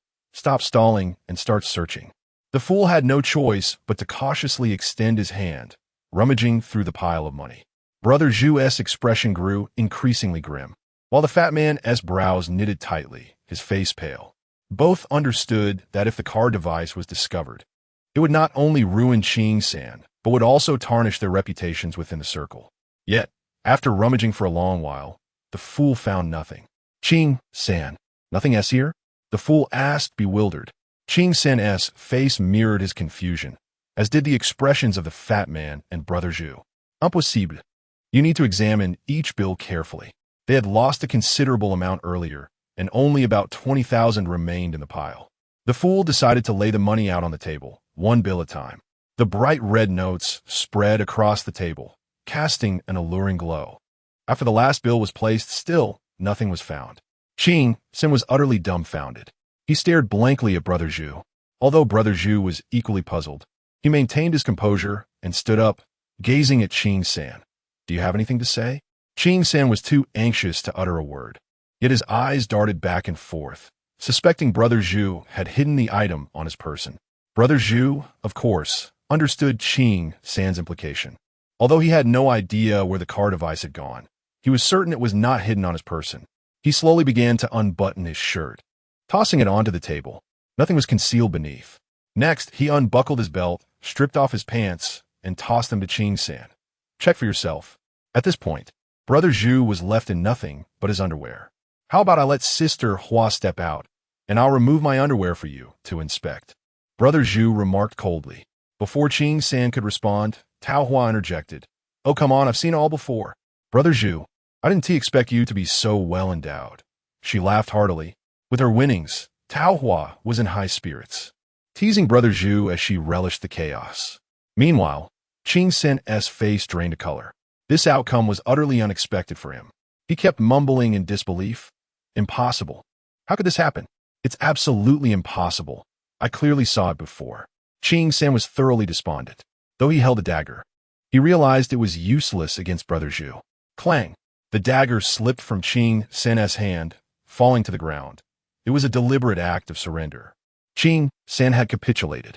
Failing to catch Brother Zhu and the fat man cheating, he realized that pressing the fool would yield no results either. Suddenly, the fat man lifted a chair and swung it at Ching San, causing him to collapse to the ground. "How dare you accuse us of cheating? You want to search my clothes?" Blood trickled from Ching San's head, and I felt a chill run through me. This was the essence of gambling. This was the nature of gamblers. They called each other brothers, friends in everyday life. Yet now, because of gambling, they tore off their masks and resorted to violence, wishing to see the other dead. Thus, the saying rings true. Gamblers are heartless, and dealers are ruthless. 10 out of 10 are deceitful. It's all about winning. I had no desire to know how they would resolve this matter. I left with Tao Hua, who was delighted. She had won over 230,000, handing me 5 stacks of bills, saying with a seductive smile, "Here, darling, this 50,000 is yours." I frowned, accepting the money, and coldly replied, "Call me by my name. That term makes me nauseous." Tao Hua laughed heartily, unfazed. With a sultry demeanor, "Not only will I call you by your name, but after you help me win so much, I'd even call you Daddy. How about we go to Sister Hua's house for a quick rest and continue tonight?" "Continue?" I scoffed internally. This game appeared stable, yet undercurrents were swirling. Brother Zhu and the fat man had long known about Ching San's cheating, and Ching San was equally aware of their duplicity. Yet, no one dared to expose the truth. I suspected the fat man had suddenly pointed out Ching San's cheating due to losing heavily today, a moment of impulse. Thankfully, I had not caught anyone cheating today, otherwise it could have been me and Tao Hua lying on the ground. However, I remained intrigued by Brother Zhu. I asked Tao Hua, What S brother Zhu's background? While driving, Tao Hua responded, do you know about the Red Sticks? Red Sticks? I had heard Sixth Master mention them. In the past, the most significant gang in Hong Kong was the Hongmen. The Hongmen had a tremendous influence in Hong Kong, and later, the surrounding regions were similarly affected. Some underground gangs even claimed to be branches of the Hongmen. The elite enforcers of the Hongmen were referred to as Red Sticks. To put it plainly, they were the lead enforcers. Even more formidable than the Red Sticks were the Double Flower Red Sticks. However, I was unsure how this related to Brother Zhu. Seeing that I remained silent, Tao Hua continued. Zhu Ge used to be a renowned figure over in Nanyue. So how did he end up back here? He left after seriously injuring the boss. It's quite absurd, isn't it? I was somewhat at a loss for words. Such a formidable person had not only failed to defeat his adversary, but instead left the boss in a precarious state. What is he doing now? I inquired further. He is overseeing 2 venues in Zhongjia. Don't let his skinny appearance fool you. I hear he is quite ruthless. Did you not notice how frightened Xing San was today? I pressed on, wanting to dig deeper. I needed to understand these dynamics better. The last time with the centipede, had I clarified his background, I wouldn't have been ensnared and suffered a loss. He had a few underlings, but they hardly constituted a significant force. They merely assisted with a few nightclubs, earning a meager income each month. I nodded thoughtfully. Enough about them. Tell me, how did you come to know about the cards? Of course, I couldn't confess that I had memorized the order through their shuffling. So, I casually lied. Those are magic cards that I happened to use before. I intended to brush it off, but unexpectedly, Hua Jie exclaimed, impossible. How so? I purchased those cards myself, 2 boxes stored at Fatty's place. How could they possibly be magic cards? A cold sweat broke out on me. I hadn't anticipated that my fib would lead me to the very source. Perhaps there was a mix-up at the supermarket, or they were swapped. Tao Hua didn't press further, only muttering, so this game really can't be played anymore. There is not a decent person among them. Not playing at all would be best. Even if I were to play, I would never accompany her again. Without the skills of gambling, one cannot find a good game, let alone clean up afterward. Collaborating with her would only lead to trouble. I could never stay at Tao Hua's place. Upon returning home, I lay on my bed, still unable to sleep. The shadows of 2 individuals flickered through my mind, Zhu Ge and Li Dabiao. Tonight marked the first step in my revenge against Li Dabiao. Chapter 59. All set the next morning, I arrived at work as usual. Upon reaching the bathhouse, a young lady at the front desk called me over. Chulu, the guest in room 631 is looking for you. She wants you to come over. I pondered who could possibly want to see me so early. I casually inquired, is it a man or a woman? The young lady rolled her eyes at me. A woman, more beautiful than a celestial being.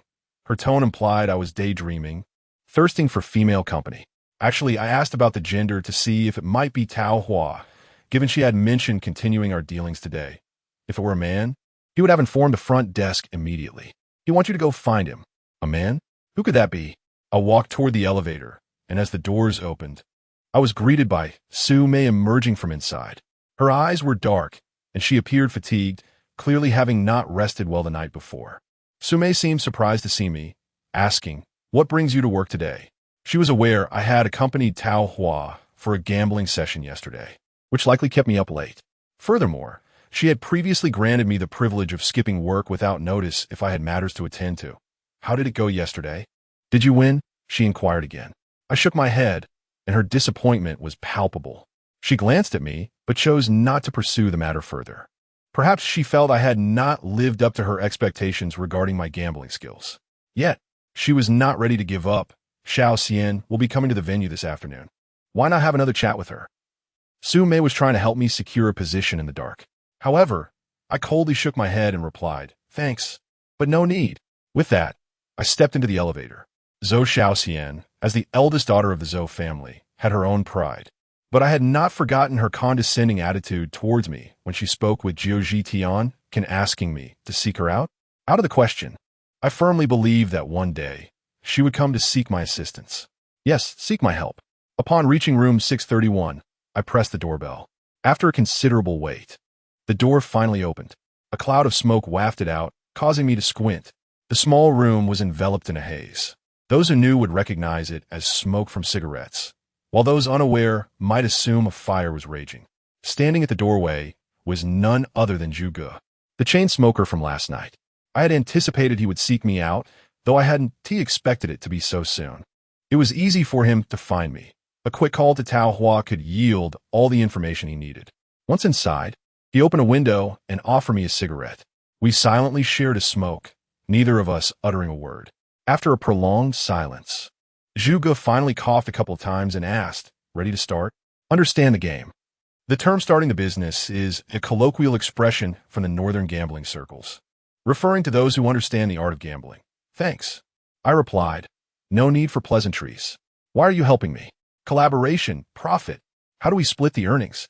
Based on the number of players. If it's just the two of us, it's 50-50.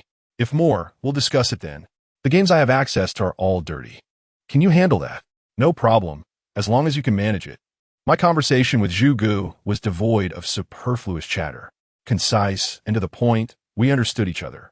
I appreciated communicating with someone so straightforward. It was refreshing. All right, do you want that item back? Or do you want to keep it? I pulled out the device, disguised as money from my pocket, and handed it to Zhuge. Last night, when Qin San conversed with Zhuge, I realized Qin San must have known about Zhuge and Fatty's cheating. I had deliberately pretended to head toward Tao Hua, but while passing by Zhuge, I executed a sleight of hand to swipe the device from the pile of cash. I must say, the device was exquisitely crafted, perfectly sized and appropriately thin. It was cleverly disguised with a few $100 bills, fitting seamlessly into the stack. Yet, such items may appear enticing, but can often lead to one's downfall. In gambling techniques, there are two types: Wen Qian, literary cheating, and Wu Qian, martial cheating. Some claim that Wu Qian refers to physical strength, which is utterly nonsensical. Others assert that Wen Qian pertains to soft card games like poker, while Wu Qian relates to hard games like mahjong, pai gao, or dice. This, too, is incorrect. In the realm of cheating, Wen Qian refers to individuals like me who rely solely on skill and technique, without any props. Conversely, Wu Qian, as exemplified by Zhuge, relies on tools for cheating. The distinction between the two is significant. Those who cheat with props inevitably leave behind evidence. Not only can professional cheats discover them, but even casual gamblers or onlookers are likely to notice. After receiving the device, Zhuge set it aside and asked, with such skills, "Why are you still working as a waiter here?" I remained silent, offering no reply. Yesterday, you didn't join the game. How could you help Hua Jie win so much? Zhuge inquired again, upon realizing I was the one who had taken the device. Zhuge seemed to have pieced everything together. Such trivial skills are hardly worth mentioning. I replied coolly, my gambling techniques were the foundation of my existence. I could never divulge such information carelessly. Zhuge understood and did not press further. All right, wait for my call. I'll contact you when a good game arises. I nodded slightly. The entirety of that day was spent in anticipation, as the evening's game was the most significant one since my debut. Not due to its scale, but because the individual I aimed to con was none other than my cousin Li Dabiao, who treated me like a stray dog. As the end of my shift approached, my phone rang. It was Chun Xiaoxue calling. Upon answering, I remained silent, and her voice came through. "Chulu, have you missed me?" I felt a twinge of annoyance at her teasing. I coldly replied, "Get to the point. Really, how difficult is it to say you miss me? I called to tell you that everything you asked me to do is done. Li Dabiao has agreed to let me in on the action tonight. We played a game of cards. I wagered 20,000, and he followed with 100,000. Engaging in high stakes with Lao He. Where is he now? Out buying cigarettes. On the 6th day of the new year. Why aren't you concerned about whether we managed to sleep?" I couldn't help but smirk internally. Whether we slept or not has nothing to do with me. Chun Xiaoxue isn't helping me. We are merely collaborators seeking to make money together. Noticing my silence, Chun Xiaoxue sighed. It seems you don't care about me at all. All right, we didn't sleep. But I told him, if he lets me win today, I will give him a share. This fool actually took it seriously. How absurd. Got it. No need to worry, I'll hang up. Remember to delete the call log. With that, I ended the call. It was already time to finish work, and I planned to find a place to eat before quietly awaiting the evening's game. Tonight, I must ensure that Li Dabiao takes his first step towards the abyss. As I exited the bathing establishment, I spotted 4 or 5 tattooed men standing at the entrance, smoking. They appear to be waiting for someone. Among them, the man in the center, holding a cigarette, was all too familiar to me. Chapter 60. Entering the game. Centipede. He had tied me up last time. In Qian Laoba's office, I had given him a teapot. Since then, I had not seen him again. Upon seeing me emerge, Centipede cast a sidelong glance and coldly said, "Brother Ba is looking for you." His animosity towards me had not diminished in the slightest. I knew Brother Ba would find me sooner or later, and that woman, He Huan, who was adept at cheating, had also approached me once about partnering against Brother Ba, but I had declined. "Lead the way," I replied tersely. Though I despised Qian Laoba, I understood that I had no power to refuse. However, if he thought he could manipulate me, he was sorely mistaken.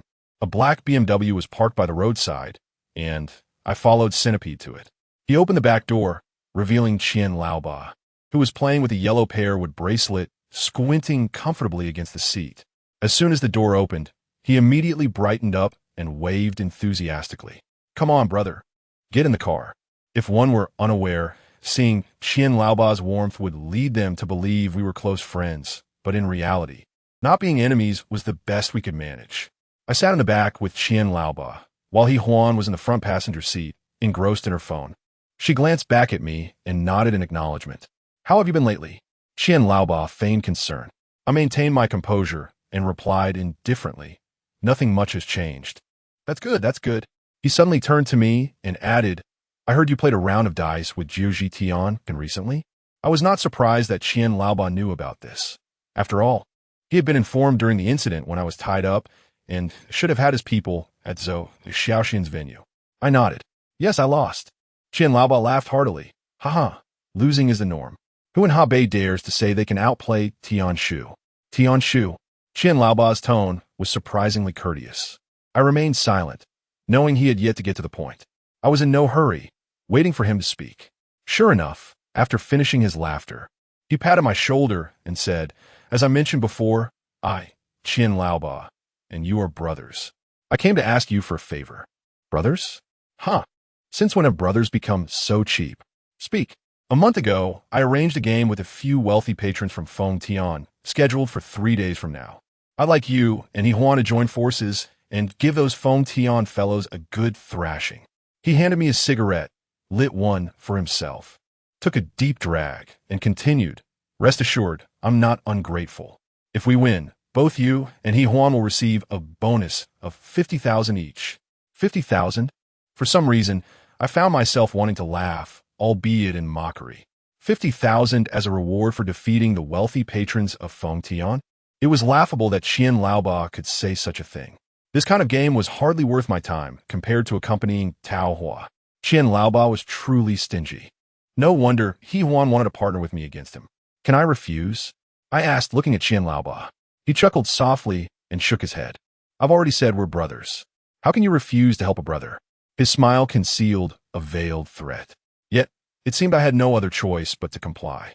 At that moment, I glanced into the rearview mirror where I caught He Huan's gaze upon me. After dinner, I waited quietly at home for Lao Hei's call. Following our previous plan, I would not make an appearance tonight. Lao Hei would take the lead in the game. When my phone rang around 8 o'clock, Lao Hei's boisterous voice echoed from the other end. "Has the car been cleaned? If so, bring the keys to the Old Street chess room." I acknowledged and hung up, dressing quickly before hailing a cab directly to the chess room. The atmosphere in the chess room was lively as usual. The chef, a portly man clad in an apron, wielded a cleaver and was chopping pork ribs. Upon my entrance, he wiped the sweat from his forehead and pointed upstairs with his cleaver, laughing heartily. "Looking for Xiaohei?" "Yes, in the innermost private room on the 4th floor." I thanked him and proceeded upstairs, overhearing him mutter, "That Xiaohei, who knows how he struck it rich. Now he's bold enough to gamble in a private room." I understood that tonight's game was a high-stakes affair between Lao Hei and Li Dabiao. To avoid disturbances, they had chosen a private room with higher rake fees. Upon reaching the 4th floor, I entered to find Lao Hei standing by the table, hands planted firmly, his gaze fixated on the money spread across the table. He looked like a gambler who had lost his mind. Opposite him sat Li Dabiao, With the flamboyantly dressed Chun Xiaoxiu, I nestled close to him, her arms wrapped around his, gazing at the cards with an affectionate smile.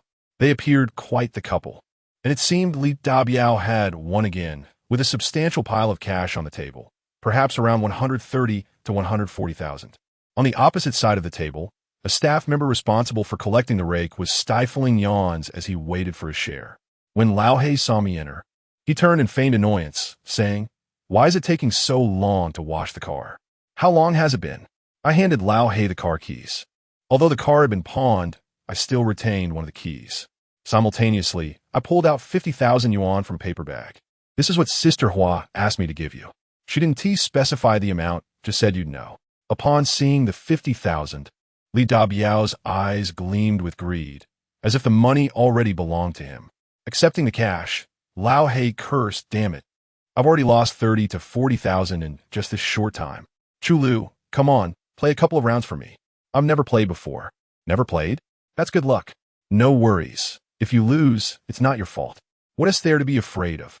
Lao He and I were putting on a show, while Li Dabiao grinned wickedly, saying, "Chulu, I could handle you when we were kids, and I could still do it now. Do you dare to come?" The cards on the table had already been laid down by Li Dabiao. For him, it made no difference whether I or Lao He played. The outcome would be the same. I was waiting for just this moment. Of course, even if he didn't say it, I would still step up. They were indeed playing high stakes tonight, with a minimum bet of 3,000 and a starting bet of 1,000. To explain briefly, each player placed a 3,000 base bet before the cards were dealt. And after that, 2 face-up cards were dealt. If you thought your 2 cards were too low, for example, if you held a 2 and a 4, you can only win by placing a bet of 3 at the midpoint. With such a hand, you could wager 1,000. Of course, if you wish to go all in, that is also an option. However, only a skilled cheat or a fool would dare to play like this. Chapter 61. The game. We both entered the game with a 3,000 base bet. I dealt the cards, taking my time with the shuffle, appearing clumsy and inexperienced. In my mismanagement, I even managed to bend the corner of 1 card. Feigning embarrassment, I glanced up at Li Dabiao. "You useless fool, what else can you do? If you can't shuffle, then get lost." Li Dabiao erupted in anger, hurling the cigarette from the table at me. I understood his fury. He had meticulously rigged the deck, but it wasn't prearranged. After all, the cards were provided by the gaming hall. He needed to rig them while playing, an achieving that would take considerable time. Seeing Li Dabiao's outburst, Lao He was about to act, but I immediately signaled him to remain still. A few insults were inconsequential. Soon he would comprehend the meaning of true despair. Lao He caught on, feigning indifference. "Dabiao, what is the rush? Just switch to a new deck." Saying this, the dealer tossed a sealed deck onto the table, casually pocketing 100 for the card fee. Although Li Dabiao was furious, he had no choice but to continue. The game resumed, and it seemed that luck was on his side. Before long, he had won over 10,000. Naturally, I had allowed him to win. A proficient cheat not only possesses exceptional skills, but also understands the psychology of others. A few days prior, I had let Li Dabiao win to give him a taste of success. Today, however, my goal was to have him win initially and then lose. The psychological effects of winning followed by losing differ greatly from losing followed by winning. A gambler who loses first, then wins back some, may feel satisfied and choose to walk away. In contrast, a gambler who wins first and then loses believes they will recover their losses, mistaking their earlier winnings as their own. At this moment, they are bound to become overconfident. Before I knew it, there was already over 20,000 on the table. When my turn came, I dealt myself 2 face-up cards, an ace and a queen. This hand falls within the second best category in the game. As long as the next card dealt is between 2 and jack, I would win. The odds were exceedingly favorable. Yet, I turned to Lao He and asked cautiously, "How much should I bet? Is that even question? Go all in. Isn't that a bit excessive? Perhaps half." I pretended to be timid. "Lao He, thou win. All in, just listen to me." I placed 22,000 on the table. Then I dealt the cards. I could sense Li Dabiao's tension. His gaze was fixed on me, his mouth moving silently as if muttering something. As I slowly examined my cards, Lao He stood behind me, his eyes wide with anticipation, clearly nervous as well. The room fell silent. Even the dealer seemed alert, leaning forward to catch a glimpse of my cards. "Damn it, Lao He suddenly shouted, startling everyone. I gradually reveal my cards. A king of spades. I lost. Li Dabiao erupted in laughter, kissing Chen Xiaoxue on the cheek and declaring, Initial 6. In childhood, I dealt with you, and now I still can. In this life, I, Li Dabiao, shall forever be your nemesis. When it was my turn to deal, I felt a chill run through me. A nemesis? I was eager to see who would truly prevail today. I dealt Li Dabiao 2 face-up cards, and upon revealing them, Chen Xiaoxue exclaimed in delight. Li Dabiao turned to high-five her, both of their faces alight with excitement. The 2 cards were an ace and a king, the best possible combination in the game. As long as the next card fell between 2 and queen, they would win.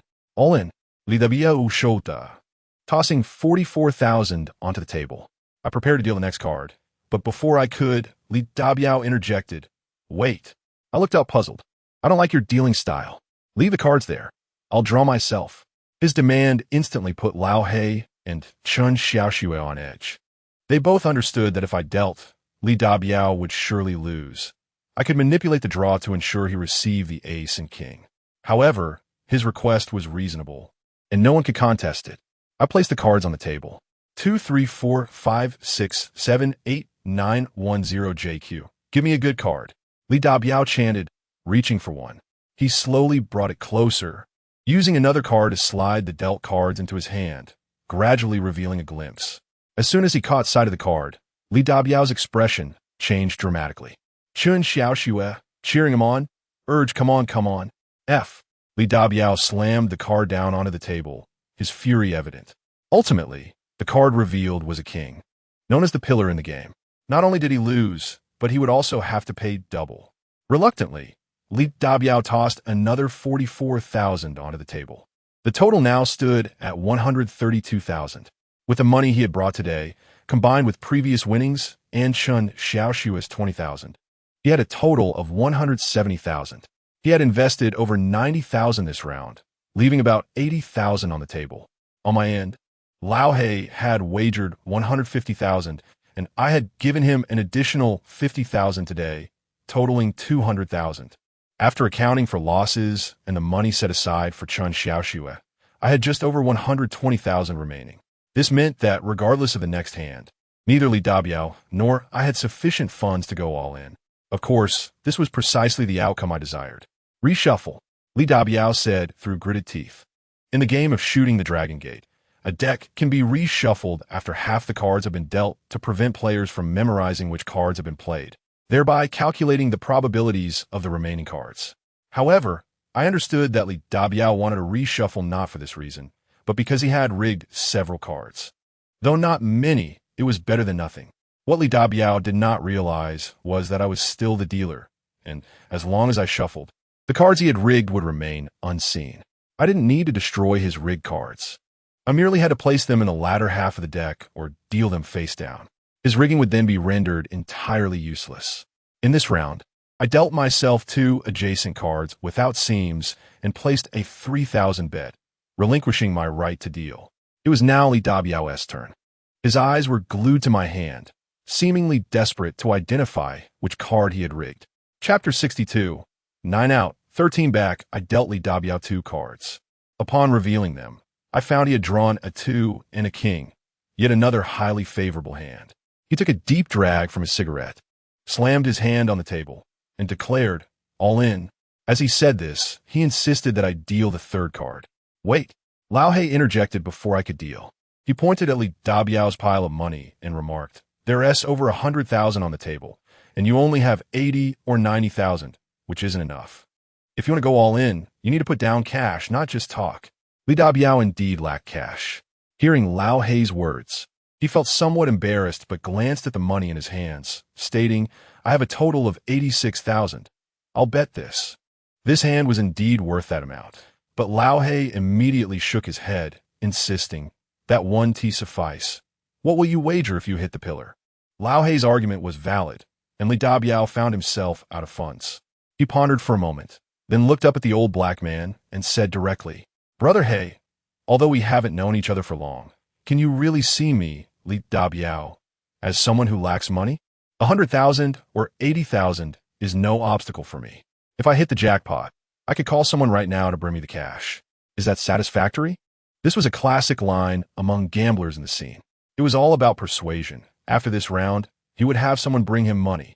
Whether anyone would actually send him money was of no concern to him. He just needed to convince the other party to continue playing. Moreover, Li Dabiao's hand was indeed quite strong. Old Hay pretended to think for a moment before responding, "All right, let's deal." He dealt Li Dabiao a hidden card. In fact, it was possible to deal visible cards, but most gamblers prefer to play with hidden cards, relishing the thrill of the process. Perhaps it was due to the shock from the previous round that he dealt a hidden card. Once the card was dealt, Li Dabiao turned to Chun Xiaoxue beside him and said, "Here, take a look at this round." Chun Xiaoxue leaned forward over the table, her ample bosom pressing against it. Their heads were close together, both staring intently as she gradually revealed her card. One could sense the tension emanating from Li Dabiao. He even held his breath as he examined the card. As the card was slowly unveiled, the moment he saw the points, Li Dabiao shut his eyes and slammed his fist on the table. Chun Xiaoxue also feigned a look of despair as she slowly turned over her card, a spade ace. Although it wasn't a jackpot, it was still a loss. "What kind of cards are these?" Li Dabiao exclaimed, slumping back into his chair, his face ashen as he took long drags from his cigarette. "Li Dabiao, do you still have money?" Old Hay inquired. Li Dabiao remained silent. Old Hay immediately adopted a dissatisfied expression, furrowing his brow and saying, "I told you, we're in this for the big stakes. How can you play with so little money? How are we supposed to continue?" Li Dabiao's expression was awkward. He still said nothing. At that moment, Old Hay pulled out 20,000 from a pile of cash and tossed it onto the table in front of Li Dabiao, saying, "Let us call it a day with this 20,000 as your consolation. Bring more money tomorrow, and we'll continue." Old Hay feigned a desire to end the game. "No way." Li Dabiao raplia firmly. He looked at Old Hay, somewhat displeased, and said, "Brother Hay, I may have lost, but the money on this table doesn't belong to you yet." The money on the table had already exceeded 230,000. Li Dabiao was correct. The money indeed did not belong to Old Hay. At least, they had not won it yet. "What are we going to do then? You have no money left, right? I can't just sit here waiting for you to make money." Old Hay pressed. Li Dabiao sat silently, smoking heavily. After a while, he turned to Chun Xiaoxue and asked, "Do you still have any money?" Chun Xiaoxue shrugged her shoulders. "Where would I have any left? I told you when we came. Not to play so big, but you and T listen. Now look, we're out of money." Li Dabiao fronat, remaining silent as he sat there scrolling through his phone. I guess he was contemplating whom to call for a loan. After a while, he set his phone down. At that moment, Li Dabiao was anxious and restless, yet utterly helpless. I lit a cigarette, and, as the lighter sparked, Li Dabiao immediately looked up at me, angrily cursing. "Damn it, it's because of you that I lost so much money." Others might assume he was blaming me for suppressing his luck, but in reality, he was cursing me for ruining his good hand. I knew he would love nothing more than to tear me apart right then, but I remained unfazed, secretly amused. Let him curse. The harsher the words, the quicker his downfall. Hearing him curse at me, Old Hay was visibly upset, but I showed no reaction. "Old Hay, wouldn't he take action? Are we going to play again tomorrow, or are you going to have someone bring you money? Give me an answer. Don't just sit here doing nothing." Old Hay urged. I initially thought Li Dabiao would call the girl he had brought with him yesterday, but he never made a single call. After hesitating for a while, Li Dabiao seemed to have made a decision. He turned to the people in the venue and said, "Go, call in the moneylenders." The term moneylenders referred to those who specialized in usury. There are many names for them, varying by region. I had long anticipated that Li Dabiao would resort to borrowing at high interest. It was part of my plan. Even if he didn't initiate it, Chun Xiaoxue would persuade him. In any case, this step was inevitable for him. Once he got involved with high-interest loans, how could he ever hope to repay them? It would be nearly impossible, and once entangled with those moneylenders, he could forget about leading a decent life. Before long, two loan sharks entered the room. As soon as they walked in, they cheerfully asked which boss needs money. "Me." Li Dabiao exclaimed. "How much?" 100,000. "All right."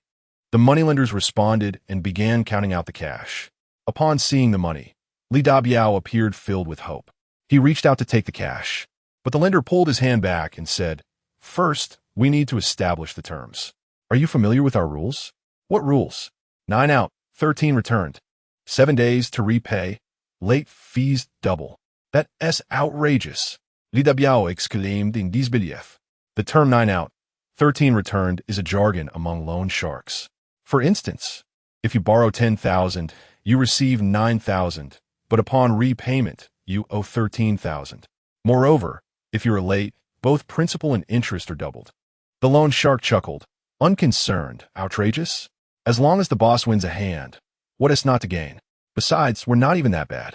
Some places, they charge compounded interest. That's truly outrageous. Before the year 2000, the northern usury generally operated this way. However, later, most shifted to a 5% rate. For every 10,000 borrowed, the fee would be 500. Yet, even then, the upfront fee was still deducted, making it almost identical to the 9 out, 13 return scheme. It is imperative to note that one should never dabble in gambling or engage with loan sharks. These are predatory practices that will leave you with nothing but bones. As a contemporary example, in the so-called legitimate casinos in Macau, loan sharks frequently lurk. Even if you're meeting them for the first time and don't know each other, if you have money, they will lend to you. Sometimes, even if you don't have any, they will still offer. Of course, it's not a matter of how much you want to borrow. They set limits based on your identity and background. As for how they ascertain your background, it's quite simple. Information leaks. The moment you step in, they already have access to your data, your family background, and social connections are all laid bare. Do you think you can escape once you return to the mainland? Rest assured, you cannot. Never doubt this. Every experience is a bloody lesson learned. Chapter 63. Pledge Li Dabiao was and T foolish. He recognized the darkness of usury. However, at this moment, he was already intoxicated by the thrill. He no longer hesitated and said directly, "Bring it to me. I'll pay you back tomorrow." "Great. Wishing you prosperity," the lender replied, placing 90,000 on the table. However, Old Hay shot the lender a disapproving glare. Prosperity for him? What about us? Suddenly, Chun Xiaoxua, who had been silent, whispered to Li Dabiao, "Dabiao only invested 2,000. This high-interest loan has nothing to do with me." Although Li Dabiao was displeased, he said nothing in response. "It's your turn. Hurry up and deal the cards. Don't dawdle." With the influx of money, Li Dabiao spoke with greater confidence. He dealt himself 2 cards, a 3 and a 10. Normally, this hand would be worth about a quarter of the pot in a game of shooting the Dragon Gate. However, before I could even speak, Old Hay spoke loudly. "How much money do you have left?" "Bet it all. We had just over 120,000 in hand. If we wagered all of it and hit the jackpot, we wouldn't have enough to cover the loss." Li Dapio realized this too and immediately said, "You don't have enough. How will you cover the jackpot?" Old Hay sneered, slamming his car keys on the table. "I can use my car to cover it."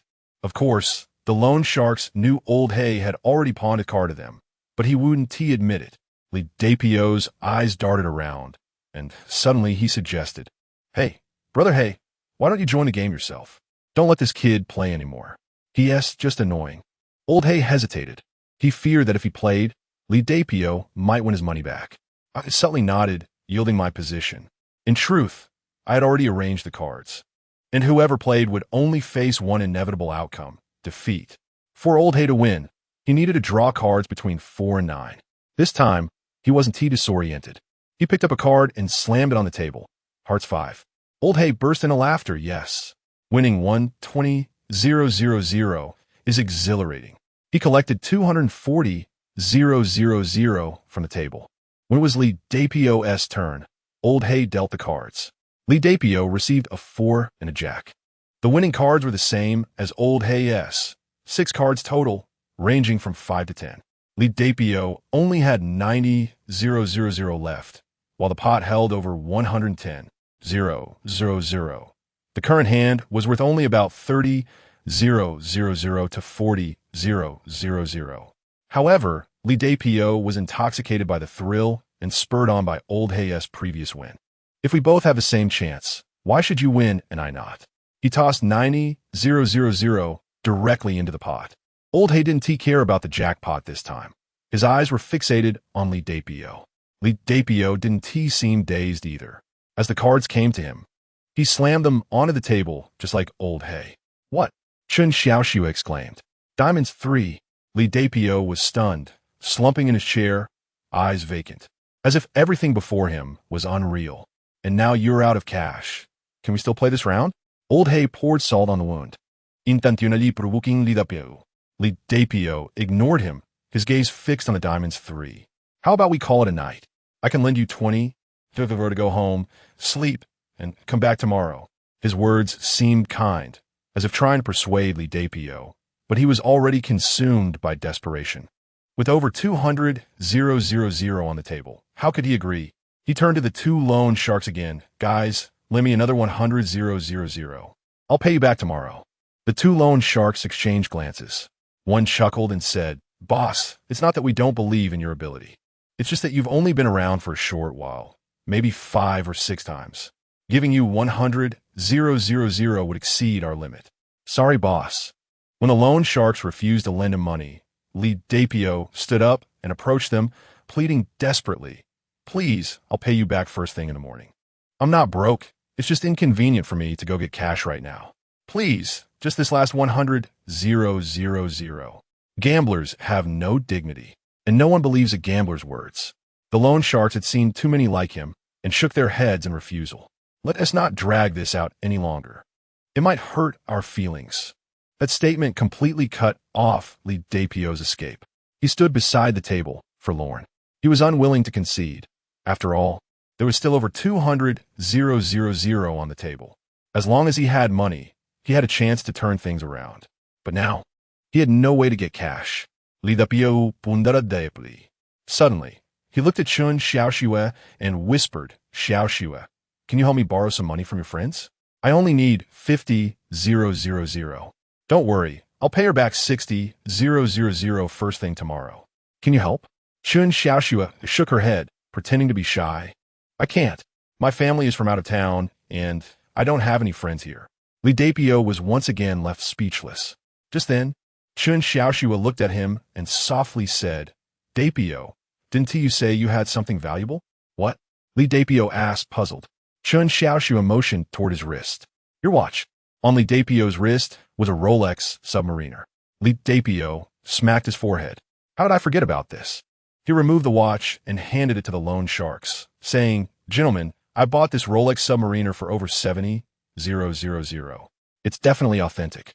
I'll pawn it to you. Just give me 50,000. The two examined the watch. One of them said, Boss, we're loan sharks, not pawnbrokers. We should really take this watch. But since you seem like a decent guy, I'll give you 25,000. The interest when you redeem, it will be a rate of 9 to 13. 25,000? Li Dapio was incredulous. Brother, this is genuine. I just bought it over a month ago. No one would give me just 25,000 for it. Then go pawn it elsewhere. The loan shark placed the watch on the table. Li Dapio was furious and turned to Old Hay. Brother Hay, can I pawn this watch to you for 50,000? Old Hay shook his head. I don't know anything about watches. I don't like them. Li Dapio felt utterly hopeless. Old Hay quickly added, but let me suggest this. He turned to the loan sharks and said, do me a favor. Let him have 30,000 for the watch. Upon hearing this, Li Dapio immediately looked up, hopeful. The loan sharks picked up the watch again and said, fine, since Brother Hay asked, we'll give you 30,000. But let me be clear, if you don't redeem it in 3 days, I'll have to sell it. Li Dapio nuda rapatali. At this point, he couldn't care less about the terms. As long as he got the money, he was indifferent to everything else. Chapter 64, a call for help this time. Li Dapio played relatively cautiously, knowing he only had 30,000 left. Of course, I had no intention of wiping him out completely. I left him with this last 30,000 as a lifeline. As long as that lifeline existed, Li Dapio would find a way to continue gambling with Old Hay. As long as he gambled, he would sink deeper into the mire until he could no longer escape. After some time, Li Dapio managed to recover over 10,000, bringing his total to over 40,000. Meanwhile, Old Hay had won over 200,000. They had already agreed that regardless of who won, they would wrap up by midnight for drinks. It was now past 11, and the end was in sight. Old Hay dealt the cards again. Li Dapio pretended to take his time looking at them, but he was actually trying to manipulate the cards. He hadn't given up hope just yet. After manipulating the cards, just as Lee Dapio was about to reveal his hand, suddenly he heard a thud. He fell to the floor, chair and all, kicked by the very person responsible for collecting the house's fees. "What the hell are you doing?" Lee Dapio struggled to get up, pointing at the collector and demanding, "What is going on? I've been watching you for days, and you dare to cheat here." Just then, the door to the room was forcefully pushed open, and several bouncers, accompanied by a manager, stormed in. Clearly, they were well prepared. I couldn't help but furrow my brow. My plan had been completely derailed by this unexpected turn of events. I intended for Lee Dapio to continue searching for money to gamble until he was utterly broke. But I never anticipated that the collector was actually an undercover agent for the gaming house. "Where did I cheat? What evidence do you have?" Lee Dapio protesta, his face flushed with indignation. The dim light lingered in the air, and before anyone could speak, the old black man interjected, urging, "Calm down, everyone. Let's not resort to violence. It's impossible. He couldn't have cheated. If he had, how could I have won so much?" His words seemed to mediate the situation, yet they carried a distinct undertone of sarcasm. This old black man was indeed cunning, employing both lethal force and psychological manipulation. The dim light remained silent, methodically laying out the cards that had been tampered with by Lee Dapio. "You think I wouldn't notice the welds on the edges of cards?" he challenged. "This one is the 7 of diamonds, the 9 of hearts, the Jack of hearts." He systematically revealed all the cards that Lee Dapio had altered. Lee Dapio, struggling for words, stammered, "What are you talking about? I have no idea what you're referring to." With a mocking laughter, the supervisor of the establishment, Zhao, turned to Lee Dapio, "Brother, it's not difficult for you. Just answer me this. Do you admit it or not?" Lee Dapio, pale as a ghost, understood the gravity of his situation.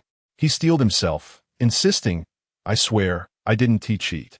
I don't know how those cards ended up like that." Suddenly, Zhao broke into a smile, but before Lee Dapio could utter another word, Zhao's expression shifted dramatically. He lifted his foot and struck Lee Dapio's abdomen with a forceful kick. Lee Dapio's feet left the ground, and he crashed heavily onto the floor, curling up in agony. Though I harbored resentment towards Lee Dapio, witnessing this scene brought me no satisfaction. Compared to my earlier plans for revenge, this physical torment seemed trivial. Alas, I wondered if I would ever have another opportunity. Zhao crouched down and patted Lee Dapio's ashen face. "In our establishment, we value reason.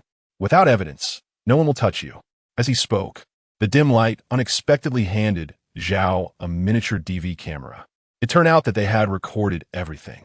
"From the moment you first entered our establishment, we suspected you. When you returned, we began to monitor you closely. Did you think your skills were so great that no one would notice? Shall I play the footage for you now?" Zhao's gaze was filled with menace. Lee Dapio, writhing in pain on the ground, weakly shook his head, realizing that no amount of bravado would allow him to escape this predicament. "Brother, I was wrong. I admit it. I'll accept whatever punishment you decide. Just please don't chop off my hands." With that, he burst into tears, a stark contrast to the mocking laughter he had once directed at me for showing pain. Now, after just a few kicks, he cried like a child weighing over 200 pounds, which made me want to laugh, not out of triumph, but from a place of disdain for Lee Dapio. "Get up," Zhao commanded. Lee Dapio, clutching his stomach and suppressing his pain, slowly rose to his feet. Zhao turned to the two men who had been watching, asking, "First, let's settle the debt he owes. We will deal with the rest afterward." "How much did he take from you?" 13,000 plus a watch, and he placed a 30,000 deposit. One of them replied. Zhao then inquired of the old black man, "Does he owe you anything?" The old black man, thoroughly entertained by the unfolding drama, promptly shook his head, saying, "No debts, but if someone cheated in your establishment, shouldn't I receive some compensation?" Zhao shot him a disdainful glare, ignoring his plea. He then pulled a cleaver from his drawer, slamming it onto the rickety desk. "All right, let's sort out the money first. If you handle this well, I might just take 2 of your fingers as a token gesture. If not, I'll make sure to sever both your hands and feet." Zhao's demeanor was unwavering, and it was clear he was not joking. Lee Dapio trembled uncontrollably as he shakily retrieved his phone and dialed a number. It was late at night, and the phone rang for what felt like an eternity before someone answered. Under Zhao's instruction, he activated the speakerphone. Lingling, I'm in trouble. What's wrong? The female voice on the other end asked, sounding groggy and still half asleep. I'm at the Old Streets game room and got caught cheating. They want money. You need to come save me. They're threatening to chop off my hands and feet. Li Dapio sobbed, his words fragmented by despair. Don't worry, I'm coming right away. Just hold on. The girl responded, her voice filled with urgency. I was taken aback, realizing that the seemingly average-looking Li Dapio had the ability to manipulate a woman like Lingling. In the office, we passed the time smoking, quietly waiting. Yet, in my mind lingered a troubling thought. Though the evidence against Li Dapio was irrefutable, why did Zhao insist on keeping us here? Approximately half an hour later, the office door swung open with force. Lingling rushed in, flustered but not alone.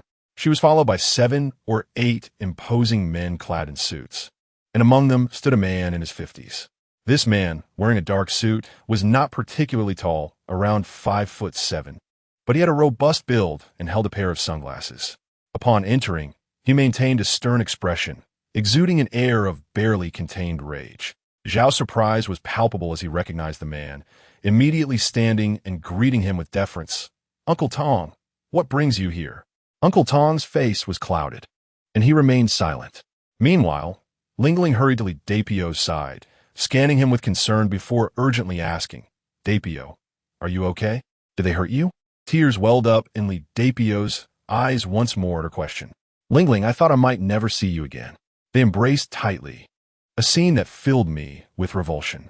Li Dapio, a despicable man, feigning deep affection to manipulate this girl, while Uncle Tong approached, his gaze fixed on Li Dapio with a fierce intensity. They quickly parted, and Li Dapio hastily wiped his tears. Uncle Tong, he murmured.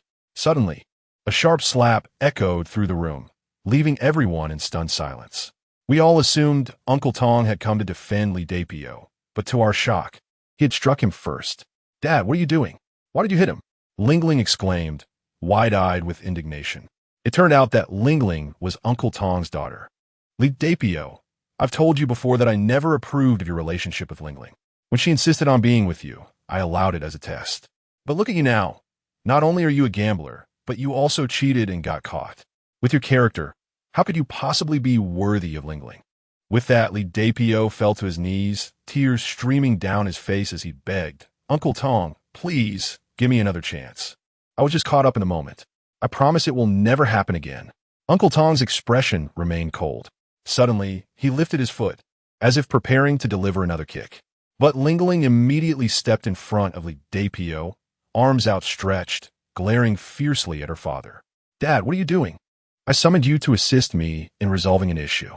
If this is your approach, then I shall no longer require your services. You may leave. Should they seek to harm or kill, I shall stand by to Biao. As she spoke, Tong Lingling helped Li Biao to his feet. She glared at Brother Zhao, adopting a posture of righteousness, and declared, Speak, what do you intend to do? Shall we sever hands or feet? Include me as well. This Tong Lingling exhibited a certain arrogance, clearly indulged by her family. Yet, Li Biao possessed some cunning, managing to secure her unwavering loyalty. Brother Zhao remained silent, casting a glance at Uncle Tong, whose face was a mask of fury. However, he could not simply abandon his daughter. Suppressing his anger, he inquired of Brother Zhao, How do you wish to handle this?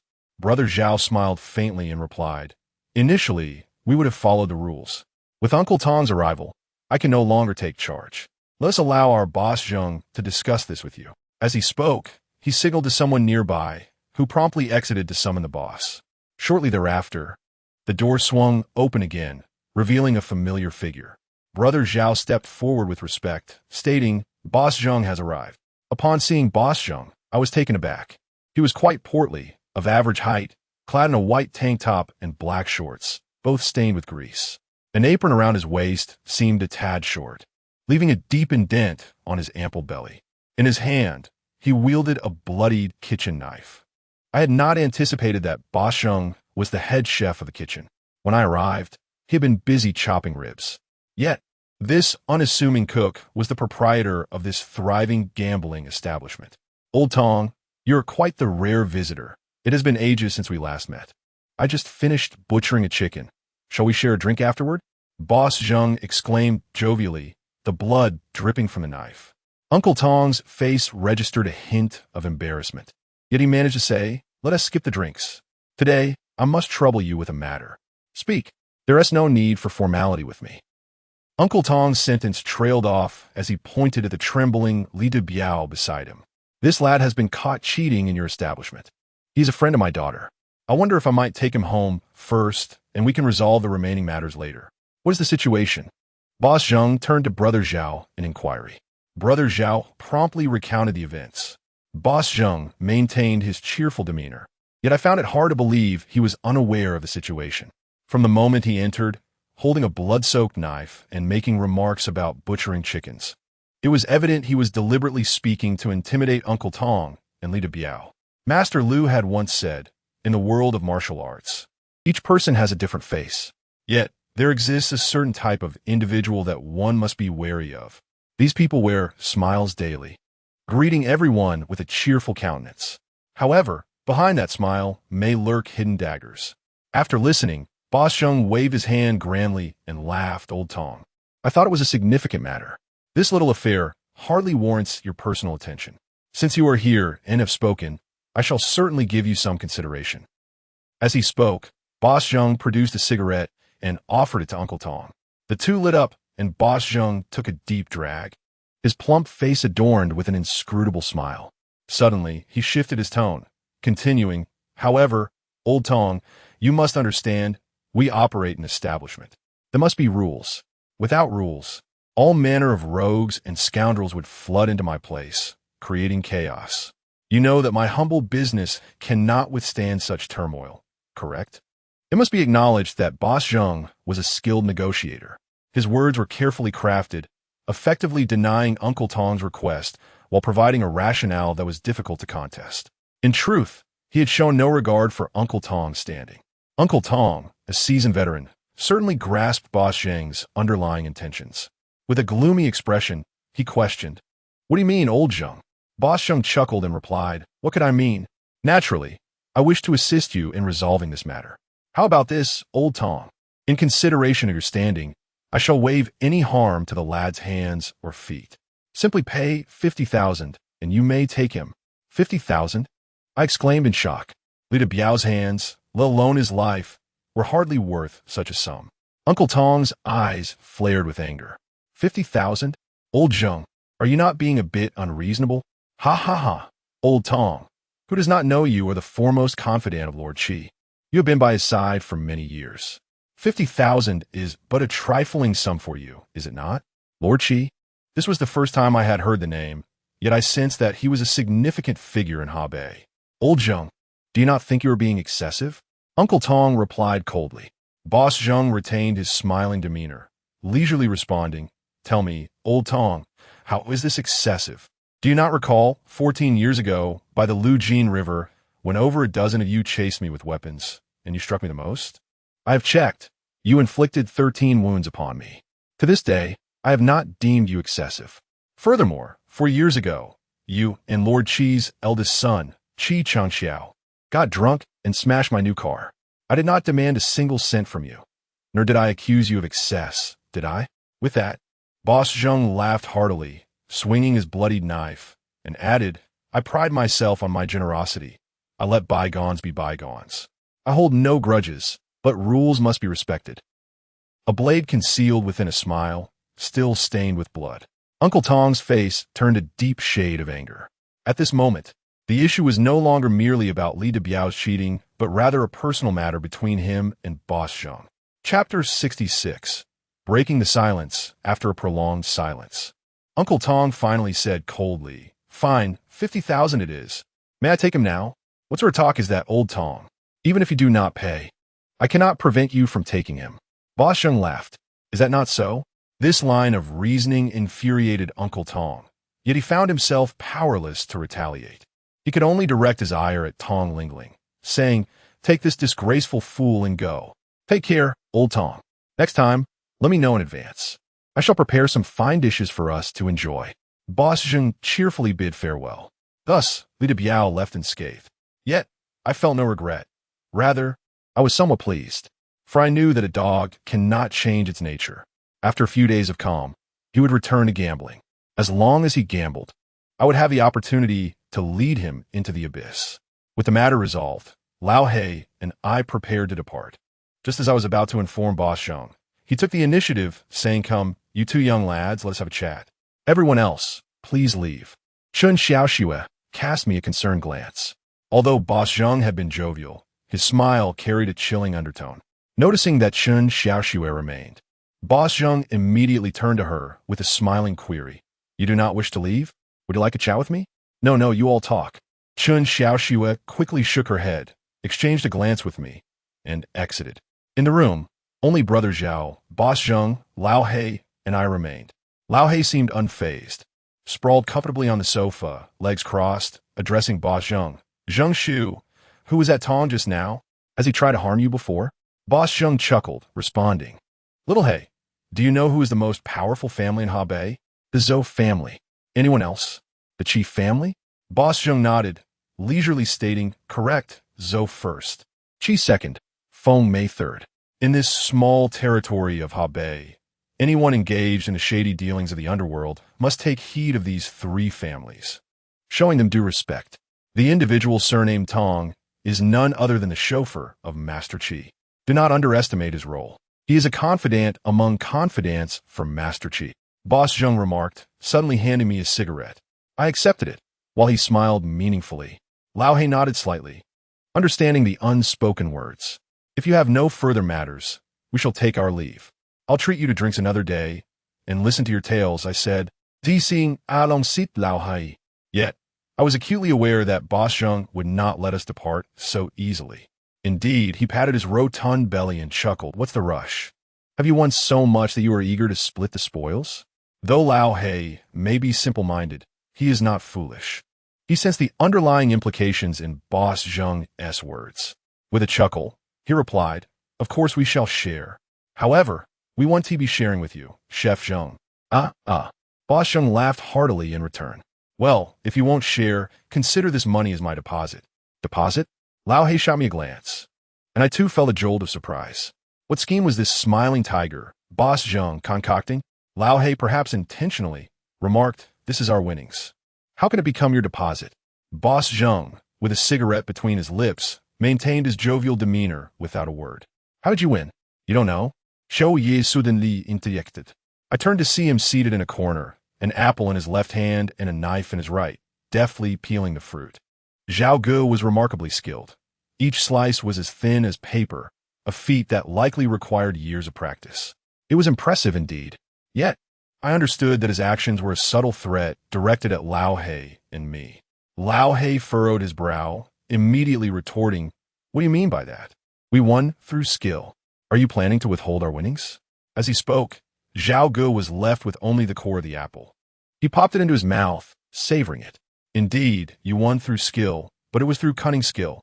His words sent a wave of unease through Lao He. While he had faith in my sleight of hand, he remained uncertain whether it could withstand the scrutiny of a hidden camera. At that moment, I knew I had to prevent Lao He from speaking further. I looked up at Zhao Ge and calmly inquired, "Who cheated?" "You." Shou Ye replied. Chewing on the apple core, his gaze fixed on me. "Evidence? What if I produce evidence?" His eyes glinted with a chill. "What do you intend to do? Are your hands sufficient?"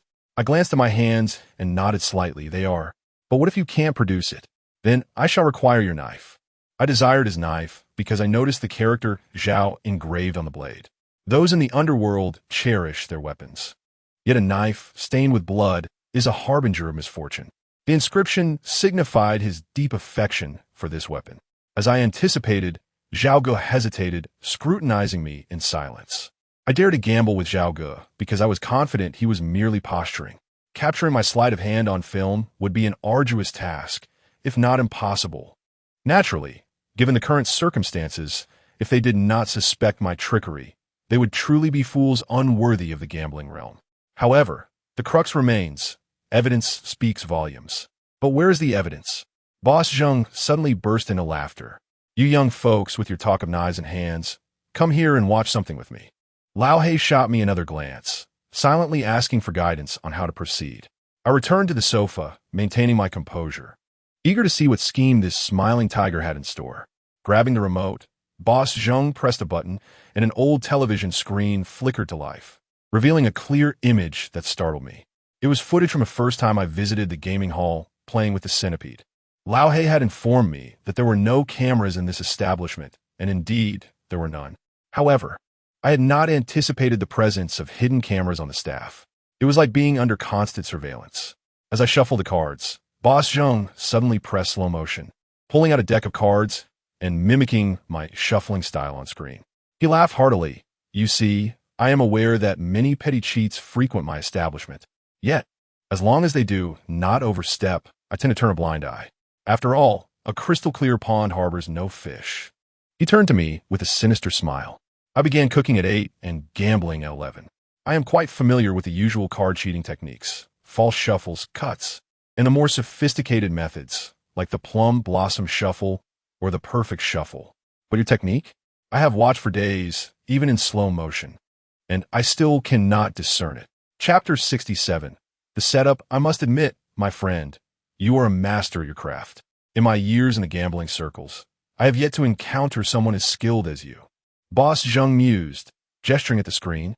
Look at these two hands. The centipede's score is 0. Such finesse.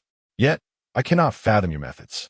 I remained impassive, my expression as tranquil as a still lake.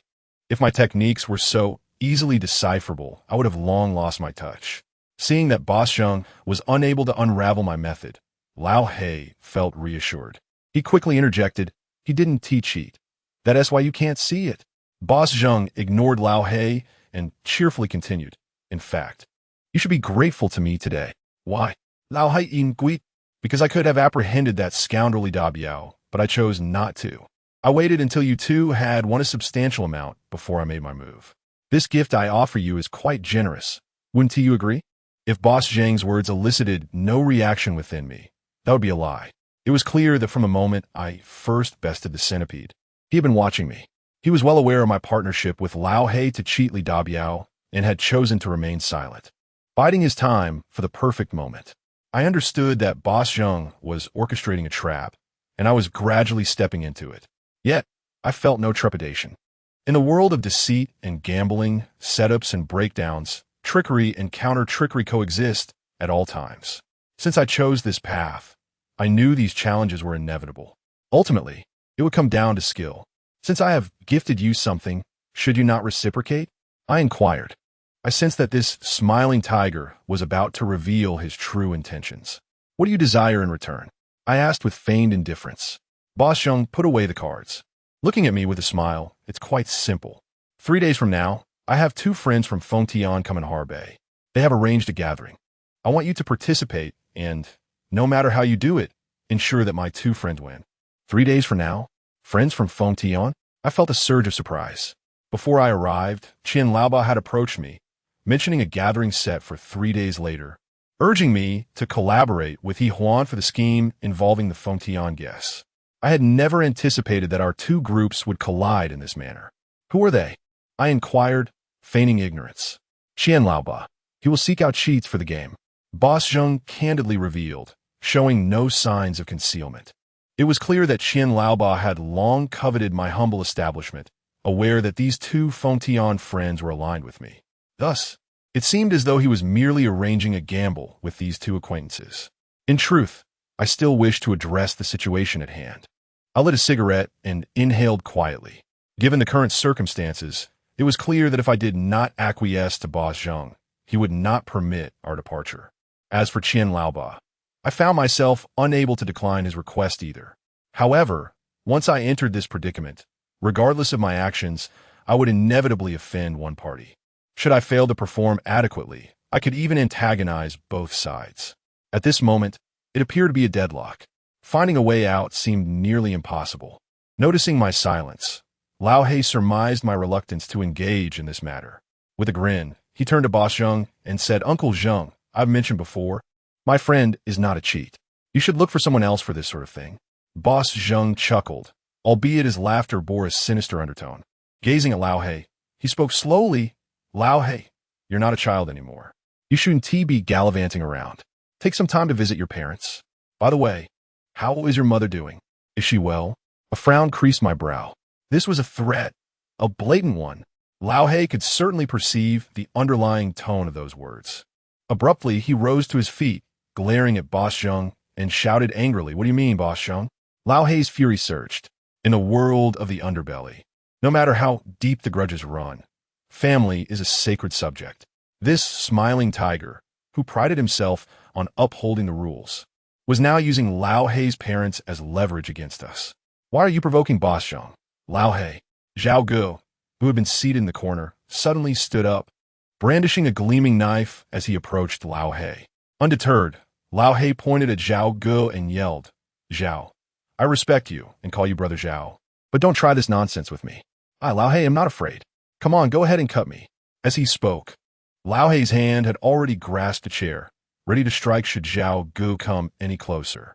"Lao He, this is our brotherhood. Don't escalate to violence. Return to your seat." Boss Zheng feigned anger. Both Lao He and I understood this was merely a performance, one put on for our benefit. Zhao Gu remained still, but his gaze was fixed on Lao He with intensity. Boss Zheng then smiled warmly at Lao He and remarked, "Lao He, you hot-headed rascal, why the sudden agitation? I merely suggested you visit your parents. Is there something wrong with that? You must temper that fiery temper of yours." His words left Lao He momentarily speechless. Indeed, on the surface, there was nothing wrong with what Boss Zheng said. However, he was acutely aware of the true implications behind it. This cunning individual was playing a dangerous game. But if it was merely a game, then I was prepared to partake in it fully. "All right, I accept this challenge. Let us discuss the remuneration." "Remuneration?" Boss Zheng laughed heartily, gesturing towards Lao He's bag of money. "Isn't this your reward? Without my cooperation, could you have won so much?" I shook my head slowly and replied, "Mountains are mountains, waters are waters. A clear distinction must be made." "Haha, splendid. In that case, I shall offer you an additional 50,000. How does that sound?" 50,000? Qian Laoba offers 50,000, and Boss Zheng offers another 50,000. Such is the limited scope of these so-called underworld figures in Hebei. In truth, this 50,000 carried a deeper, hidden connotation. It signified that they did not regard me highly enough. In their eyes, a cheat was merely a tool for making money. Once profits were garnered, a few bones were tossed as reward, and that was that. Yet, they failed to realize that within the multitude of tricks and techniques in this game, a single misstep could lead to their downfall. As Lao He and I exited the gaming room, darkness enveloped us outside. Standing by the roadside, I lit another cigarette and asked Lao He, "Do you hold grudges?" "Not really." Lao He, somewhat perplexed by my question, scratched his head and responded innocently. "Do you remember that fellow named Inwu, the one Chun Xiaoxue introduced us to?"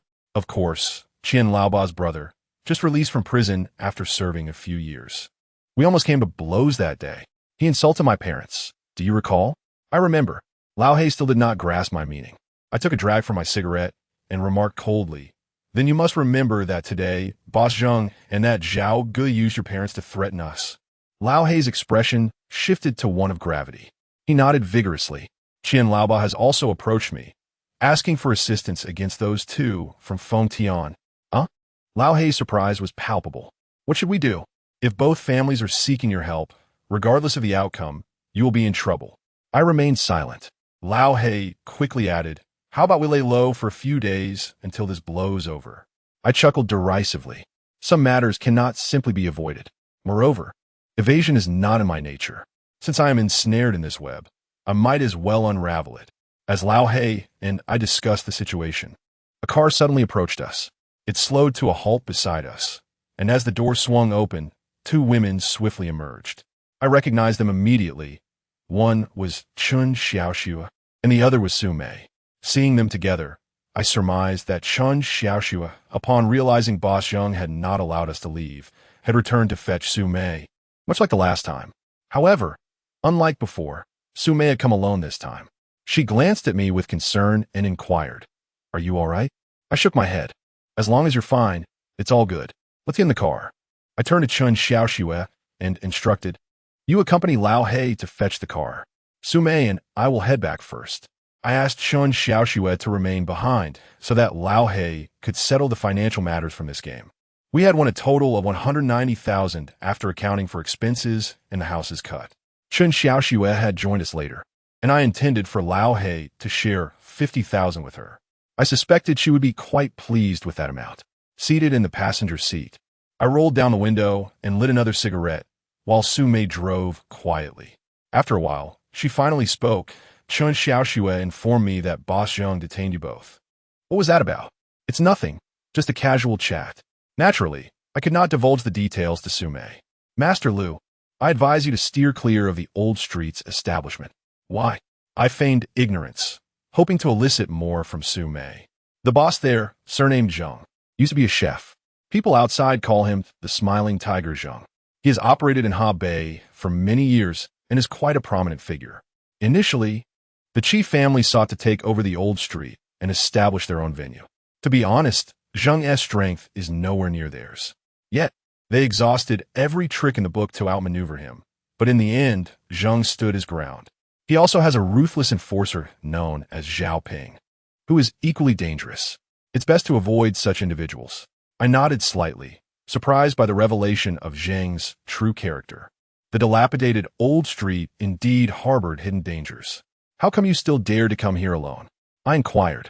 Su Mei kept her eyes on the road, replying nonchalantly. Zheng and the Zhou family have some connections. He is aware that I am associated with Xiaoxue, so he would still afford me a measure of respect.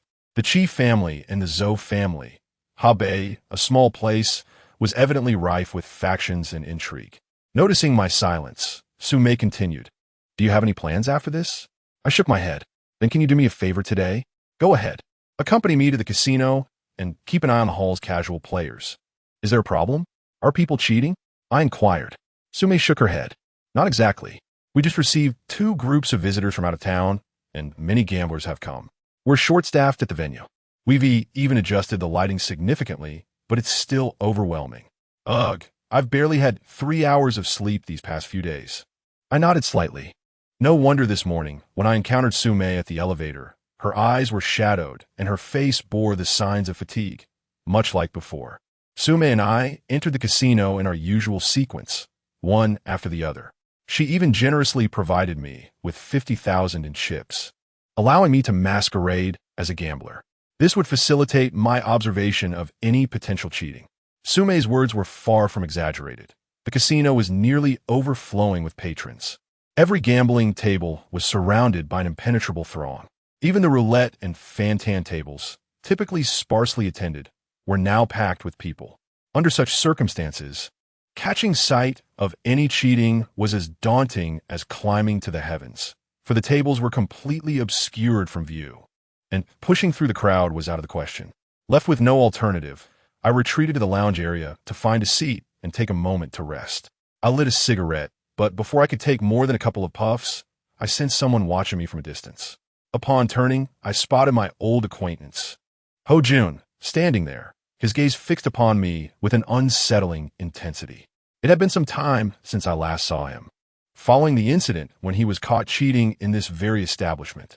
His vest was a different shade this time, a light black, suggesting a recent promotion. Noticing my gaze, he quickly averted his eyes. I chose to ignore him, focusing instead on my cigarette. After a while, my smoke was almost finished when suddenly someone tapped me on the shoulder.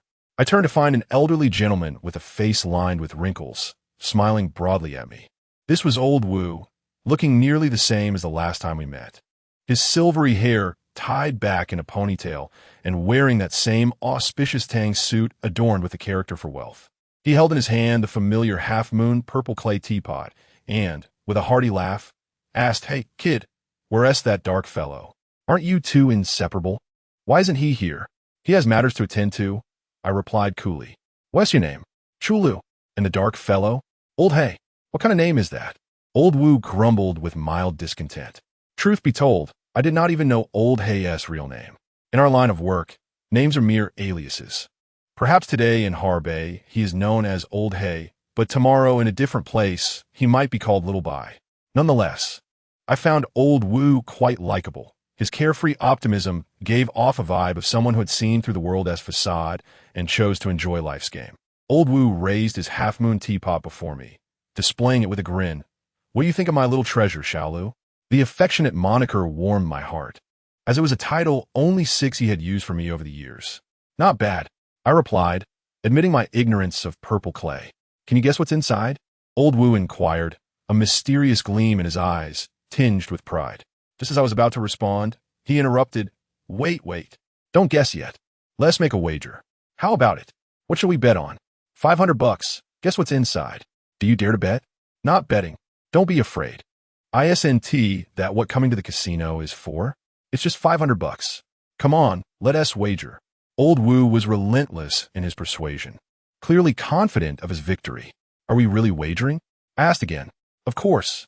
Hurry up and guess what's inside. His anticipation was palpable, as if my answer could secure him 500 in chips. Chips, I replied leisurely. What? Old Wu was momentarily taken aback, his mouth agape and eyes wide, staring at me in disbelief. Impossible. Absolutely impossible.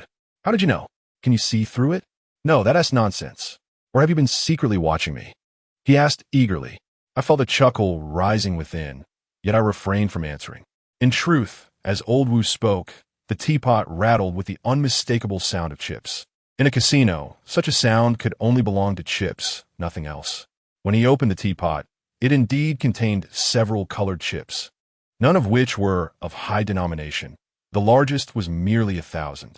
He shook the teapot, puffing up with pride. Aren't I impressive? This is my first time at this casino, and with just 200 in capital, I've won nearly 5,000. Impressive. Old Wu produced a 500 chip and slapped it in my hand. Here, it's a gift for you. Take it. Thank you. Wishing you great fortune tonight. Though I was naturally reserved and not prone to conversation, I found myself willing to engage with someone as entertaining as Old Wu. He chuckled heartily, pointing at me. Kid, you have a sweet tongue. Come on, call me Wu Yi, and I'll give you another 200. As he spoke, Old Wu waved a 200 chip before my eyes. Given his age, calling him Yi was hardly inappropriate, but I shook my head. Not calling. Why not? Not used to it. Don't you want the chips? Old Wu looked at me, puzzled. No, I have enough, I retorted, pulling out 5 pale yellow chips, each worth 10,000. What? Old Wu's eyes widened, fixated on the chips in my palm, as if drool might spill from his mouth at any moment. Looking up at me, he suddenly adopted a fawning smile. Kid, how about I call ye, and you gift me one? I shook my head. The chips were not mine to give away, and even if they were, I would never part with them without reason. Seeing my attitude, Old Wu's expression hardened. Then give me back my 500, he demanded, attempting to snatch it from my hand. I quickly grasped my hand, looking at him coolly. A wager is a wager. Old Wu was left speechless, rolling his eyes at me, muttering, little brat, you set me up. Just wait, I'll win 50,000. With that, Old Wu turned and walked away, disappearing into the crowd of gamblers. Before I knew it, it was already past 2 in the morning. Although there were still many patrons, the numbers had dwindled significantly. The seasoned dealers were starting to show signs of fatigue and were replaced by a batch of newly trained dealers. I began to wander from table to table, placing casual bets here and there, indifferent to the outcomes, for it was not my money at stake. Approaching a baccarat table bustling with players, I made my way over. Baccarat is currently the most favored game among gamblers in the casino. I had previously mentioned a legendary figure, the king of gambling, Yi Han, who introduced baccarat from America to Macau and subsequently to the mainland. Indeed, the venerable gentleman held many titles, including the Saint of Gambling in Macau and the Ghost King Yi. Upon arriving at the table, I found Old Wu engrossed in the game, placing his bets. I watched for a moment when suddenly I sensed something amiss at the table. Someone was cheating. More specifically, it was Old Wu who was cheating. His method of deception was unlike that of ordinary gamblers. While typical gamblers might resort to card switching or employing technological aids to read cards, Old Wu's approach was more opportunistic.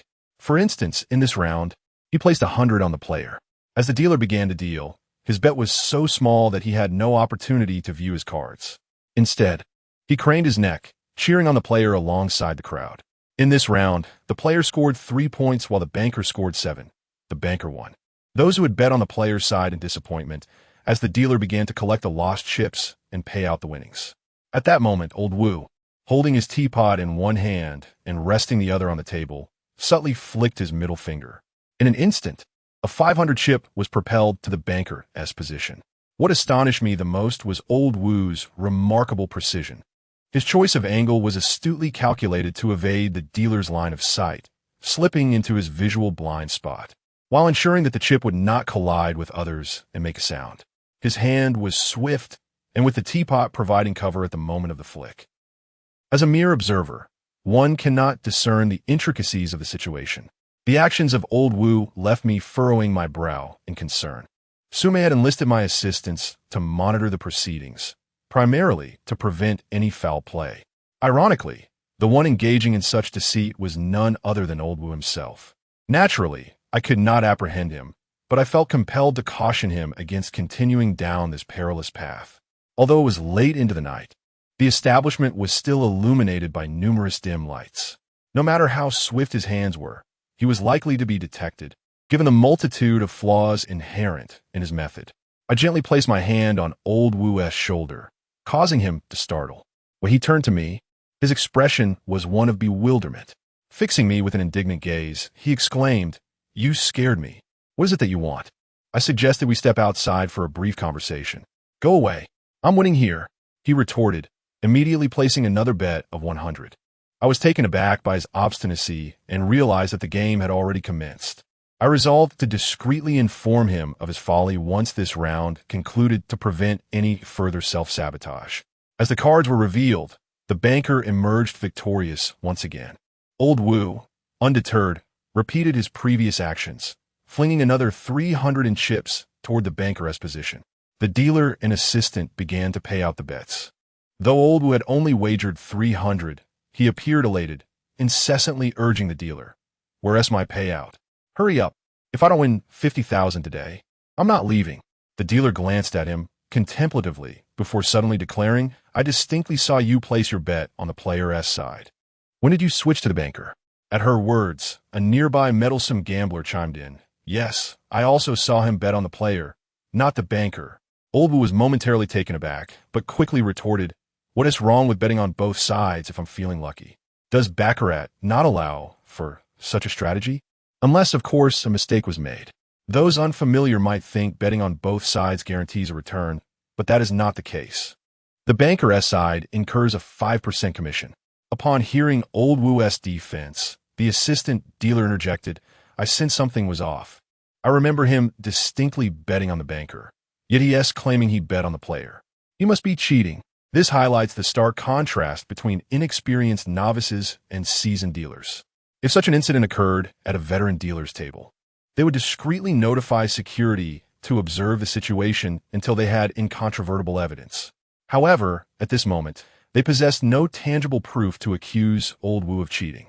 The commotion attracted the attention of the floor manager, who approached with several staff members. The nearby security personnel, having witnessed my previous engagement with the notorious gambler, inquired quietly about the situation. I merely shook my head in silence. "What is happening?" the manager asked. "Is he cheating?" The young dealer pointed decisively at Old Woo. Old Woo scoffed, casually brushing aside his silver hair. "I play fair and square. I have no interest in such underhanded tactics. You cannot falsely accuse me. If you can't handle the losses, perhaps you shouldn't run a casino."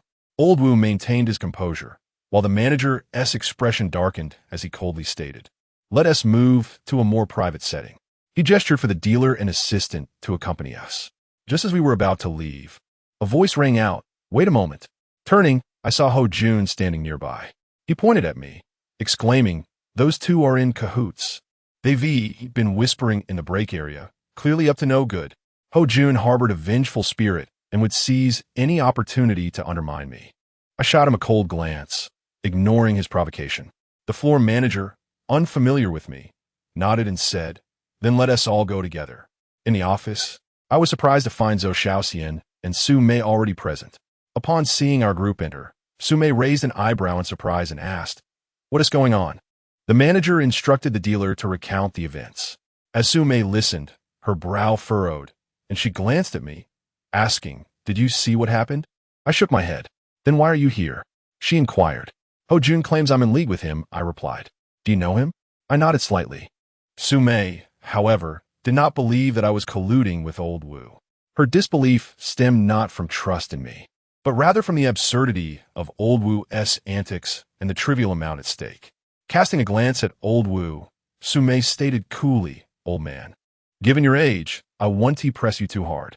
If you confess to cheating and return the chips, along with a reasonable fine, I may consider letting you off the hook."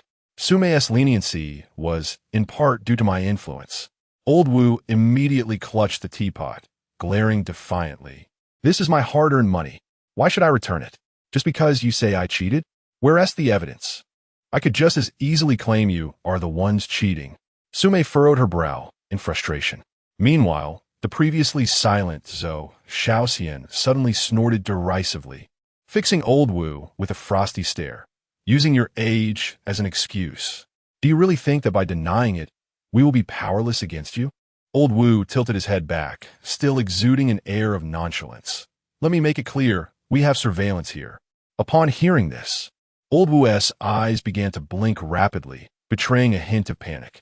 The surveillance technology in 2000 Harbin was still a blend of analog and digital, with cameras primarily offering overhead views and the images lacking clarity. Though old Wu's chip flinging was rapid, the sudden appearance of additional chips in the banker's position was still observable.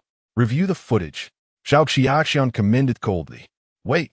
Old Wu suddenly raised his hand in a halting gesture, brushing his hair aside with a righteous demeanor. "I, old Wu, am a man of honor.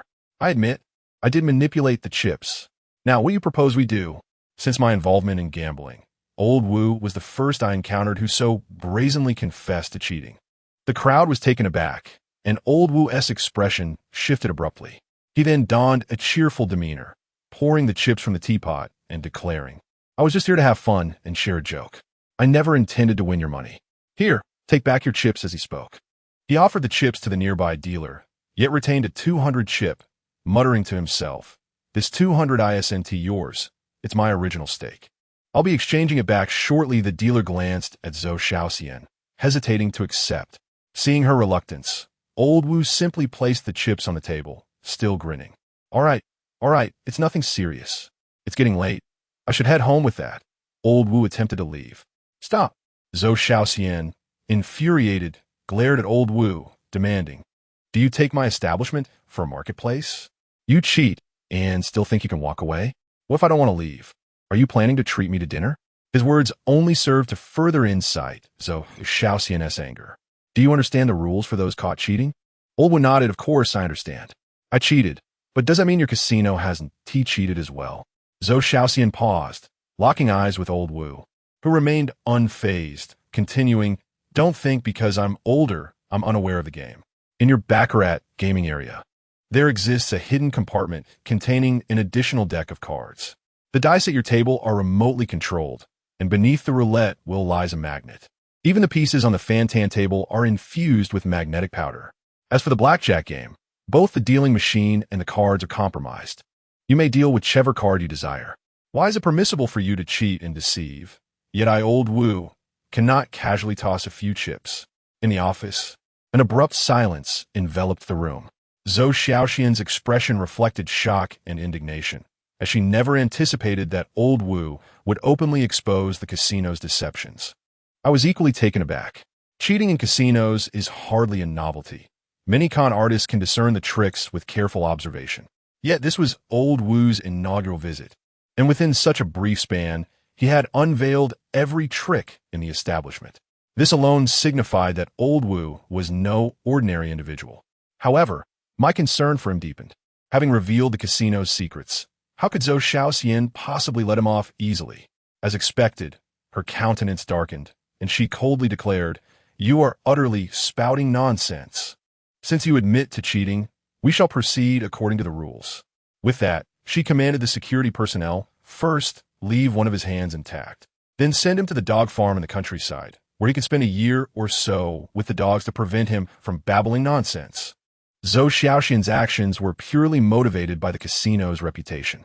After all, old Wu was aware of the mechanisms at each gaming table. Once this information circulated, the casino would no longer be viable. A wave of regret washed over me. Had he refrained from exposing the casino secrets, I might have been able to advocate for him, perhaps securing a larger sum to ensure the preservation of his hand. But now, voicing my thoughts would be akin to dousing flames with gasoline. As her words hung in the air, two security guards advanced toward Old Wu. One of them brandished a machete. Remarkably, Old Wu, standing beside me, exhibited no hint of trepidation, maintaining an air of nonchalance. As the guards approached, I could sense their latent ferocity. Suddenly, a cry pierced the silence. One guard collapsed to the ground in agony, his machete clattering beside him, while he clutched his wrist with his left hand. Blood trickled from his right wrist. Everyone, myself included, was taken aback. Beneath the guard's feet lay a die, evidently the source of his injury. Initial 6.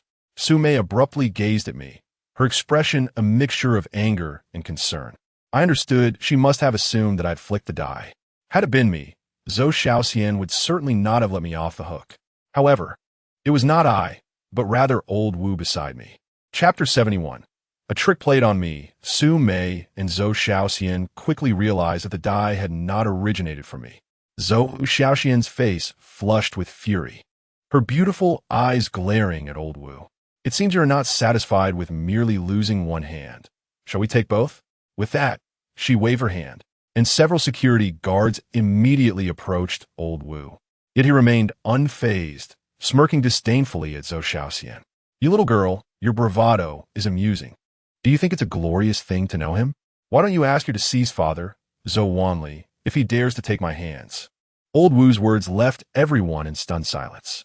In Hebei, regardless of one's affiliations, those who navigate the underworld treat the Zhou family with respect. Yet here was Old Wu, dismissively referring to the head of the Zhou family as a deceased ghost. His tone bore no semblance of jest among friends. It was devoid of reverence and laced with disdain. Zhou Xiaoxian, astute as ever, signaled to the security to halt upon hearing Old Wu's remarks. Her demeanor softened as she regarded him. You know my father? Old Wu scoffed. What of it? Knowing him is hardly something to boast about. Before the gathered crowd, Old Wu showed no regard for the Zhou family's dignity. Zhou Xiaoxian's temper flared, but she restrained her anger, responding coldly, very well. I shall call my father now. Remember, if you're deceiving me, today's consequence will not merely be the loss of your hands. It was already late at night. The phone rang for quite some time before someone on the other end answered. The sound from Zhou Xiaoxian's phone was amplified in the quiet office, allowing me to hear their conversation clearly. A weary and displeased voice emerged from the other end. What is it at this hour?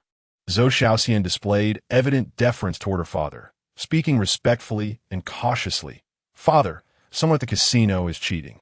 He claims to know you. And what of it? There are countless people in Hebei who know me. Should every cheat come seeking my opinion? In matters such as these, follow the rules. Understood. I will do as instructed. Zhou Xiaoxian appeared relieved, preparing to end the call when Old Wu suddenly shouted towards her. Deceased ghost Zhou, your tone is rather audacious. Isn't it? As soon as Old Wu's words fell, Zhou Wanli on the other end hastily instructed, Xiaoxian, wait. Let him take the call. Zhou Xiaoxian immediately handed the phone to Old Wu, but to my astonishment, he waved his hand dismissively. I won't take it. I have no interest in hearing his nonsense. His words caused a dramatic shift in the expressions of those present. Who was Zhou Wanli? He was a towering figure in Hebei, someone everyone aspired to befriend. Yet this seemingly inconspicuous Old Wu had the audacity to reject his call. Zhou Wanli, having heard Old Wu's refusal, fell silent for a moment before instructing Zhou Xiaoxian. Let him go. Should he return, inform me immediately. Zhou Xiaoxian acknowledged her father's command and hung up the phone. Her earlier expression of fury transformed into one of radiant joy. This woman was indeed capable of both yielding and asserting herself. Old sir, I apologize for today's events. Old Wu snorted, adopting an air of arrogance. I told you, your father wouldn't dare to sever my hands. Would he? Little girl, if you don't want my hands, I shall take my leave. With that, Old Wu swaggered toward the door. Upon reaching it, he abruptly paused, glancing back at me with a look of sudden realization. Ah, I see now. You were quite clever. You noticed my trick with the chips and wanted me to leave quickly, didn't you? Old Wu grinned mischievously, winking at me and making a gesture for 5. I understood he was being deliberately provocative, as I had won 500 from him. This old fellow, upon departing, had intentionally played a trick on me. An awkward feeling washed over me. Sume had urged me to observe for cheating, and though I had detected it rather than exposing it, I had inadvertently warned him to leave. What would Sume think of me? Though I generally disregard others' opinions, I still owed Sume a favor, not to mention the 200,000. Once Old Wu departed, Sume dismissed the remaining patrons from the gaming area. Only Xiao Xiaxian Xume, and I remained in the room. Zhou Xiaoxian remained silent, casting a meaningful glance in my direction. Meanwhile, Sume addressed me with a calm demeanor. Thank you for your efforts tonight. Why don't you go take a bath? I will arrange for a guest room for you at the front desk. It's late. You might as well rest in the room. I nodded in agreement. Even without her suggestion, I had no intention of returning home tonight. A long, relaxing bath awaited me.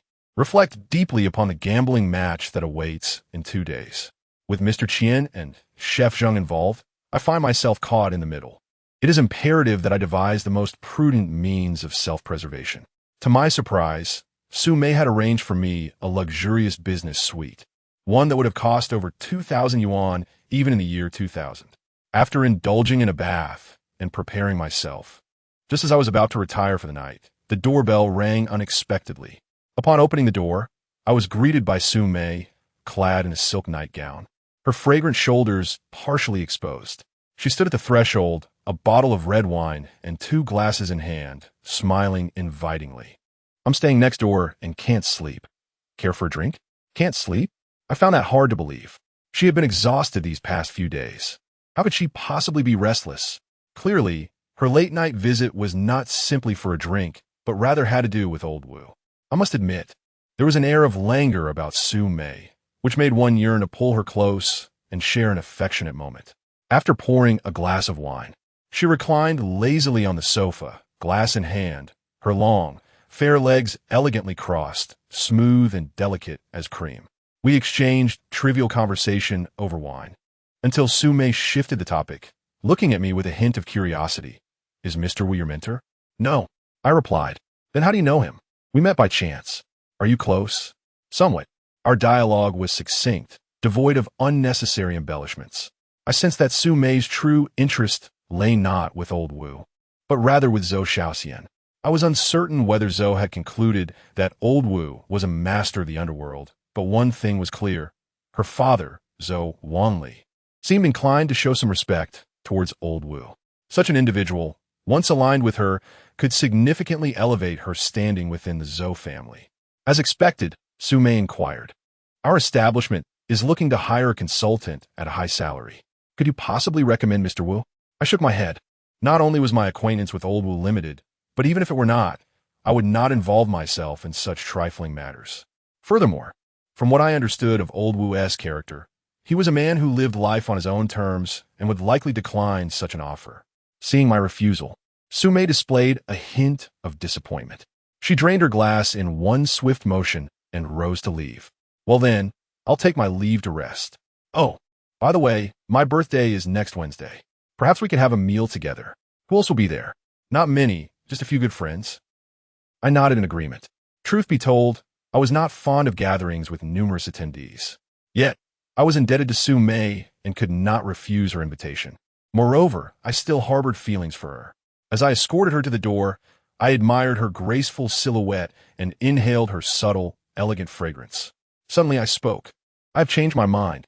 Sume tourne passive. Changed your mind about what? I regret that night when I did nothing and let you slip away. I said it with an air of indifference, as though recounting someone else's tale. Sume smiled enchantingly, tilting her head slightly. I gave you an opportunity. It was up to you to seize it. Once this moment has passed, it may never return. From now on, you can only reminisce and slowly regret. With that, she laughed lightly and exited. At times, Sume exuded a calm resilience, embodying a formidable woman, while at other times, she was irresistibly charming, almost enchanting. That night, I scarcely slept, my mind consumed by thoughts of the impending gambling match. After several hours, I finally devised a plan, albeit a rather ruthless one. In the morning, I instructed Lao He to pick me up from the bathhouse. Together, we made our way to the hospital. Along the way, Lao He stated, "Master, I called a few retired comrades from the Sonda team last night. I'm planning for them to come to Ha Bay in the next couple of days. On the day of the match, if either Mr. Chien or Chef Zheng dares to lay a hand on you, we shall confront them." I lit a cigarette, gazing out the window, and replied nonchalantly, "There's no need for so many. 2 newcomers will suffice." 2. Lao He looked at me incredulously, clearly thinking that 2 would be insufficient. I took a drag of my cigarette and said, "Lao He, you are now somewhat of a person of the underworld. Remember, those of the underworld do not rely on brute force to claim their victories. Such violent affairs are best left to others." Lao He chuckled. "Indeed, we of the underworld rely on our gambling skills. Unfortunately, I lack such talent." I shook my head slightly, pointing to his head, and said, "No, it's about what's here.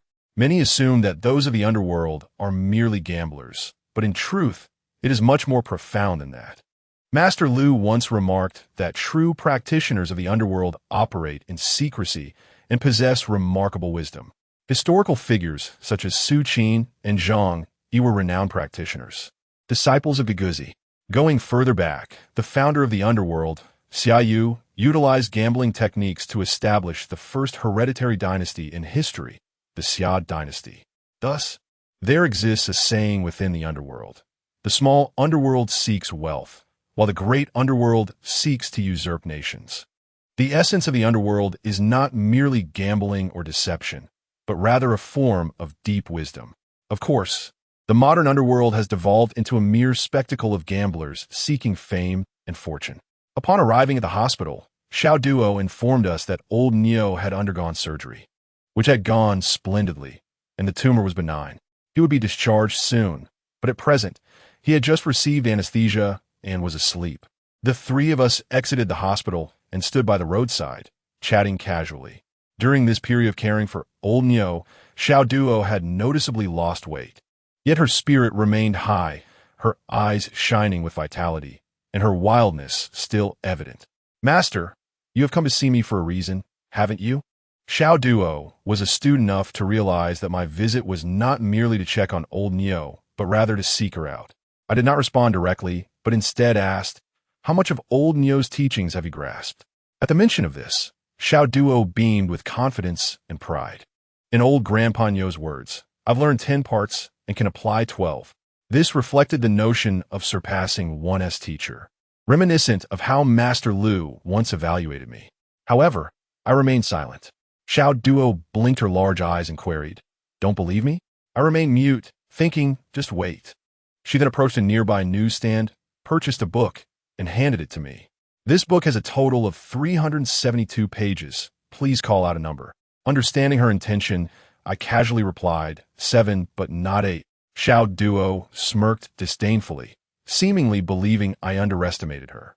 Holding the book, she stepped forward, and as she passed me, her right hand subtly lifted, her fingers gliding lightly across the pages. With a smile, she gazed at me. I slowly opened the book, flipping through the pages. Each turn elicited gasps from Lao He, who exclaimed, "Wow." After flipping 7 pages, Lao He had exclaimed 7 times. His astonishment stemmed from the fact that each of the first 7 pages bore a cut, while the 8th page remained pristine, without a single mark. I was aware of some techniques from the wrongman, which explained why I said 7 but not 8. Xiao Duo, sensing her triumph, asked, "What do you think?" I shook my head. "Not enough. Let us try again. Call out a number." I turned to Lao He, who, with a glint in his eye, deliberately challenged, 276. Xiao Duo scoffed and stepped closer to the book, her fingers gliding over the pages again, this time with even greater swiftness. To the naked eye, it appeared merely as a shadow flashing by. In an instant, she made her cut. Lao He, in a hurry, took the book and flipped to page 276, only to discover that every page preceding it had been sliced.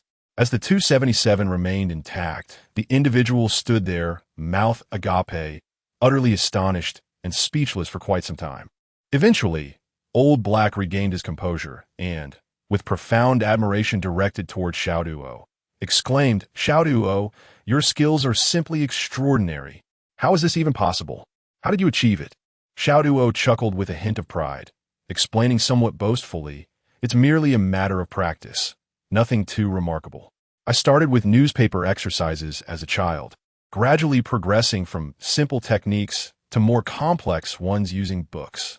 Old Black, still bewildered, pressed further, regardless of whether it's newspaper or book. "The thickness of the paper varies." Xiaoduo nodded in agreement. "Indeed, that is why when I purchased the book, I first assessed the thickness of the paper before determining the appropriate force of my blade." Astounding. Truly astounding. Thank goodness I didn't engage with you last time.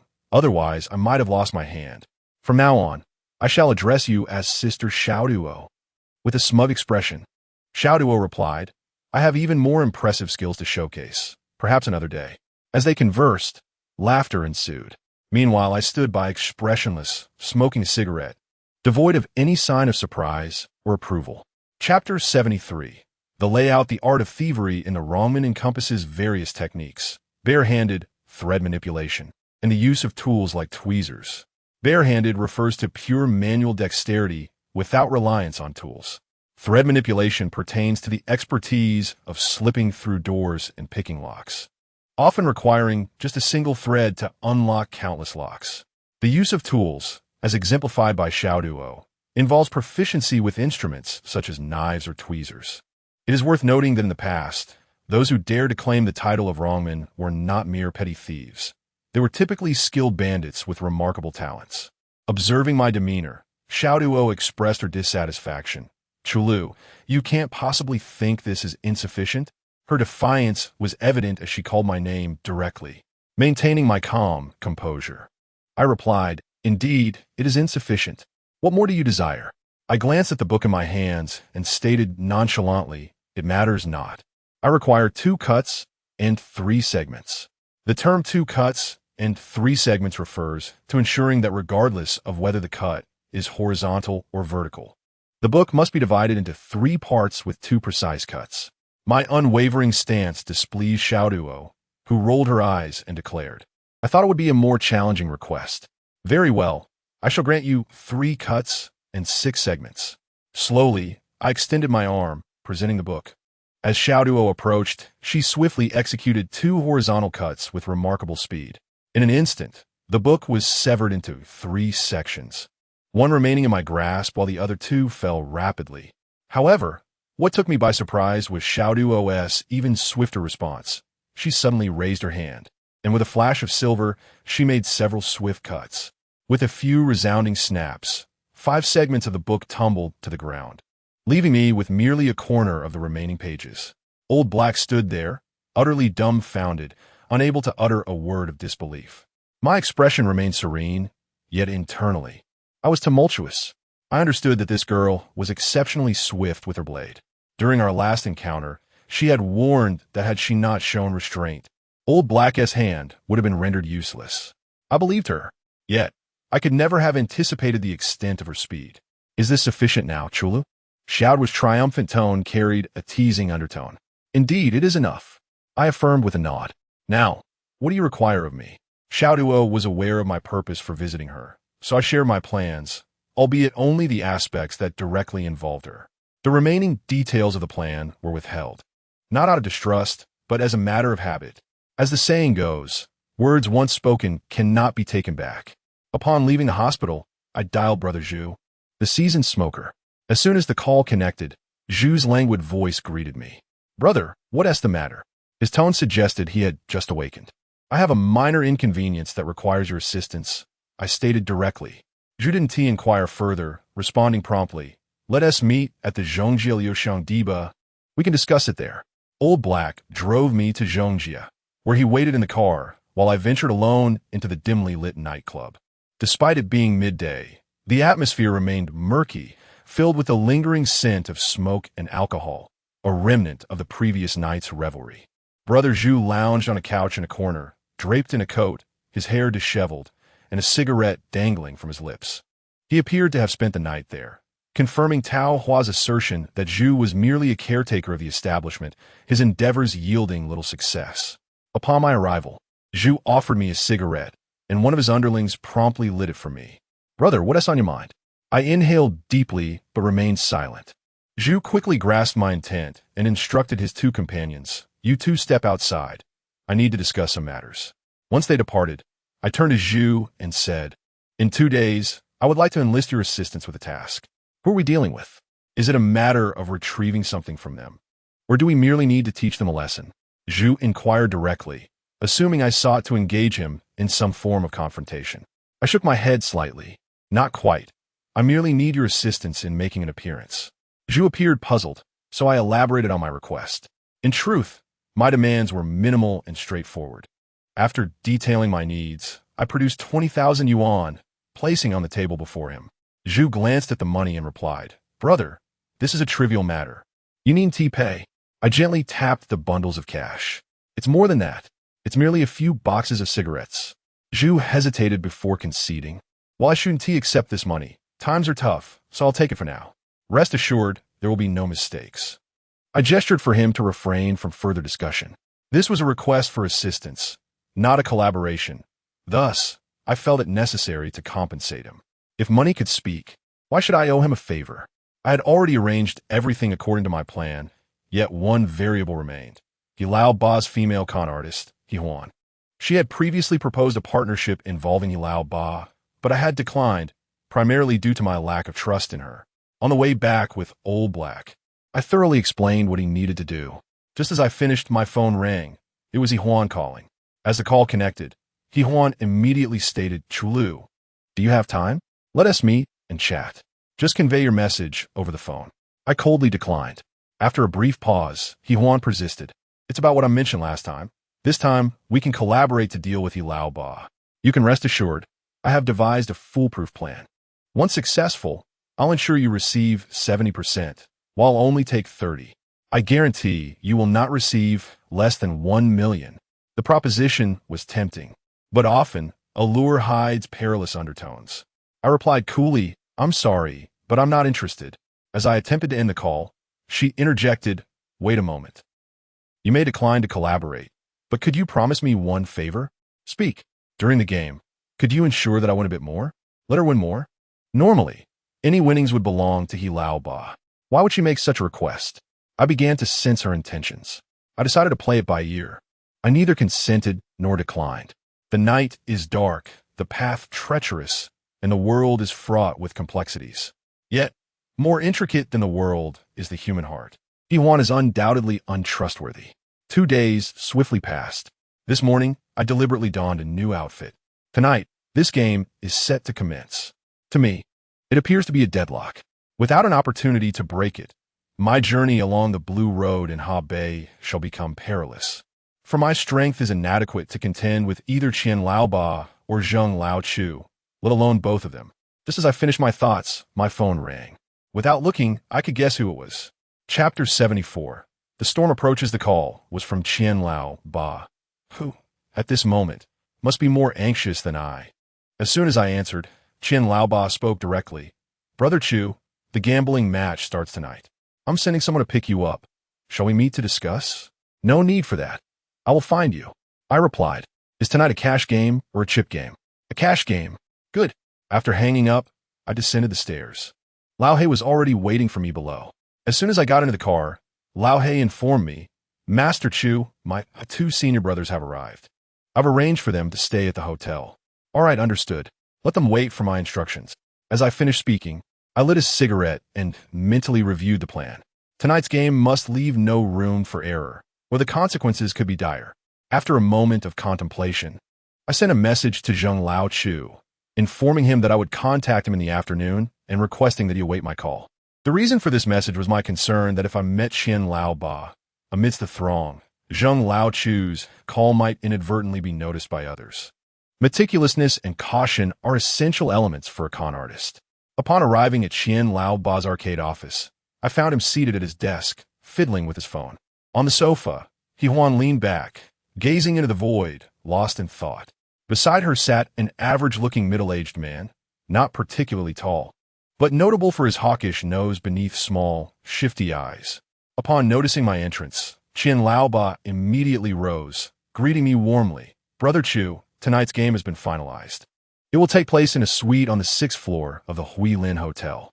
The success of tonight hinges on the three of you. I had assumed Qian Laoba intended for only He Huan and me to participate, but to my surprise, he had arranged for another individual. Sensing my confusion, Qian Laoba hastily clarified. You see, Brother Chu, I initially planned for just 2 participants from our side to meet the 2 from Feng Tian, making it a 4-person game. However, to be prudent, I decided it would be best for you to join as well. I will inform the hotel manager that you are a regular guest, a wealthy second-generation heir looking for some entertainment. I shook my head, responding coolly, no need. I'll handle it myself. Why? Qian Laoba asked, perplexed and somewhat wary. His expression indicated the significance of tonight's game, for otherwise he would not be so anxious. To avoid complications, I insisted on maintaining the facade thoroughly. I would contact the manager directly for a more authentic approach. I will reserve a room at the hotel, and before 5 this afternoon, have someone unfamiliar deliver the necessary funds to my room. My refusal stemmed from the fear that Zheng Laochu might employ a similar tactic, which could lead to both of them disclosing their dealings to the manager, thereby jeopardizing the entire operation. Qian Laoba, still confused, retorted, You don't know the manager. Will he really assist you? Money. With money, he will. Qian Laoba nodded in agreement.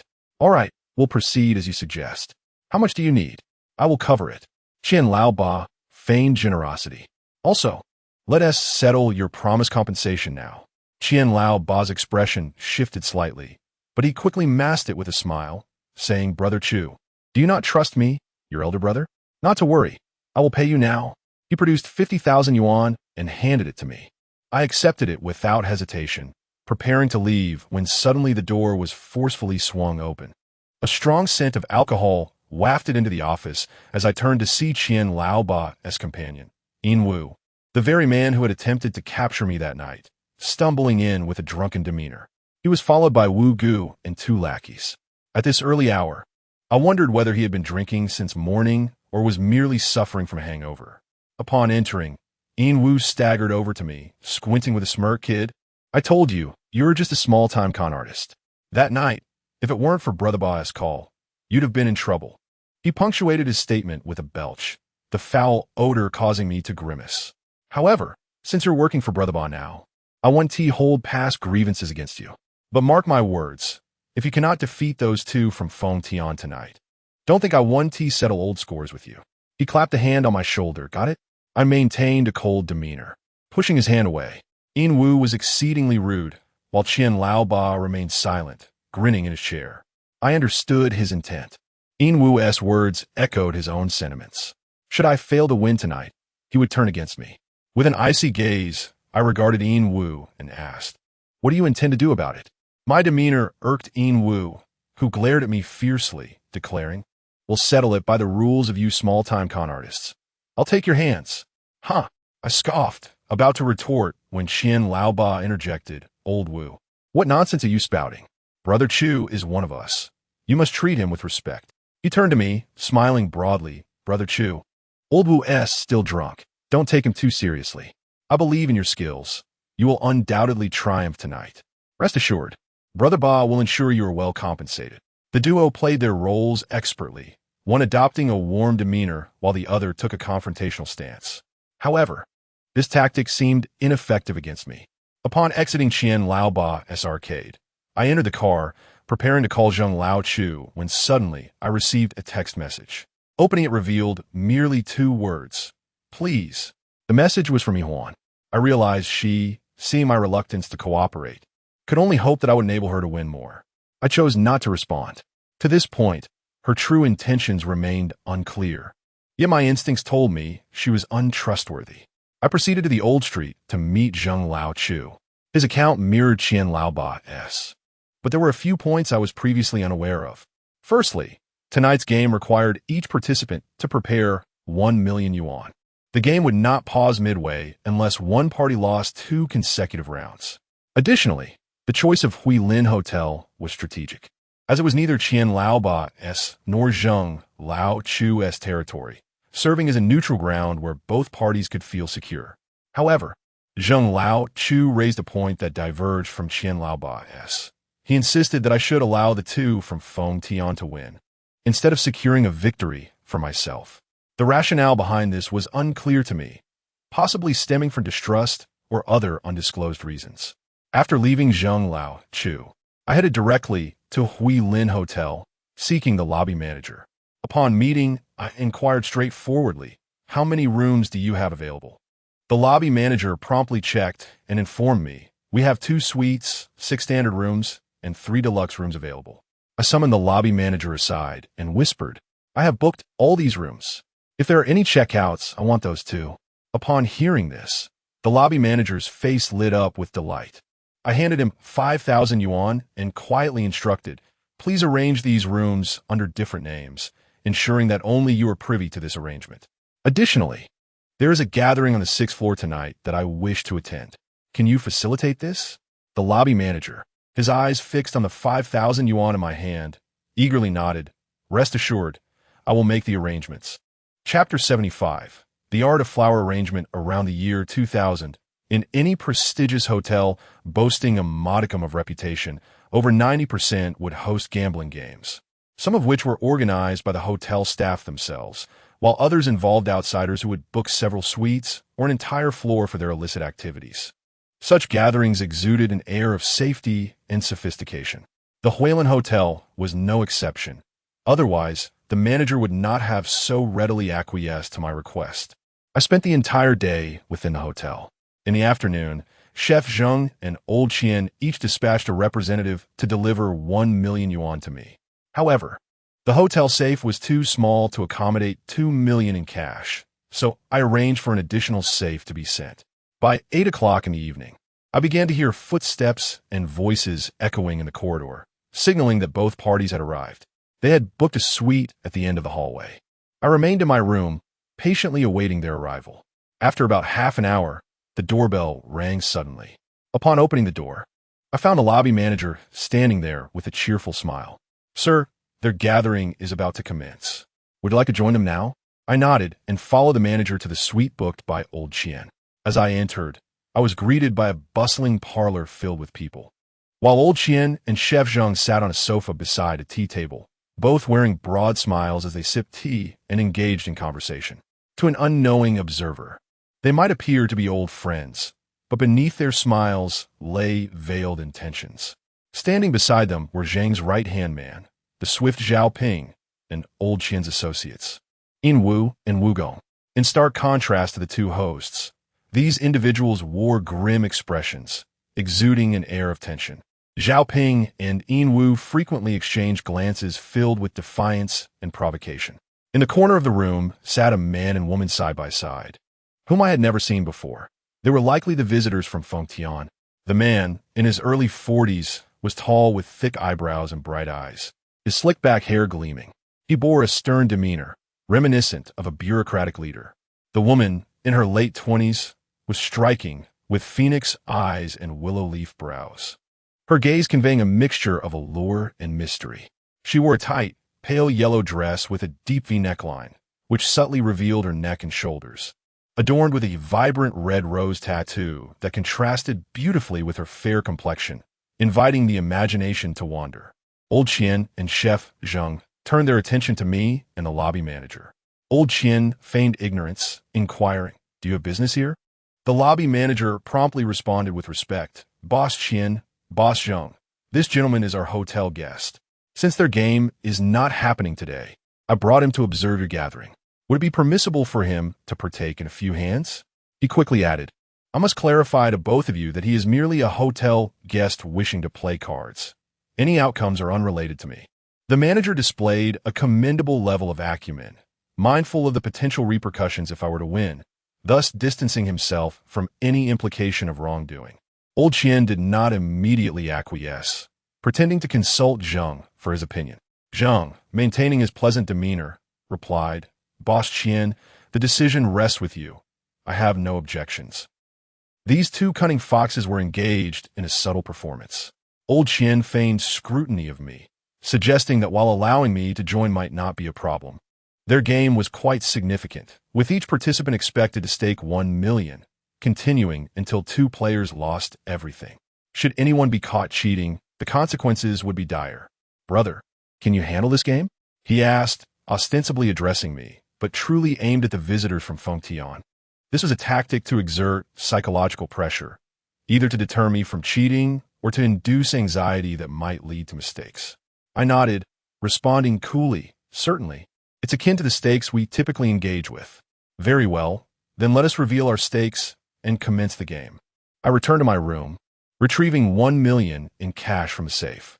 Upon re-entering their suite, I found the 4 participants already seated in the mahjong room, each beside an open suitcase filled with neatly bundled red banknotes. All extraneous individuals had been dismissed. Only the 5 of us remained, alongside Old Qian and Chef Zhang. Having navigated the underworld for over half a year, this was my first encounter with such a gathering. It was not merely the stakes at play, but the caliber of the players, all of whom were seasoned cheats. To elaborate, everyone at the table was acutely aware of the nature of this game. None were innocent. This reality fostered an atmosphere of caution, where no one dared to cheat outright. For the repercussions of being discovered range from losing a hand to losing one's life.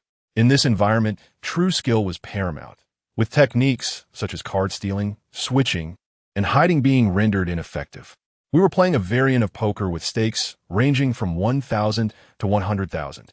As the game commenced, my predictions proved accurate.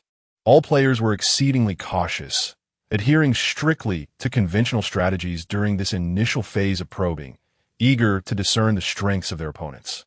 While they refrained from cheating, I felt emboldened to do so. My confidence stemmed from 2 factors: my own mastery of the art of deception and the fact that the other 4 players viewed me as one of their own. He Huan and the hooked nose believed I was affiliated with Old Qian, while the slick-haired man and the tattooed woman assumed I was aligned with Chef Zhang. Even if there were top-tier experts among them, they would perceive my cheating as that of an ally and would not expose me. Of course, I held little faith that such experts existed. Otherwise, Old Qian and Chef Zhang would not have sought me for this game. As the dealer, I shuffled the cards while all 4 players scrutinized my hands, eager to discern my techniques.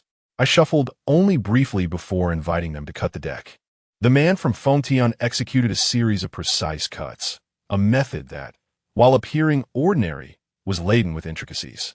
With each cut, he disrupted the order of the deck, a technique known as the floral insertion, intended to scatter any prearranged sequences.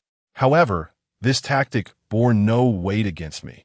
When the cards returned to my hands, I could seamlessly restore my original arrangement, a skill imperceptible even to seasoned cheats. Sixth Master had once imparted that this maneuver is regarded as a top-tier technique. Aptly named the return of the deities, or colloquially, each returns to their own home. One might wonder why the slick-haired man, assuming I was allied with Chef Zhang, would employ such a tactic against me. The truth is he was not testing me, but rather gauging whether Huan and the hooked nose could recognize his method. Chapter 76. The distinction of high and low in this round. I dealt myself a flush starting with an ace. The other 4 players included the Rose Woman, who held a flush starting with a queen, while the big back head and the hooked nose possessed mixed straights. Huan, on the other hand, had a pair of kings. Under normal circumstances, I should not have dealt the cards this way. With 5 players at the table, there should typically be a few hands that can follow. Such situations are not uncommon, but all present are seasoned players. The emergence of this hand is bound to raise their vigilance. Nevertheless, I find myself in a position where I must secure a win. Otherwise, I risk significant losses today. I began by placing a hefty bet of 5,000, opting for a concealed play. The big backhead glanced at me and solemnly remarked, "Young man, you're quite aggressive, starting with 5,000. He called my bet, promptly tossing 5,000 onto the table. When it was Huan's turn, she proceeded with caution. After examining her cards, she recognized that with a pair of kings, she could follow 2 hands against a concealed play. Yet, without a moment's hesitation, she chose to fold, deliberately casting a glance in my direction. I understood that she suspected I was cheating, but she still hoped I could assist her in winning some. I offered her no response. Her next opponent, the woman adorned with a rose tattoo, smiled faintly and matched the bet, maintaining her concealment. The final player, the hooked nose, also opted to call. This hand was particularly intriguing.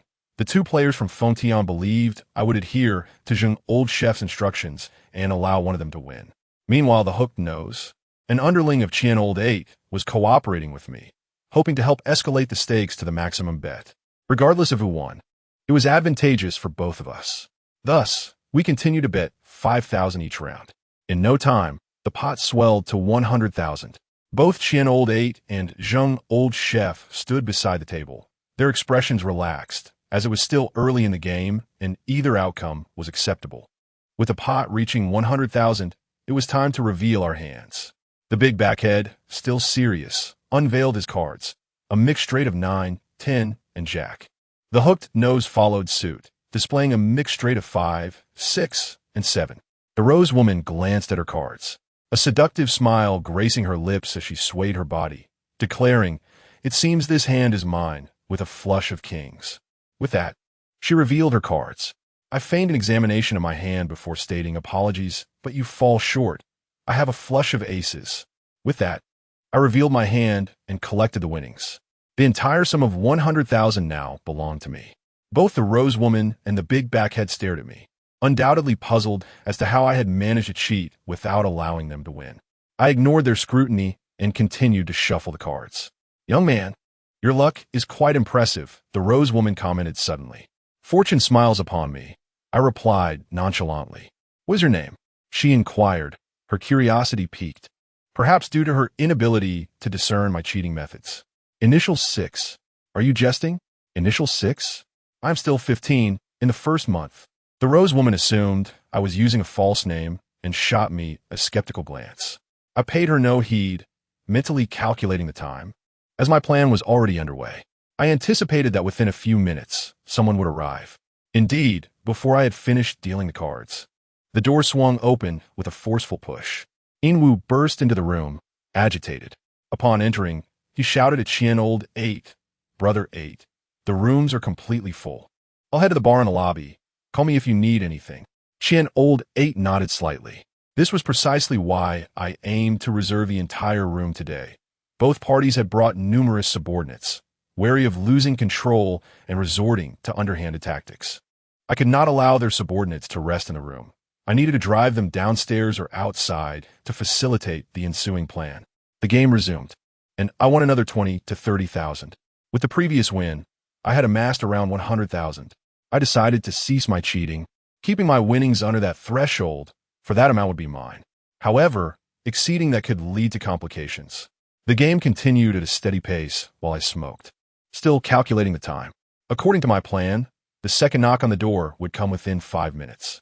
Sure enough, before 5 minutes had elapsed, there was another knock.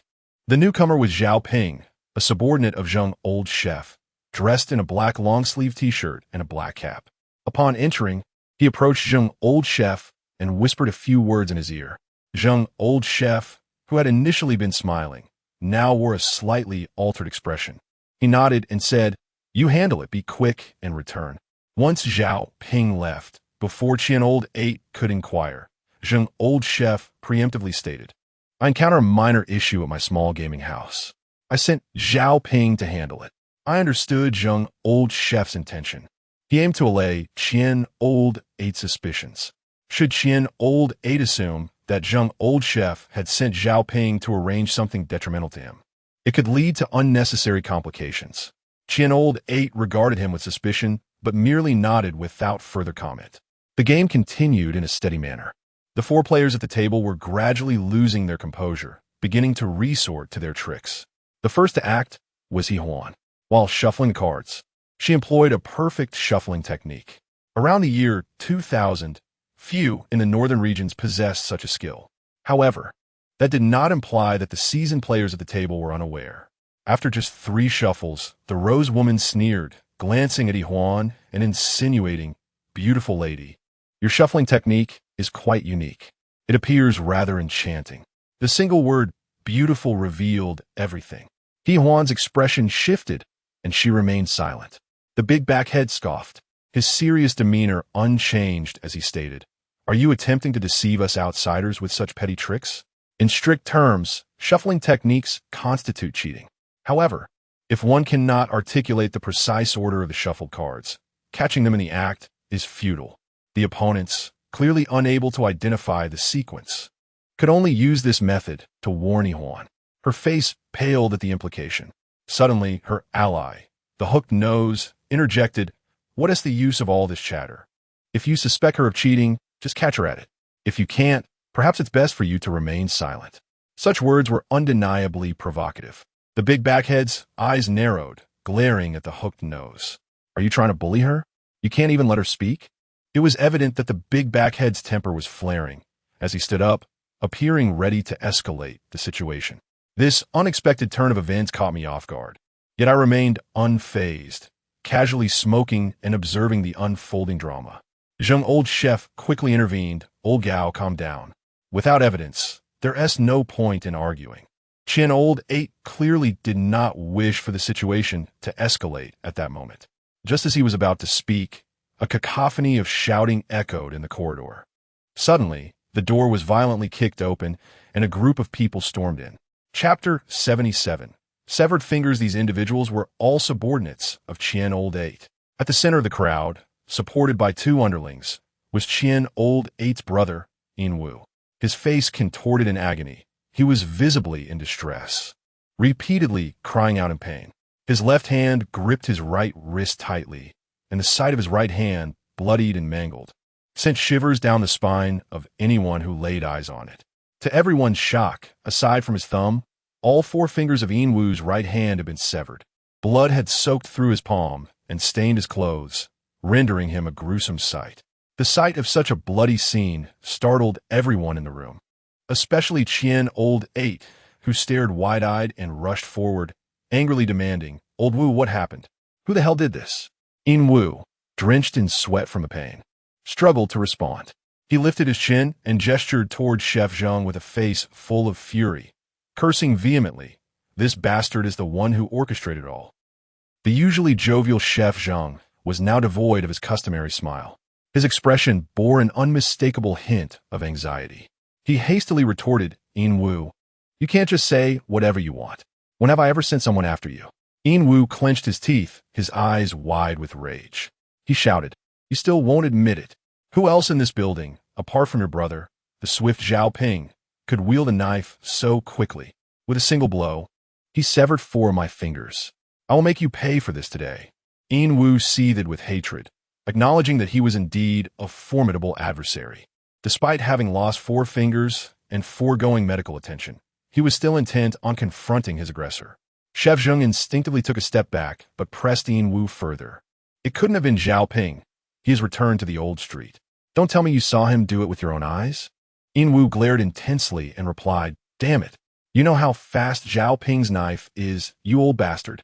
The moment he struck, I collapsed in pain. How could I possibly see him?"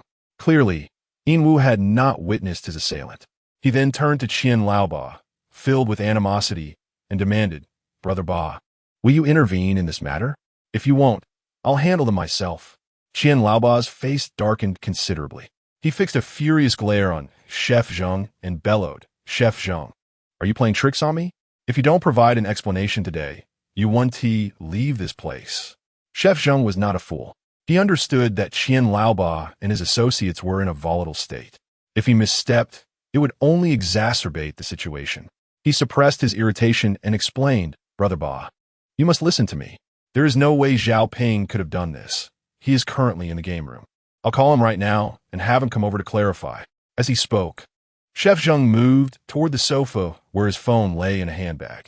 Just as he took a couple of steps, a cacophony of footsteps erupted from the entrance, accompanied by shouts. Suddenly, more than 20 burly men burst into the room. Among them were Qian Laoba's subordinates, who had been pursuing the assailant downstairs. Clearly, they had not caught a glimpse of anyone. There were also Chef Zheng's men, who had come to ensure his safety upon hearing of the incident. The room erupted into chaos. Meanwhile, I lit a cigarette, reclining at the card table, savoring the unfolding drama. This gathering was indeed lively. One could hardly witness such a spectacle even by purchasing a ticket. Outside the main door, one of Qian Laoba's lackeys shouted into the room, "Brother Ba, we saw the person who attacked Wu Ge." In an instant, the room fell silent. Qian Laoba swiftly turned to his crowded subordinates, commanding, "Clear the way. Let him in." 3 panting lackeys entered, sweat-soaked and breathless. They asked, "Who was it? Was it Zhao Ping?" With a grim expression, Qian Laoba coldly inquired, "What happened?" One lackey spoke up immediately, "Brother Ba, it was Zhao Ping. He was wearing a black t-shirt and a black hat, and he left through the side door of the hotel. We intended to chase him, but he ran off quickly and jumped into a silver-gray Jetta. It was too dark to see the license plate." Chef Zheng, who had just taken out his phone, froze in disbelief, standing there perplexed. He had just spoken to Zhao Ping, who said he was returning to the game room to resolve a dispute. How could he suddenly have attacked Yin Wu and then fled? Could it truly be him? At that moment, Chef Zheng felt uncertain. "What do you have to say now, Chef Zing?" Qian Laoba's eyes blazed with fury as he shouted. He turned to his subordinates, commanding, "Close the door. Today, I will deal with the culprit." Qian Laoba's men were filled with indignation, eager to pounce on Chef Zheng and make him pay. Meanwhile, Chef Zheng's subordinates stood protectively in front of him, glaring at the opposition. In terms of strength within a room, Qian Laoba's side was clearly superior, outnumbering Chef Zheng's men significantly. Chef Zheng struggled to remain calm. He urgently explained to Qian Laoba, "Brother Ba, please don't act impulsively. There must be a misunderstanding. Listen to me. Once I call Zhao Ping over, everything will be clarified." I took a drag from my cigarette, internally smirking. Qian Laoba's reluctance to act did not signify his belief in Chef Zheng's words. Rather, he was likely concerned about the 3 million at stake in the ongoing game. If he acted recklessly, he risked losing the money amidst the chaos. Since they were not making a move, I decided to assist them. I began a silent countdown in my mind, 10, 9, 8, 7, 6. However, I miscalculated. I had assumed that when I reached 1, something would transpire. Instead, just as I reached 6, a sudden gasp echoed through the room, and everyone exclaimed in unison as the entire building was plunged into darkness. The room instantly became chaotic. I slowly extinguished my cigarette, then picked up the ashtray from the table and hurled it toward the crowd at the entrance. A cry of pain rang out, followed by furious shouts, "You bastard! How dare you hit me? Kill him!" The room erupted into a frenzy of shouting, fighting, and chaos as people surged toward the door in an attempt to protect Chef Zheng. I was unsure who among Chef Zheng's men began directing the brawl, but soon the melee concentrated at the entrance. The door swung open, revealing faint emergency lights in the corridor. In the dim glow, 2 factions grappled fiercely. The 4 card cheats had vanished, seemingly unaware of where to hide. I began to pack my money into a suitcase, carrying it as I slipped out through a side door. The corridor remained a battleground. Chef Zheng, covered in blood, managed to break free with the desperate help of 2 of his subordinates, but Qian Laoba's men relentlessly pursued him. I casually strolled toward my room, passing the emergency exit, where a familiar fragrance wafted through the air. It was the scent of the woman adorned with roses. Upon opening the door, I discovered the slick-haired man and the rose woman, both startled as they clutched a suitcase filled with money, hiding behind the door in a state of panic. My sudden appearance startled them. The rose woman immediately inquired, You made it out? Are you all right?" I shook my head slightly. "If you are both unharmed, how could I be in danger?" The rose woman quickly responded, "As long as you're fine, we should leave now." She and her companion began to descend the stairs with the suitcase. "Wait," I interjected. Both turned back, their faces reflecting confusion. I calmly stated, "You cannot go downstairs yet. If their people see you, you will be in grave danger, and neither your lives nor your money will be safe." My words left them stunned, yet they recognized the truth in my statement. The slick-haired man contemplated for a moment before pleading, "Brother, we are strangers in this area. Can you help us find a safe place?" "Follow me," I responded, turning on my heel. The lights had returned, illuminating the corridor, but the sounds of the earlier struggle had vanished. Many people peeked out from their rooms, curious about the commotion. The slick-haired man and the rose woman appeared visibly anxious, clutching the suitcase tightly as they cautiously trailed behind me. I led them into a standard room I had previously booked. Upon entering, the 2 exchanged bewildered glances. The rose lady nervously inquired, "Brother, is it safe here?" Both of them were apprehensive about the potential retaliation from Qian Laoba's men. I remained composed and reassured them. "Rest assured, there is no place safer than here." With that, I tossed the room card onto the table. I presumed that today, Chef Zheng would hardly be concerned with them. You two can relax, and tomorrow morning, I'll have Chef Zhang send someone to pick you up. As I turned to leave, they almost simultaneously called out, "Wait." I glanced back at them. The man with the slick back hair immediately questioned, "Brother, where are you going?" "Don't let Qian Lao Ba's men spot you." I shook my head and told a little white lie. "It's nothing. I've booked 2 rooms. I'm heading back to one of them." In the world we navigate, it is prudent to prepare for uncertainties. It is quite normal to have a few rooms at one's disposal. The slick-back man understood and stepped forward to shake my hand, expressing his gratitude. "Brother, my name is Gao Cheng from Fengtian. I won't elaborate on today's events, but let us exchange contact information. If you ever visit Fengtian, remember to seek out your brother Gao. I will surely repay this favor." The Rose Lady also extended her hand, introducing herself. "I am Hu Geely, a few years your senior. If you don't mind, you can call me Rose Sister. Should you need assistance in Fengtian, do not hesitate to reach out to me. You'll see how I can help you." Their expressions conveyed deep gratitude, especially considering the current circumstances. Finding a safe haven is not an easy feat, however. I will not take their words to heart. It is akin to so-called friends promising to treat you to a meal another day. One cannot take such promises seriously, for that day may very well turn into another year, or even a lifetime. "All right, you both should rest early. I'll take my leave now," I said nonchalantly. Upon returning to my own room, I divided the 2 million into 2 boxes and placed the winnings of 100,000 into my bag. I then made my way downstairs. Lao He was in the car, smoking a cigarette, while the car's CD played Andy Lau's new song, "Men Crying Is Not a Crime." As soon as I got in, Lao He promptly asked, "Master Chulu, is everything all right now?" "There is a matter." "What is it?" "Let us go to the old street to watch a show." "All right," Lao He agreed. As our vehicle exited the parking lot, a white sedan swiftly emerged behind us and quickly overtook our car. Although the other car was speeding, I managed to catch a glimpse of its occupants. "Lao He, overtake and cut them off." Lao He's driving skills shone as he accelerated past the white car and skillfully maneuvered our Santana to block its path. The sudden move startled the occupants of the white car, which screeched to a halt. Lao He and I leisurely exited our vehicle. In the other car's occupants, a man and a woman, stepped out. The woman was He Huan, who had previously sought to collaborate with me, and the man was the card shark with a hawk-like nose under Qian Lao Ba's employ. Both appeared tense, particularly He Huan, who looked at me and immediately asked, "Chulu, what are you doing?" I did not respond to her query, but instead countered with a question of my own. "Where are you two headed?" "To the arcade." I smirked slightly and said, "Is that so? Then let us join you in our car." As I spoke, my gaze remained fixed on He Huan, who began to avert her eyes. After a prolonged silence, she finally spoke, "Chulu, I won't hide it from you any longer. We want to leave Qian Lao Ba and Harbei. Could you possibly show us some mercy and grant us a way out?" I lit a cigarette, remaining silent. He Huan exchanged glances with the card shark and continued, "Chulu, I understand your confusion. You might think that Qian Lao Ba treats me well, and that I should not betray him, correct? But let me tell you, that is far from the truth.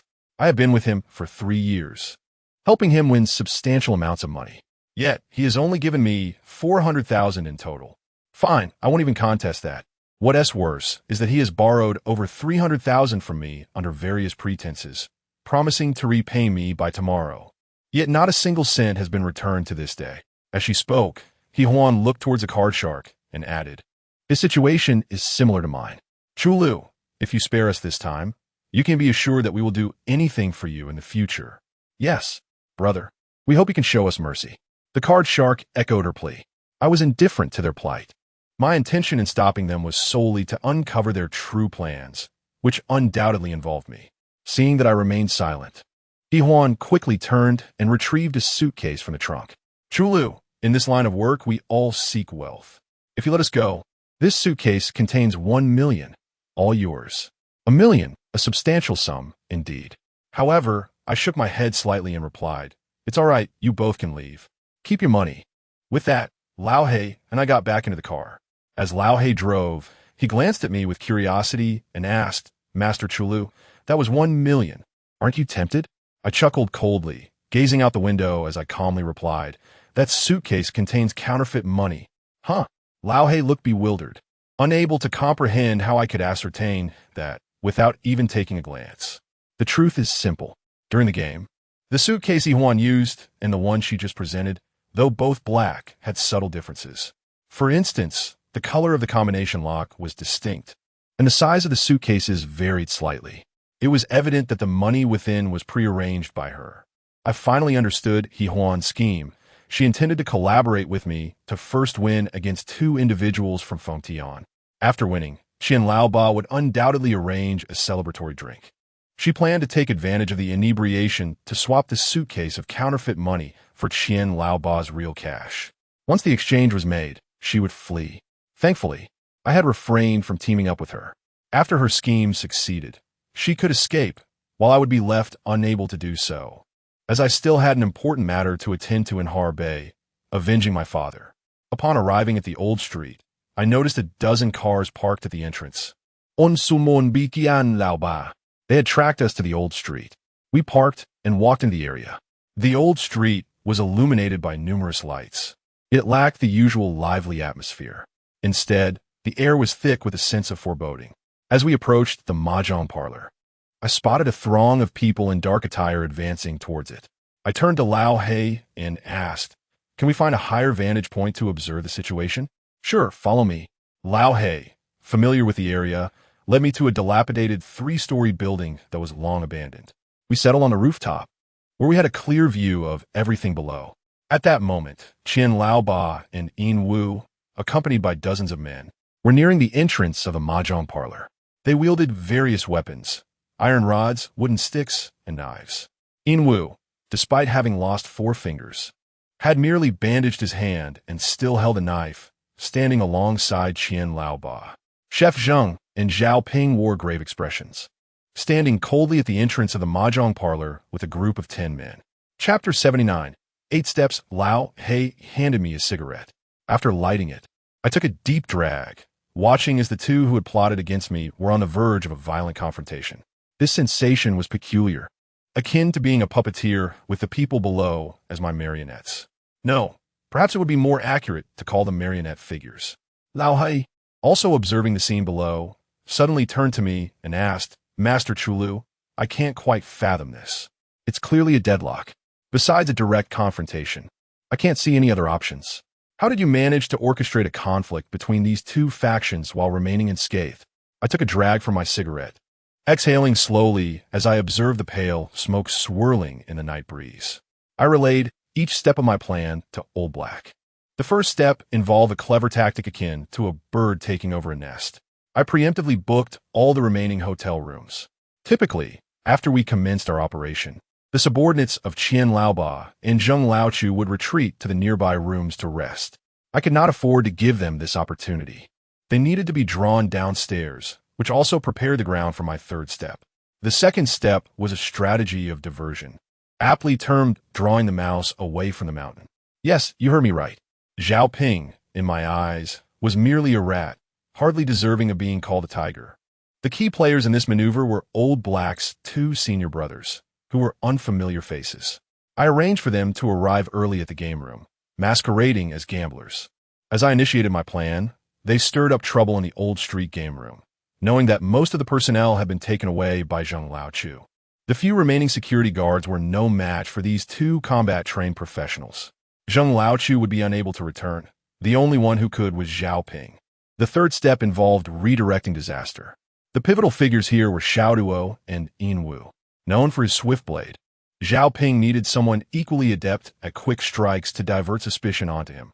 This person was Xiao Duo.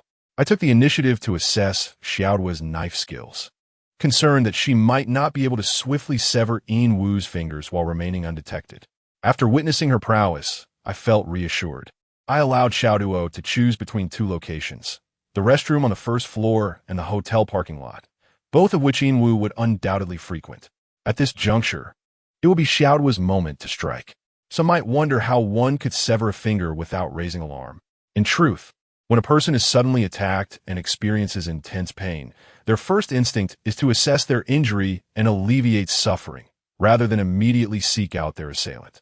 By the time Yin Wu registered what had happened, Xiao Duo would have vanished without a trace. The fourth step was to create confusion. Brother Zhu, a chronic smoker, bore a resemblance to Zhao Ping in stature. Although he was leaner, under the dim lights of the night, and dressed similarly to Zhao Ping, no one would notice the difference. Once Yin Wu was injured, his subordinates would pursue the assailant.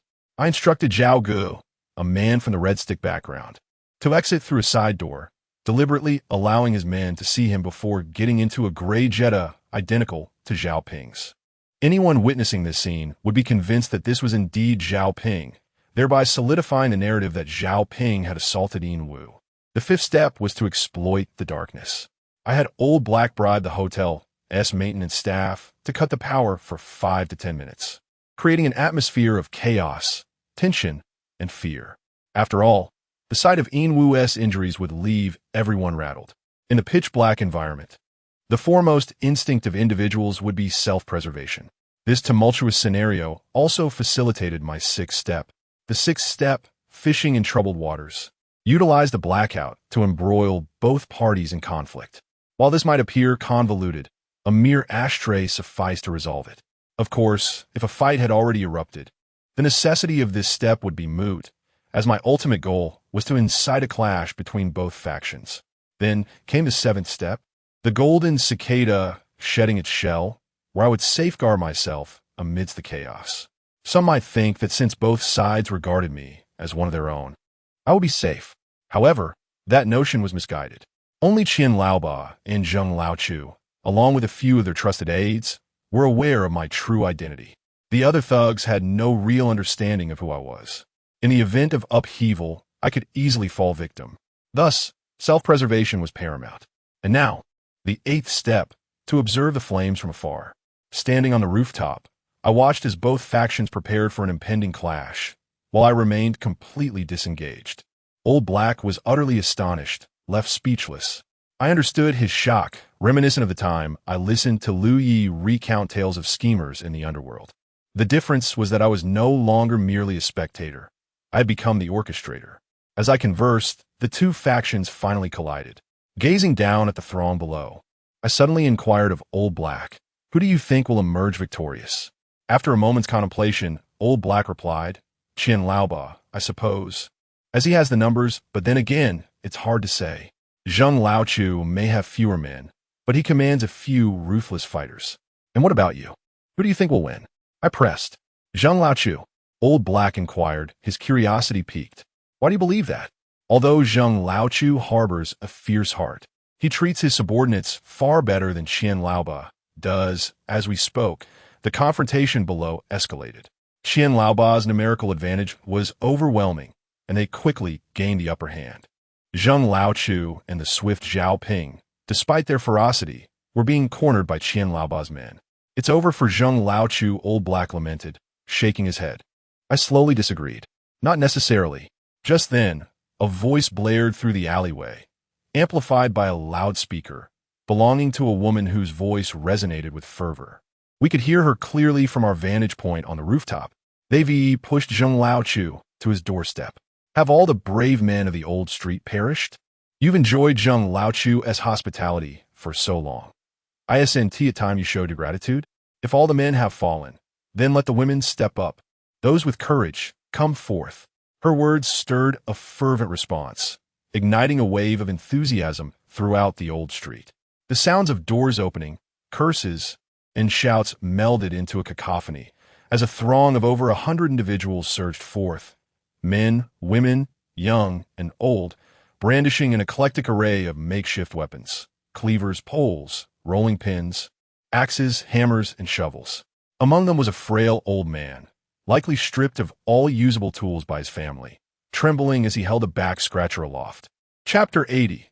Street Conspiracy. Though Qian Laoba's men were seasoned thugs, they had never encountered such a scene. Every individual was momentarily taken aback, including Qian Laoba himself, who had not anticipated this turn of events.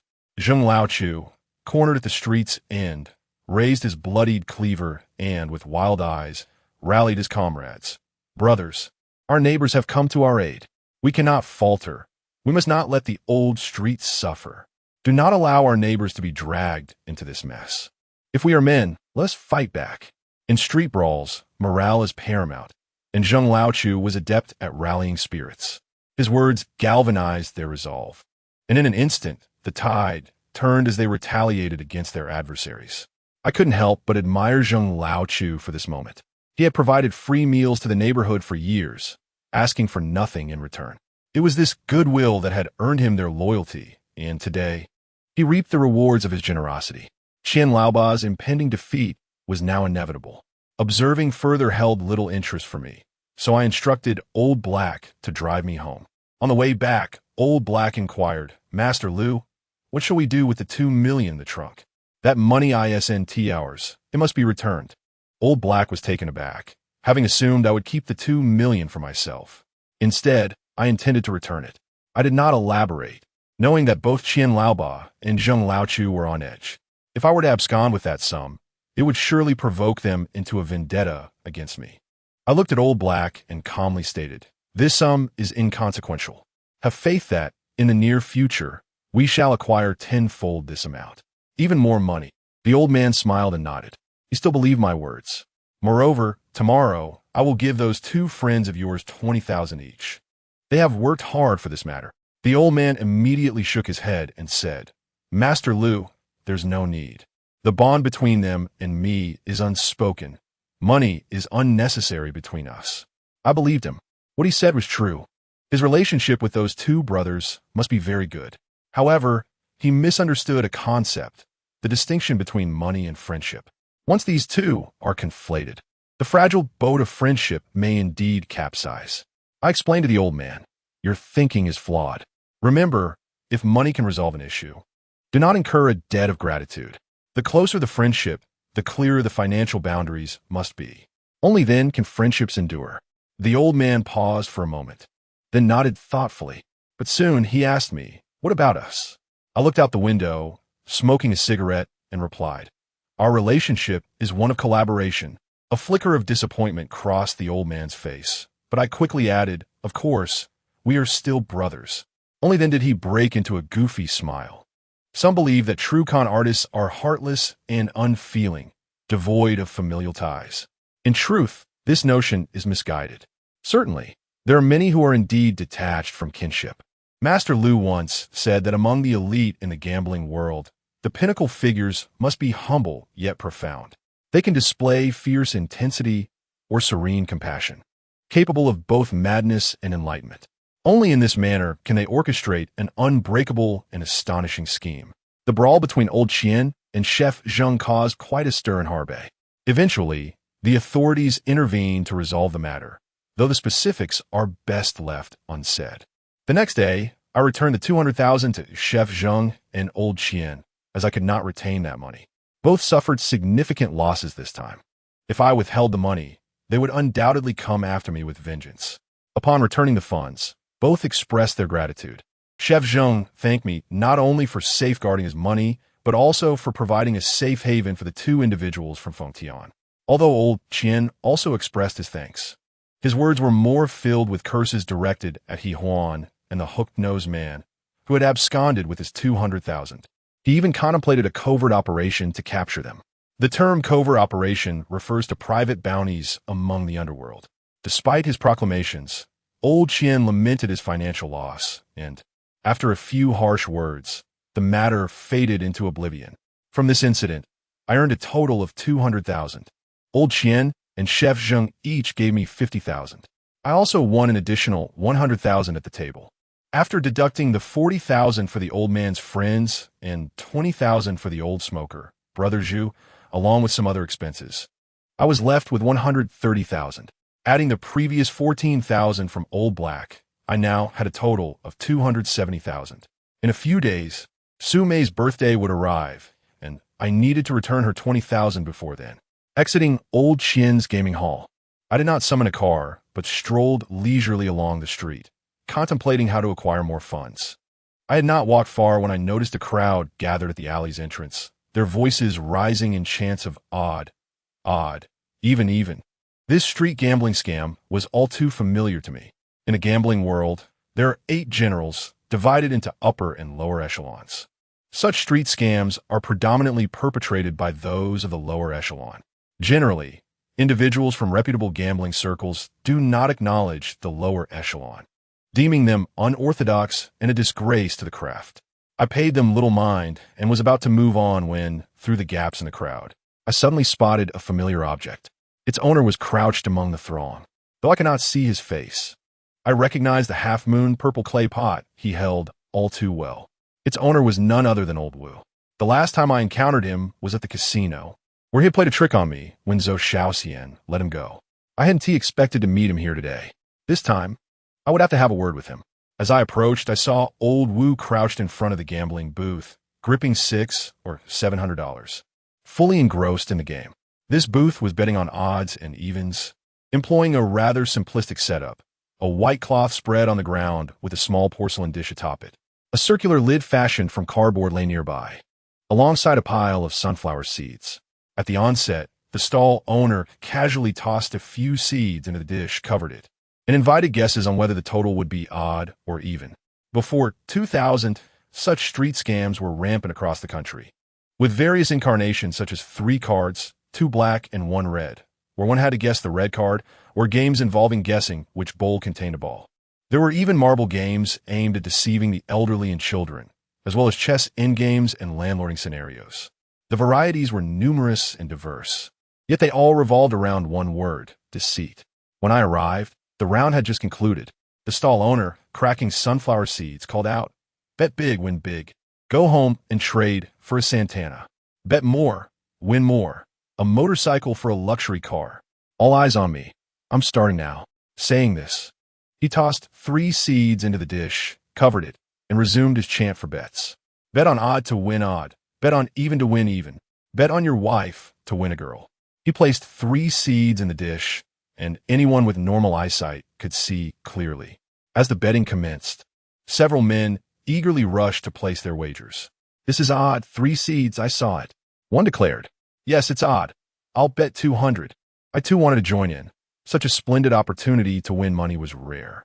One man even pressed down on the lid of the dish, signaling to prevent the owner from surreptitiously adding seeds.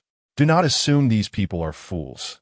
In reality, they are quite astute and are in cahoots with the stall owner. Known as shills, in the lower echelons of gambling, they are referred to as seed players, individuals strategically placed among the gamblers to incite others to bet. Some may wonder how anyone could be duped by such simple tricks. Even without knowing their methods, one could sense the trickery. Yet I assure you, not only are there players, but quite a number of them.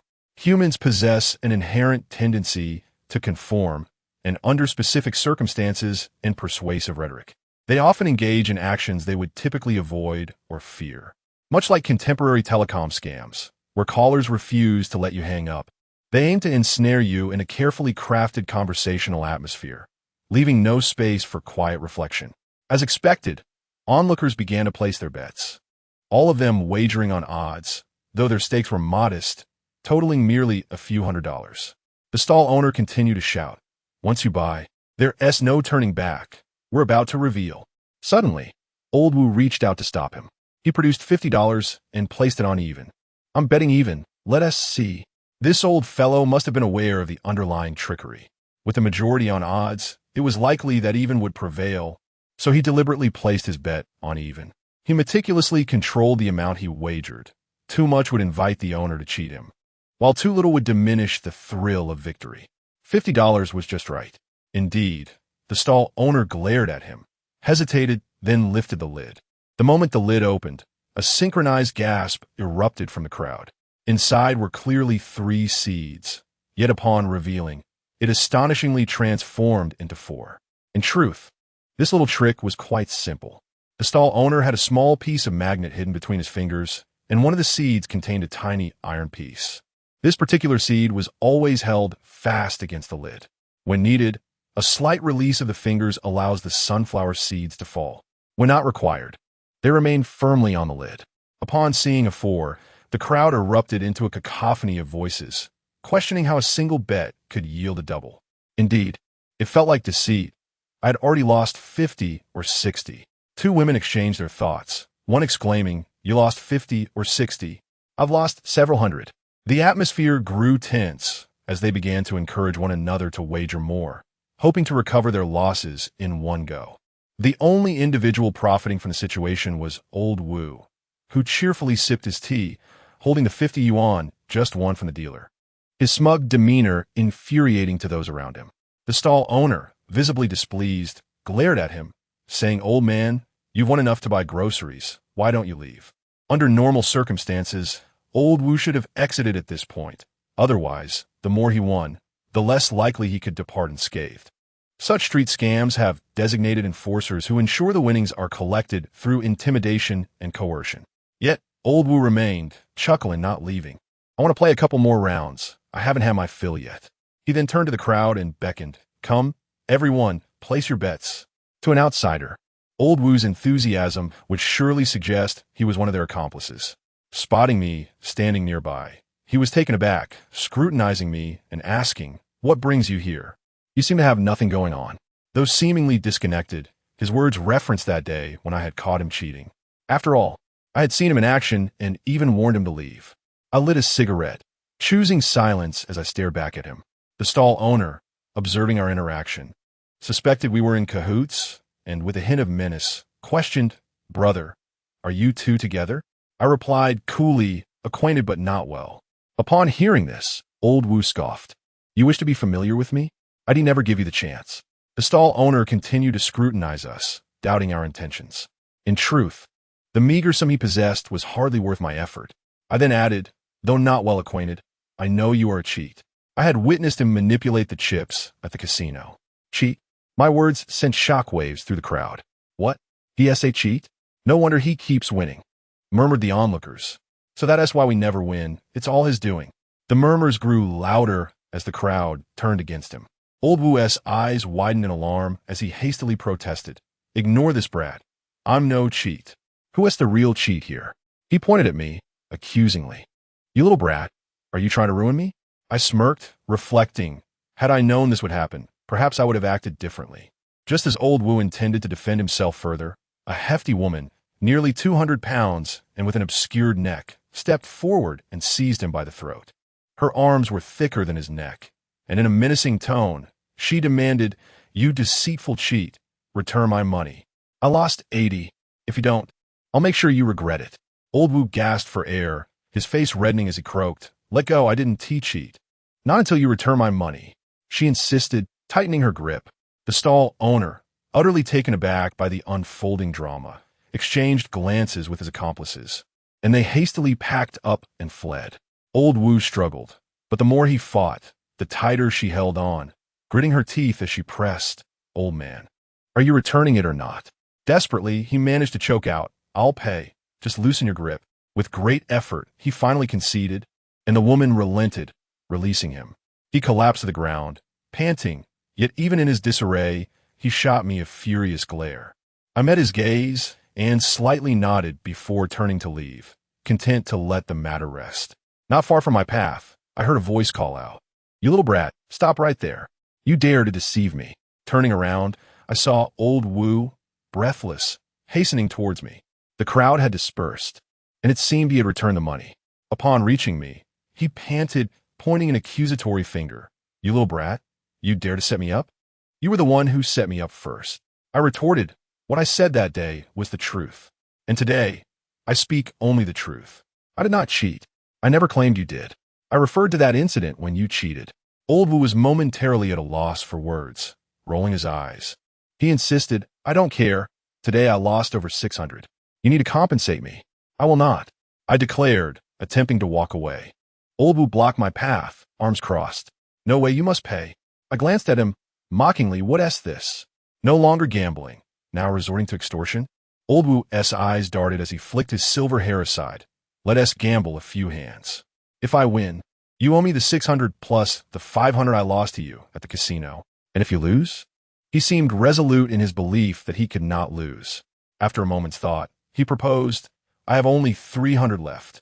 If I lose, I promise to grant you one request. Does that sound fair?" "Agreed. What shall we wager?" Old Wu didn't respond, but dashed to a nearby convenience store, likely to procure a deck of cards. I was determined to gamble with him. The stakes were merely 1,100 yuan. However, the potential rewards were enticing, particularly the remarkable technique I had witnessed him employ at the casino.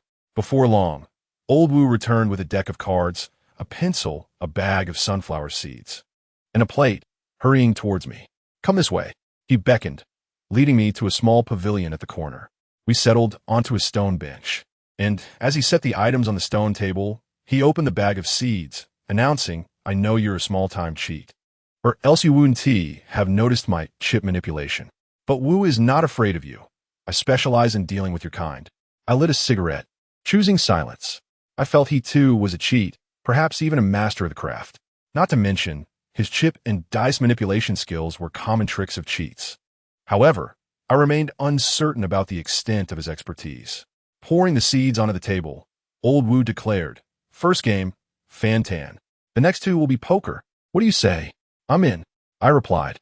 Fan-Tan, also known as deceive, originated as a folk game in the Guangdong region. Later, it was refined by the Americans and transported to the casinos. The rules are quite simple. A collection of pieces, or glass balls, is placed on the table. If those are unavailable, one can use corn kernels, soybeans, sunflower seeds, peanuts, or similarly sized stones.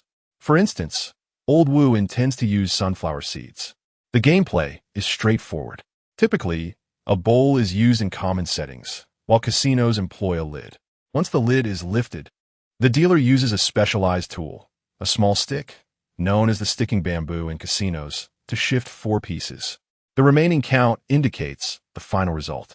To put it simply, the number of pieces under the bowl is divided by 4, and the remainder signifies the number the players had bet on.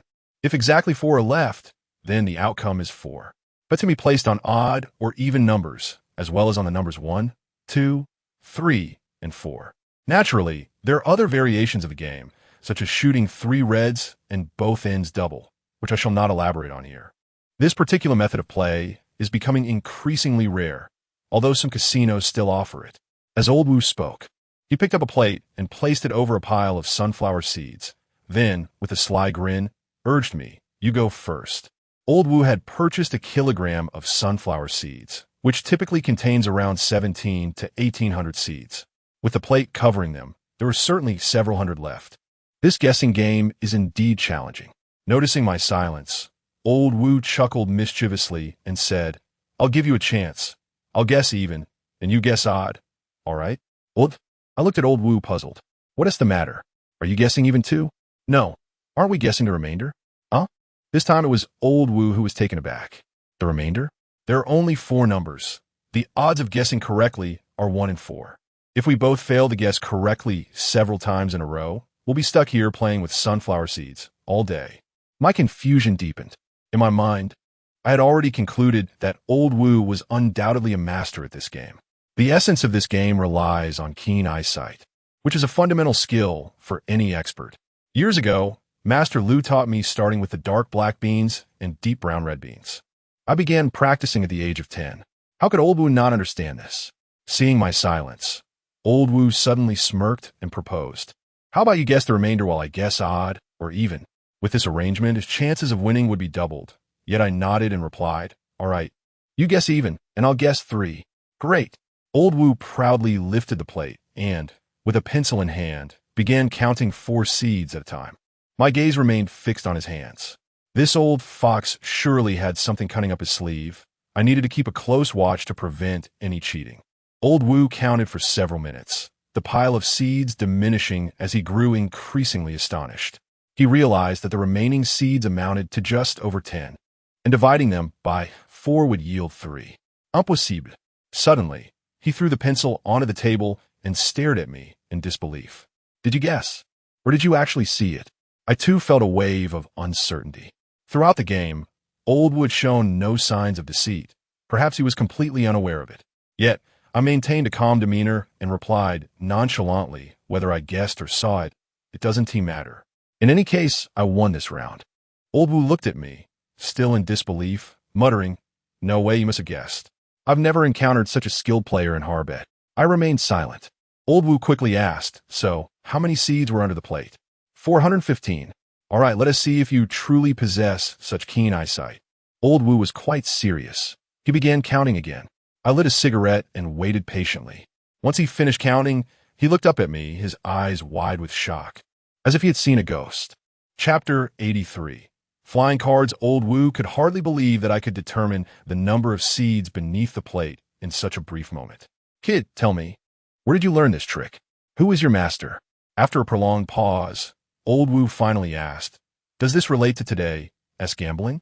I replied coolly, not trying to boast, but deliberately provoking him. Old Wu, despite his age, had a playful spirit akin to that of a mischievous child. The more I withheld, the more curious he became, and driven by his curiosity, I could lead him wherever I wished. Upon hearing this, Old Wu disdainfully scoffed, you little rascal. Are you trying to play me? Come on, let us have another round. Let us see how I'll handle you. He opened a deck of cards, shuffled twice, and then said, you're a little cheat, and I'm not. So, I'll shuffle and you'll cut. Just one hand, and only with one finger. Then we draw a card, and whoever has the higher card wins. Sound good? Sure. What is the highest card? I inquired, concerned he might pull a fast one. If I draw an ace, don't come crying later if I say aces are the lowest. He chuckled. Of course, aces are the highest. For equal points. We compare suits. Can we cheat? I asked, feigning innocence. Use whatever tricks you have. Just don't let me catch you. I nodded slightly. Old Wu shuffled the cards again, then placed them on the stone table for me to cut. I gently slid my finger across the cards. Immediately, Old Wu spread all the cards across the table, mixing them haphazardly, like a game of mahjong. In fact, Old Wu was breaking the rules. Normally, after I cut the cards, he shouldn't be allowed to shuffle them again, but I said nothing. I continued observing his shuffling technique. I could tell he was not employing any sophisticated methods. However, this did not mean he wasn't cheating. His cheating style was rather rudimentary, quite unlike what I had anticipated from Master. In fact, it resembled the playful antics of friends. When he shuffled earlier, he intentionally placed the ace of spades at the bottom. While mixing the cards on the table, he pressed the ace of spades down with his left hand, ensuring it remained stationary regardless of how he shuffled. After a chaotic shuffle, Old Wu declared, I'm older, so I'll draw first. He then revealed the ace of spades from his left hand, placing it triumphantly in front of him. Looking up at me with a mischievous grin, he said, little cheat, it's your turn. Show me the skills your master taught you. I'm eager to see how you'll win this round. Old Wu maintained his usual cheeky demeanor. I surveyed the disordered cards on the table, my fingers gliding slowly over them. As I hesitated, Old Wu impatiently urged, hurry up. Can you tell what card is by touch? Naturally, I lacked such abilities and had never heard of anyone possessing such a skill. Yet, I continued my slow movements. Old Wu grew increasingly impatient, prompting me several times before I finally drew a card and placed it before me. Let us reveal our cards, he said eagerly. I flipped my card over, and at that moment, Old Wu burst into laughter, pointing at my card and dancing with glee. Little cheat. Little cheat. I thought you had some real skill, but you were just a pretty face with no substance. Come on, next round. I won this one. What makes you the winner? I countered calmly while smoking. As soon as the words escaped my lips, Old Wu's eyes widened in disbelief. Oh, really? What do you mean? You have a clover too. Do you even need to look at my card? I'll show you my card, and it'll scare you. You should also lay your cards on the table.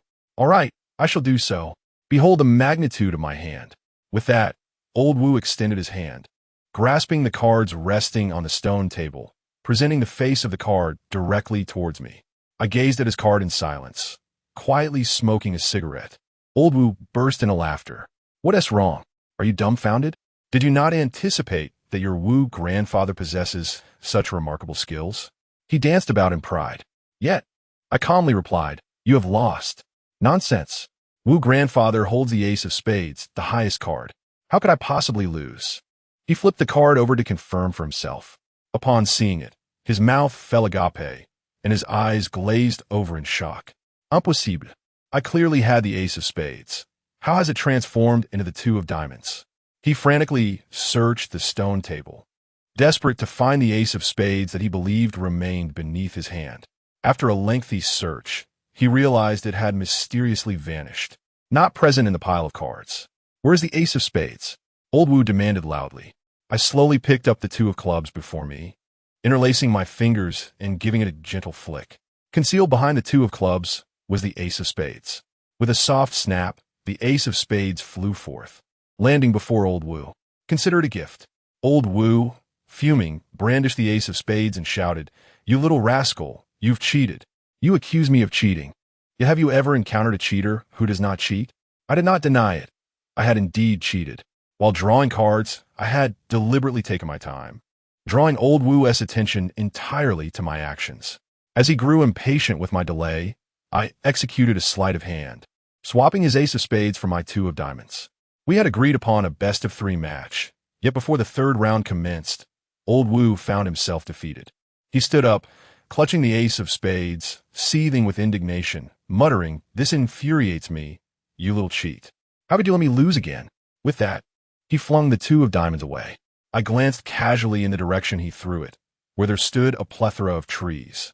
With a thud, the two of diamonds embedded itself firmly into a tree, nearly the entire card disappearing into the bark, leaving only a sliver of white visible. Over the years, traveling with Sixth Master, I had encountered numerous card-throwing experts, some who could slice cucumbers and split tomatoes with their throws, and others who could nail cards to wooden boards. The most impressive among them could pierce through metal. Yet, compared to Old Wu, they paled in both strength and speed. My astonishment rivaled that of Old Wu's when he witnessed my trickery. Though Old Wu possessed a basic understanding of cheating techniques, he seemed less adept at employing them. However, his card-throwing prowess left me utterly captivated. Noticing my intense gaze, Old Wu fixed his eyes on me and remarked, "What are you staring at? Have you never seen anything like it?" I nodded. "Indeed, I have never seen such skill. You little rascal, so easily impressed." With that, Old Wu picked up another card and, with a swift flick, sent it soaring toward the tree. The ordinary card spun rapidly through the air, tracing a beautiful arc before embedding itself firmly into the tree, nearly adjacent to the ace of spades. The precision, power, and speed rendered me utterly awestruck. Chapter 84. The elephant riding pavilion. In all these years, aside from Sixth Master, I had never held anyone in such high regard. Yet, Old Wu had thoroughly won my admiration. Still fixated on the cards, Old Wu chose to ignore me, flipping his bangs in a nonchalant manner and arrogantly declaring, "All right, I shall no longer indulge you, little cheat. I must take my leave." "Wait," I exclaimed hurriedly. "What is it? You just stated that upon losing, you would grant me a favor." Old Wu's eyes darted around. "What favor do you desire?" I pointed to the playing cards embedded in the tree and said, "I wish for you to teach me the art of card throwing and dice flicking." "Dream on." Old Wu immediately rejected my request, his expression resolute, showing no sign of yielding. I understood I needed to alter my approach. Smirking, I began, "You are well past 60. By age, you belong to the esteemed elder generation. You pride yourself on your gambling skills. Do you not comprehend the principle of honoring the wager?" Old Wu's lips curled in disdain as he retorted, "I do not understand. You little rascal, do not try to provoke me. It will not work. Wu grandfather does not yield to threats. Very well. Starting tomorrow, I shall hire 100 people to trail behind you, holding banners proclaiming that Old Wu willingly gambles yet refuses to accept defeat. Wherever you go, they shall follow. Let us see who dares to gamble with you after that." Old Wu's expression shifted to one of alarm as he threatened me. "You little rascal, do you dare?" Idare.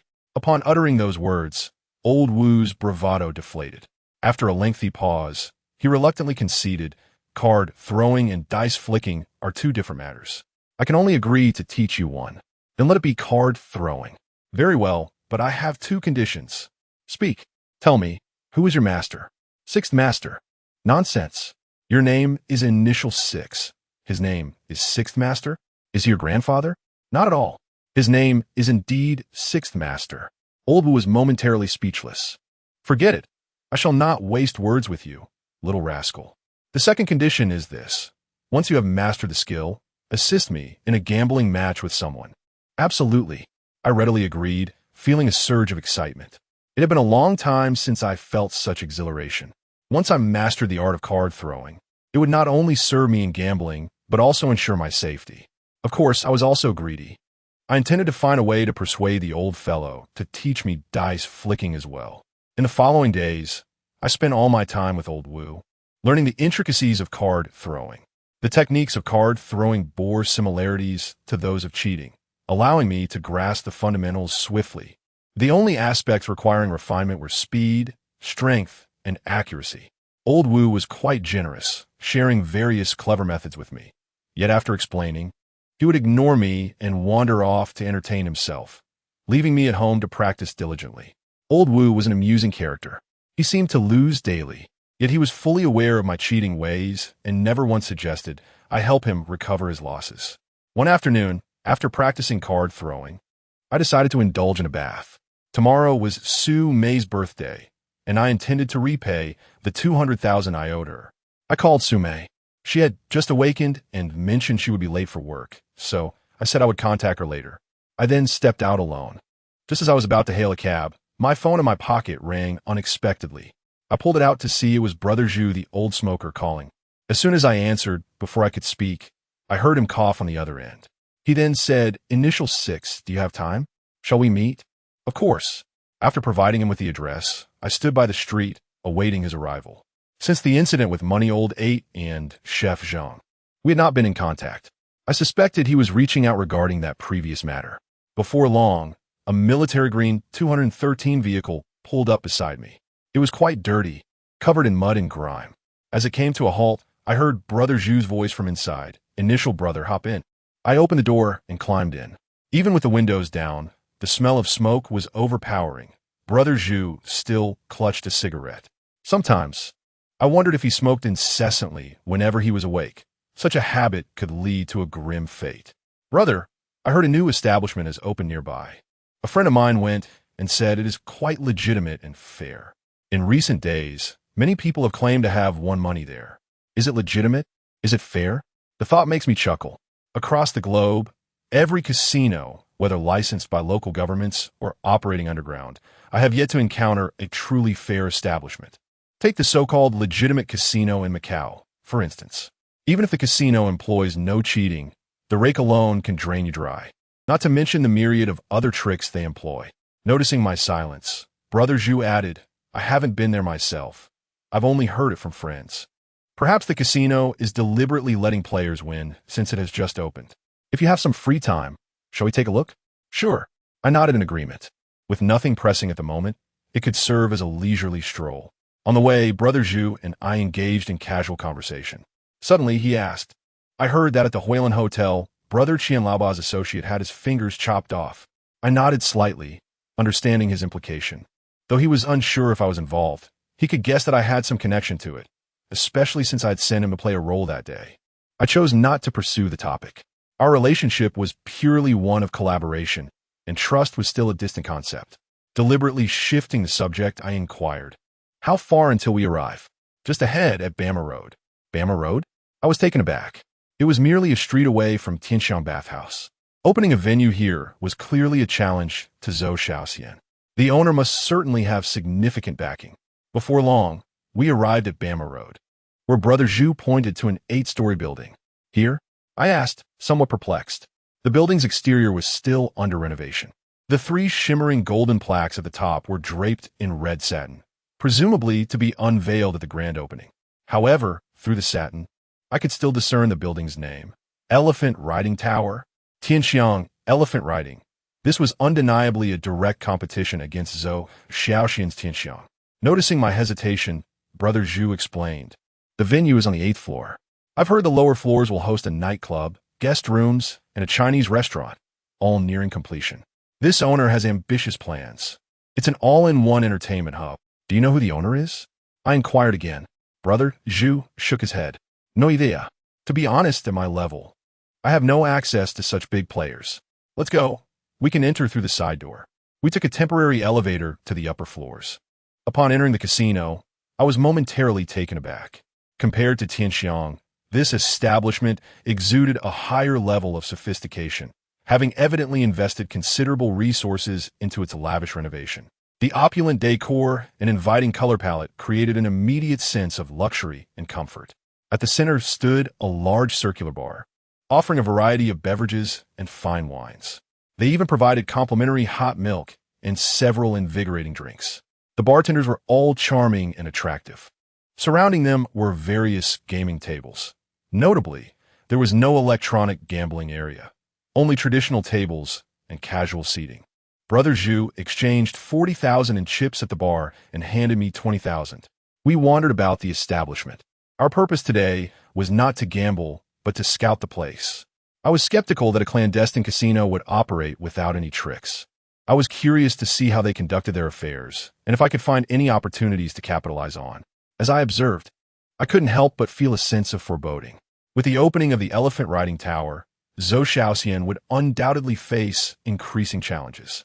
Not only was the decor here more extravagant, but I also noticed several familiar faces from Tianxiang now engrossed in gambling at this venue. After a while, Brother Zhu and I settled at a blackjack table. Merely watching would not suffice. I needed to participate to uncover any potential deceit. The rules of blackjack have been previously discussed, so I shall not elaborate further. The table had a betting limit of 500 to 50,000. I placed a 500 bet, while Brother Zhu wagered 1,000. We played casually, my eyes meticulously observing the dealer. I could confirm now that the dealer wasn't cheating. The shuffling was legitimate, and the cards were fair. I feigned a casual nudge at the card shoe, which also appeared normal. Yet, I remained cautious. The integrity of this establishment was not guaranteed. Unlike spotting a card shark at the table, there were many unseen areas around the dealer, such as beneath the table and around the card shoe, which could harbor tricks. After a while, my luck was mediocre, having lost 4,000 or 5,000 on minimum bets. Brother Zhu, on the other hand, fared well, winning over 10,000 in no time. As the next round began, I bet 500 again, while Brother Zhu put down 3,000. Just as he placed his chips, a woman's voice called from behind, "Brother, your luck is so good. Could you possibly share some with me?" Turning around, I saw a woman in her late 20s, smiling softly as she stood behind Brother Zhu.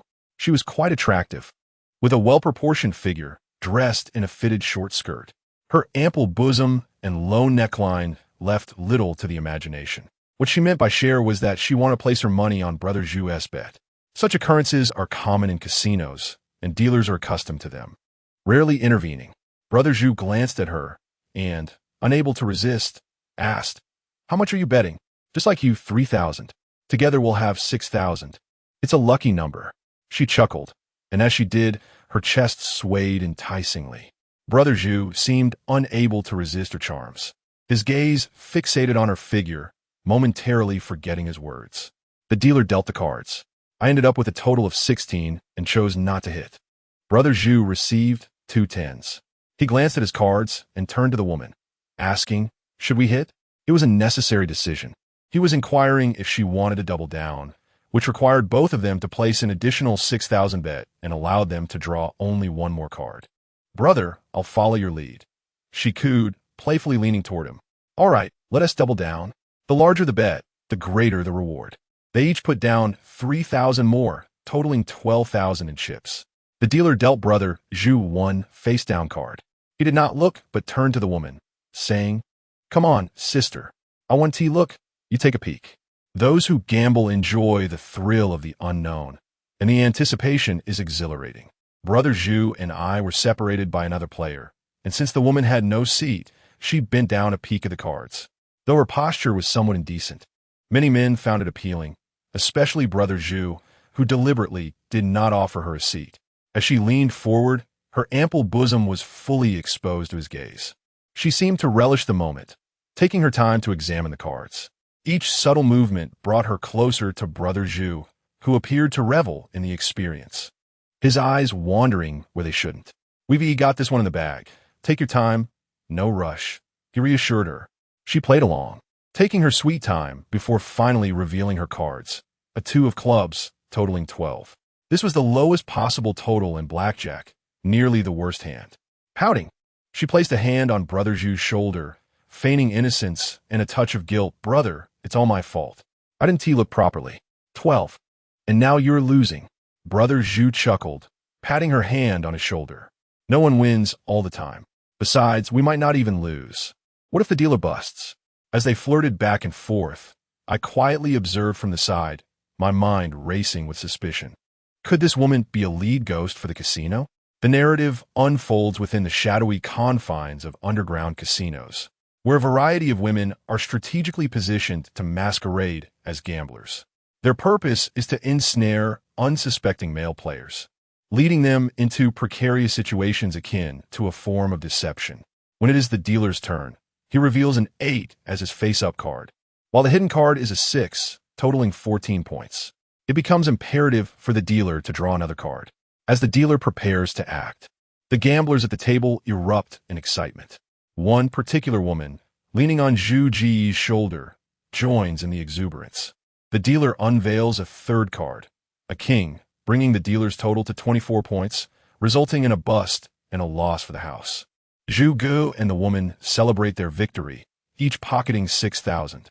Yet, in that fleeting moment of triumph, a jolt of realization strikes me. The woman's hands are long, delicate, and immaculately fair, yet faint scars mar the tips of her fingers, subtle indicators of a seasoned cheat. Such markings are not easily overlooked. They are the telltale signs of someone who has honed their skills over years of practice.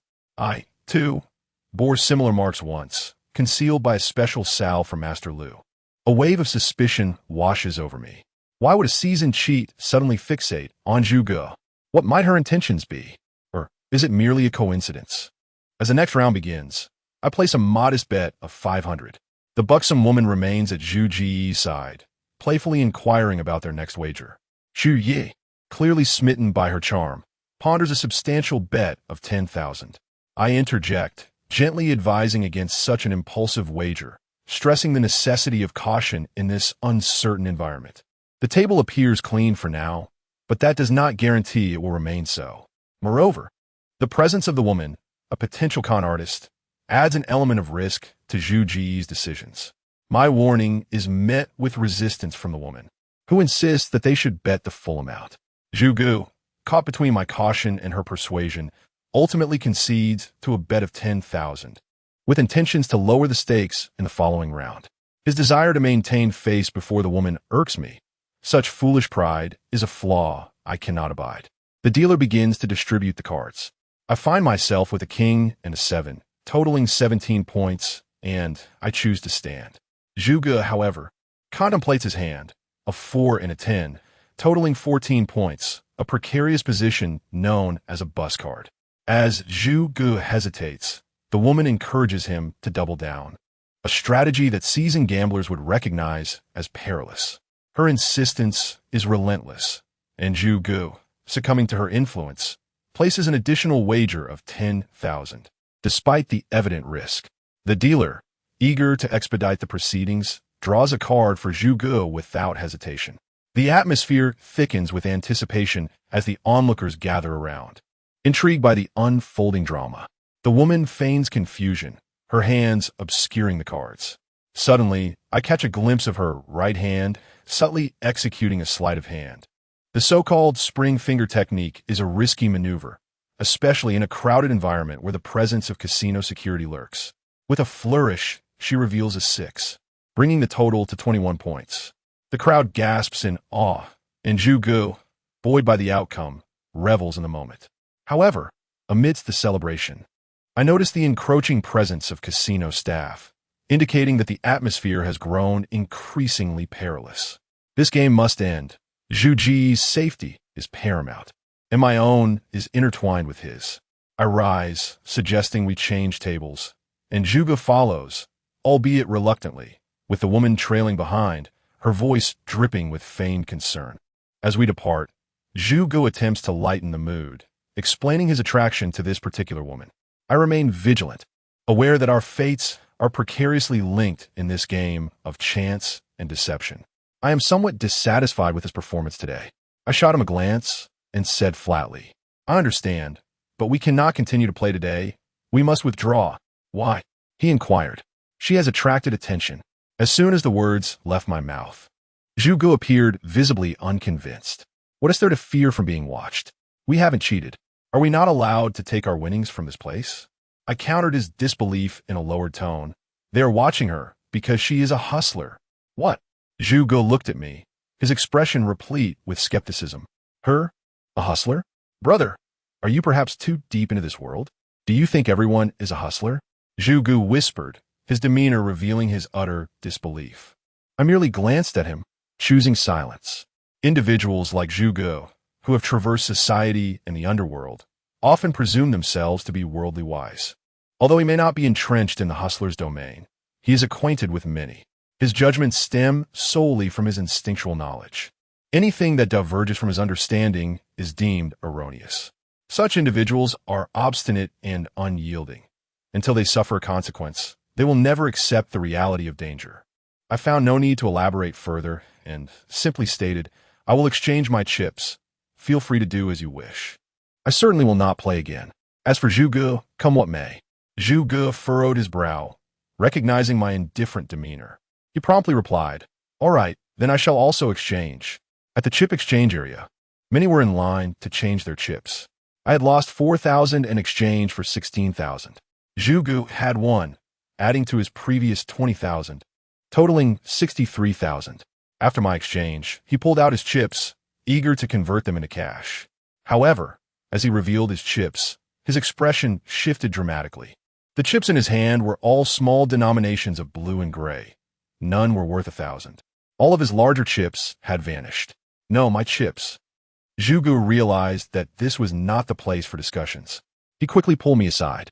Damn it, that wretched woman swapped my chips. He fumed. I must confront her.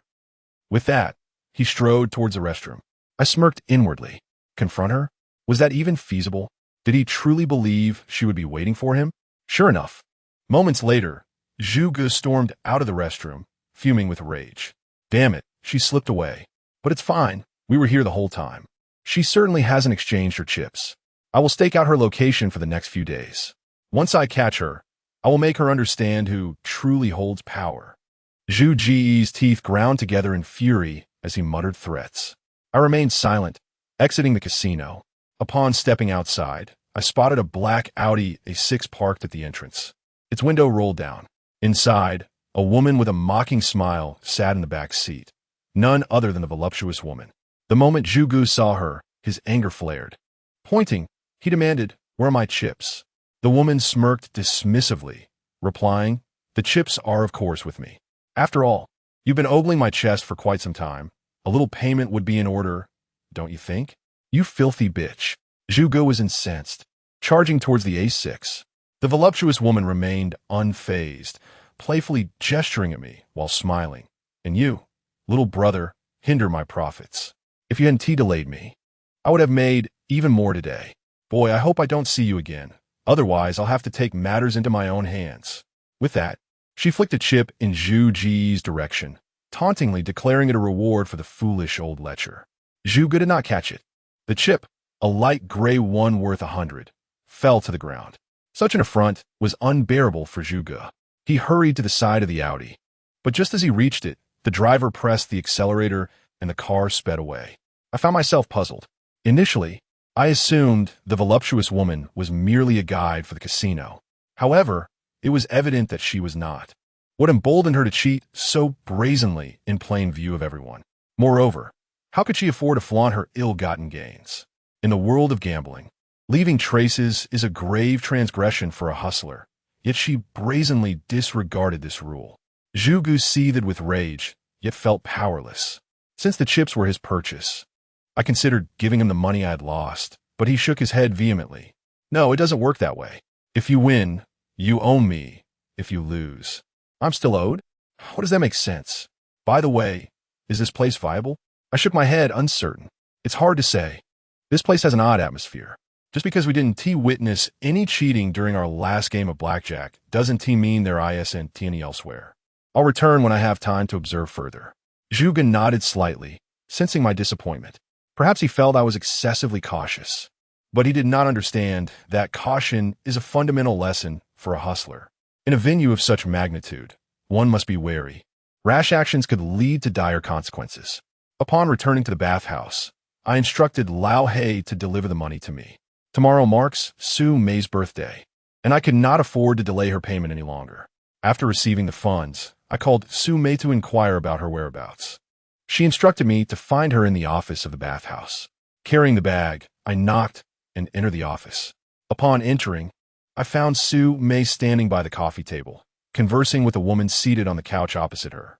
This woman, whom I recognized well, was Tao Hua, who had previously referred to me as Little Virgin.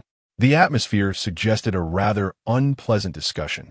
Noticing my arrival, Sumei maintained a stoic expression and inquired, "Is there something you need?" I was taken aback to see Tao Hua in her office and said, "You both continue your discussion. I will return shortly." I attempted to leave, but Tao Hua suddenly chimed in, "You little brat, good things never come without effort. Bad things come without warning. What secret dealings are you two hiding from me?" Having previously assisted Tao Hua in winning back her money, she had ceased calling me little virgin. Sumei Yakov. Go ahead, Sister Hua is not a stranger. With no other option, I placed the bag on the desk. "This is your money," I stated nonchalantly. Sumei interjected, "I am not in a hurry." Upon hearing it was money, Tao Hua's eyes lit up, and she immediately asked, "This bag must contain a substantial amount." She opened the bag and began counting the bundles. When she reached 20, Sumei assumed that was the total. But Tao Hua continued counting 21, 22. Hearing a total of 220,000, Sumei inquired curiously, "Why is there an extra 20,000? Interest?" I replied, "I told you before, there is no need for interest. Just take it back. This is the rule. Let us adhere to it." Sometimes, I genuinely believe that having rules is particularly beneficial. Matters can be handled according to established norms without overthinking the complexities. Sumei scoffed and retorted, "So, you mean that giving me an additional 20,000 clears the debt?" I shook my head, responding, "No, I still owe you a favor. I will repay you." Sumei appeared somewhat displeased with my statement, yet she refrained from voicing her discontent. Tao Hua, however, stood up with her handbag, saying, "I don't wish to witness you two exchanging glances and whispering sweet nothings. I shall take my leave for now. We can converse another time." "Sister Hua." Sumei reached out to stop her. The mention of the elephant riding tower caught me off guard, and I immediately understood the reason behind Sumei's humble plea to Tao Hua. It was evidently linked to their clientele. Clearly, the elephant riding tower was also seeking Tao Hua's assistance. Nonetheless, such matters were of no concern to me, and I merely listened passively. As Tao Hua passed by, she suddenly remarked, "Xiao Chu Lu, I'll give you a call shortly to discuss something." If she was reaching out to me, it was unlikely to be anything beneficial. It would probably pertain to a game. However, I had no desire to collaborate with her. The rationale was simple. I feared that if something went awry during the game, she would be unable to manage the situation. Once Tao Hua departed, I noticed Sumei let out a soft sigh, revealing her troubled mood. Just as she attempted to engage in pleasant conversation with me, the office door swung open unexpectedly. Turning around, I saw Zhou Xian entering with a large bouquet of vibrant red roses, accompanied by a front desk attendant carrying an exquisitely wrapped gift box. The packaging was so elegant that one could surmise the contents were of considerable value. Upon entering, Zhou Xian beamed at Sumei and teased, "Our stunning Su. Tell me honestly, is there a man in your life?" Sumei laughed, playfully rolling her eyes at Zhou Xian's comment. "What nonsense! Where would I find a man?" Zhou Xian continued, "Who else would send you such a lavish bouquet and a grand gift box? It even says, 'Happy early birthday, Sumei's sweetheart.' How cheesy. Come on, open it, let me see." As she spoke, Zhou Xian turned to glance at me, her expression curious. "What are you doing here?" Her tone was somewhat unfriendly. I chose silence, unwilling to respond. Noticing my reticence, Zhou Xian seemed displeased and mockingly asked, "So, what gift are you giving Sumei for her birthday tomorrow?" I looked at Sumei and calmly inquired, "Mei Jia, what do you wish for?" Without hesitation, Sumei shook her head. "I want nothing." "All right," I nodded. Our exchange left Zhou Xian utterly bewildered. She stared at me, perplexed, and asked, "Are you really not going to give her anything if she says she doesn't want it? Why is it that you insist on giving a gift even when she declines?" Zhou Xian was left speechless, pointing at her head and questioning, "Is there something wrong with you?"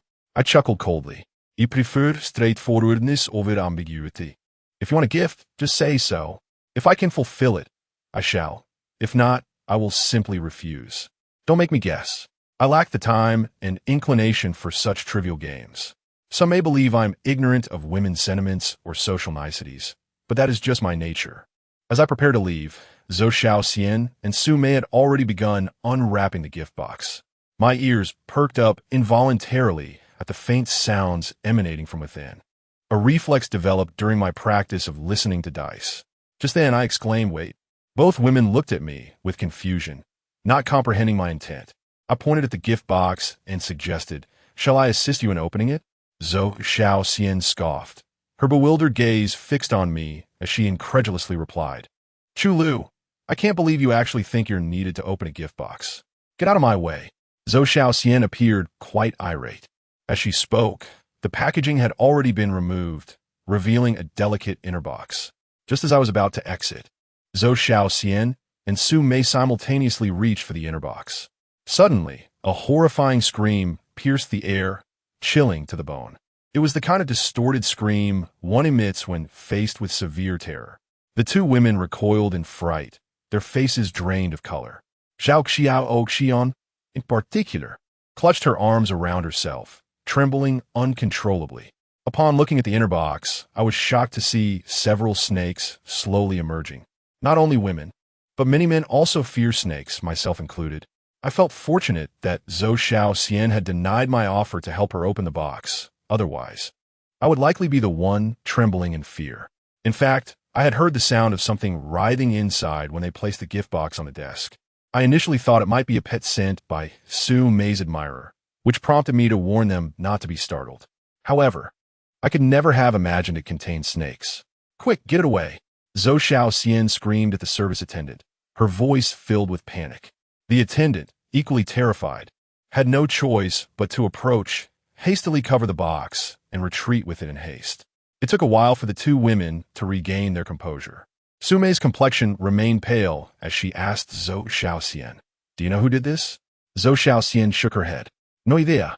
It was delivered directly to the front desk.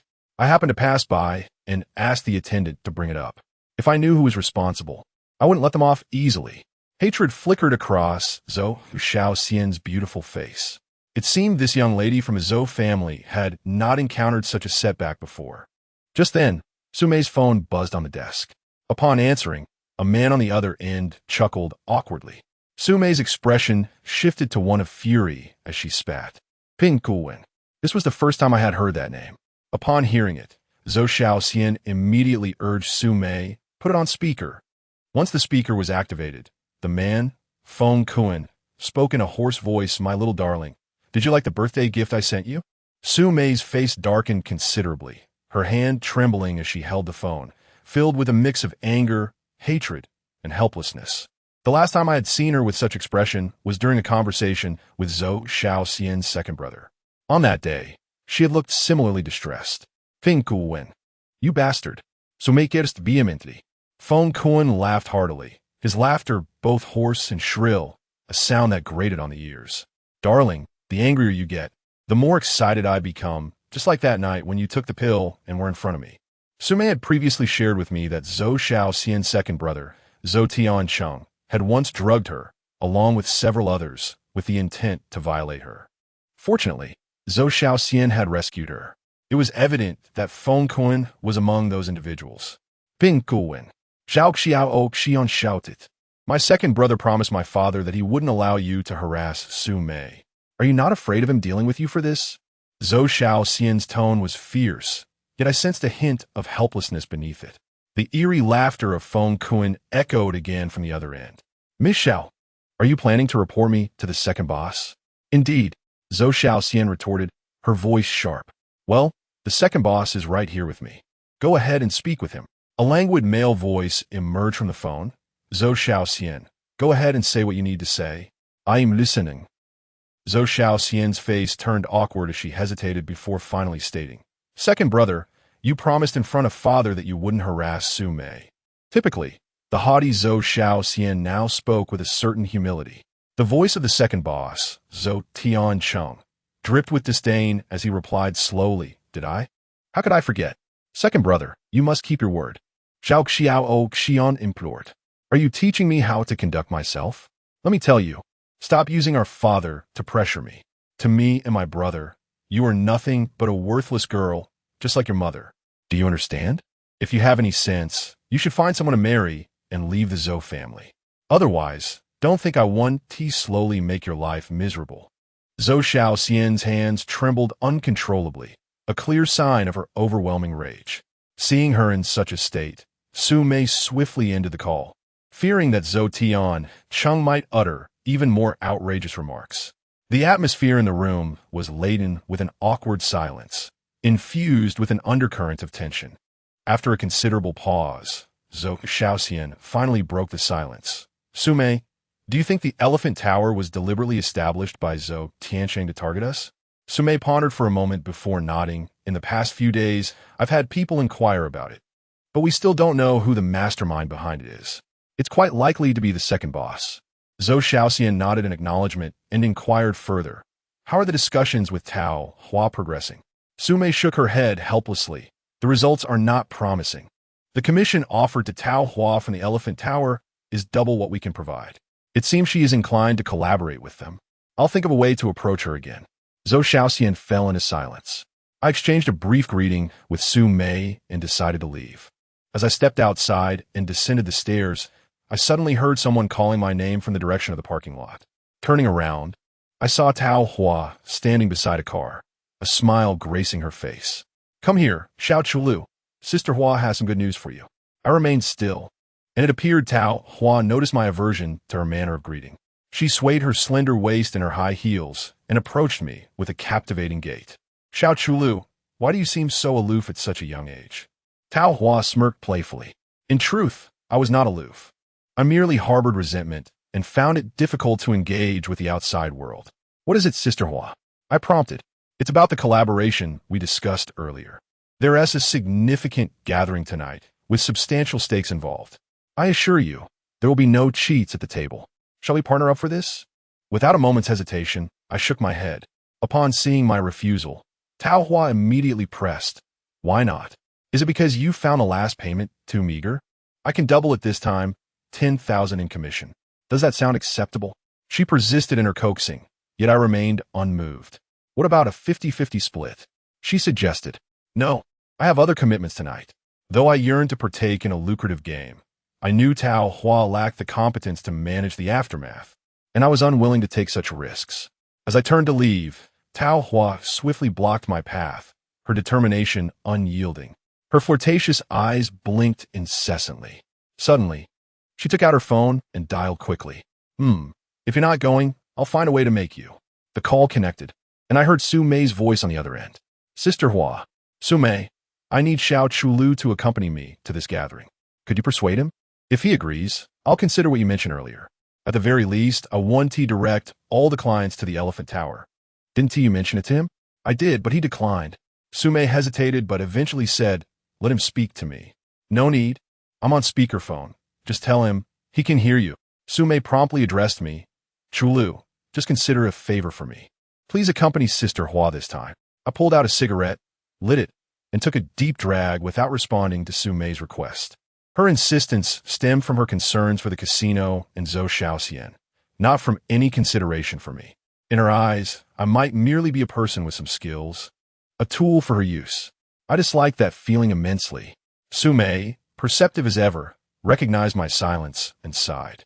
Chulu, I understand you have your reasons for rejecting Sister Hua. Ordinarily, I wouldn't pressure you, but this time I truly need your assistance. Remember, you owe me a personal favor. Accompanying Sister Hua to this gathering can settle that debt, and we'll be even. How does that sound? Without hesitation, I coldly muttered an agreement. Among the multitude of debts in the world, the hardest to repay is that of personal favors. I was unwilling to owe anyone, least of all Su Mei. Settling this debt meant a clean slate, which was for the best. On the way to meet Tao Hua, she briefed me on the gathering's details. She mentioned that the attendees were prominent figures from Hebei, where wins and losses could reach 50 to 60,000 in a single session and occasionally exceed 1 million. Tao Hua typically lacked the standing to join such gatherings, but was invited this time due to a shortage of partners. She thought me to fill the gap. Listening to her, I asked, will the winnings be withdrawable? Tao Hua nodded reassuringly. Don't worry, Xiao Chulu. There won't be any cheats, and nobody dares to cheat in this game. Do you know who is involved? I shook my head. The second boss's right-hand man, Feng Kuan. Though the second boss has many cheats in his employ, Feng Kuan plays fairly and doesn't care about wins or losses. He despises cheating. With him around, who would dare to cheat? I was momentarily taken aback. Ping Kuan. The same man who had just delivered snakes to Sume? His presence at this gathering was unexpected. I quickly inquired. I noticed the second boss seems at odds with Zhou Xiaoxian. Aren't you concerned about angering him by bringing clients to Zhou Xiaoxian? Tao Hua gave a resigned smile. Of course. I'm worried. Sister Hua won't hide anything from you. The truth is, I not only bring clients to Zhou Xiaoxian's venue, but also to the second bosses. I cannot afford to offend any of them. Now, with the Elephant Tower around, it seems I must bring more clients, or they LL come after me. Chapter 90. The madman Tao Hua's reflections deepened as she drove. I'm exhausted from this life. Just a couple more million, and I'll be completely out of it. After that, I'll marry a decent man and never deal with this underworld again. She glanced at me with a grin. How about you marry Sister Hua instead? The gathering was hosted at a hotel owned by Tao Hua's friend, although she claimed no one would dare to cheat. The presence of a wild card like Feng Kuan made me cautious. I sent a message to Lao He, instructing him to book a room next door as a precaution. When Tao Hua and I arrived, the spacious private room already housed two middle-aged men. Tao Hua introduced me to them. One was a brick factory owner, and the other dealt in steel. As property prices began to soar in 2000, both industries became lucrative, enabling them to participate in such high-stakes games. After a brief wait, the doorbell rang, and Tao Hua promptly stood to answer it. Upon opening the door, she greeted warmly, "Uncle Tong, you're late today." "I'm late because I figured that madman would arrive after me." "Uncle Tong?" My heart raced as I looked up to see a middle-aged man in his 50s. His face darkened. I initially assumed it was a coincidence, but upon entering, I recognized him as the same Uncle Tong from my previous encounter with Lao He at Zheng Laochu's mahjong parlor, where he had come to retrieve my cousinly debut. Zheng Laochu had once mentioned that in Ha Bei, the rankings of power were as follows. First was the Zhou family, second the Qi family, and the meaning of the third was unclear. Uncle Tong was the trusted driver of the Qi family's leader. I was taken aback. His presence at this gathering was unexpected. If he recognized me from the last incident, he would likely deduce my connection to the cheating. Fortunately, I had remained silent during that encounter, and Uncle Tong seemed to have forgotten me, glancing my way only briefly before shifting his attention elsewhere. Moments later. A resounding series of knocks echoed from the door outside. Despite the presence of a doorbell, the visitor chose to kick the door instead. Uncle Tong, smoking and leaning against the sofa, remarked, "What a madman, using his foot when he has hands." It was Feng Kuan who had arrived. Tao Hua hurried to open the door. "Brother Feng, you're just in time. Everyone else is already here." We heard Feng Kuan emit a hoarse, sharp laugh. Were they so eager to lose money that they arrived this early? As they entered, I glanced up. Feng Kuan appeared to be in his late 20s, embodying his name. His appearance was as wild as his reputation, with long hair cascading over his shoulders. Although autumn had settled in, the weather remained relatively mild. Yet, Feng Kuan donned a full leather outfit, complete with a rather thick iron chain attached to his leather pants. The most unnerving aspect of his appearance was a long scar that stretched from his forehead to his chin on the left side of his face. Whenever he spoke, the scar shifted unsettlingly, sending chills down my spine. Accompanying him was a slightly plump woman. Upon seeing her, I was taken aback. This was the same woman I had encountered at the Elephant Tower earlier that afternoon. She, too, seemed surprised to see me here, momentarily stunned before casting a fierce glare in my direction, a look brimming with menace. I silently cursed. This was the game that Tao Hua had mentioned, a game without cheats. I knew little of the others, but this woman was undoubtedly a genuine hustler. Feng Kuan glanced at me and asked Tao Hua, "Who is this person?" "My new boyfriend," Tao Hua replied with a giggle. "Tao Hua, are you sure you can handle this?" I frowned at her choice of words. Such a term was an immense insult to a man. Sensing my discomfort, Tao Hua quickly linked her arm with mine, saying, "Brother Feng, your words are too harsh." He asked my little treasure. I remained silent. Engaging in a verbal battle held no significance for me. I was here to make money. Soon enough, the cards would reveal our fortunes. "Tao Hua, bring a few of your girls over," Feng Kuan instructed as he moved towards the mahjong room. Tao Hua shot a glance at the busty woman and joked with Feng Kuan, "With such a beautiful sister by your side, why do you still need to call for more? In my world, I can never have too many women." Pinkun retorted. The game commenced, but I refrained from joining the table immediately, as doing so could arouse suspicion. I opted to wait for the right moment. I settled quietly on the sofa in the living room. The busty woman did not join the game either. After observing for a while in the mahjong room, she returned to sit beside me and shot me a sidelong glance. In a hushed tone, she suddenly inquired, "What is your name?" "Zhu Liu." "Do you know what I do?" "No," I replied. With a cold smirk, she retorted, "No, you do know. I'm a hustler." Her gaze was as frigid as ice, locking onto me with a chilling intensity. "But let me make this clear. Keep your mouth shut. If you dare speak of this afternoon's events, I assure you, you won't see the sunrise tomorrow." With that, she rose and returned to the mahjong room. Shortly afterward, there was another knock at the door. I stood to open it, revealing a throng of over a dozen young women, all strikingly beautiful, each adorned in unique attire. Some were provocatively dressed, exuding allure, while others radiated youthful brightness in vibrant ensembles. There were nurses, flight attendants, and office ladies among them. "Zhu Liu, Gome. Bring them in." Tao Hua called from the mahjong room. I led the group toward the mahjong room, feeling as if I were a brothel keeper. Upon entering, I found the busted woman already attending to Feng Kun. Tao Hua then prompted me to take her place, leading the girls to the table with a proud declaration. "I'm not boasting, but in Harbin, there's south no place with sisters of higher quality than mine. My girls have 3 defining traits: beauty, cleanliness, and skill. Come on, gentlemen, choose 2 each. After the game, take the girls out for some fun. This is the life that you, as bosses, deserve with eloquence." Tao Hua continued, "Now, let us greet the bosses." "Hello, bosses." The women chimed in unison, bowing gracefully and creating a captivating spectacle. Uncle Tong seemed uninterested and made no selections. The other 2 bosses each chose 2.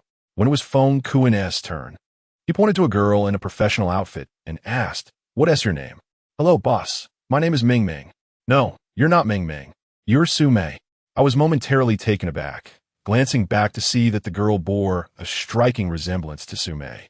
It seemed Feng Kun was quite taken with her. "What's your name?" "Boss, Em Su Mei." Feng Kun let out a sharp laugh, beckoning the girl closer. I had to admit, Tao Hua had trained her girls well. As soon as she reached Feng Kun, she elegantly half-squatted before him. "What should you call me?" "Boss." "No, hubby, incorrect." The girl smiled sweetly, resting her hands on Feng Kun's thighs, whispering. Daddy Feng Kun erupted in a cacophony of laughter, his voice grating. The sound sent shivers down the spines of those listening. He reached out, gently stroking the girl's hair, a gesture reminiscent of petting a small dog. "Su Mei, tomorrow is your birthday. I'll make sure to celebrate it properly." His tone turned sinister, and I felt a pang of concern. It seemed Su Mei's upcoming birthday would not be a joyous occasion. As soon as he finished speaking, Feng Kun stood. "Gome, Su Mei. Brother Feng will take you to relieve some tension." As he left, he patted the busted woman on the shoulder. "My little darling, don't be jealous. Let Brother Feng win a little more. Tonight, I'll pamper you with that." Feng Kun took the girl to the adjacent room. Not long after, raucous sounds echoed from the other side. The others at the table appeared unfazed, continuing their game.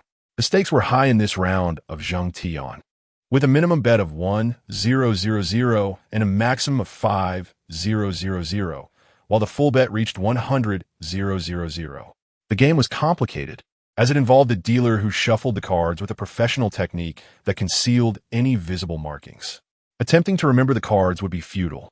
Cheating could involve stealing or switching cards, but both methods left traces behind.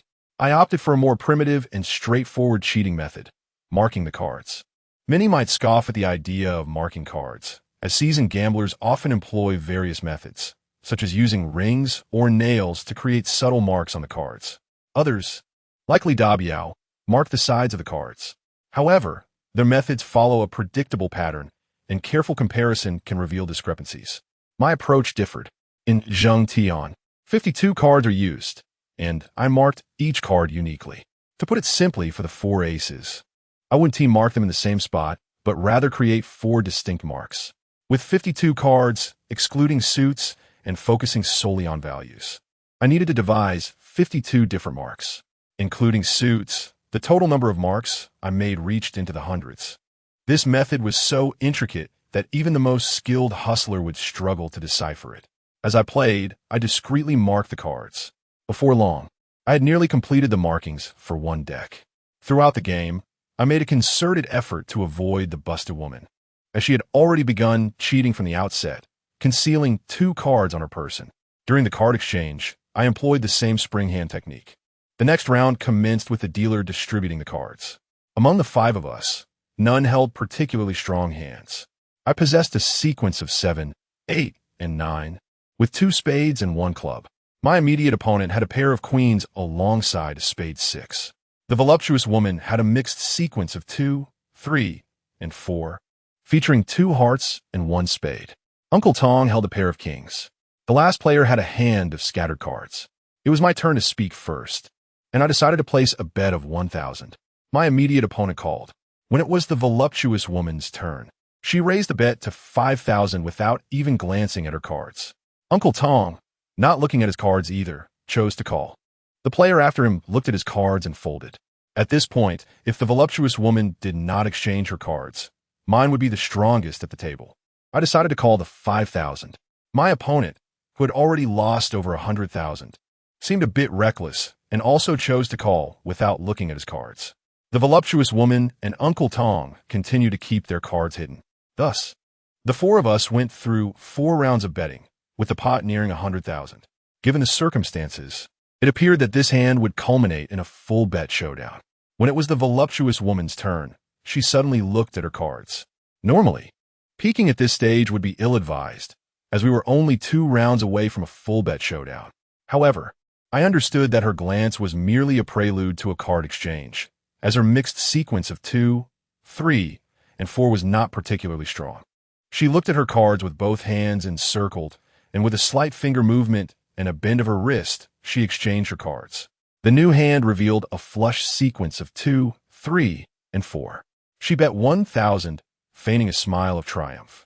I warned the 3 of them not to follow my lead, as my hand was quite formidable. At this juncture, it was impossible for anyone to look at their cards again. Uncle Tong, with a stern expression, bet 1,000.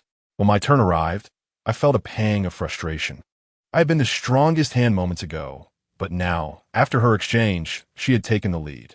I had already lost around 70 to 80,000, and the voluptuous woman was playing recklessly, exchanging cards every few rounds.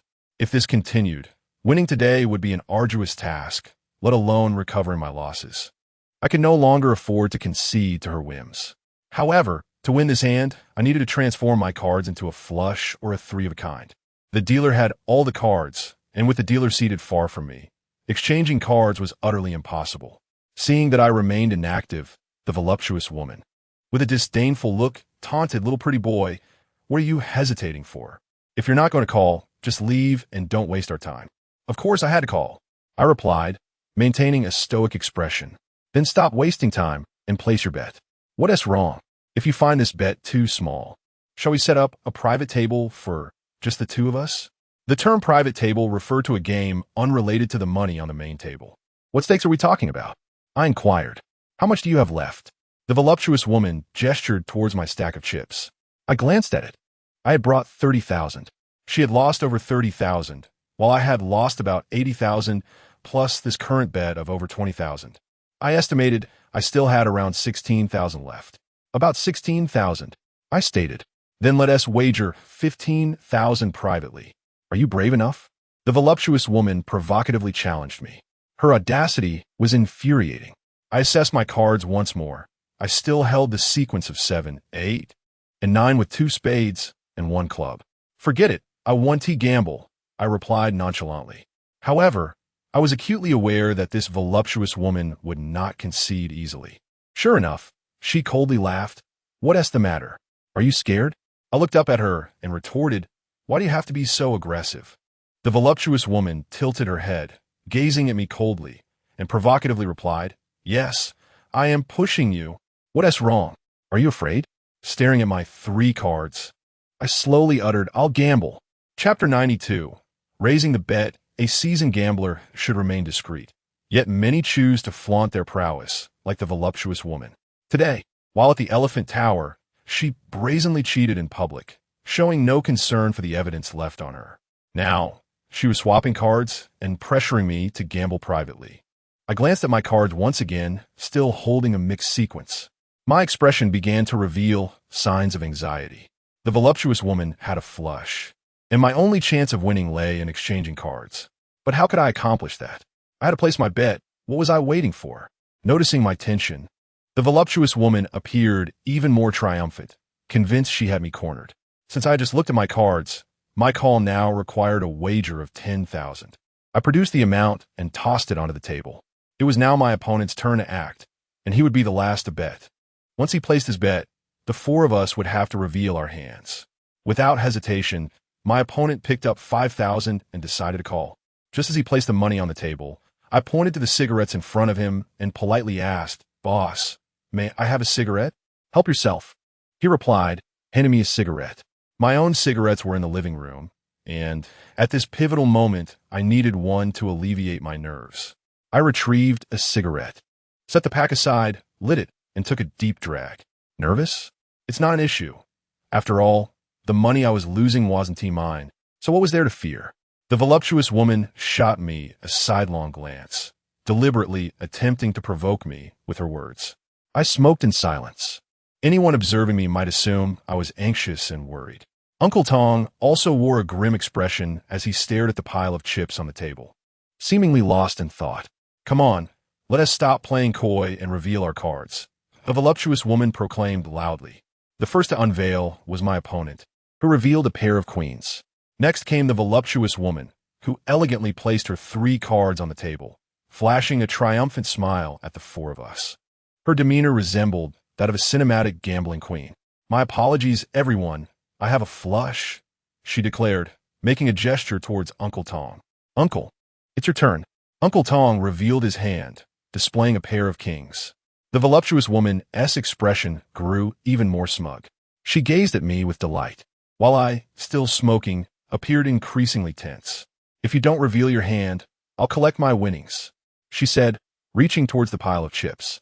"Wait a moment," I interrupted her.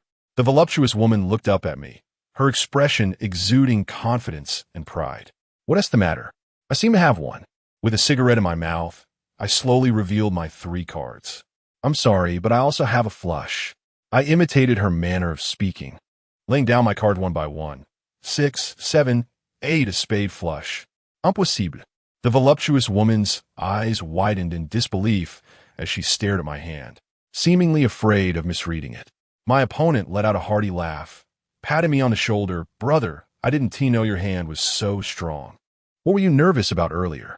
This boss evidently had a distaste for the voluptuous woman's ostentatiousness, feeling vindicated by supporting me. She was so confident. I thought she had a 3 of a kind. I honestly didn't want to continue. I mused. The phrase "gaining an advantage while playing innocent" aptly described my current position. Such seemingly innocuous words could prove far more damaging to an overconfident cheat like the voluptuous woman. In truth, I had no intention of gambling privately. I almost wished to forfeit this hand. Yet, she believed I was aware of her cheating and wouldn't dare challenge her, hence her aggressive demeanor.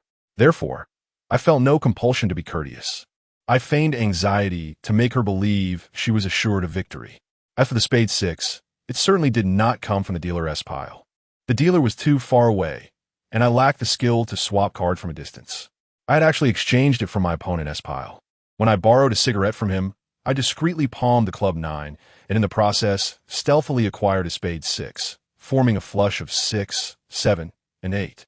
The voluptuous woman's face flushed with anger, yet she begrudgingly handed me the 15,000 from our private wager. After deducting my initial stake, I had won approximately 140,000. Following this, I opted for a cautious approach, refraining from making any further bets. The atmosphere at the card table began to take on an eerie quality, an indescribable sensation that something ominous was about to unfold.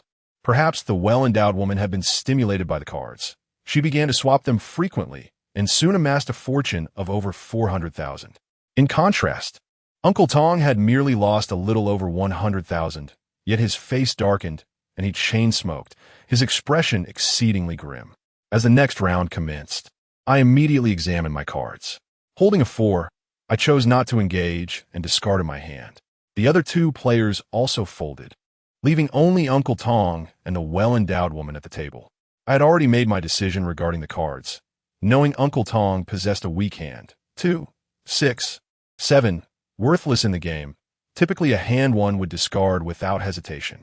However, Uncle Tong did not fold. He glanced at his cards before placing 10,000 on the table. I was taken aback. Could it be that Uncle Tong, in a state of frustration from losing, was attempting to intimidate the well-endowed woman? Yet, her cards were a pair of threes. She would not be so easily frightened. If she felt uncertain, she could even opt to compare hands directly. "Oh, that's a hefty bet. I call," she declared. Without looking at her cards, she chose to match with 5,000. When it was Uncle Tong's turn, he hesitated not for a moment, raising the stakes with another 10,000. Under normal circumstances, with only two players remaining, such a strategy would appear as reckless spending, a move only an inexperienced player would dare to make. The well-endowed woman, unaware of Uncle Tong's hand, opted to take a look at her cards and subsequently raised again by 10,000, determined to stay in the game. According to the usual course of play, if Uncle Tong's intention was to bluff the woman out, her steadfast resolve in calling the bet should have compelled him to fold. Yet he did not. He persisted with another 10,000. The two continued to raise the stakes for several rounds, and soon the pot swelled to a staggering 100,000. It was time to reveal hands.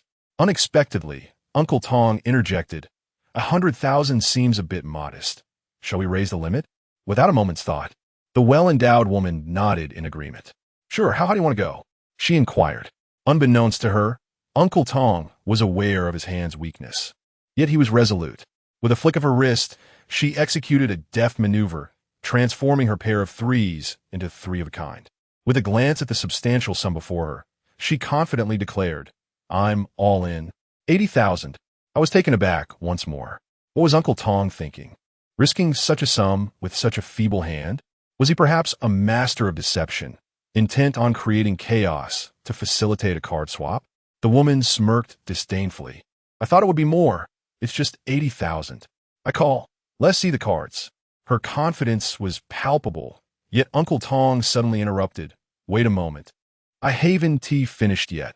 With that, a sharp sound echoed as Uncle Tong slammed one hand down onto the pile of money. "And with my other hand, how much do you reckon this is worth?" The room fell into stunned silence.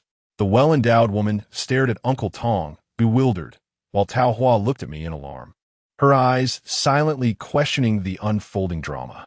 I remained unresponsive, my gaze fixed on Uncle Tong's hand, pondering whether he truly was a cheat, attempting to foster an atmosphere of confusion to facilitate a card swap. Yet, his hands lay motionless upon the table,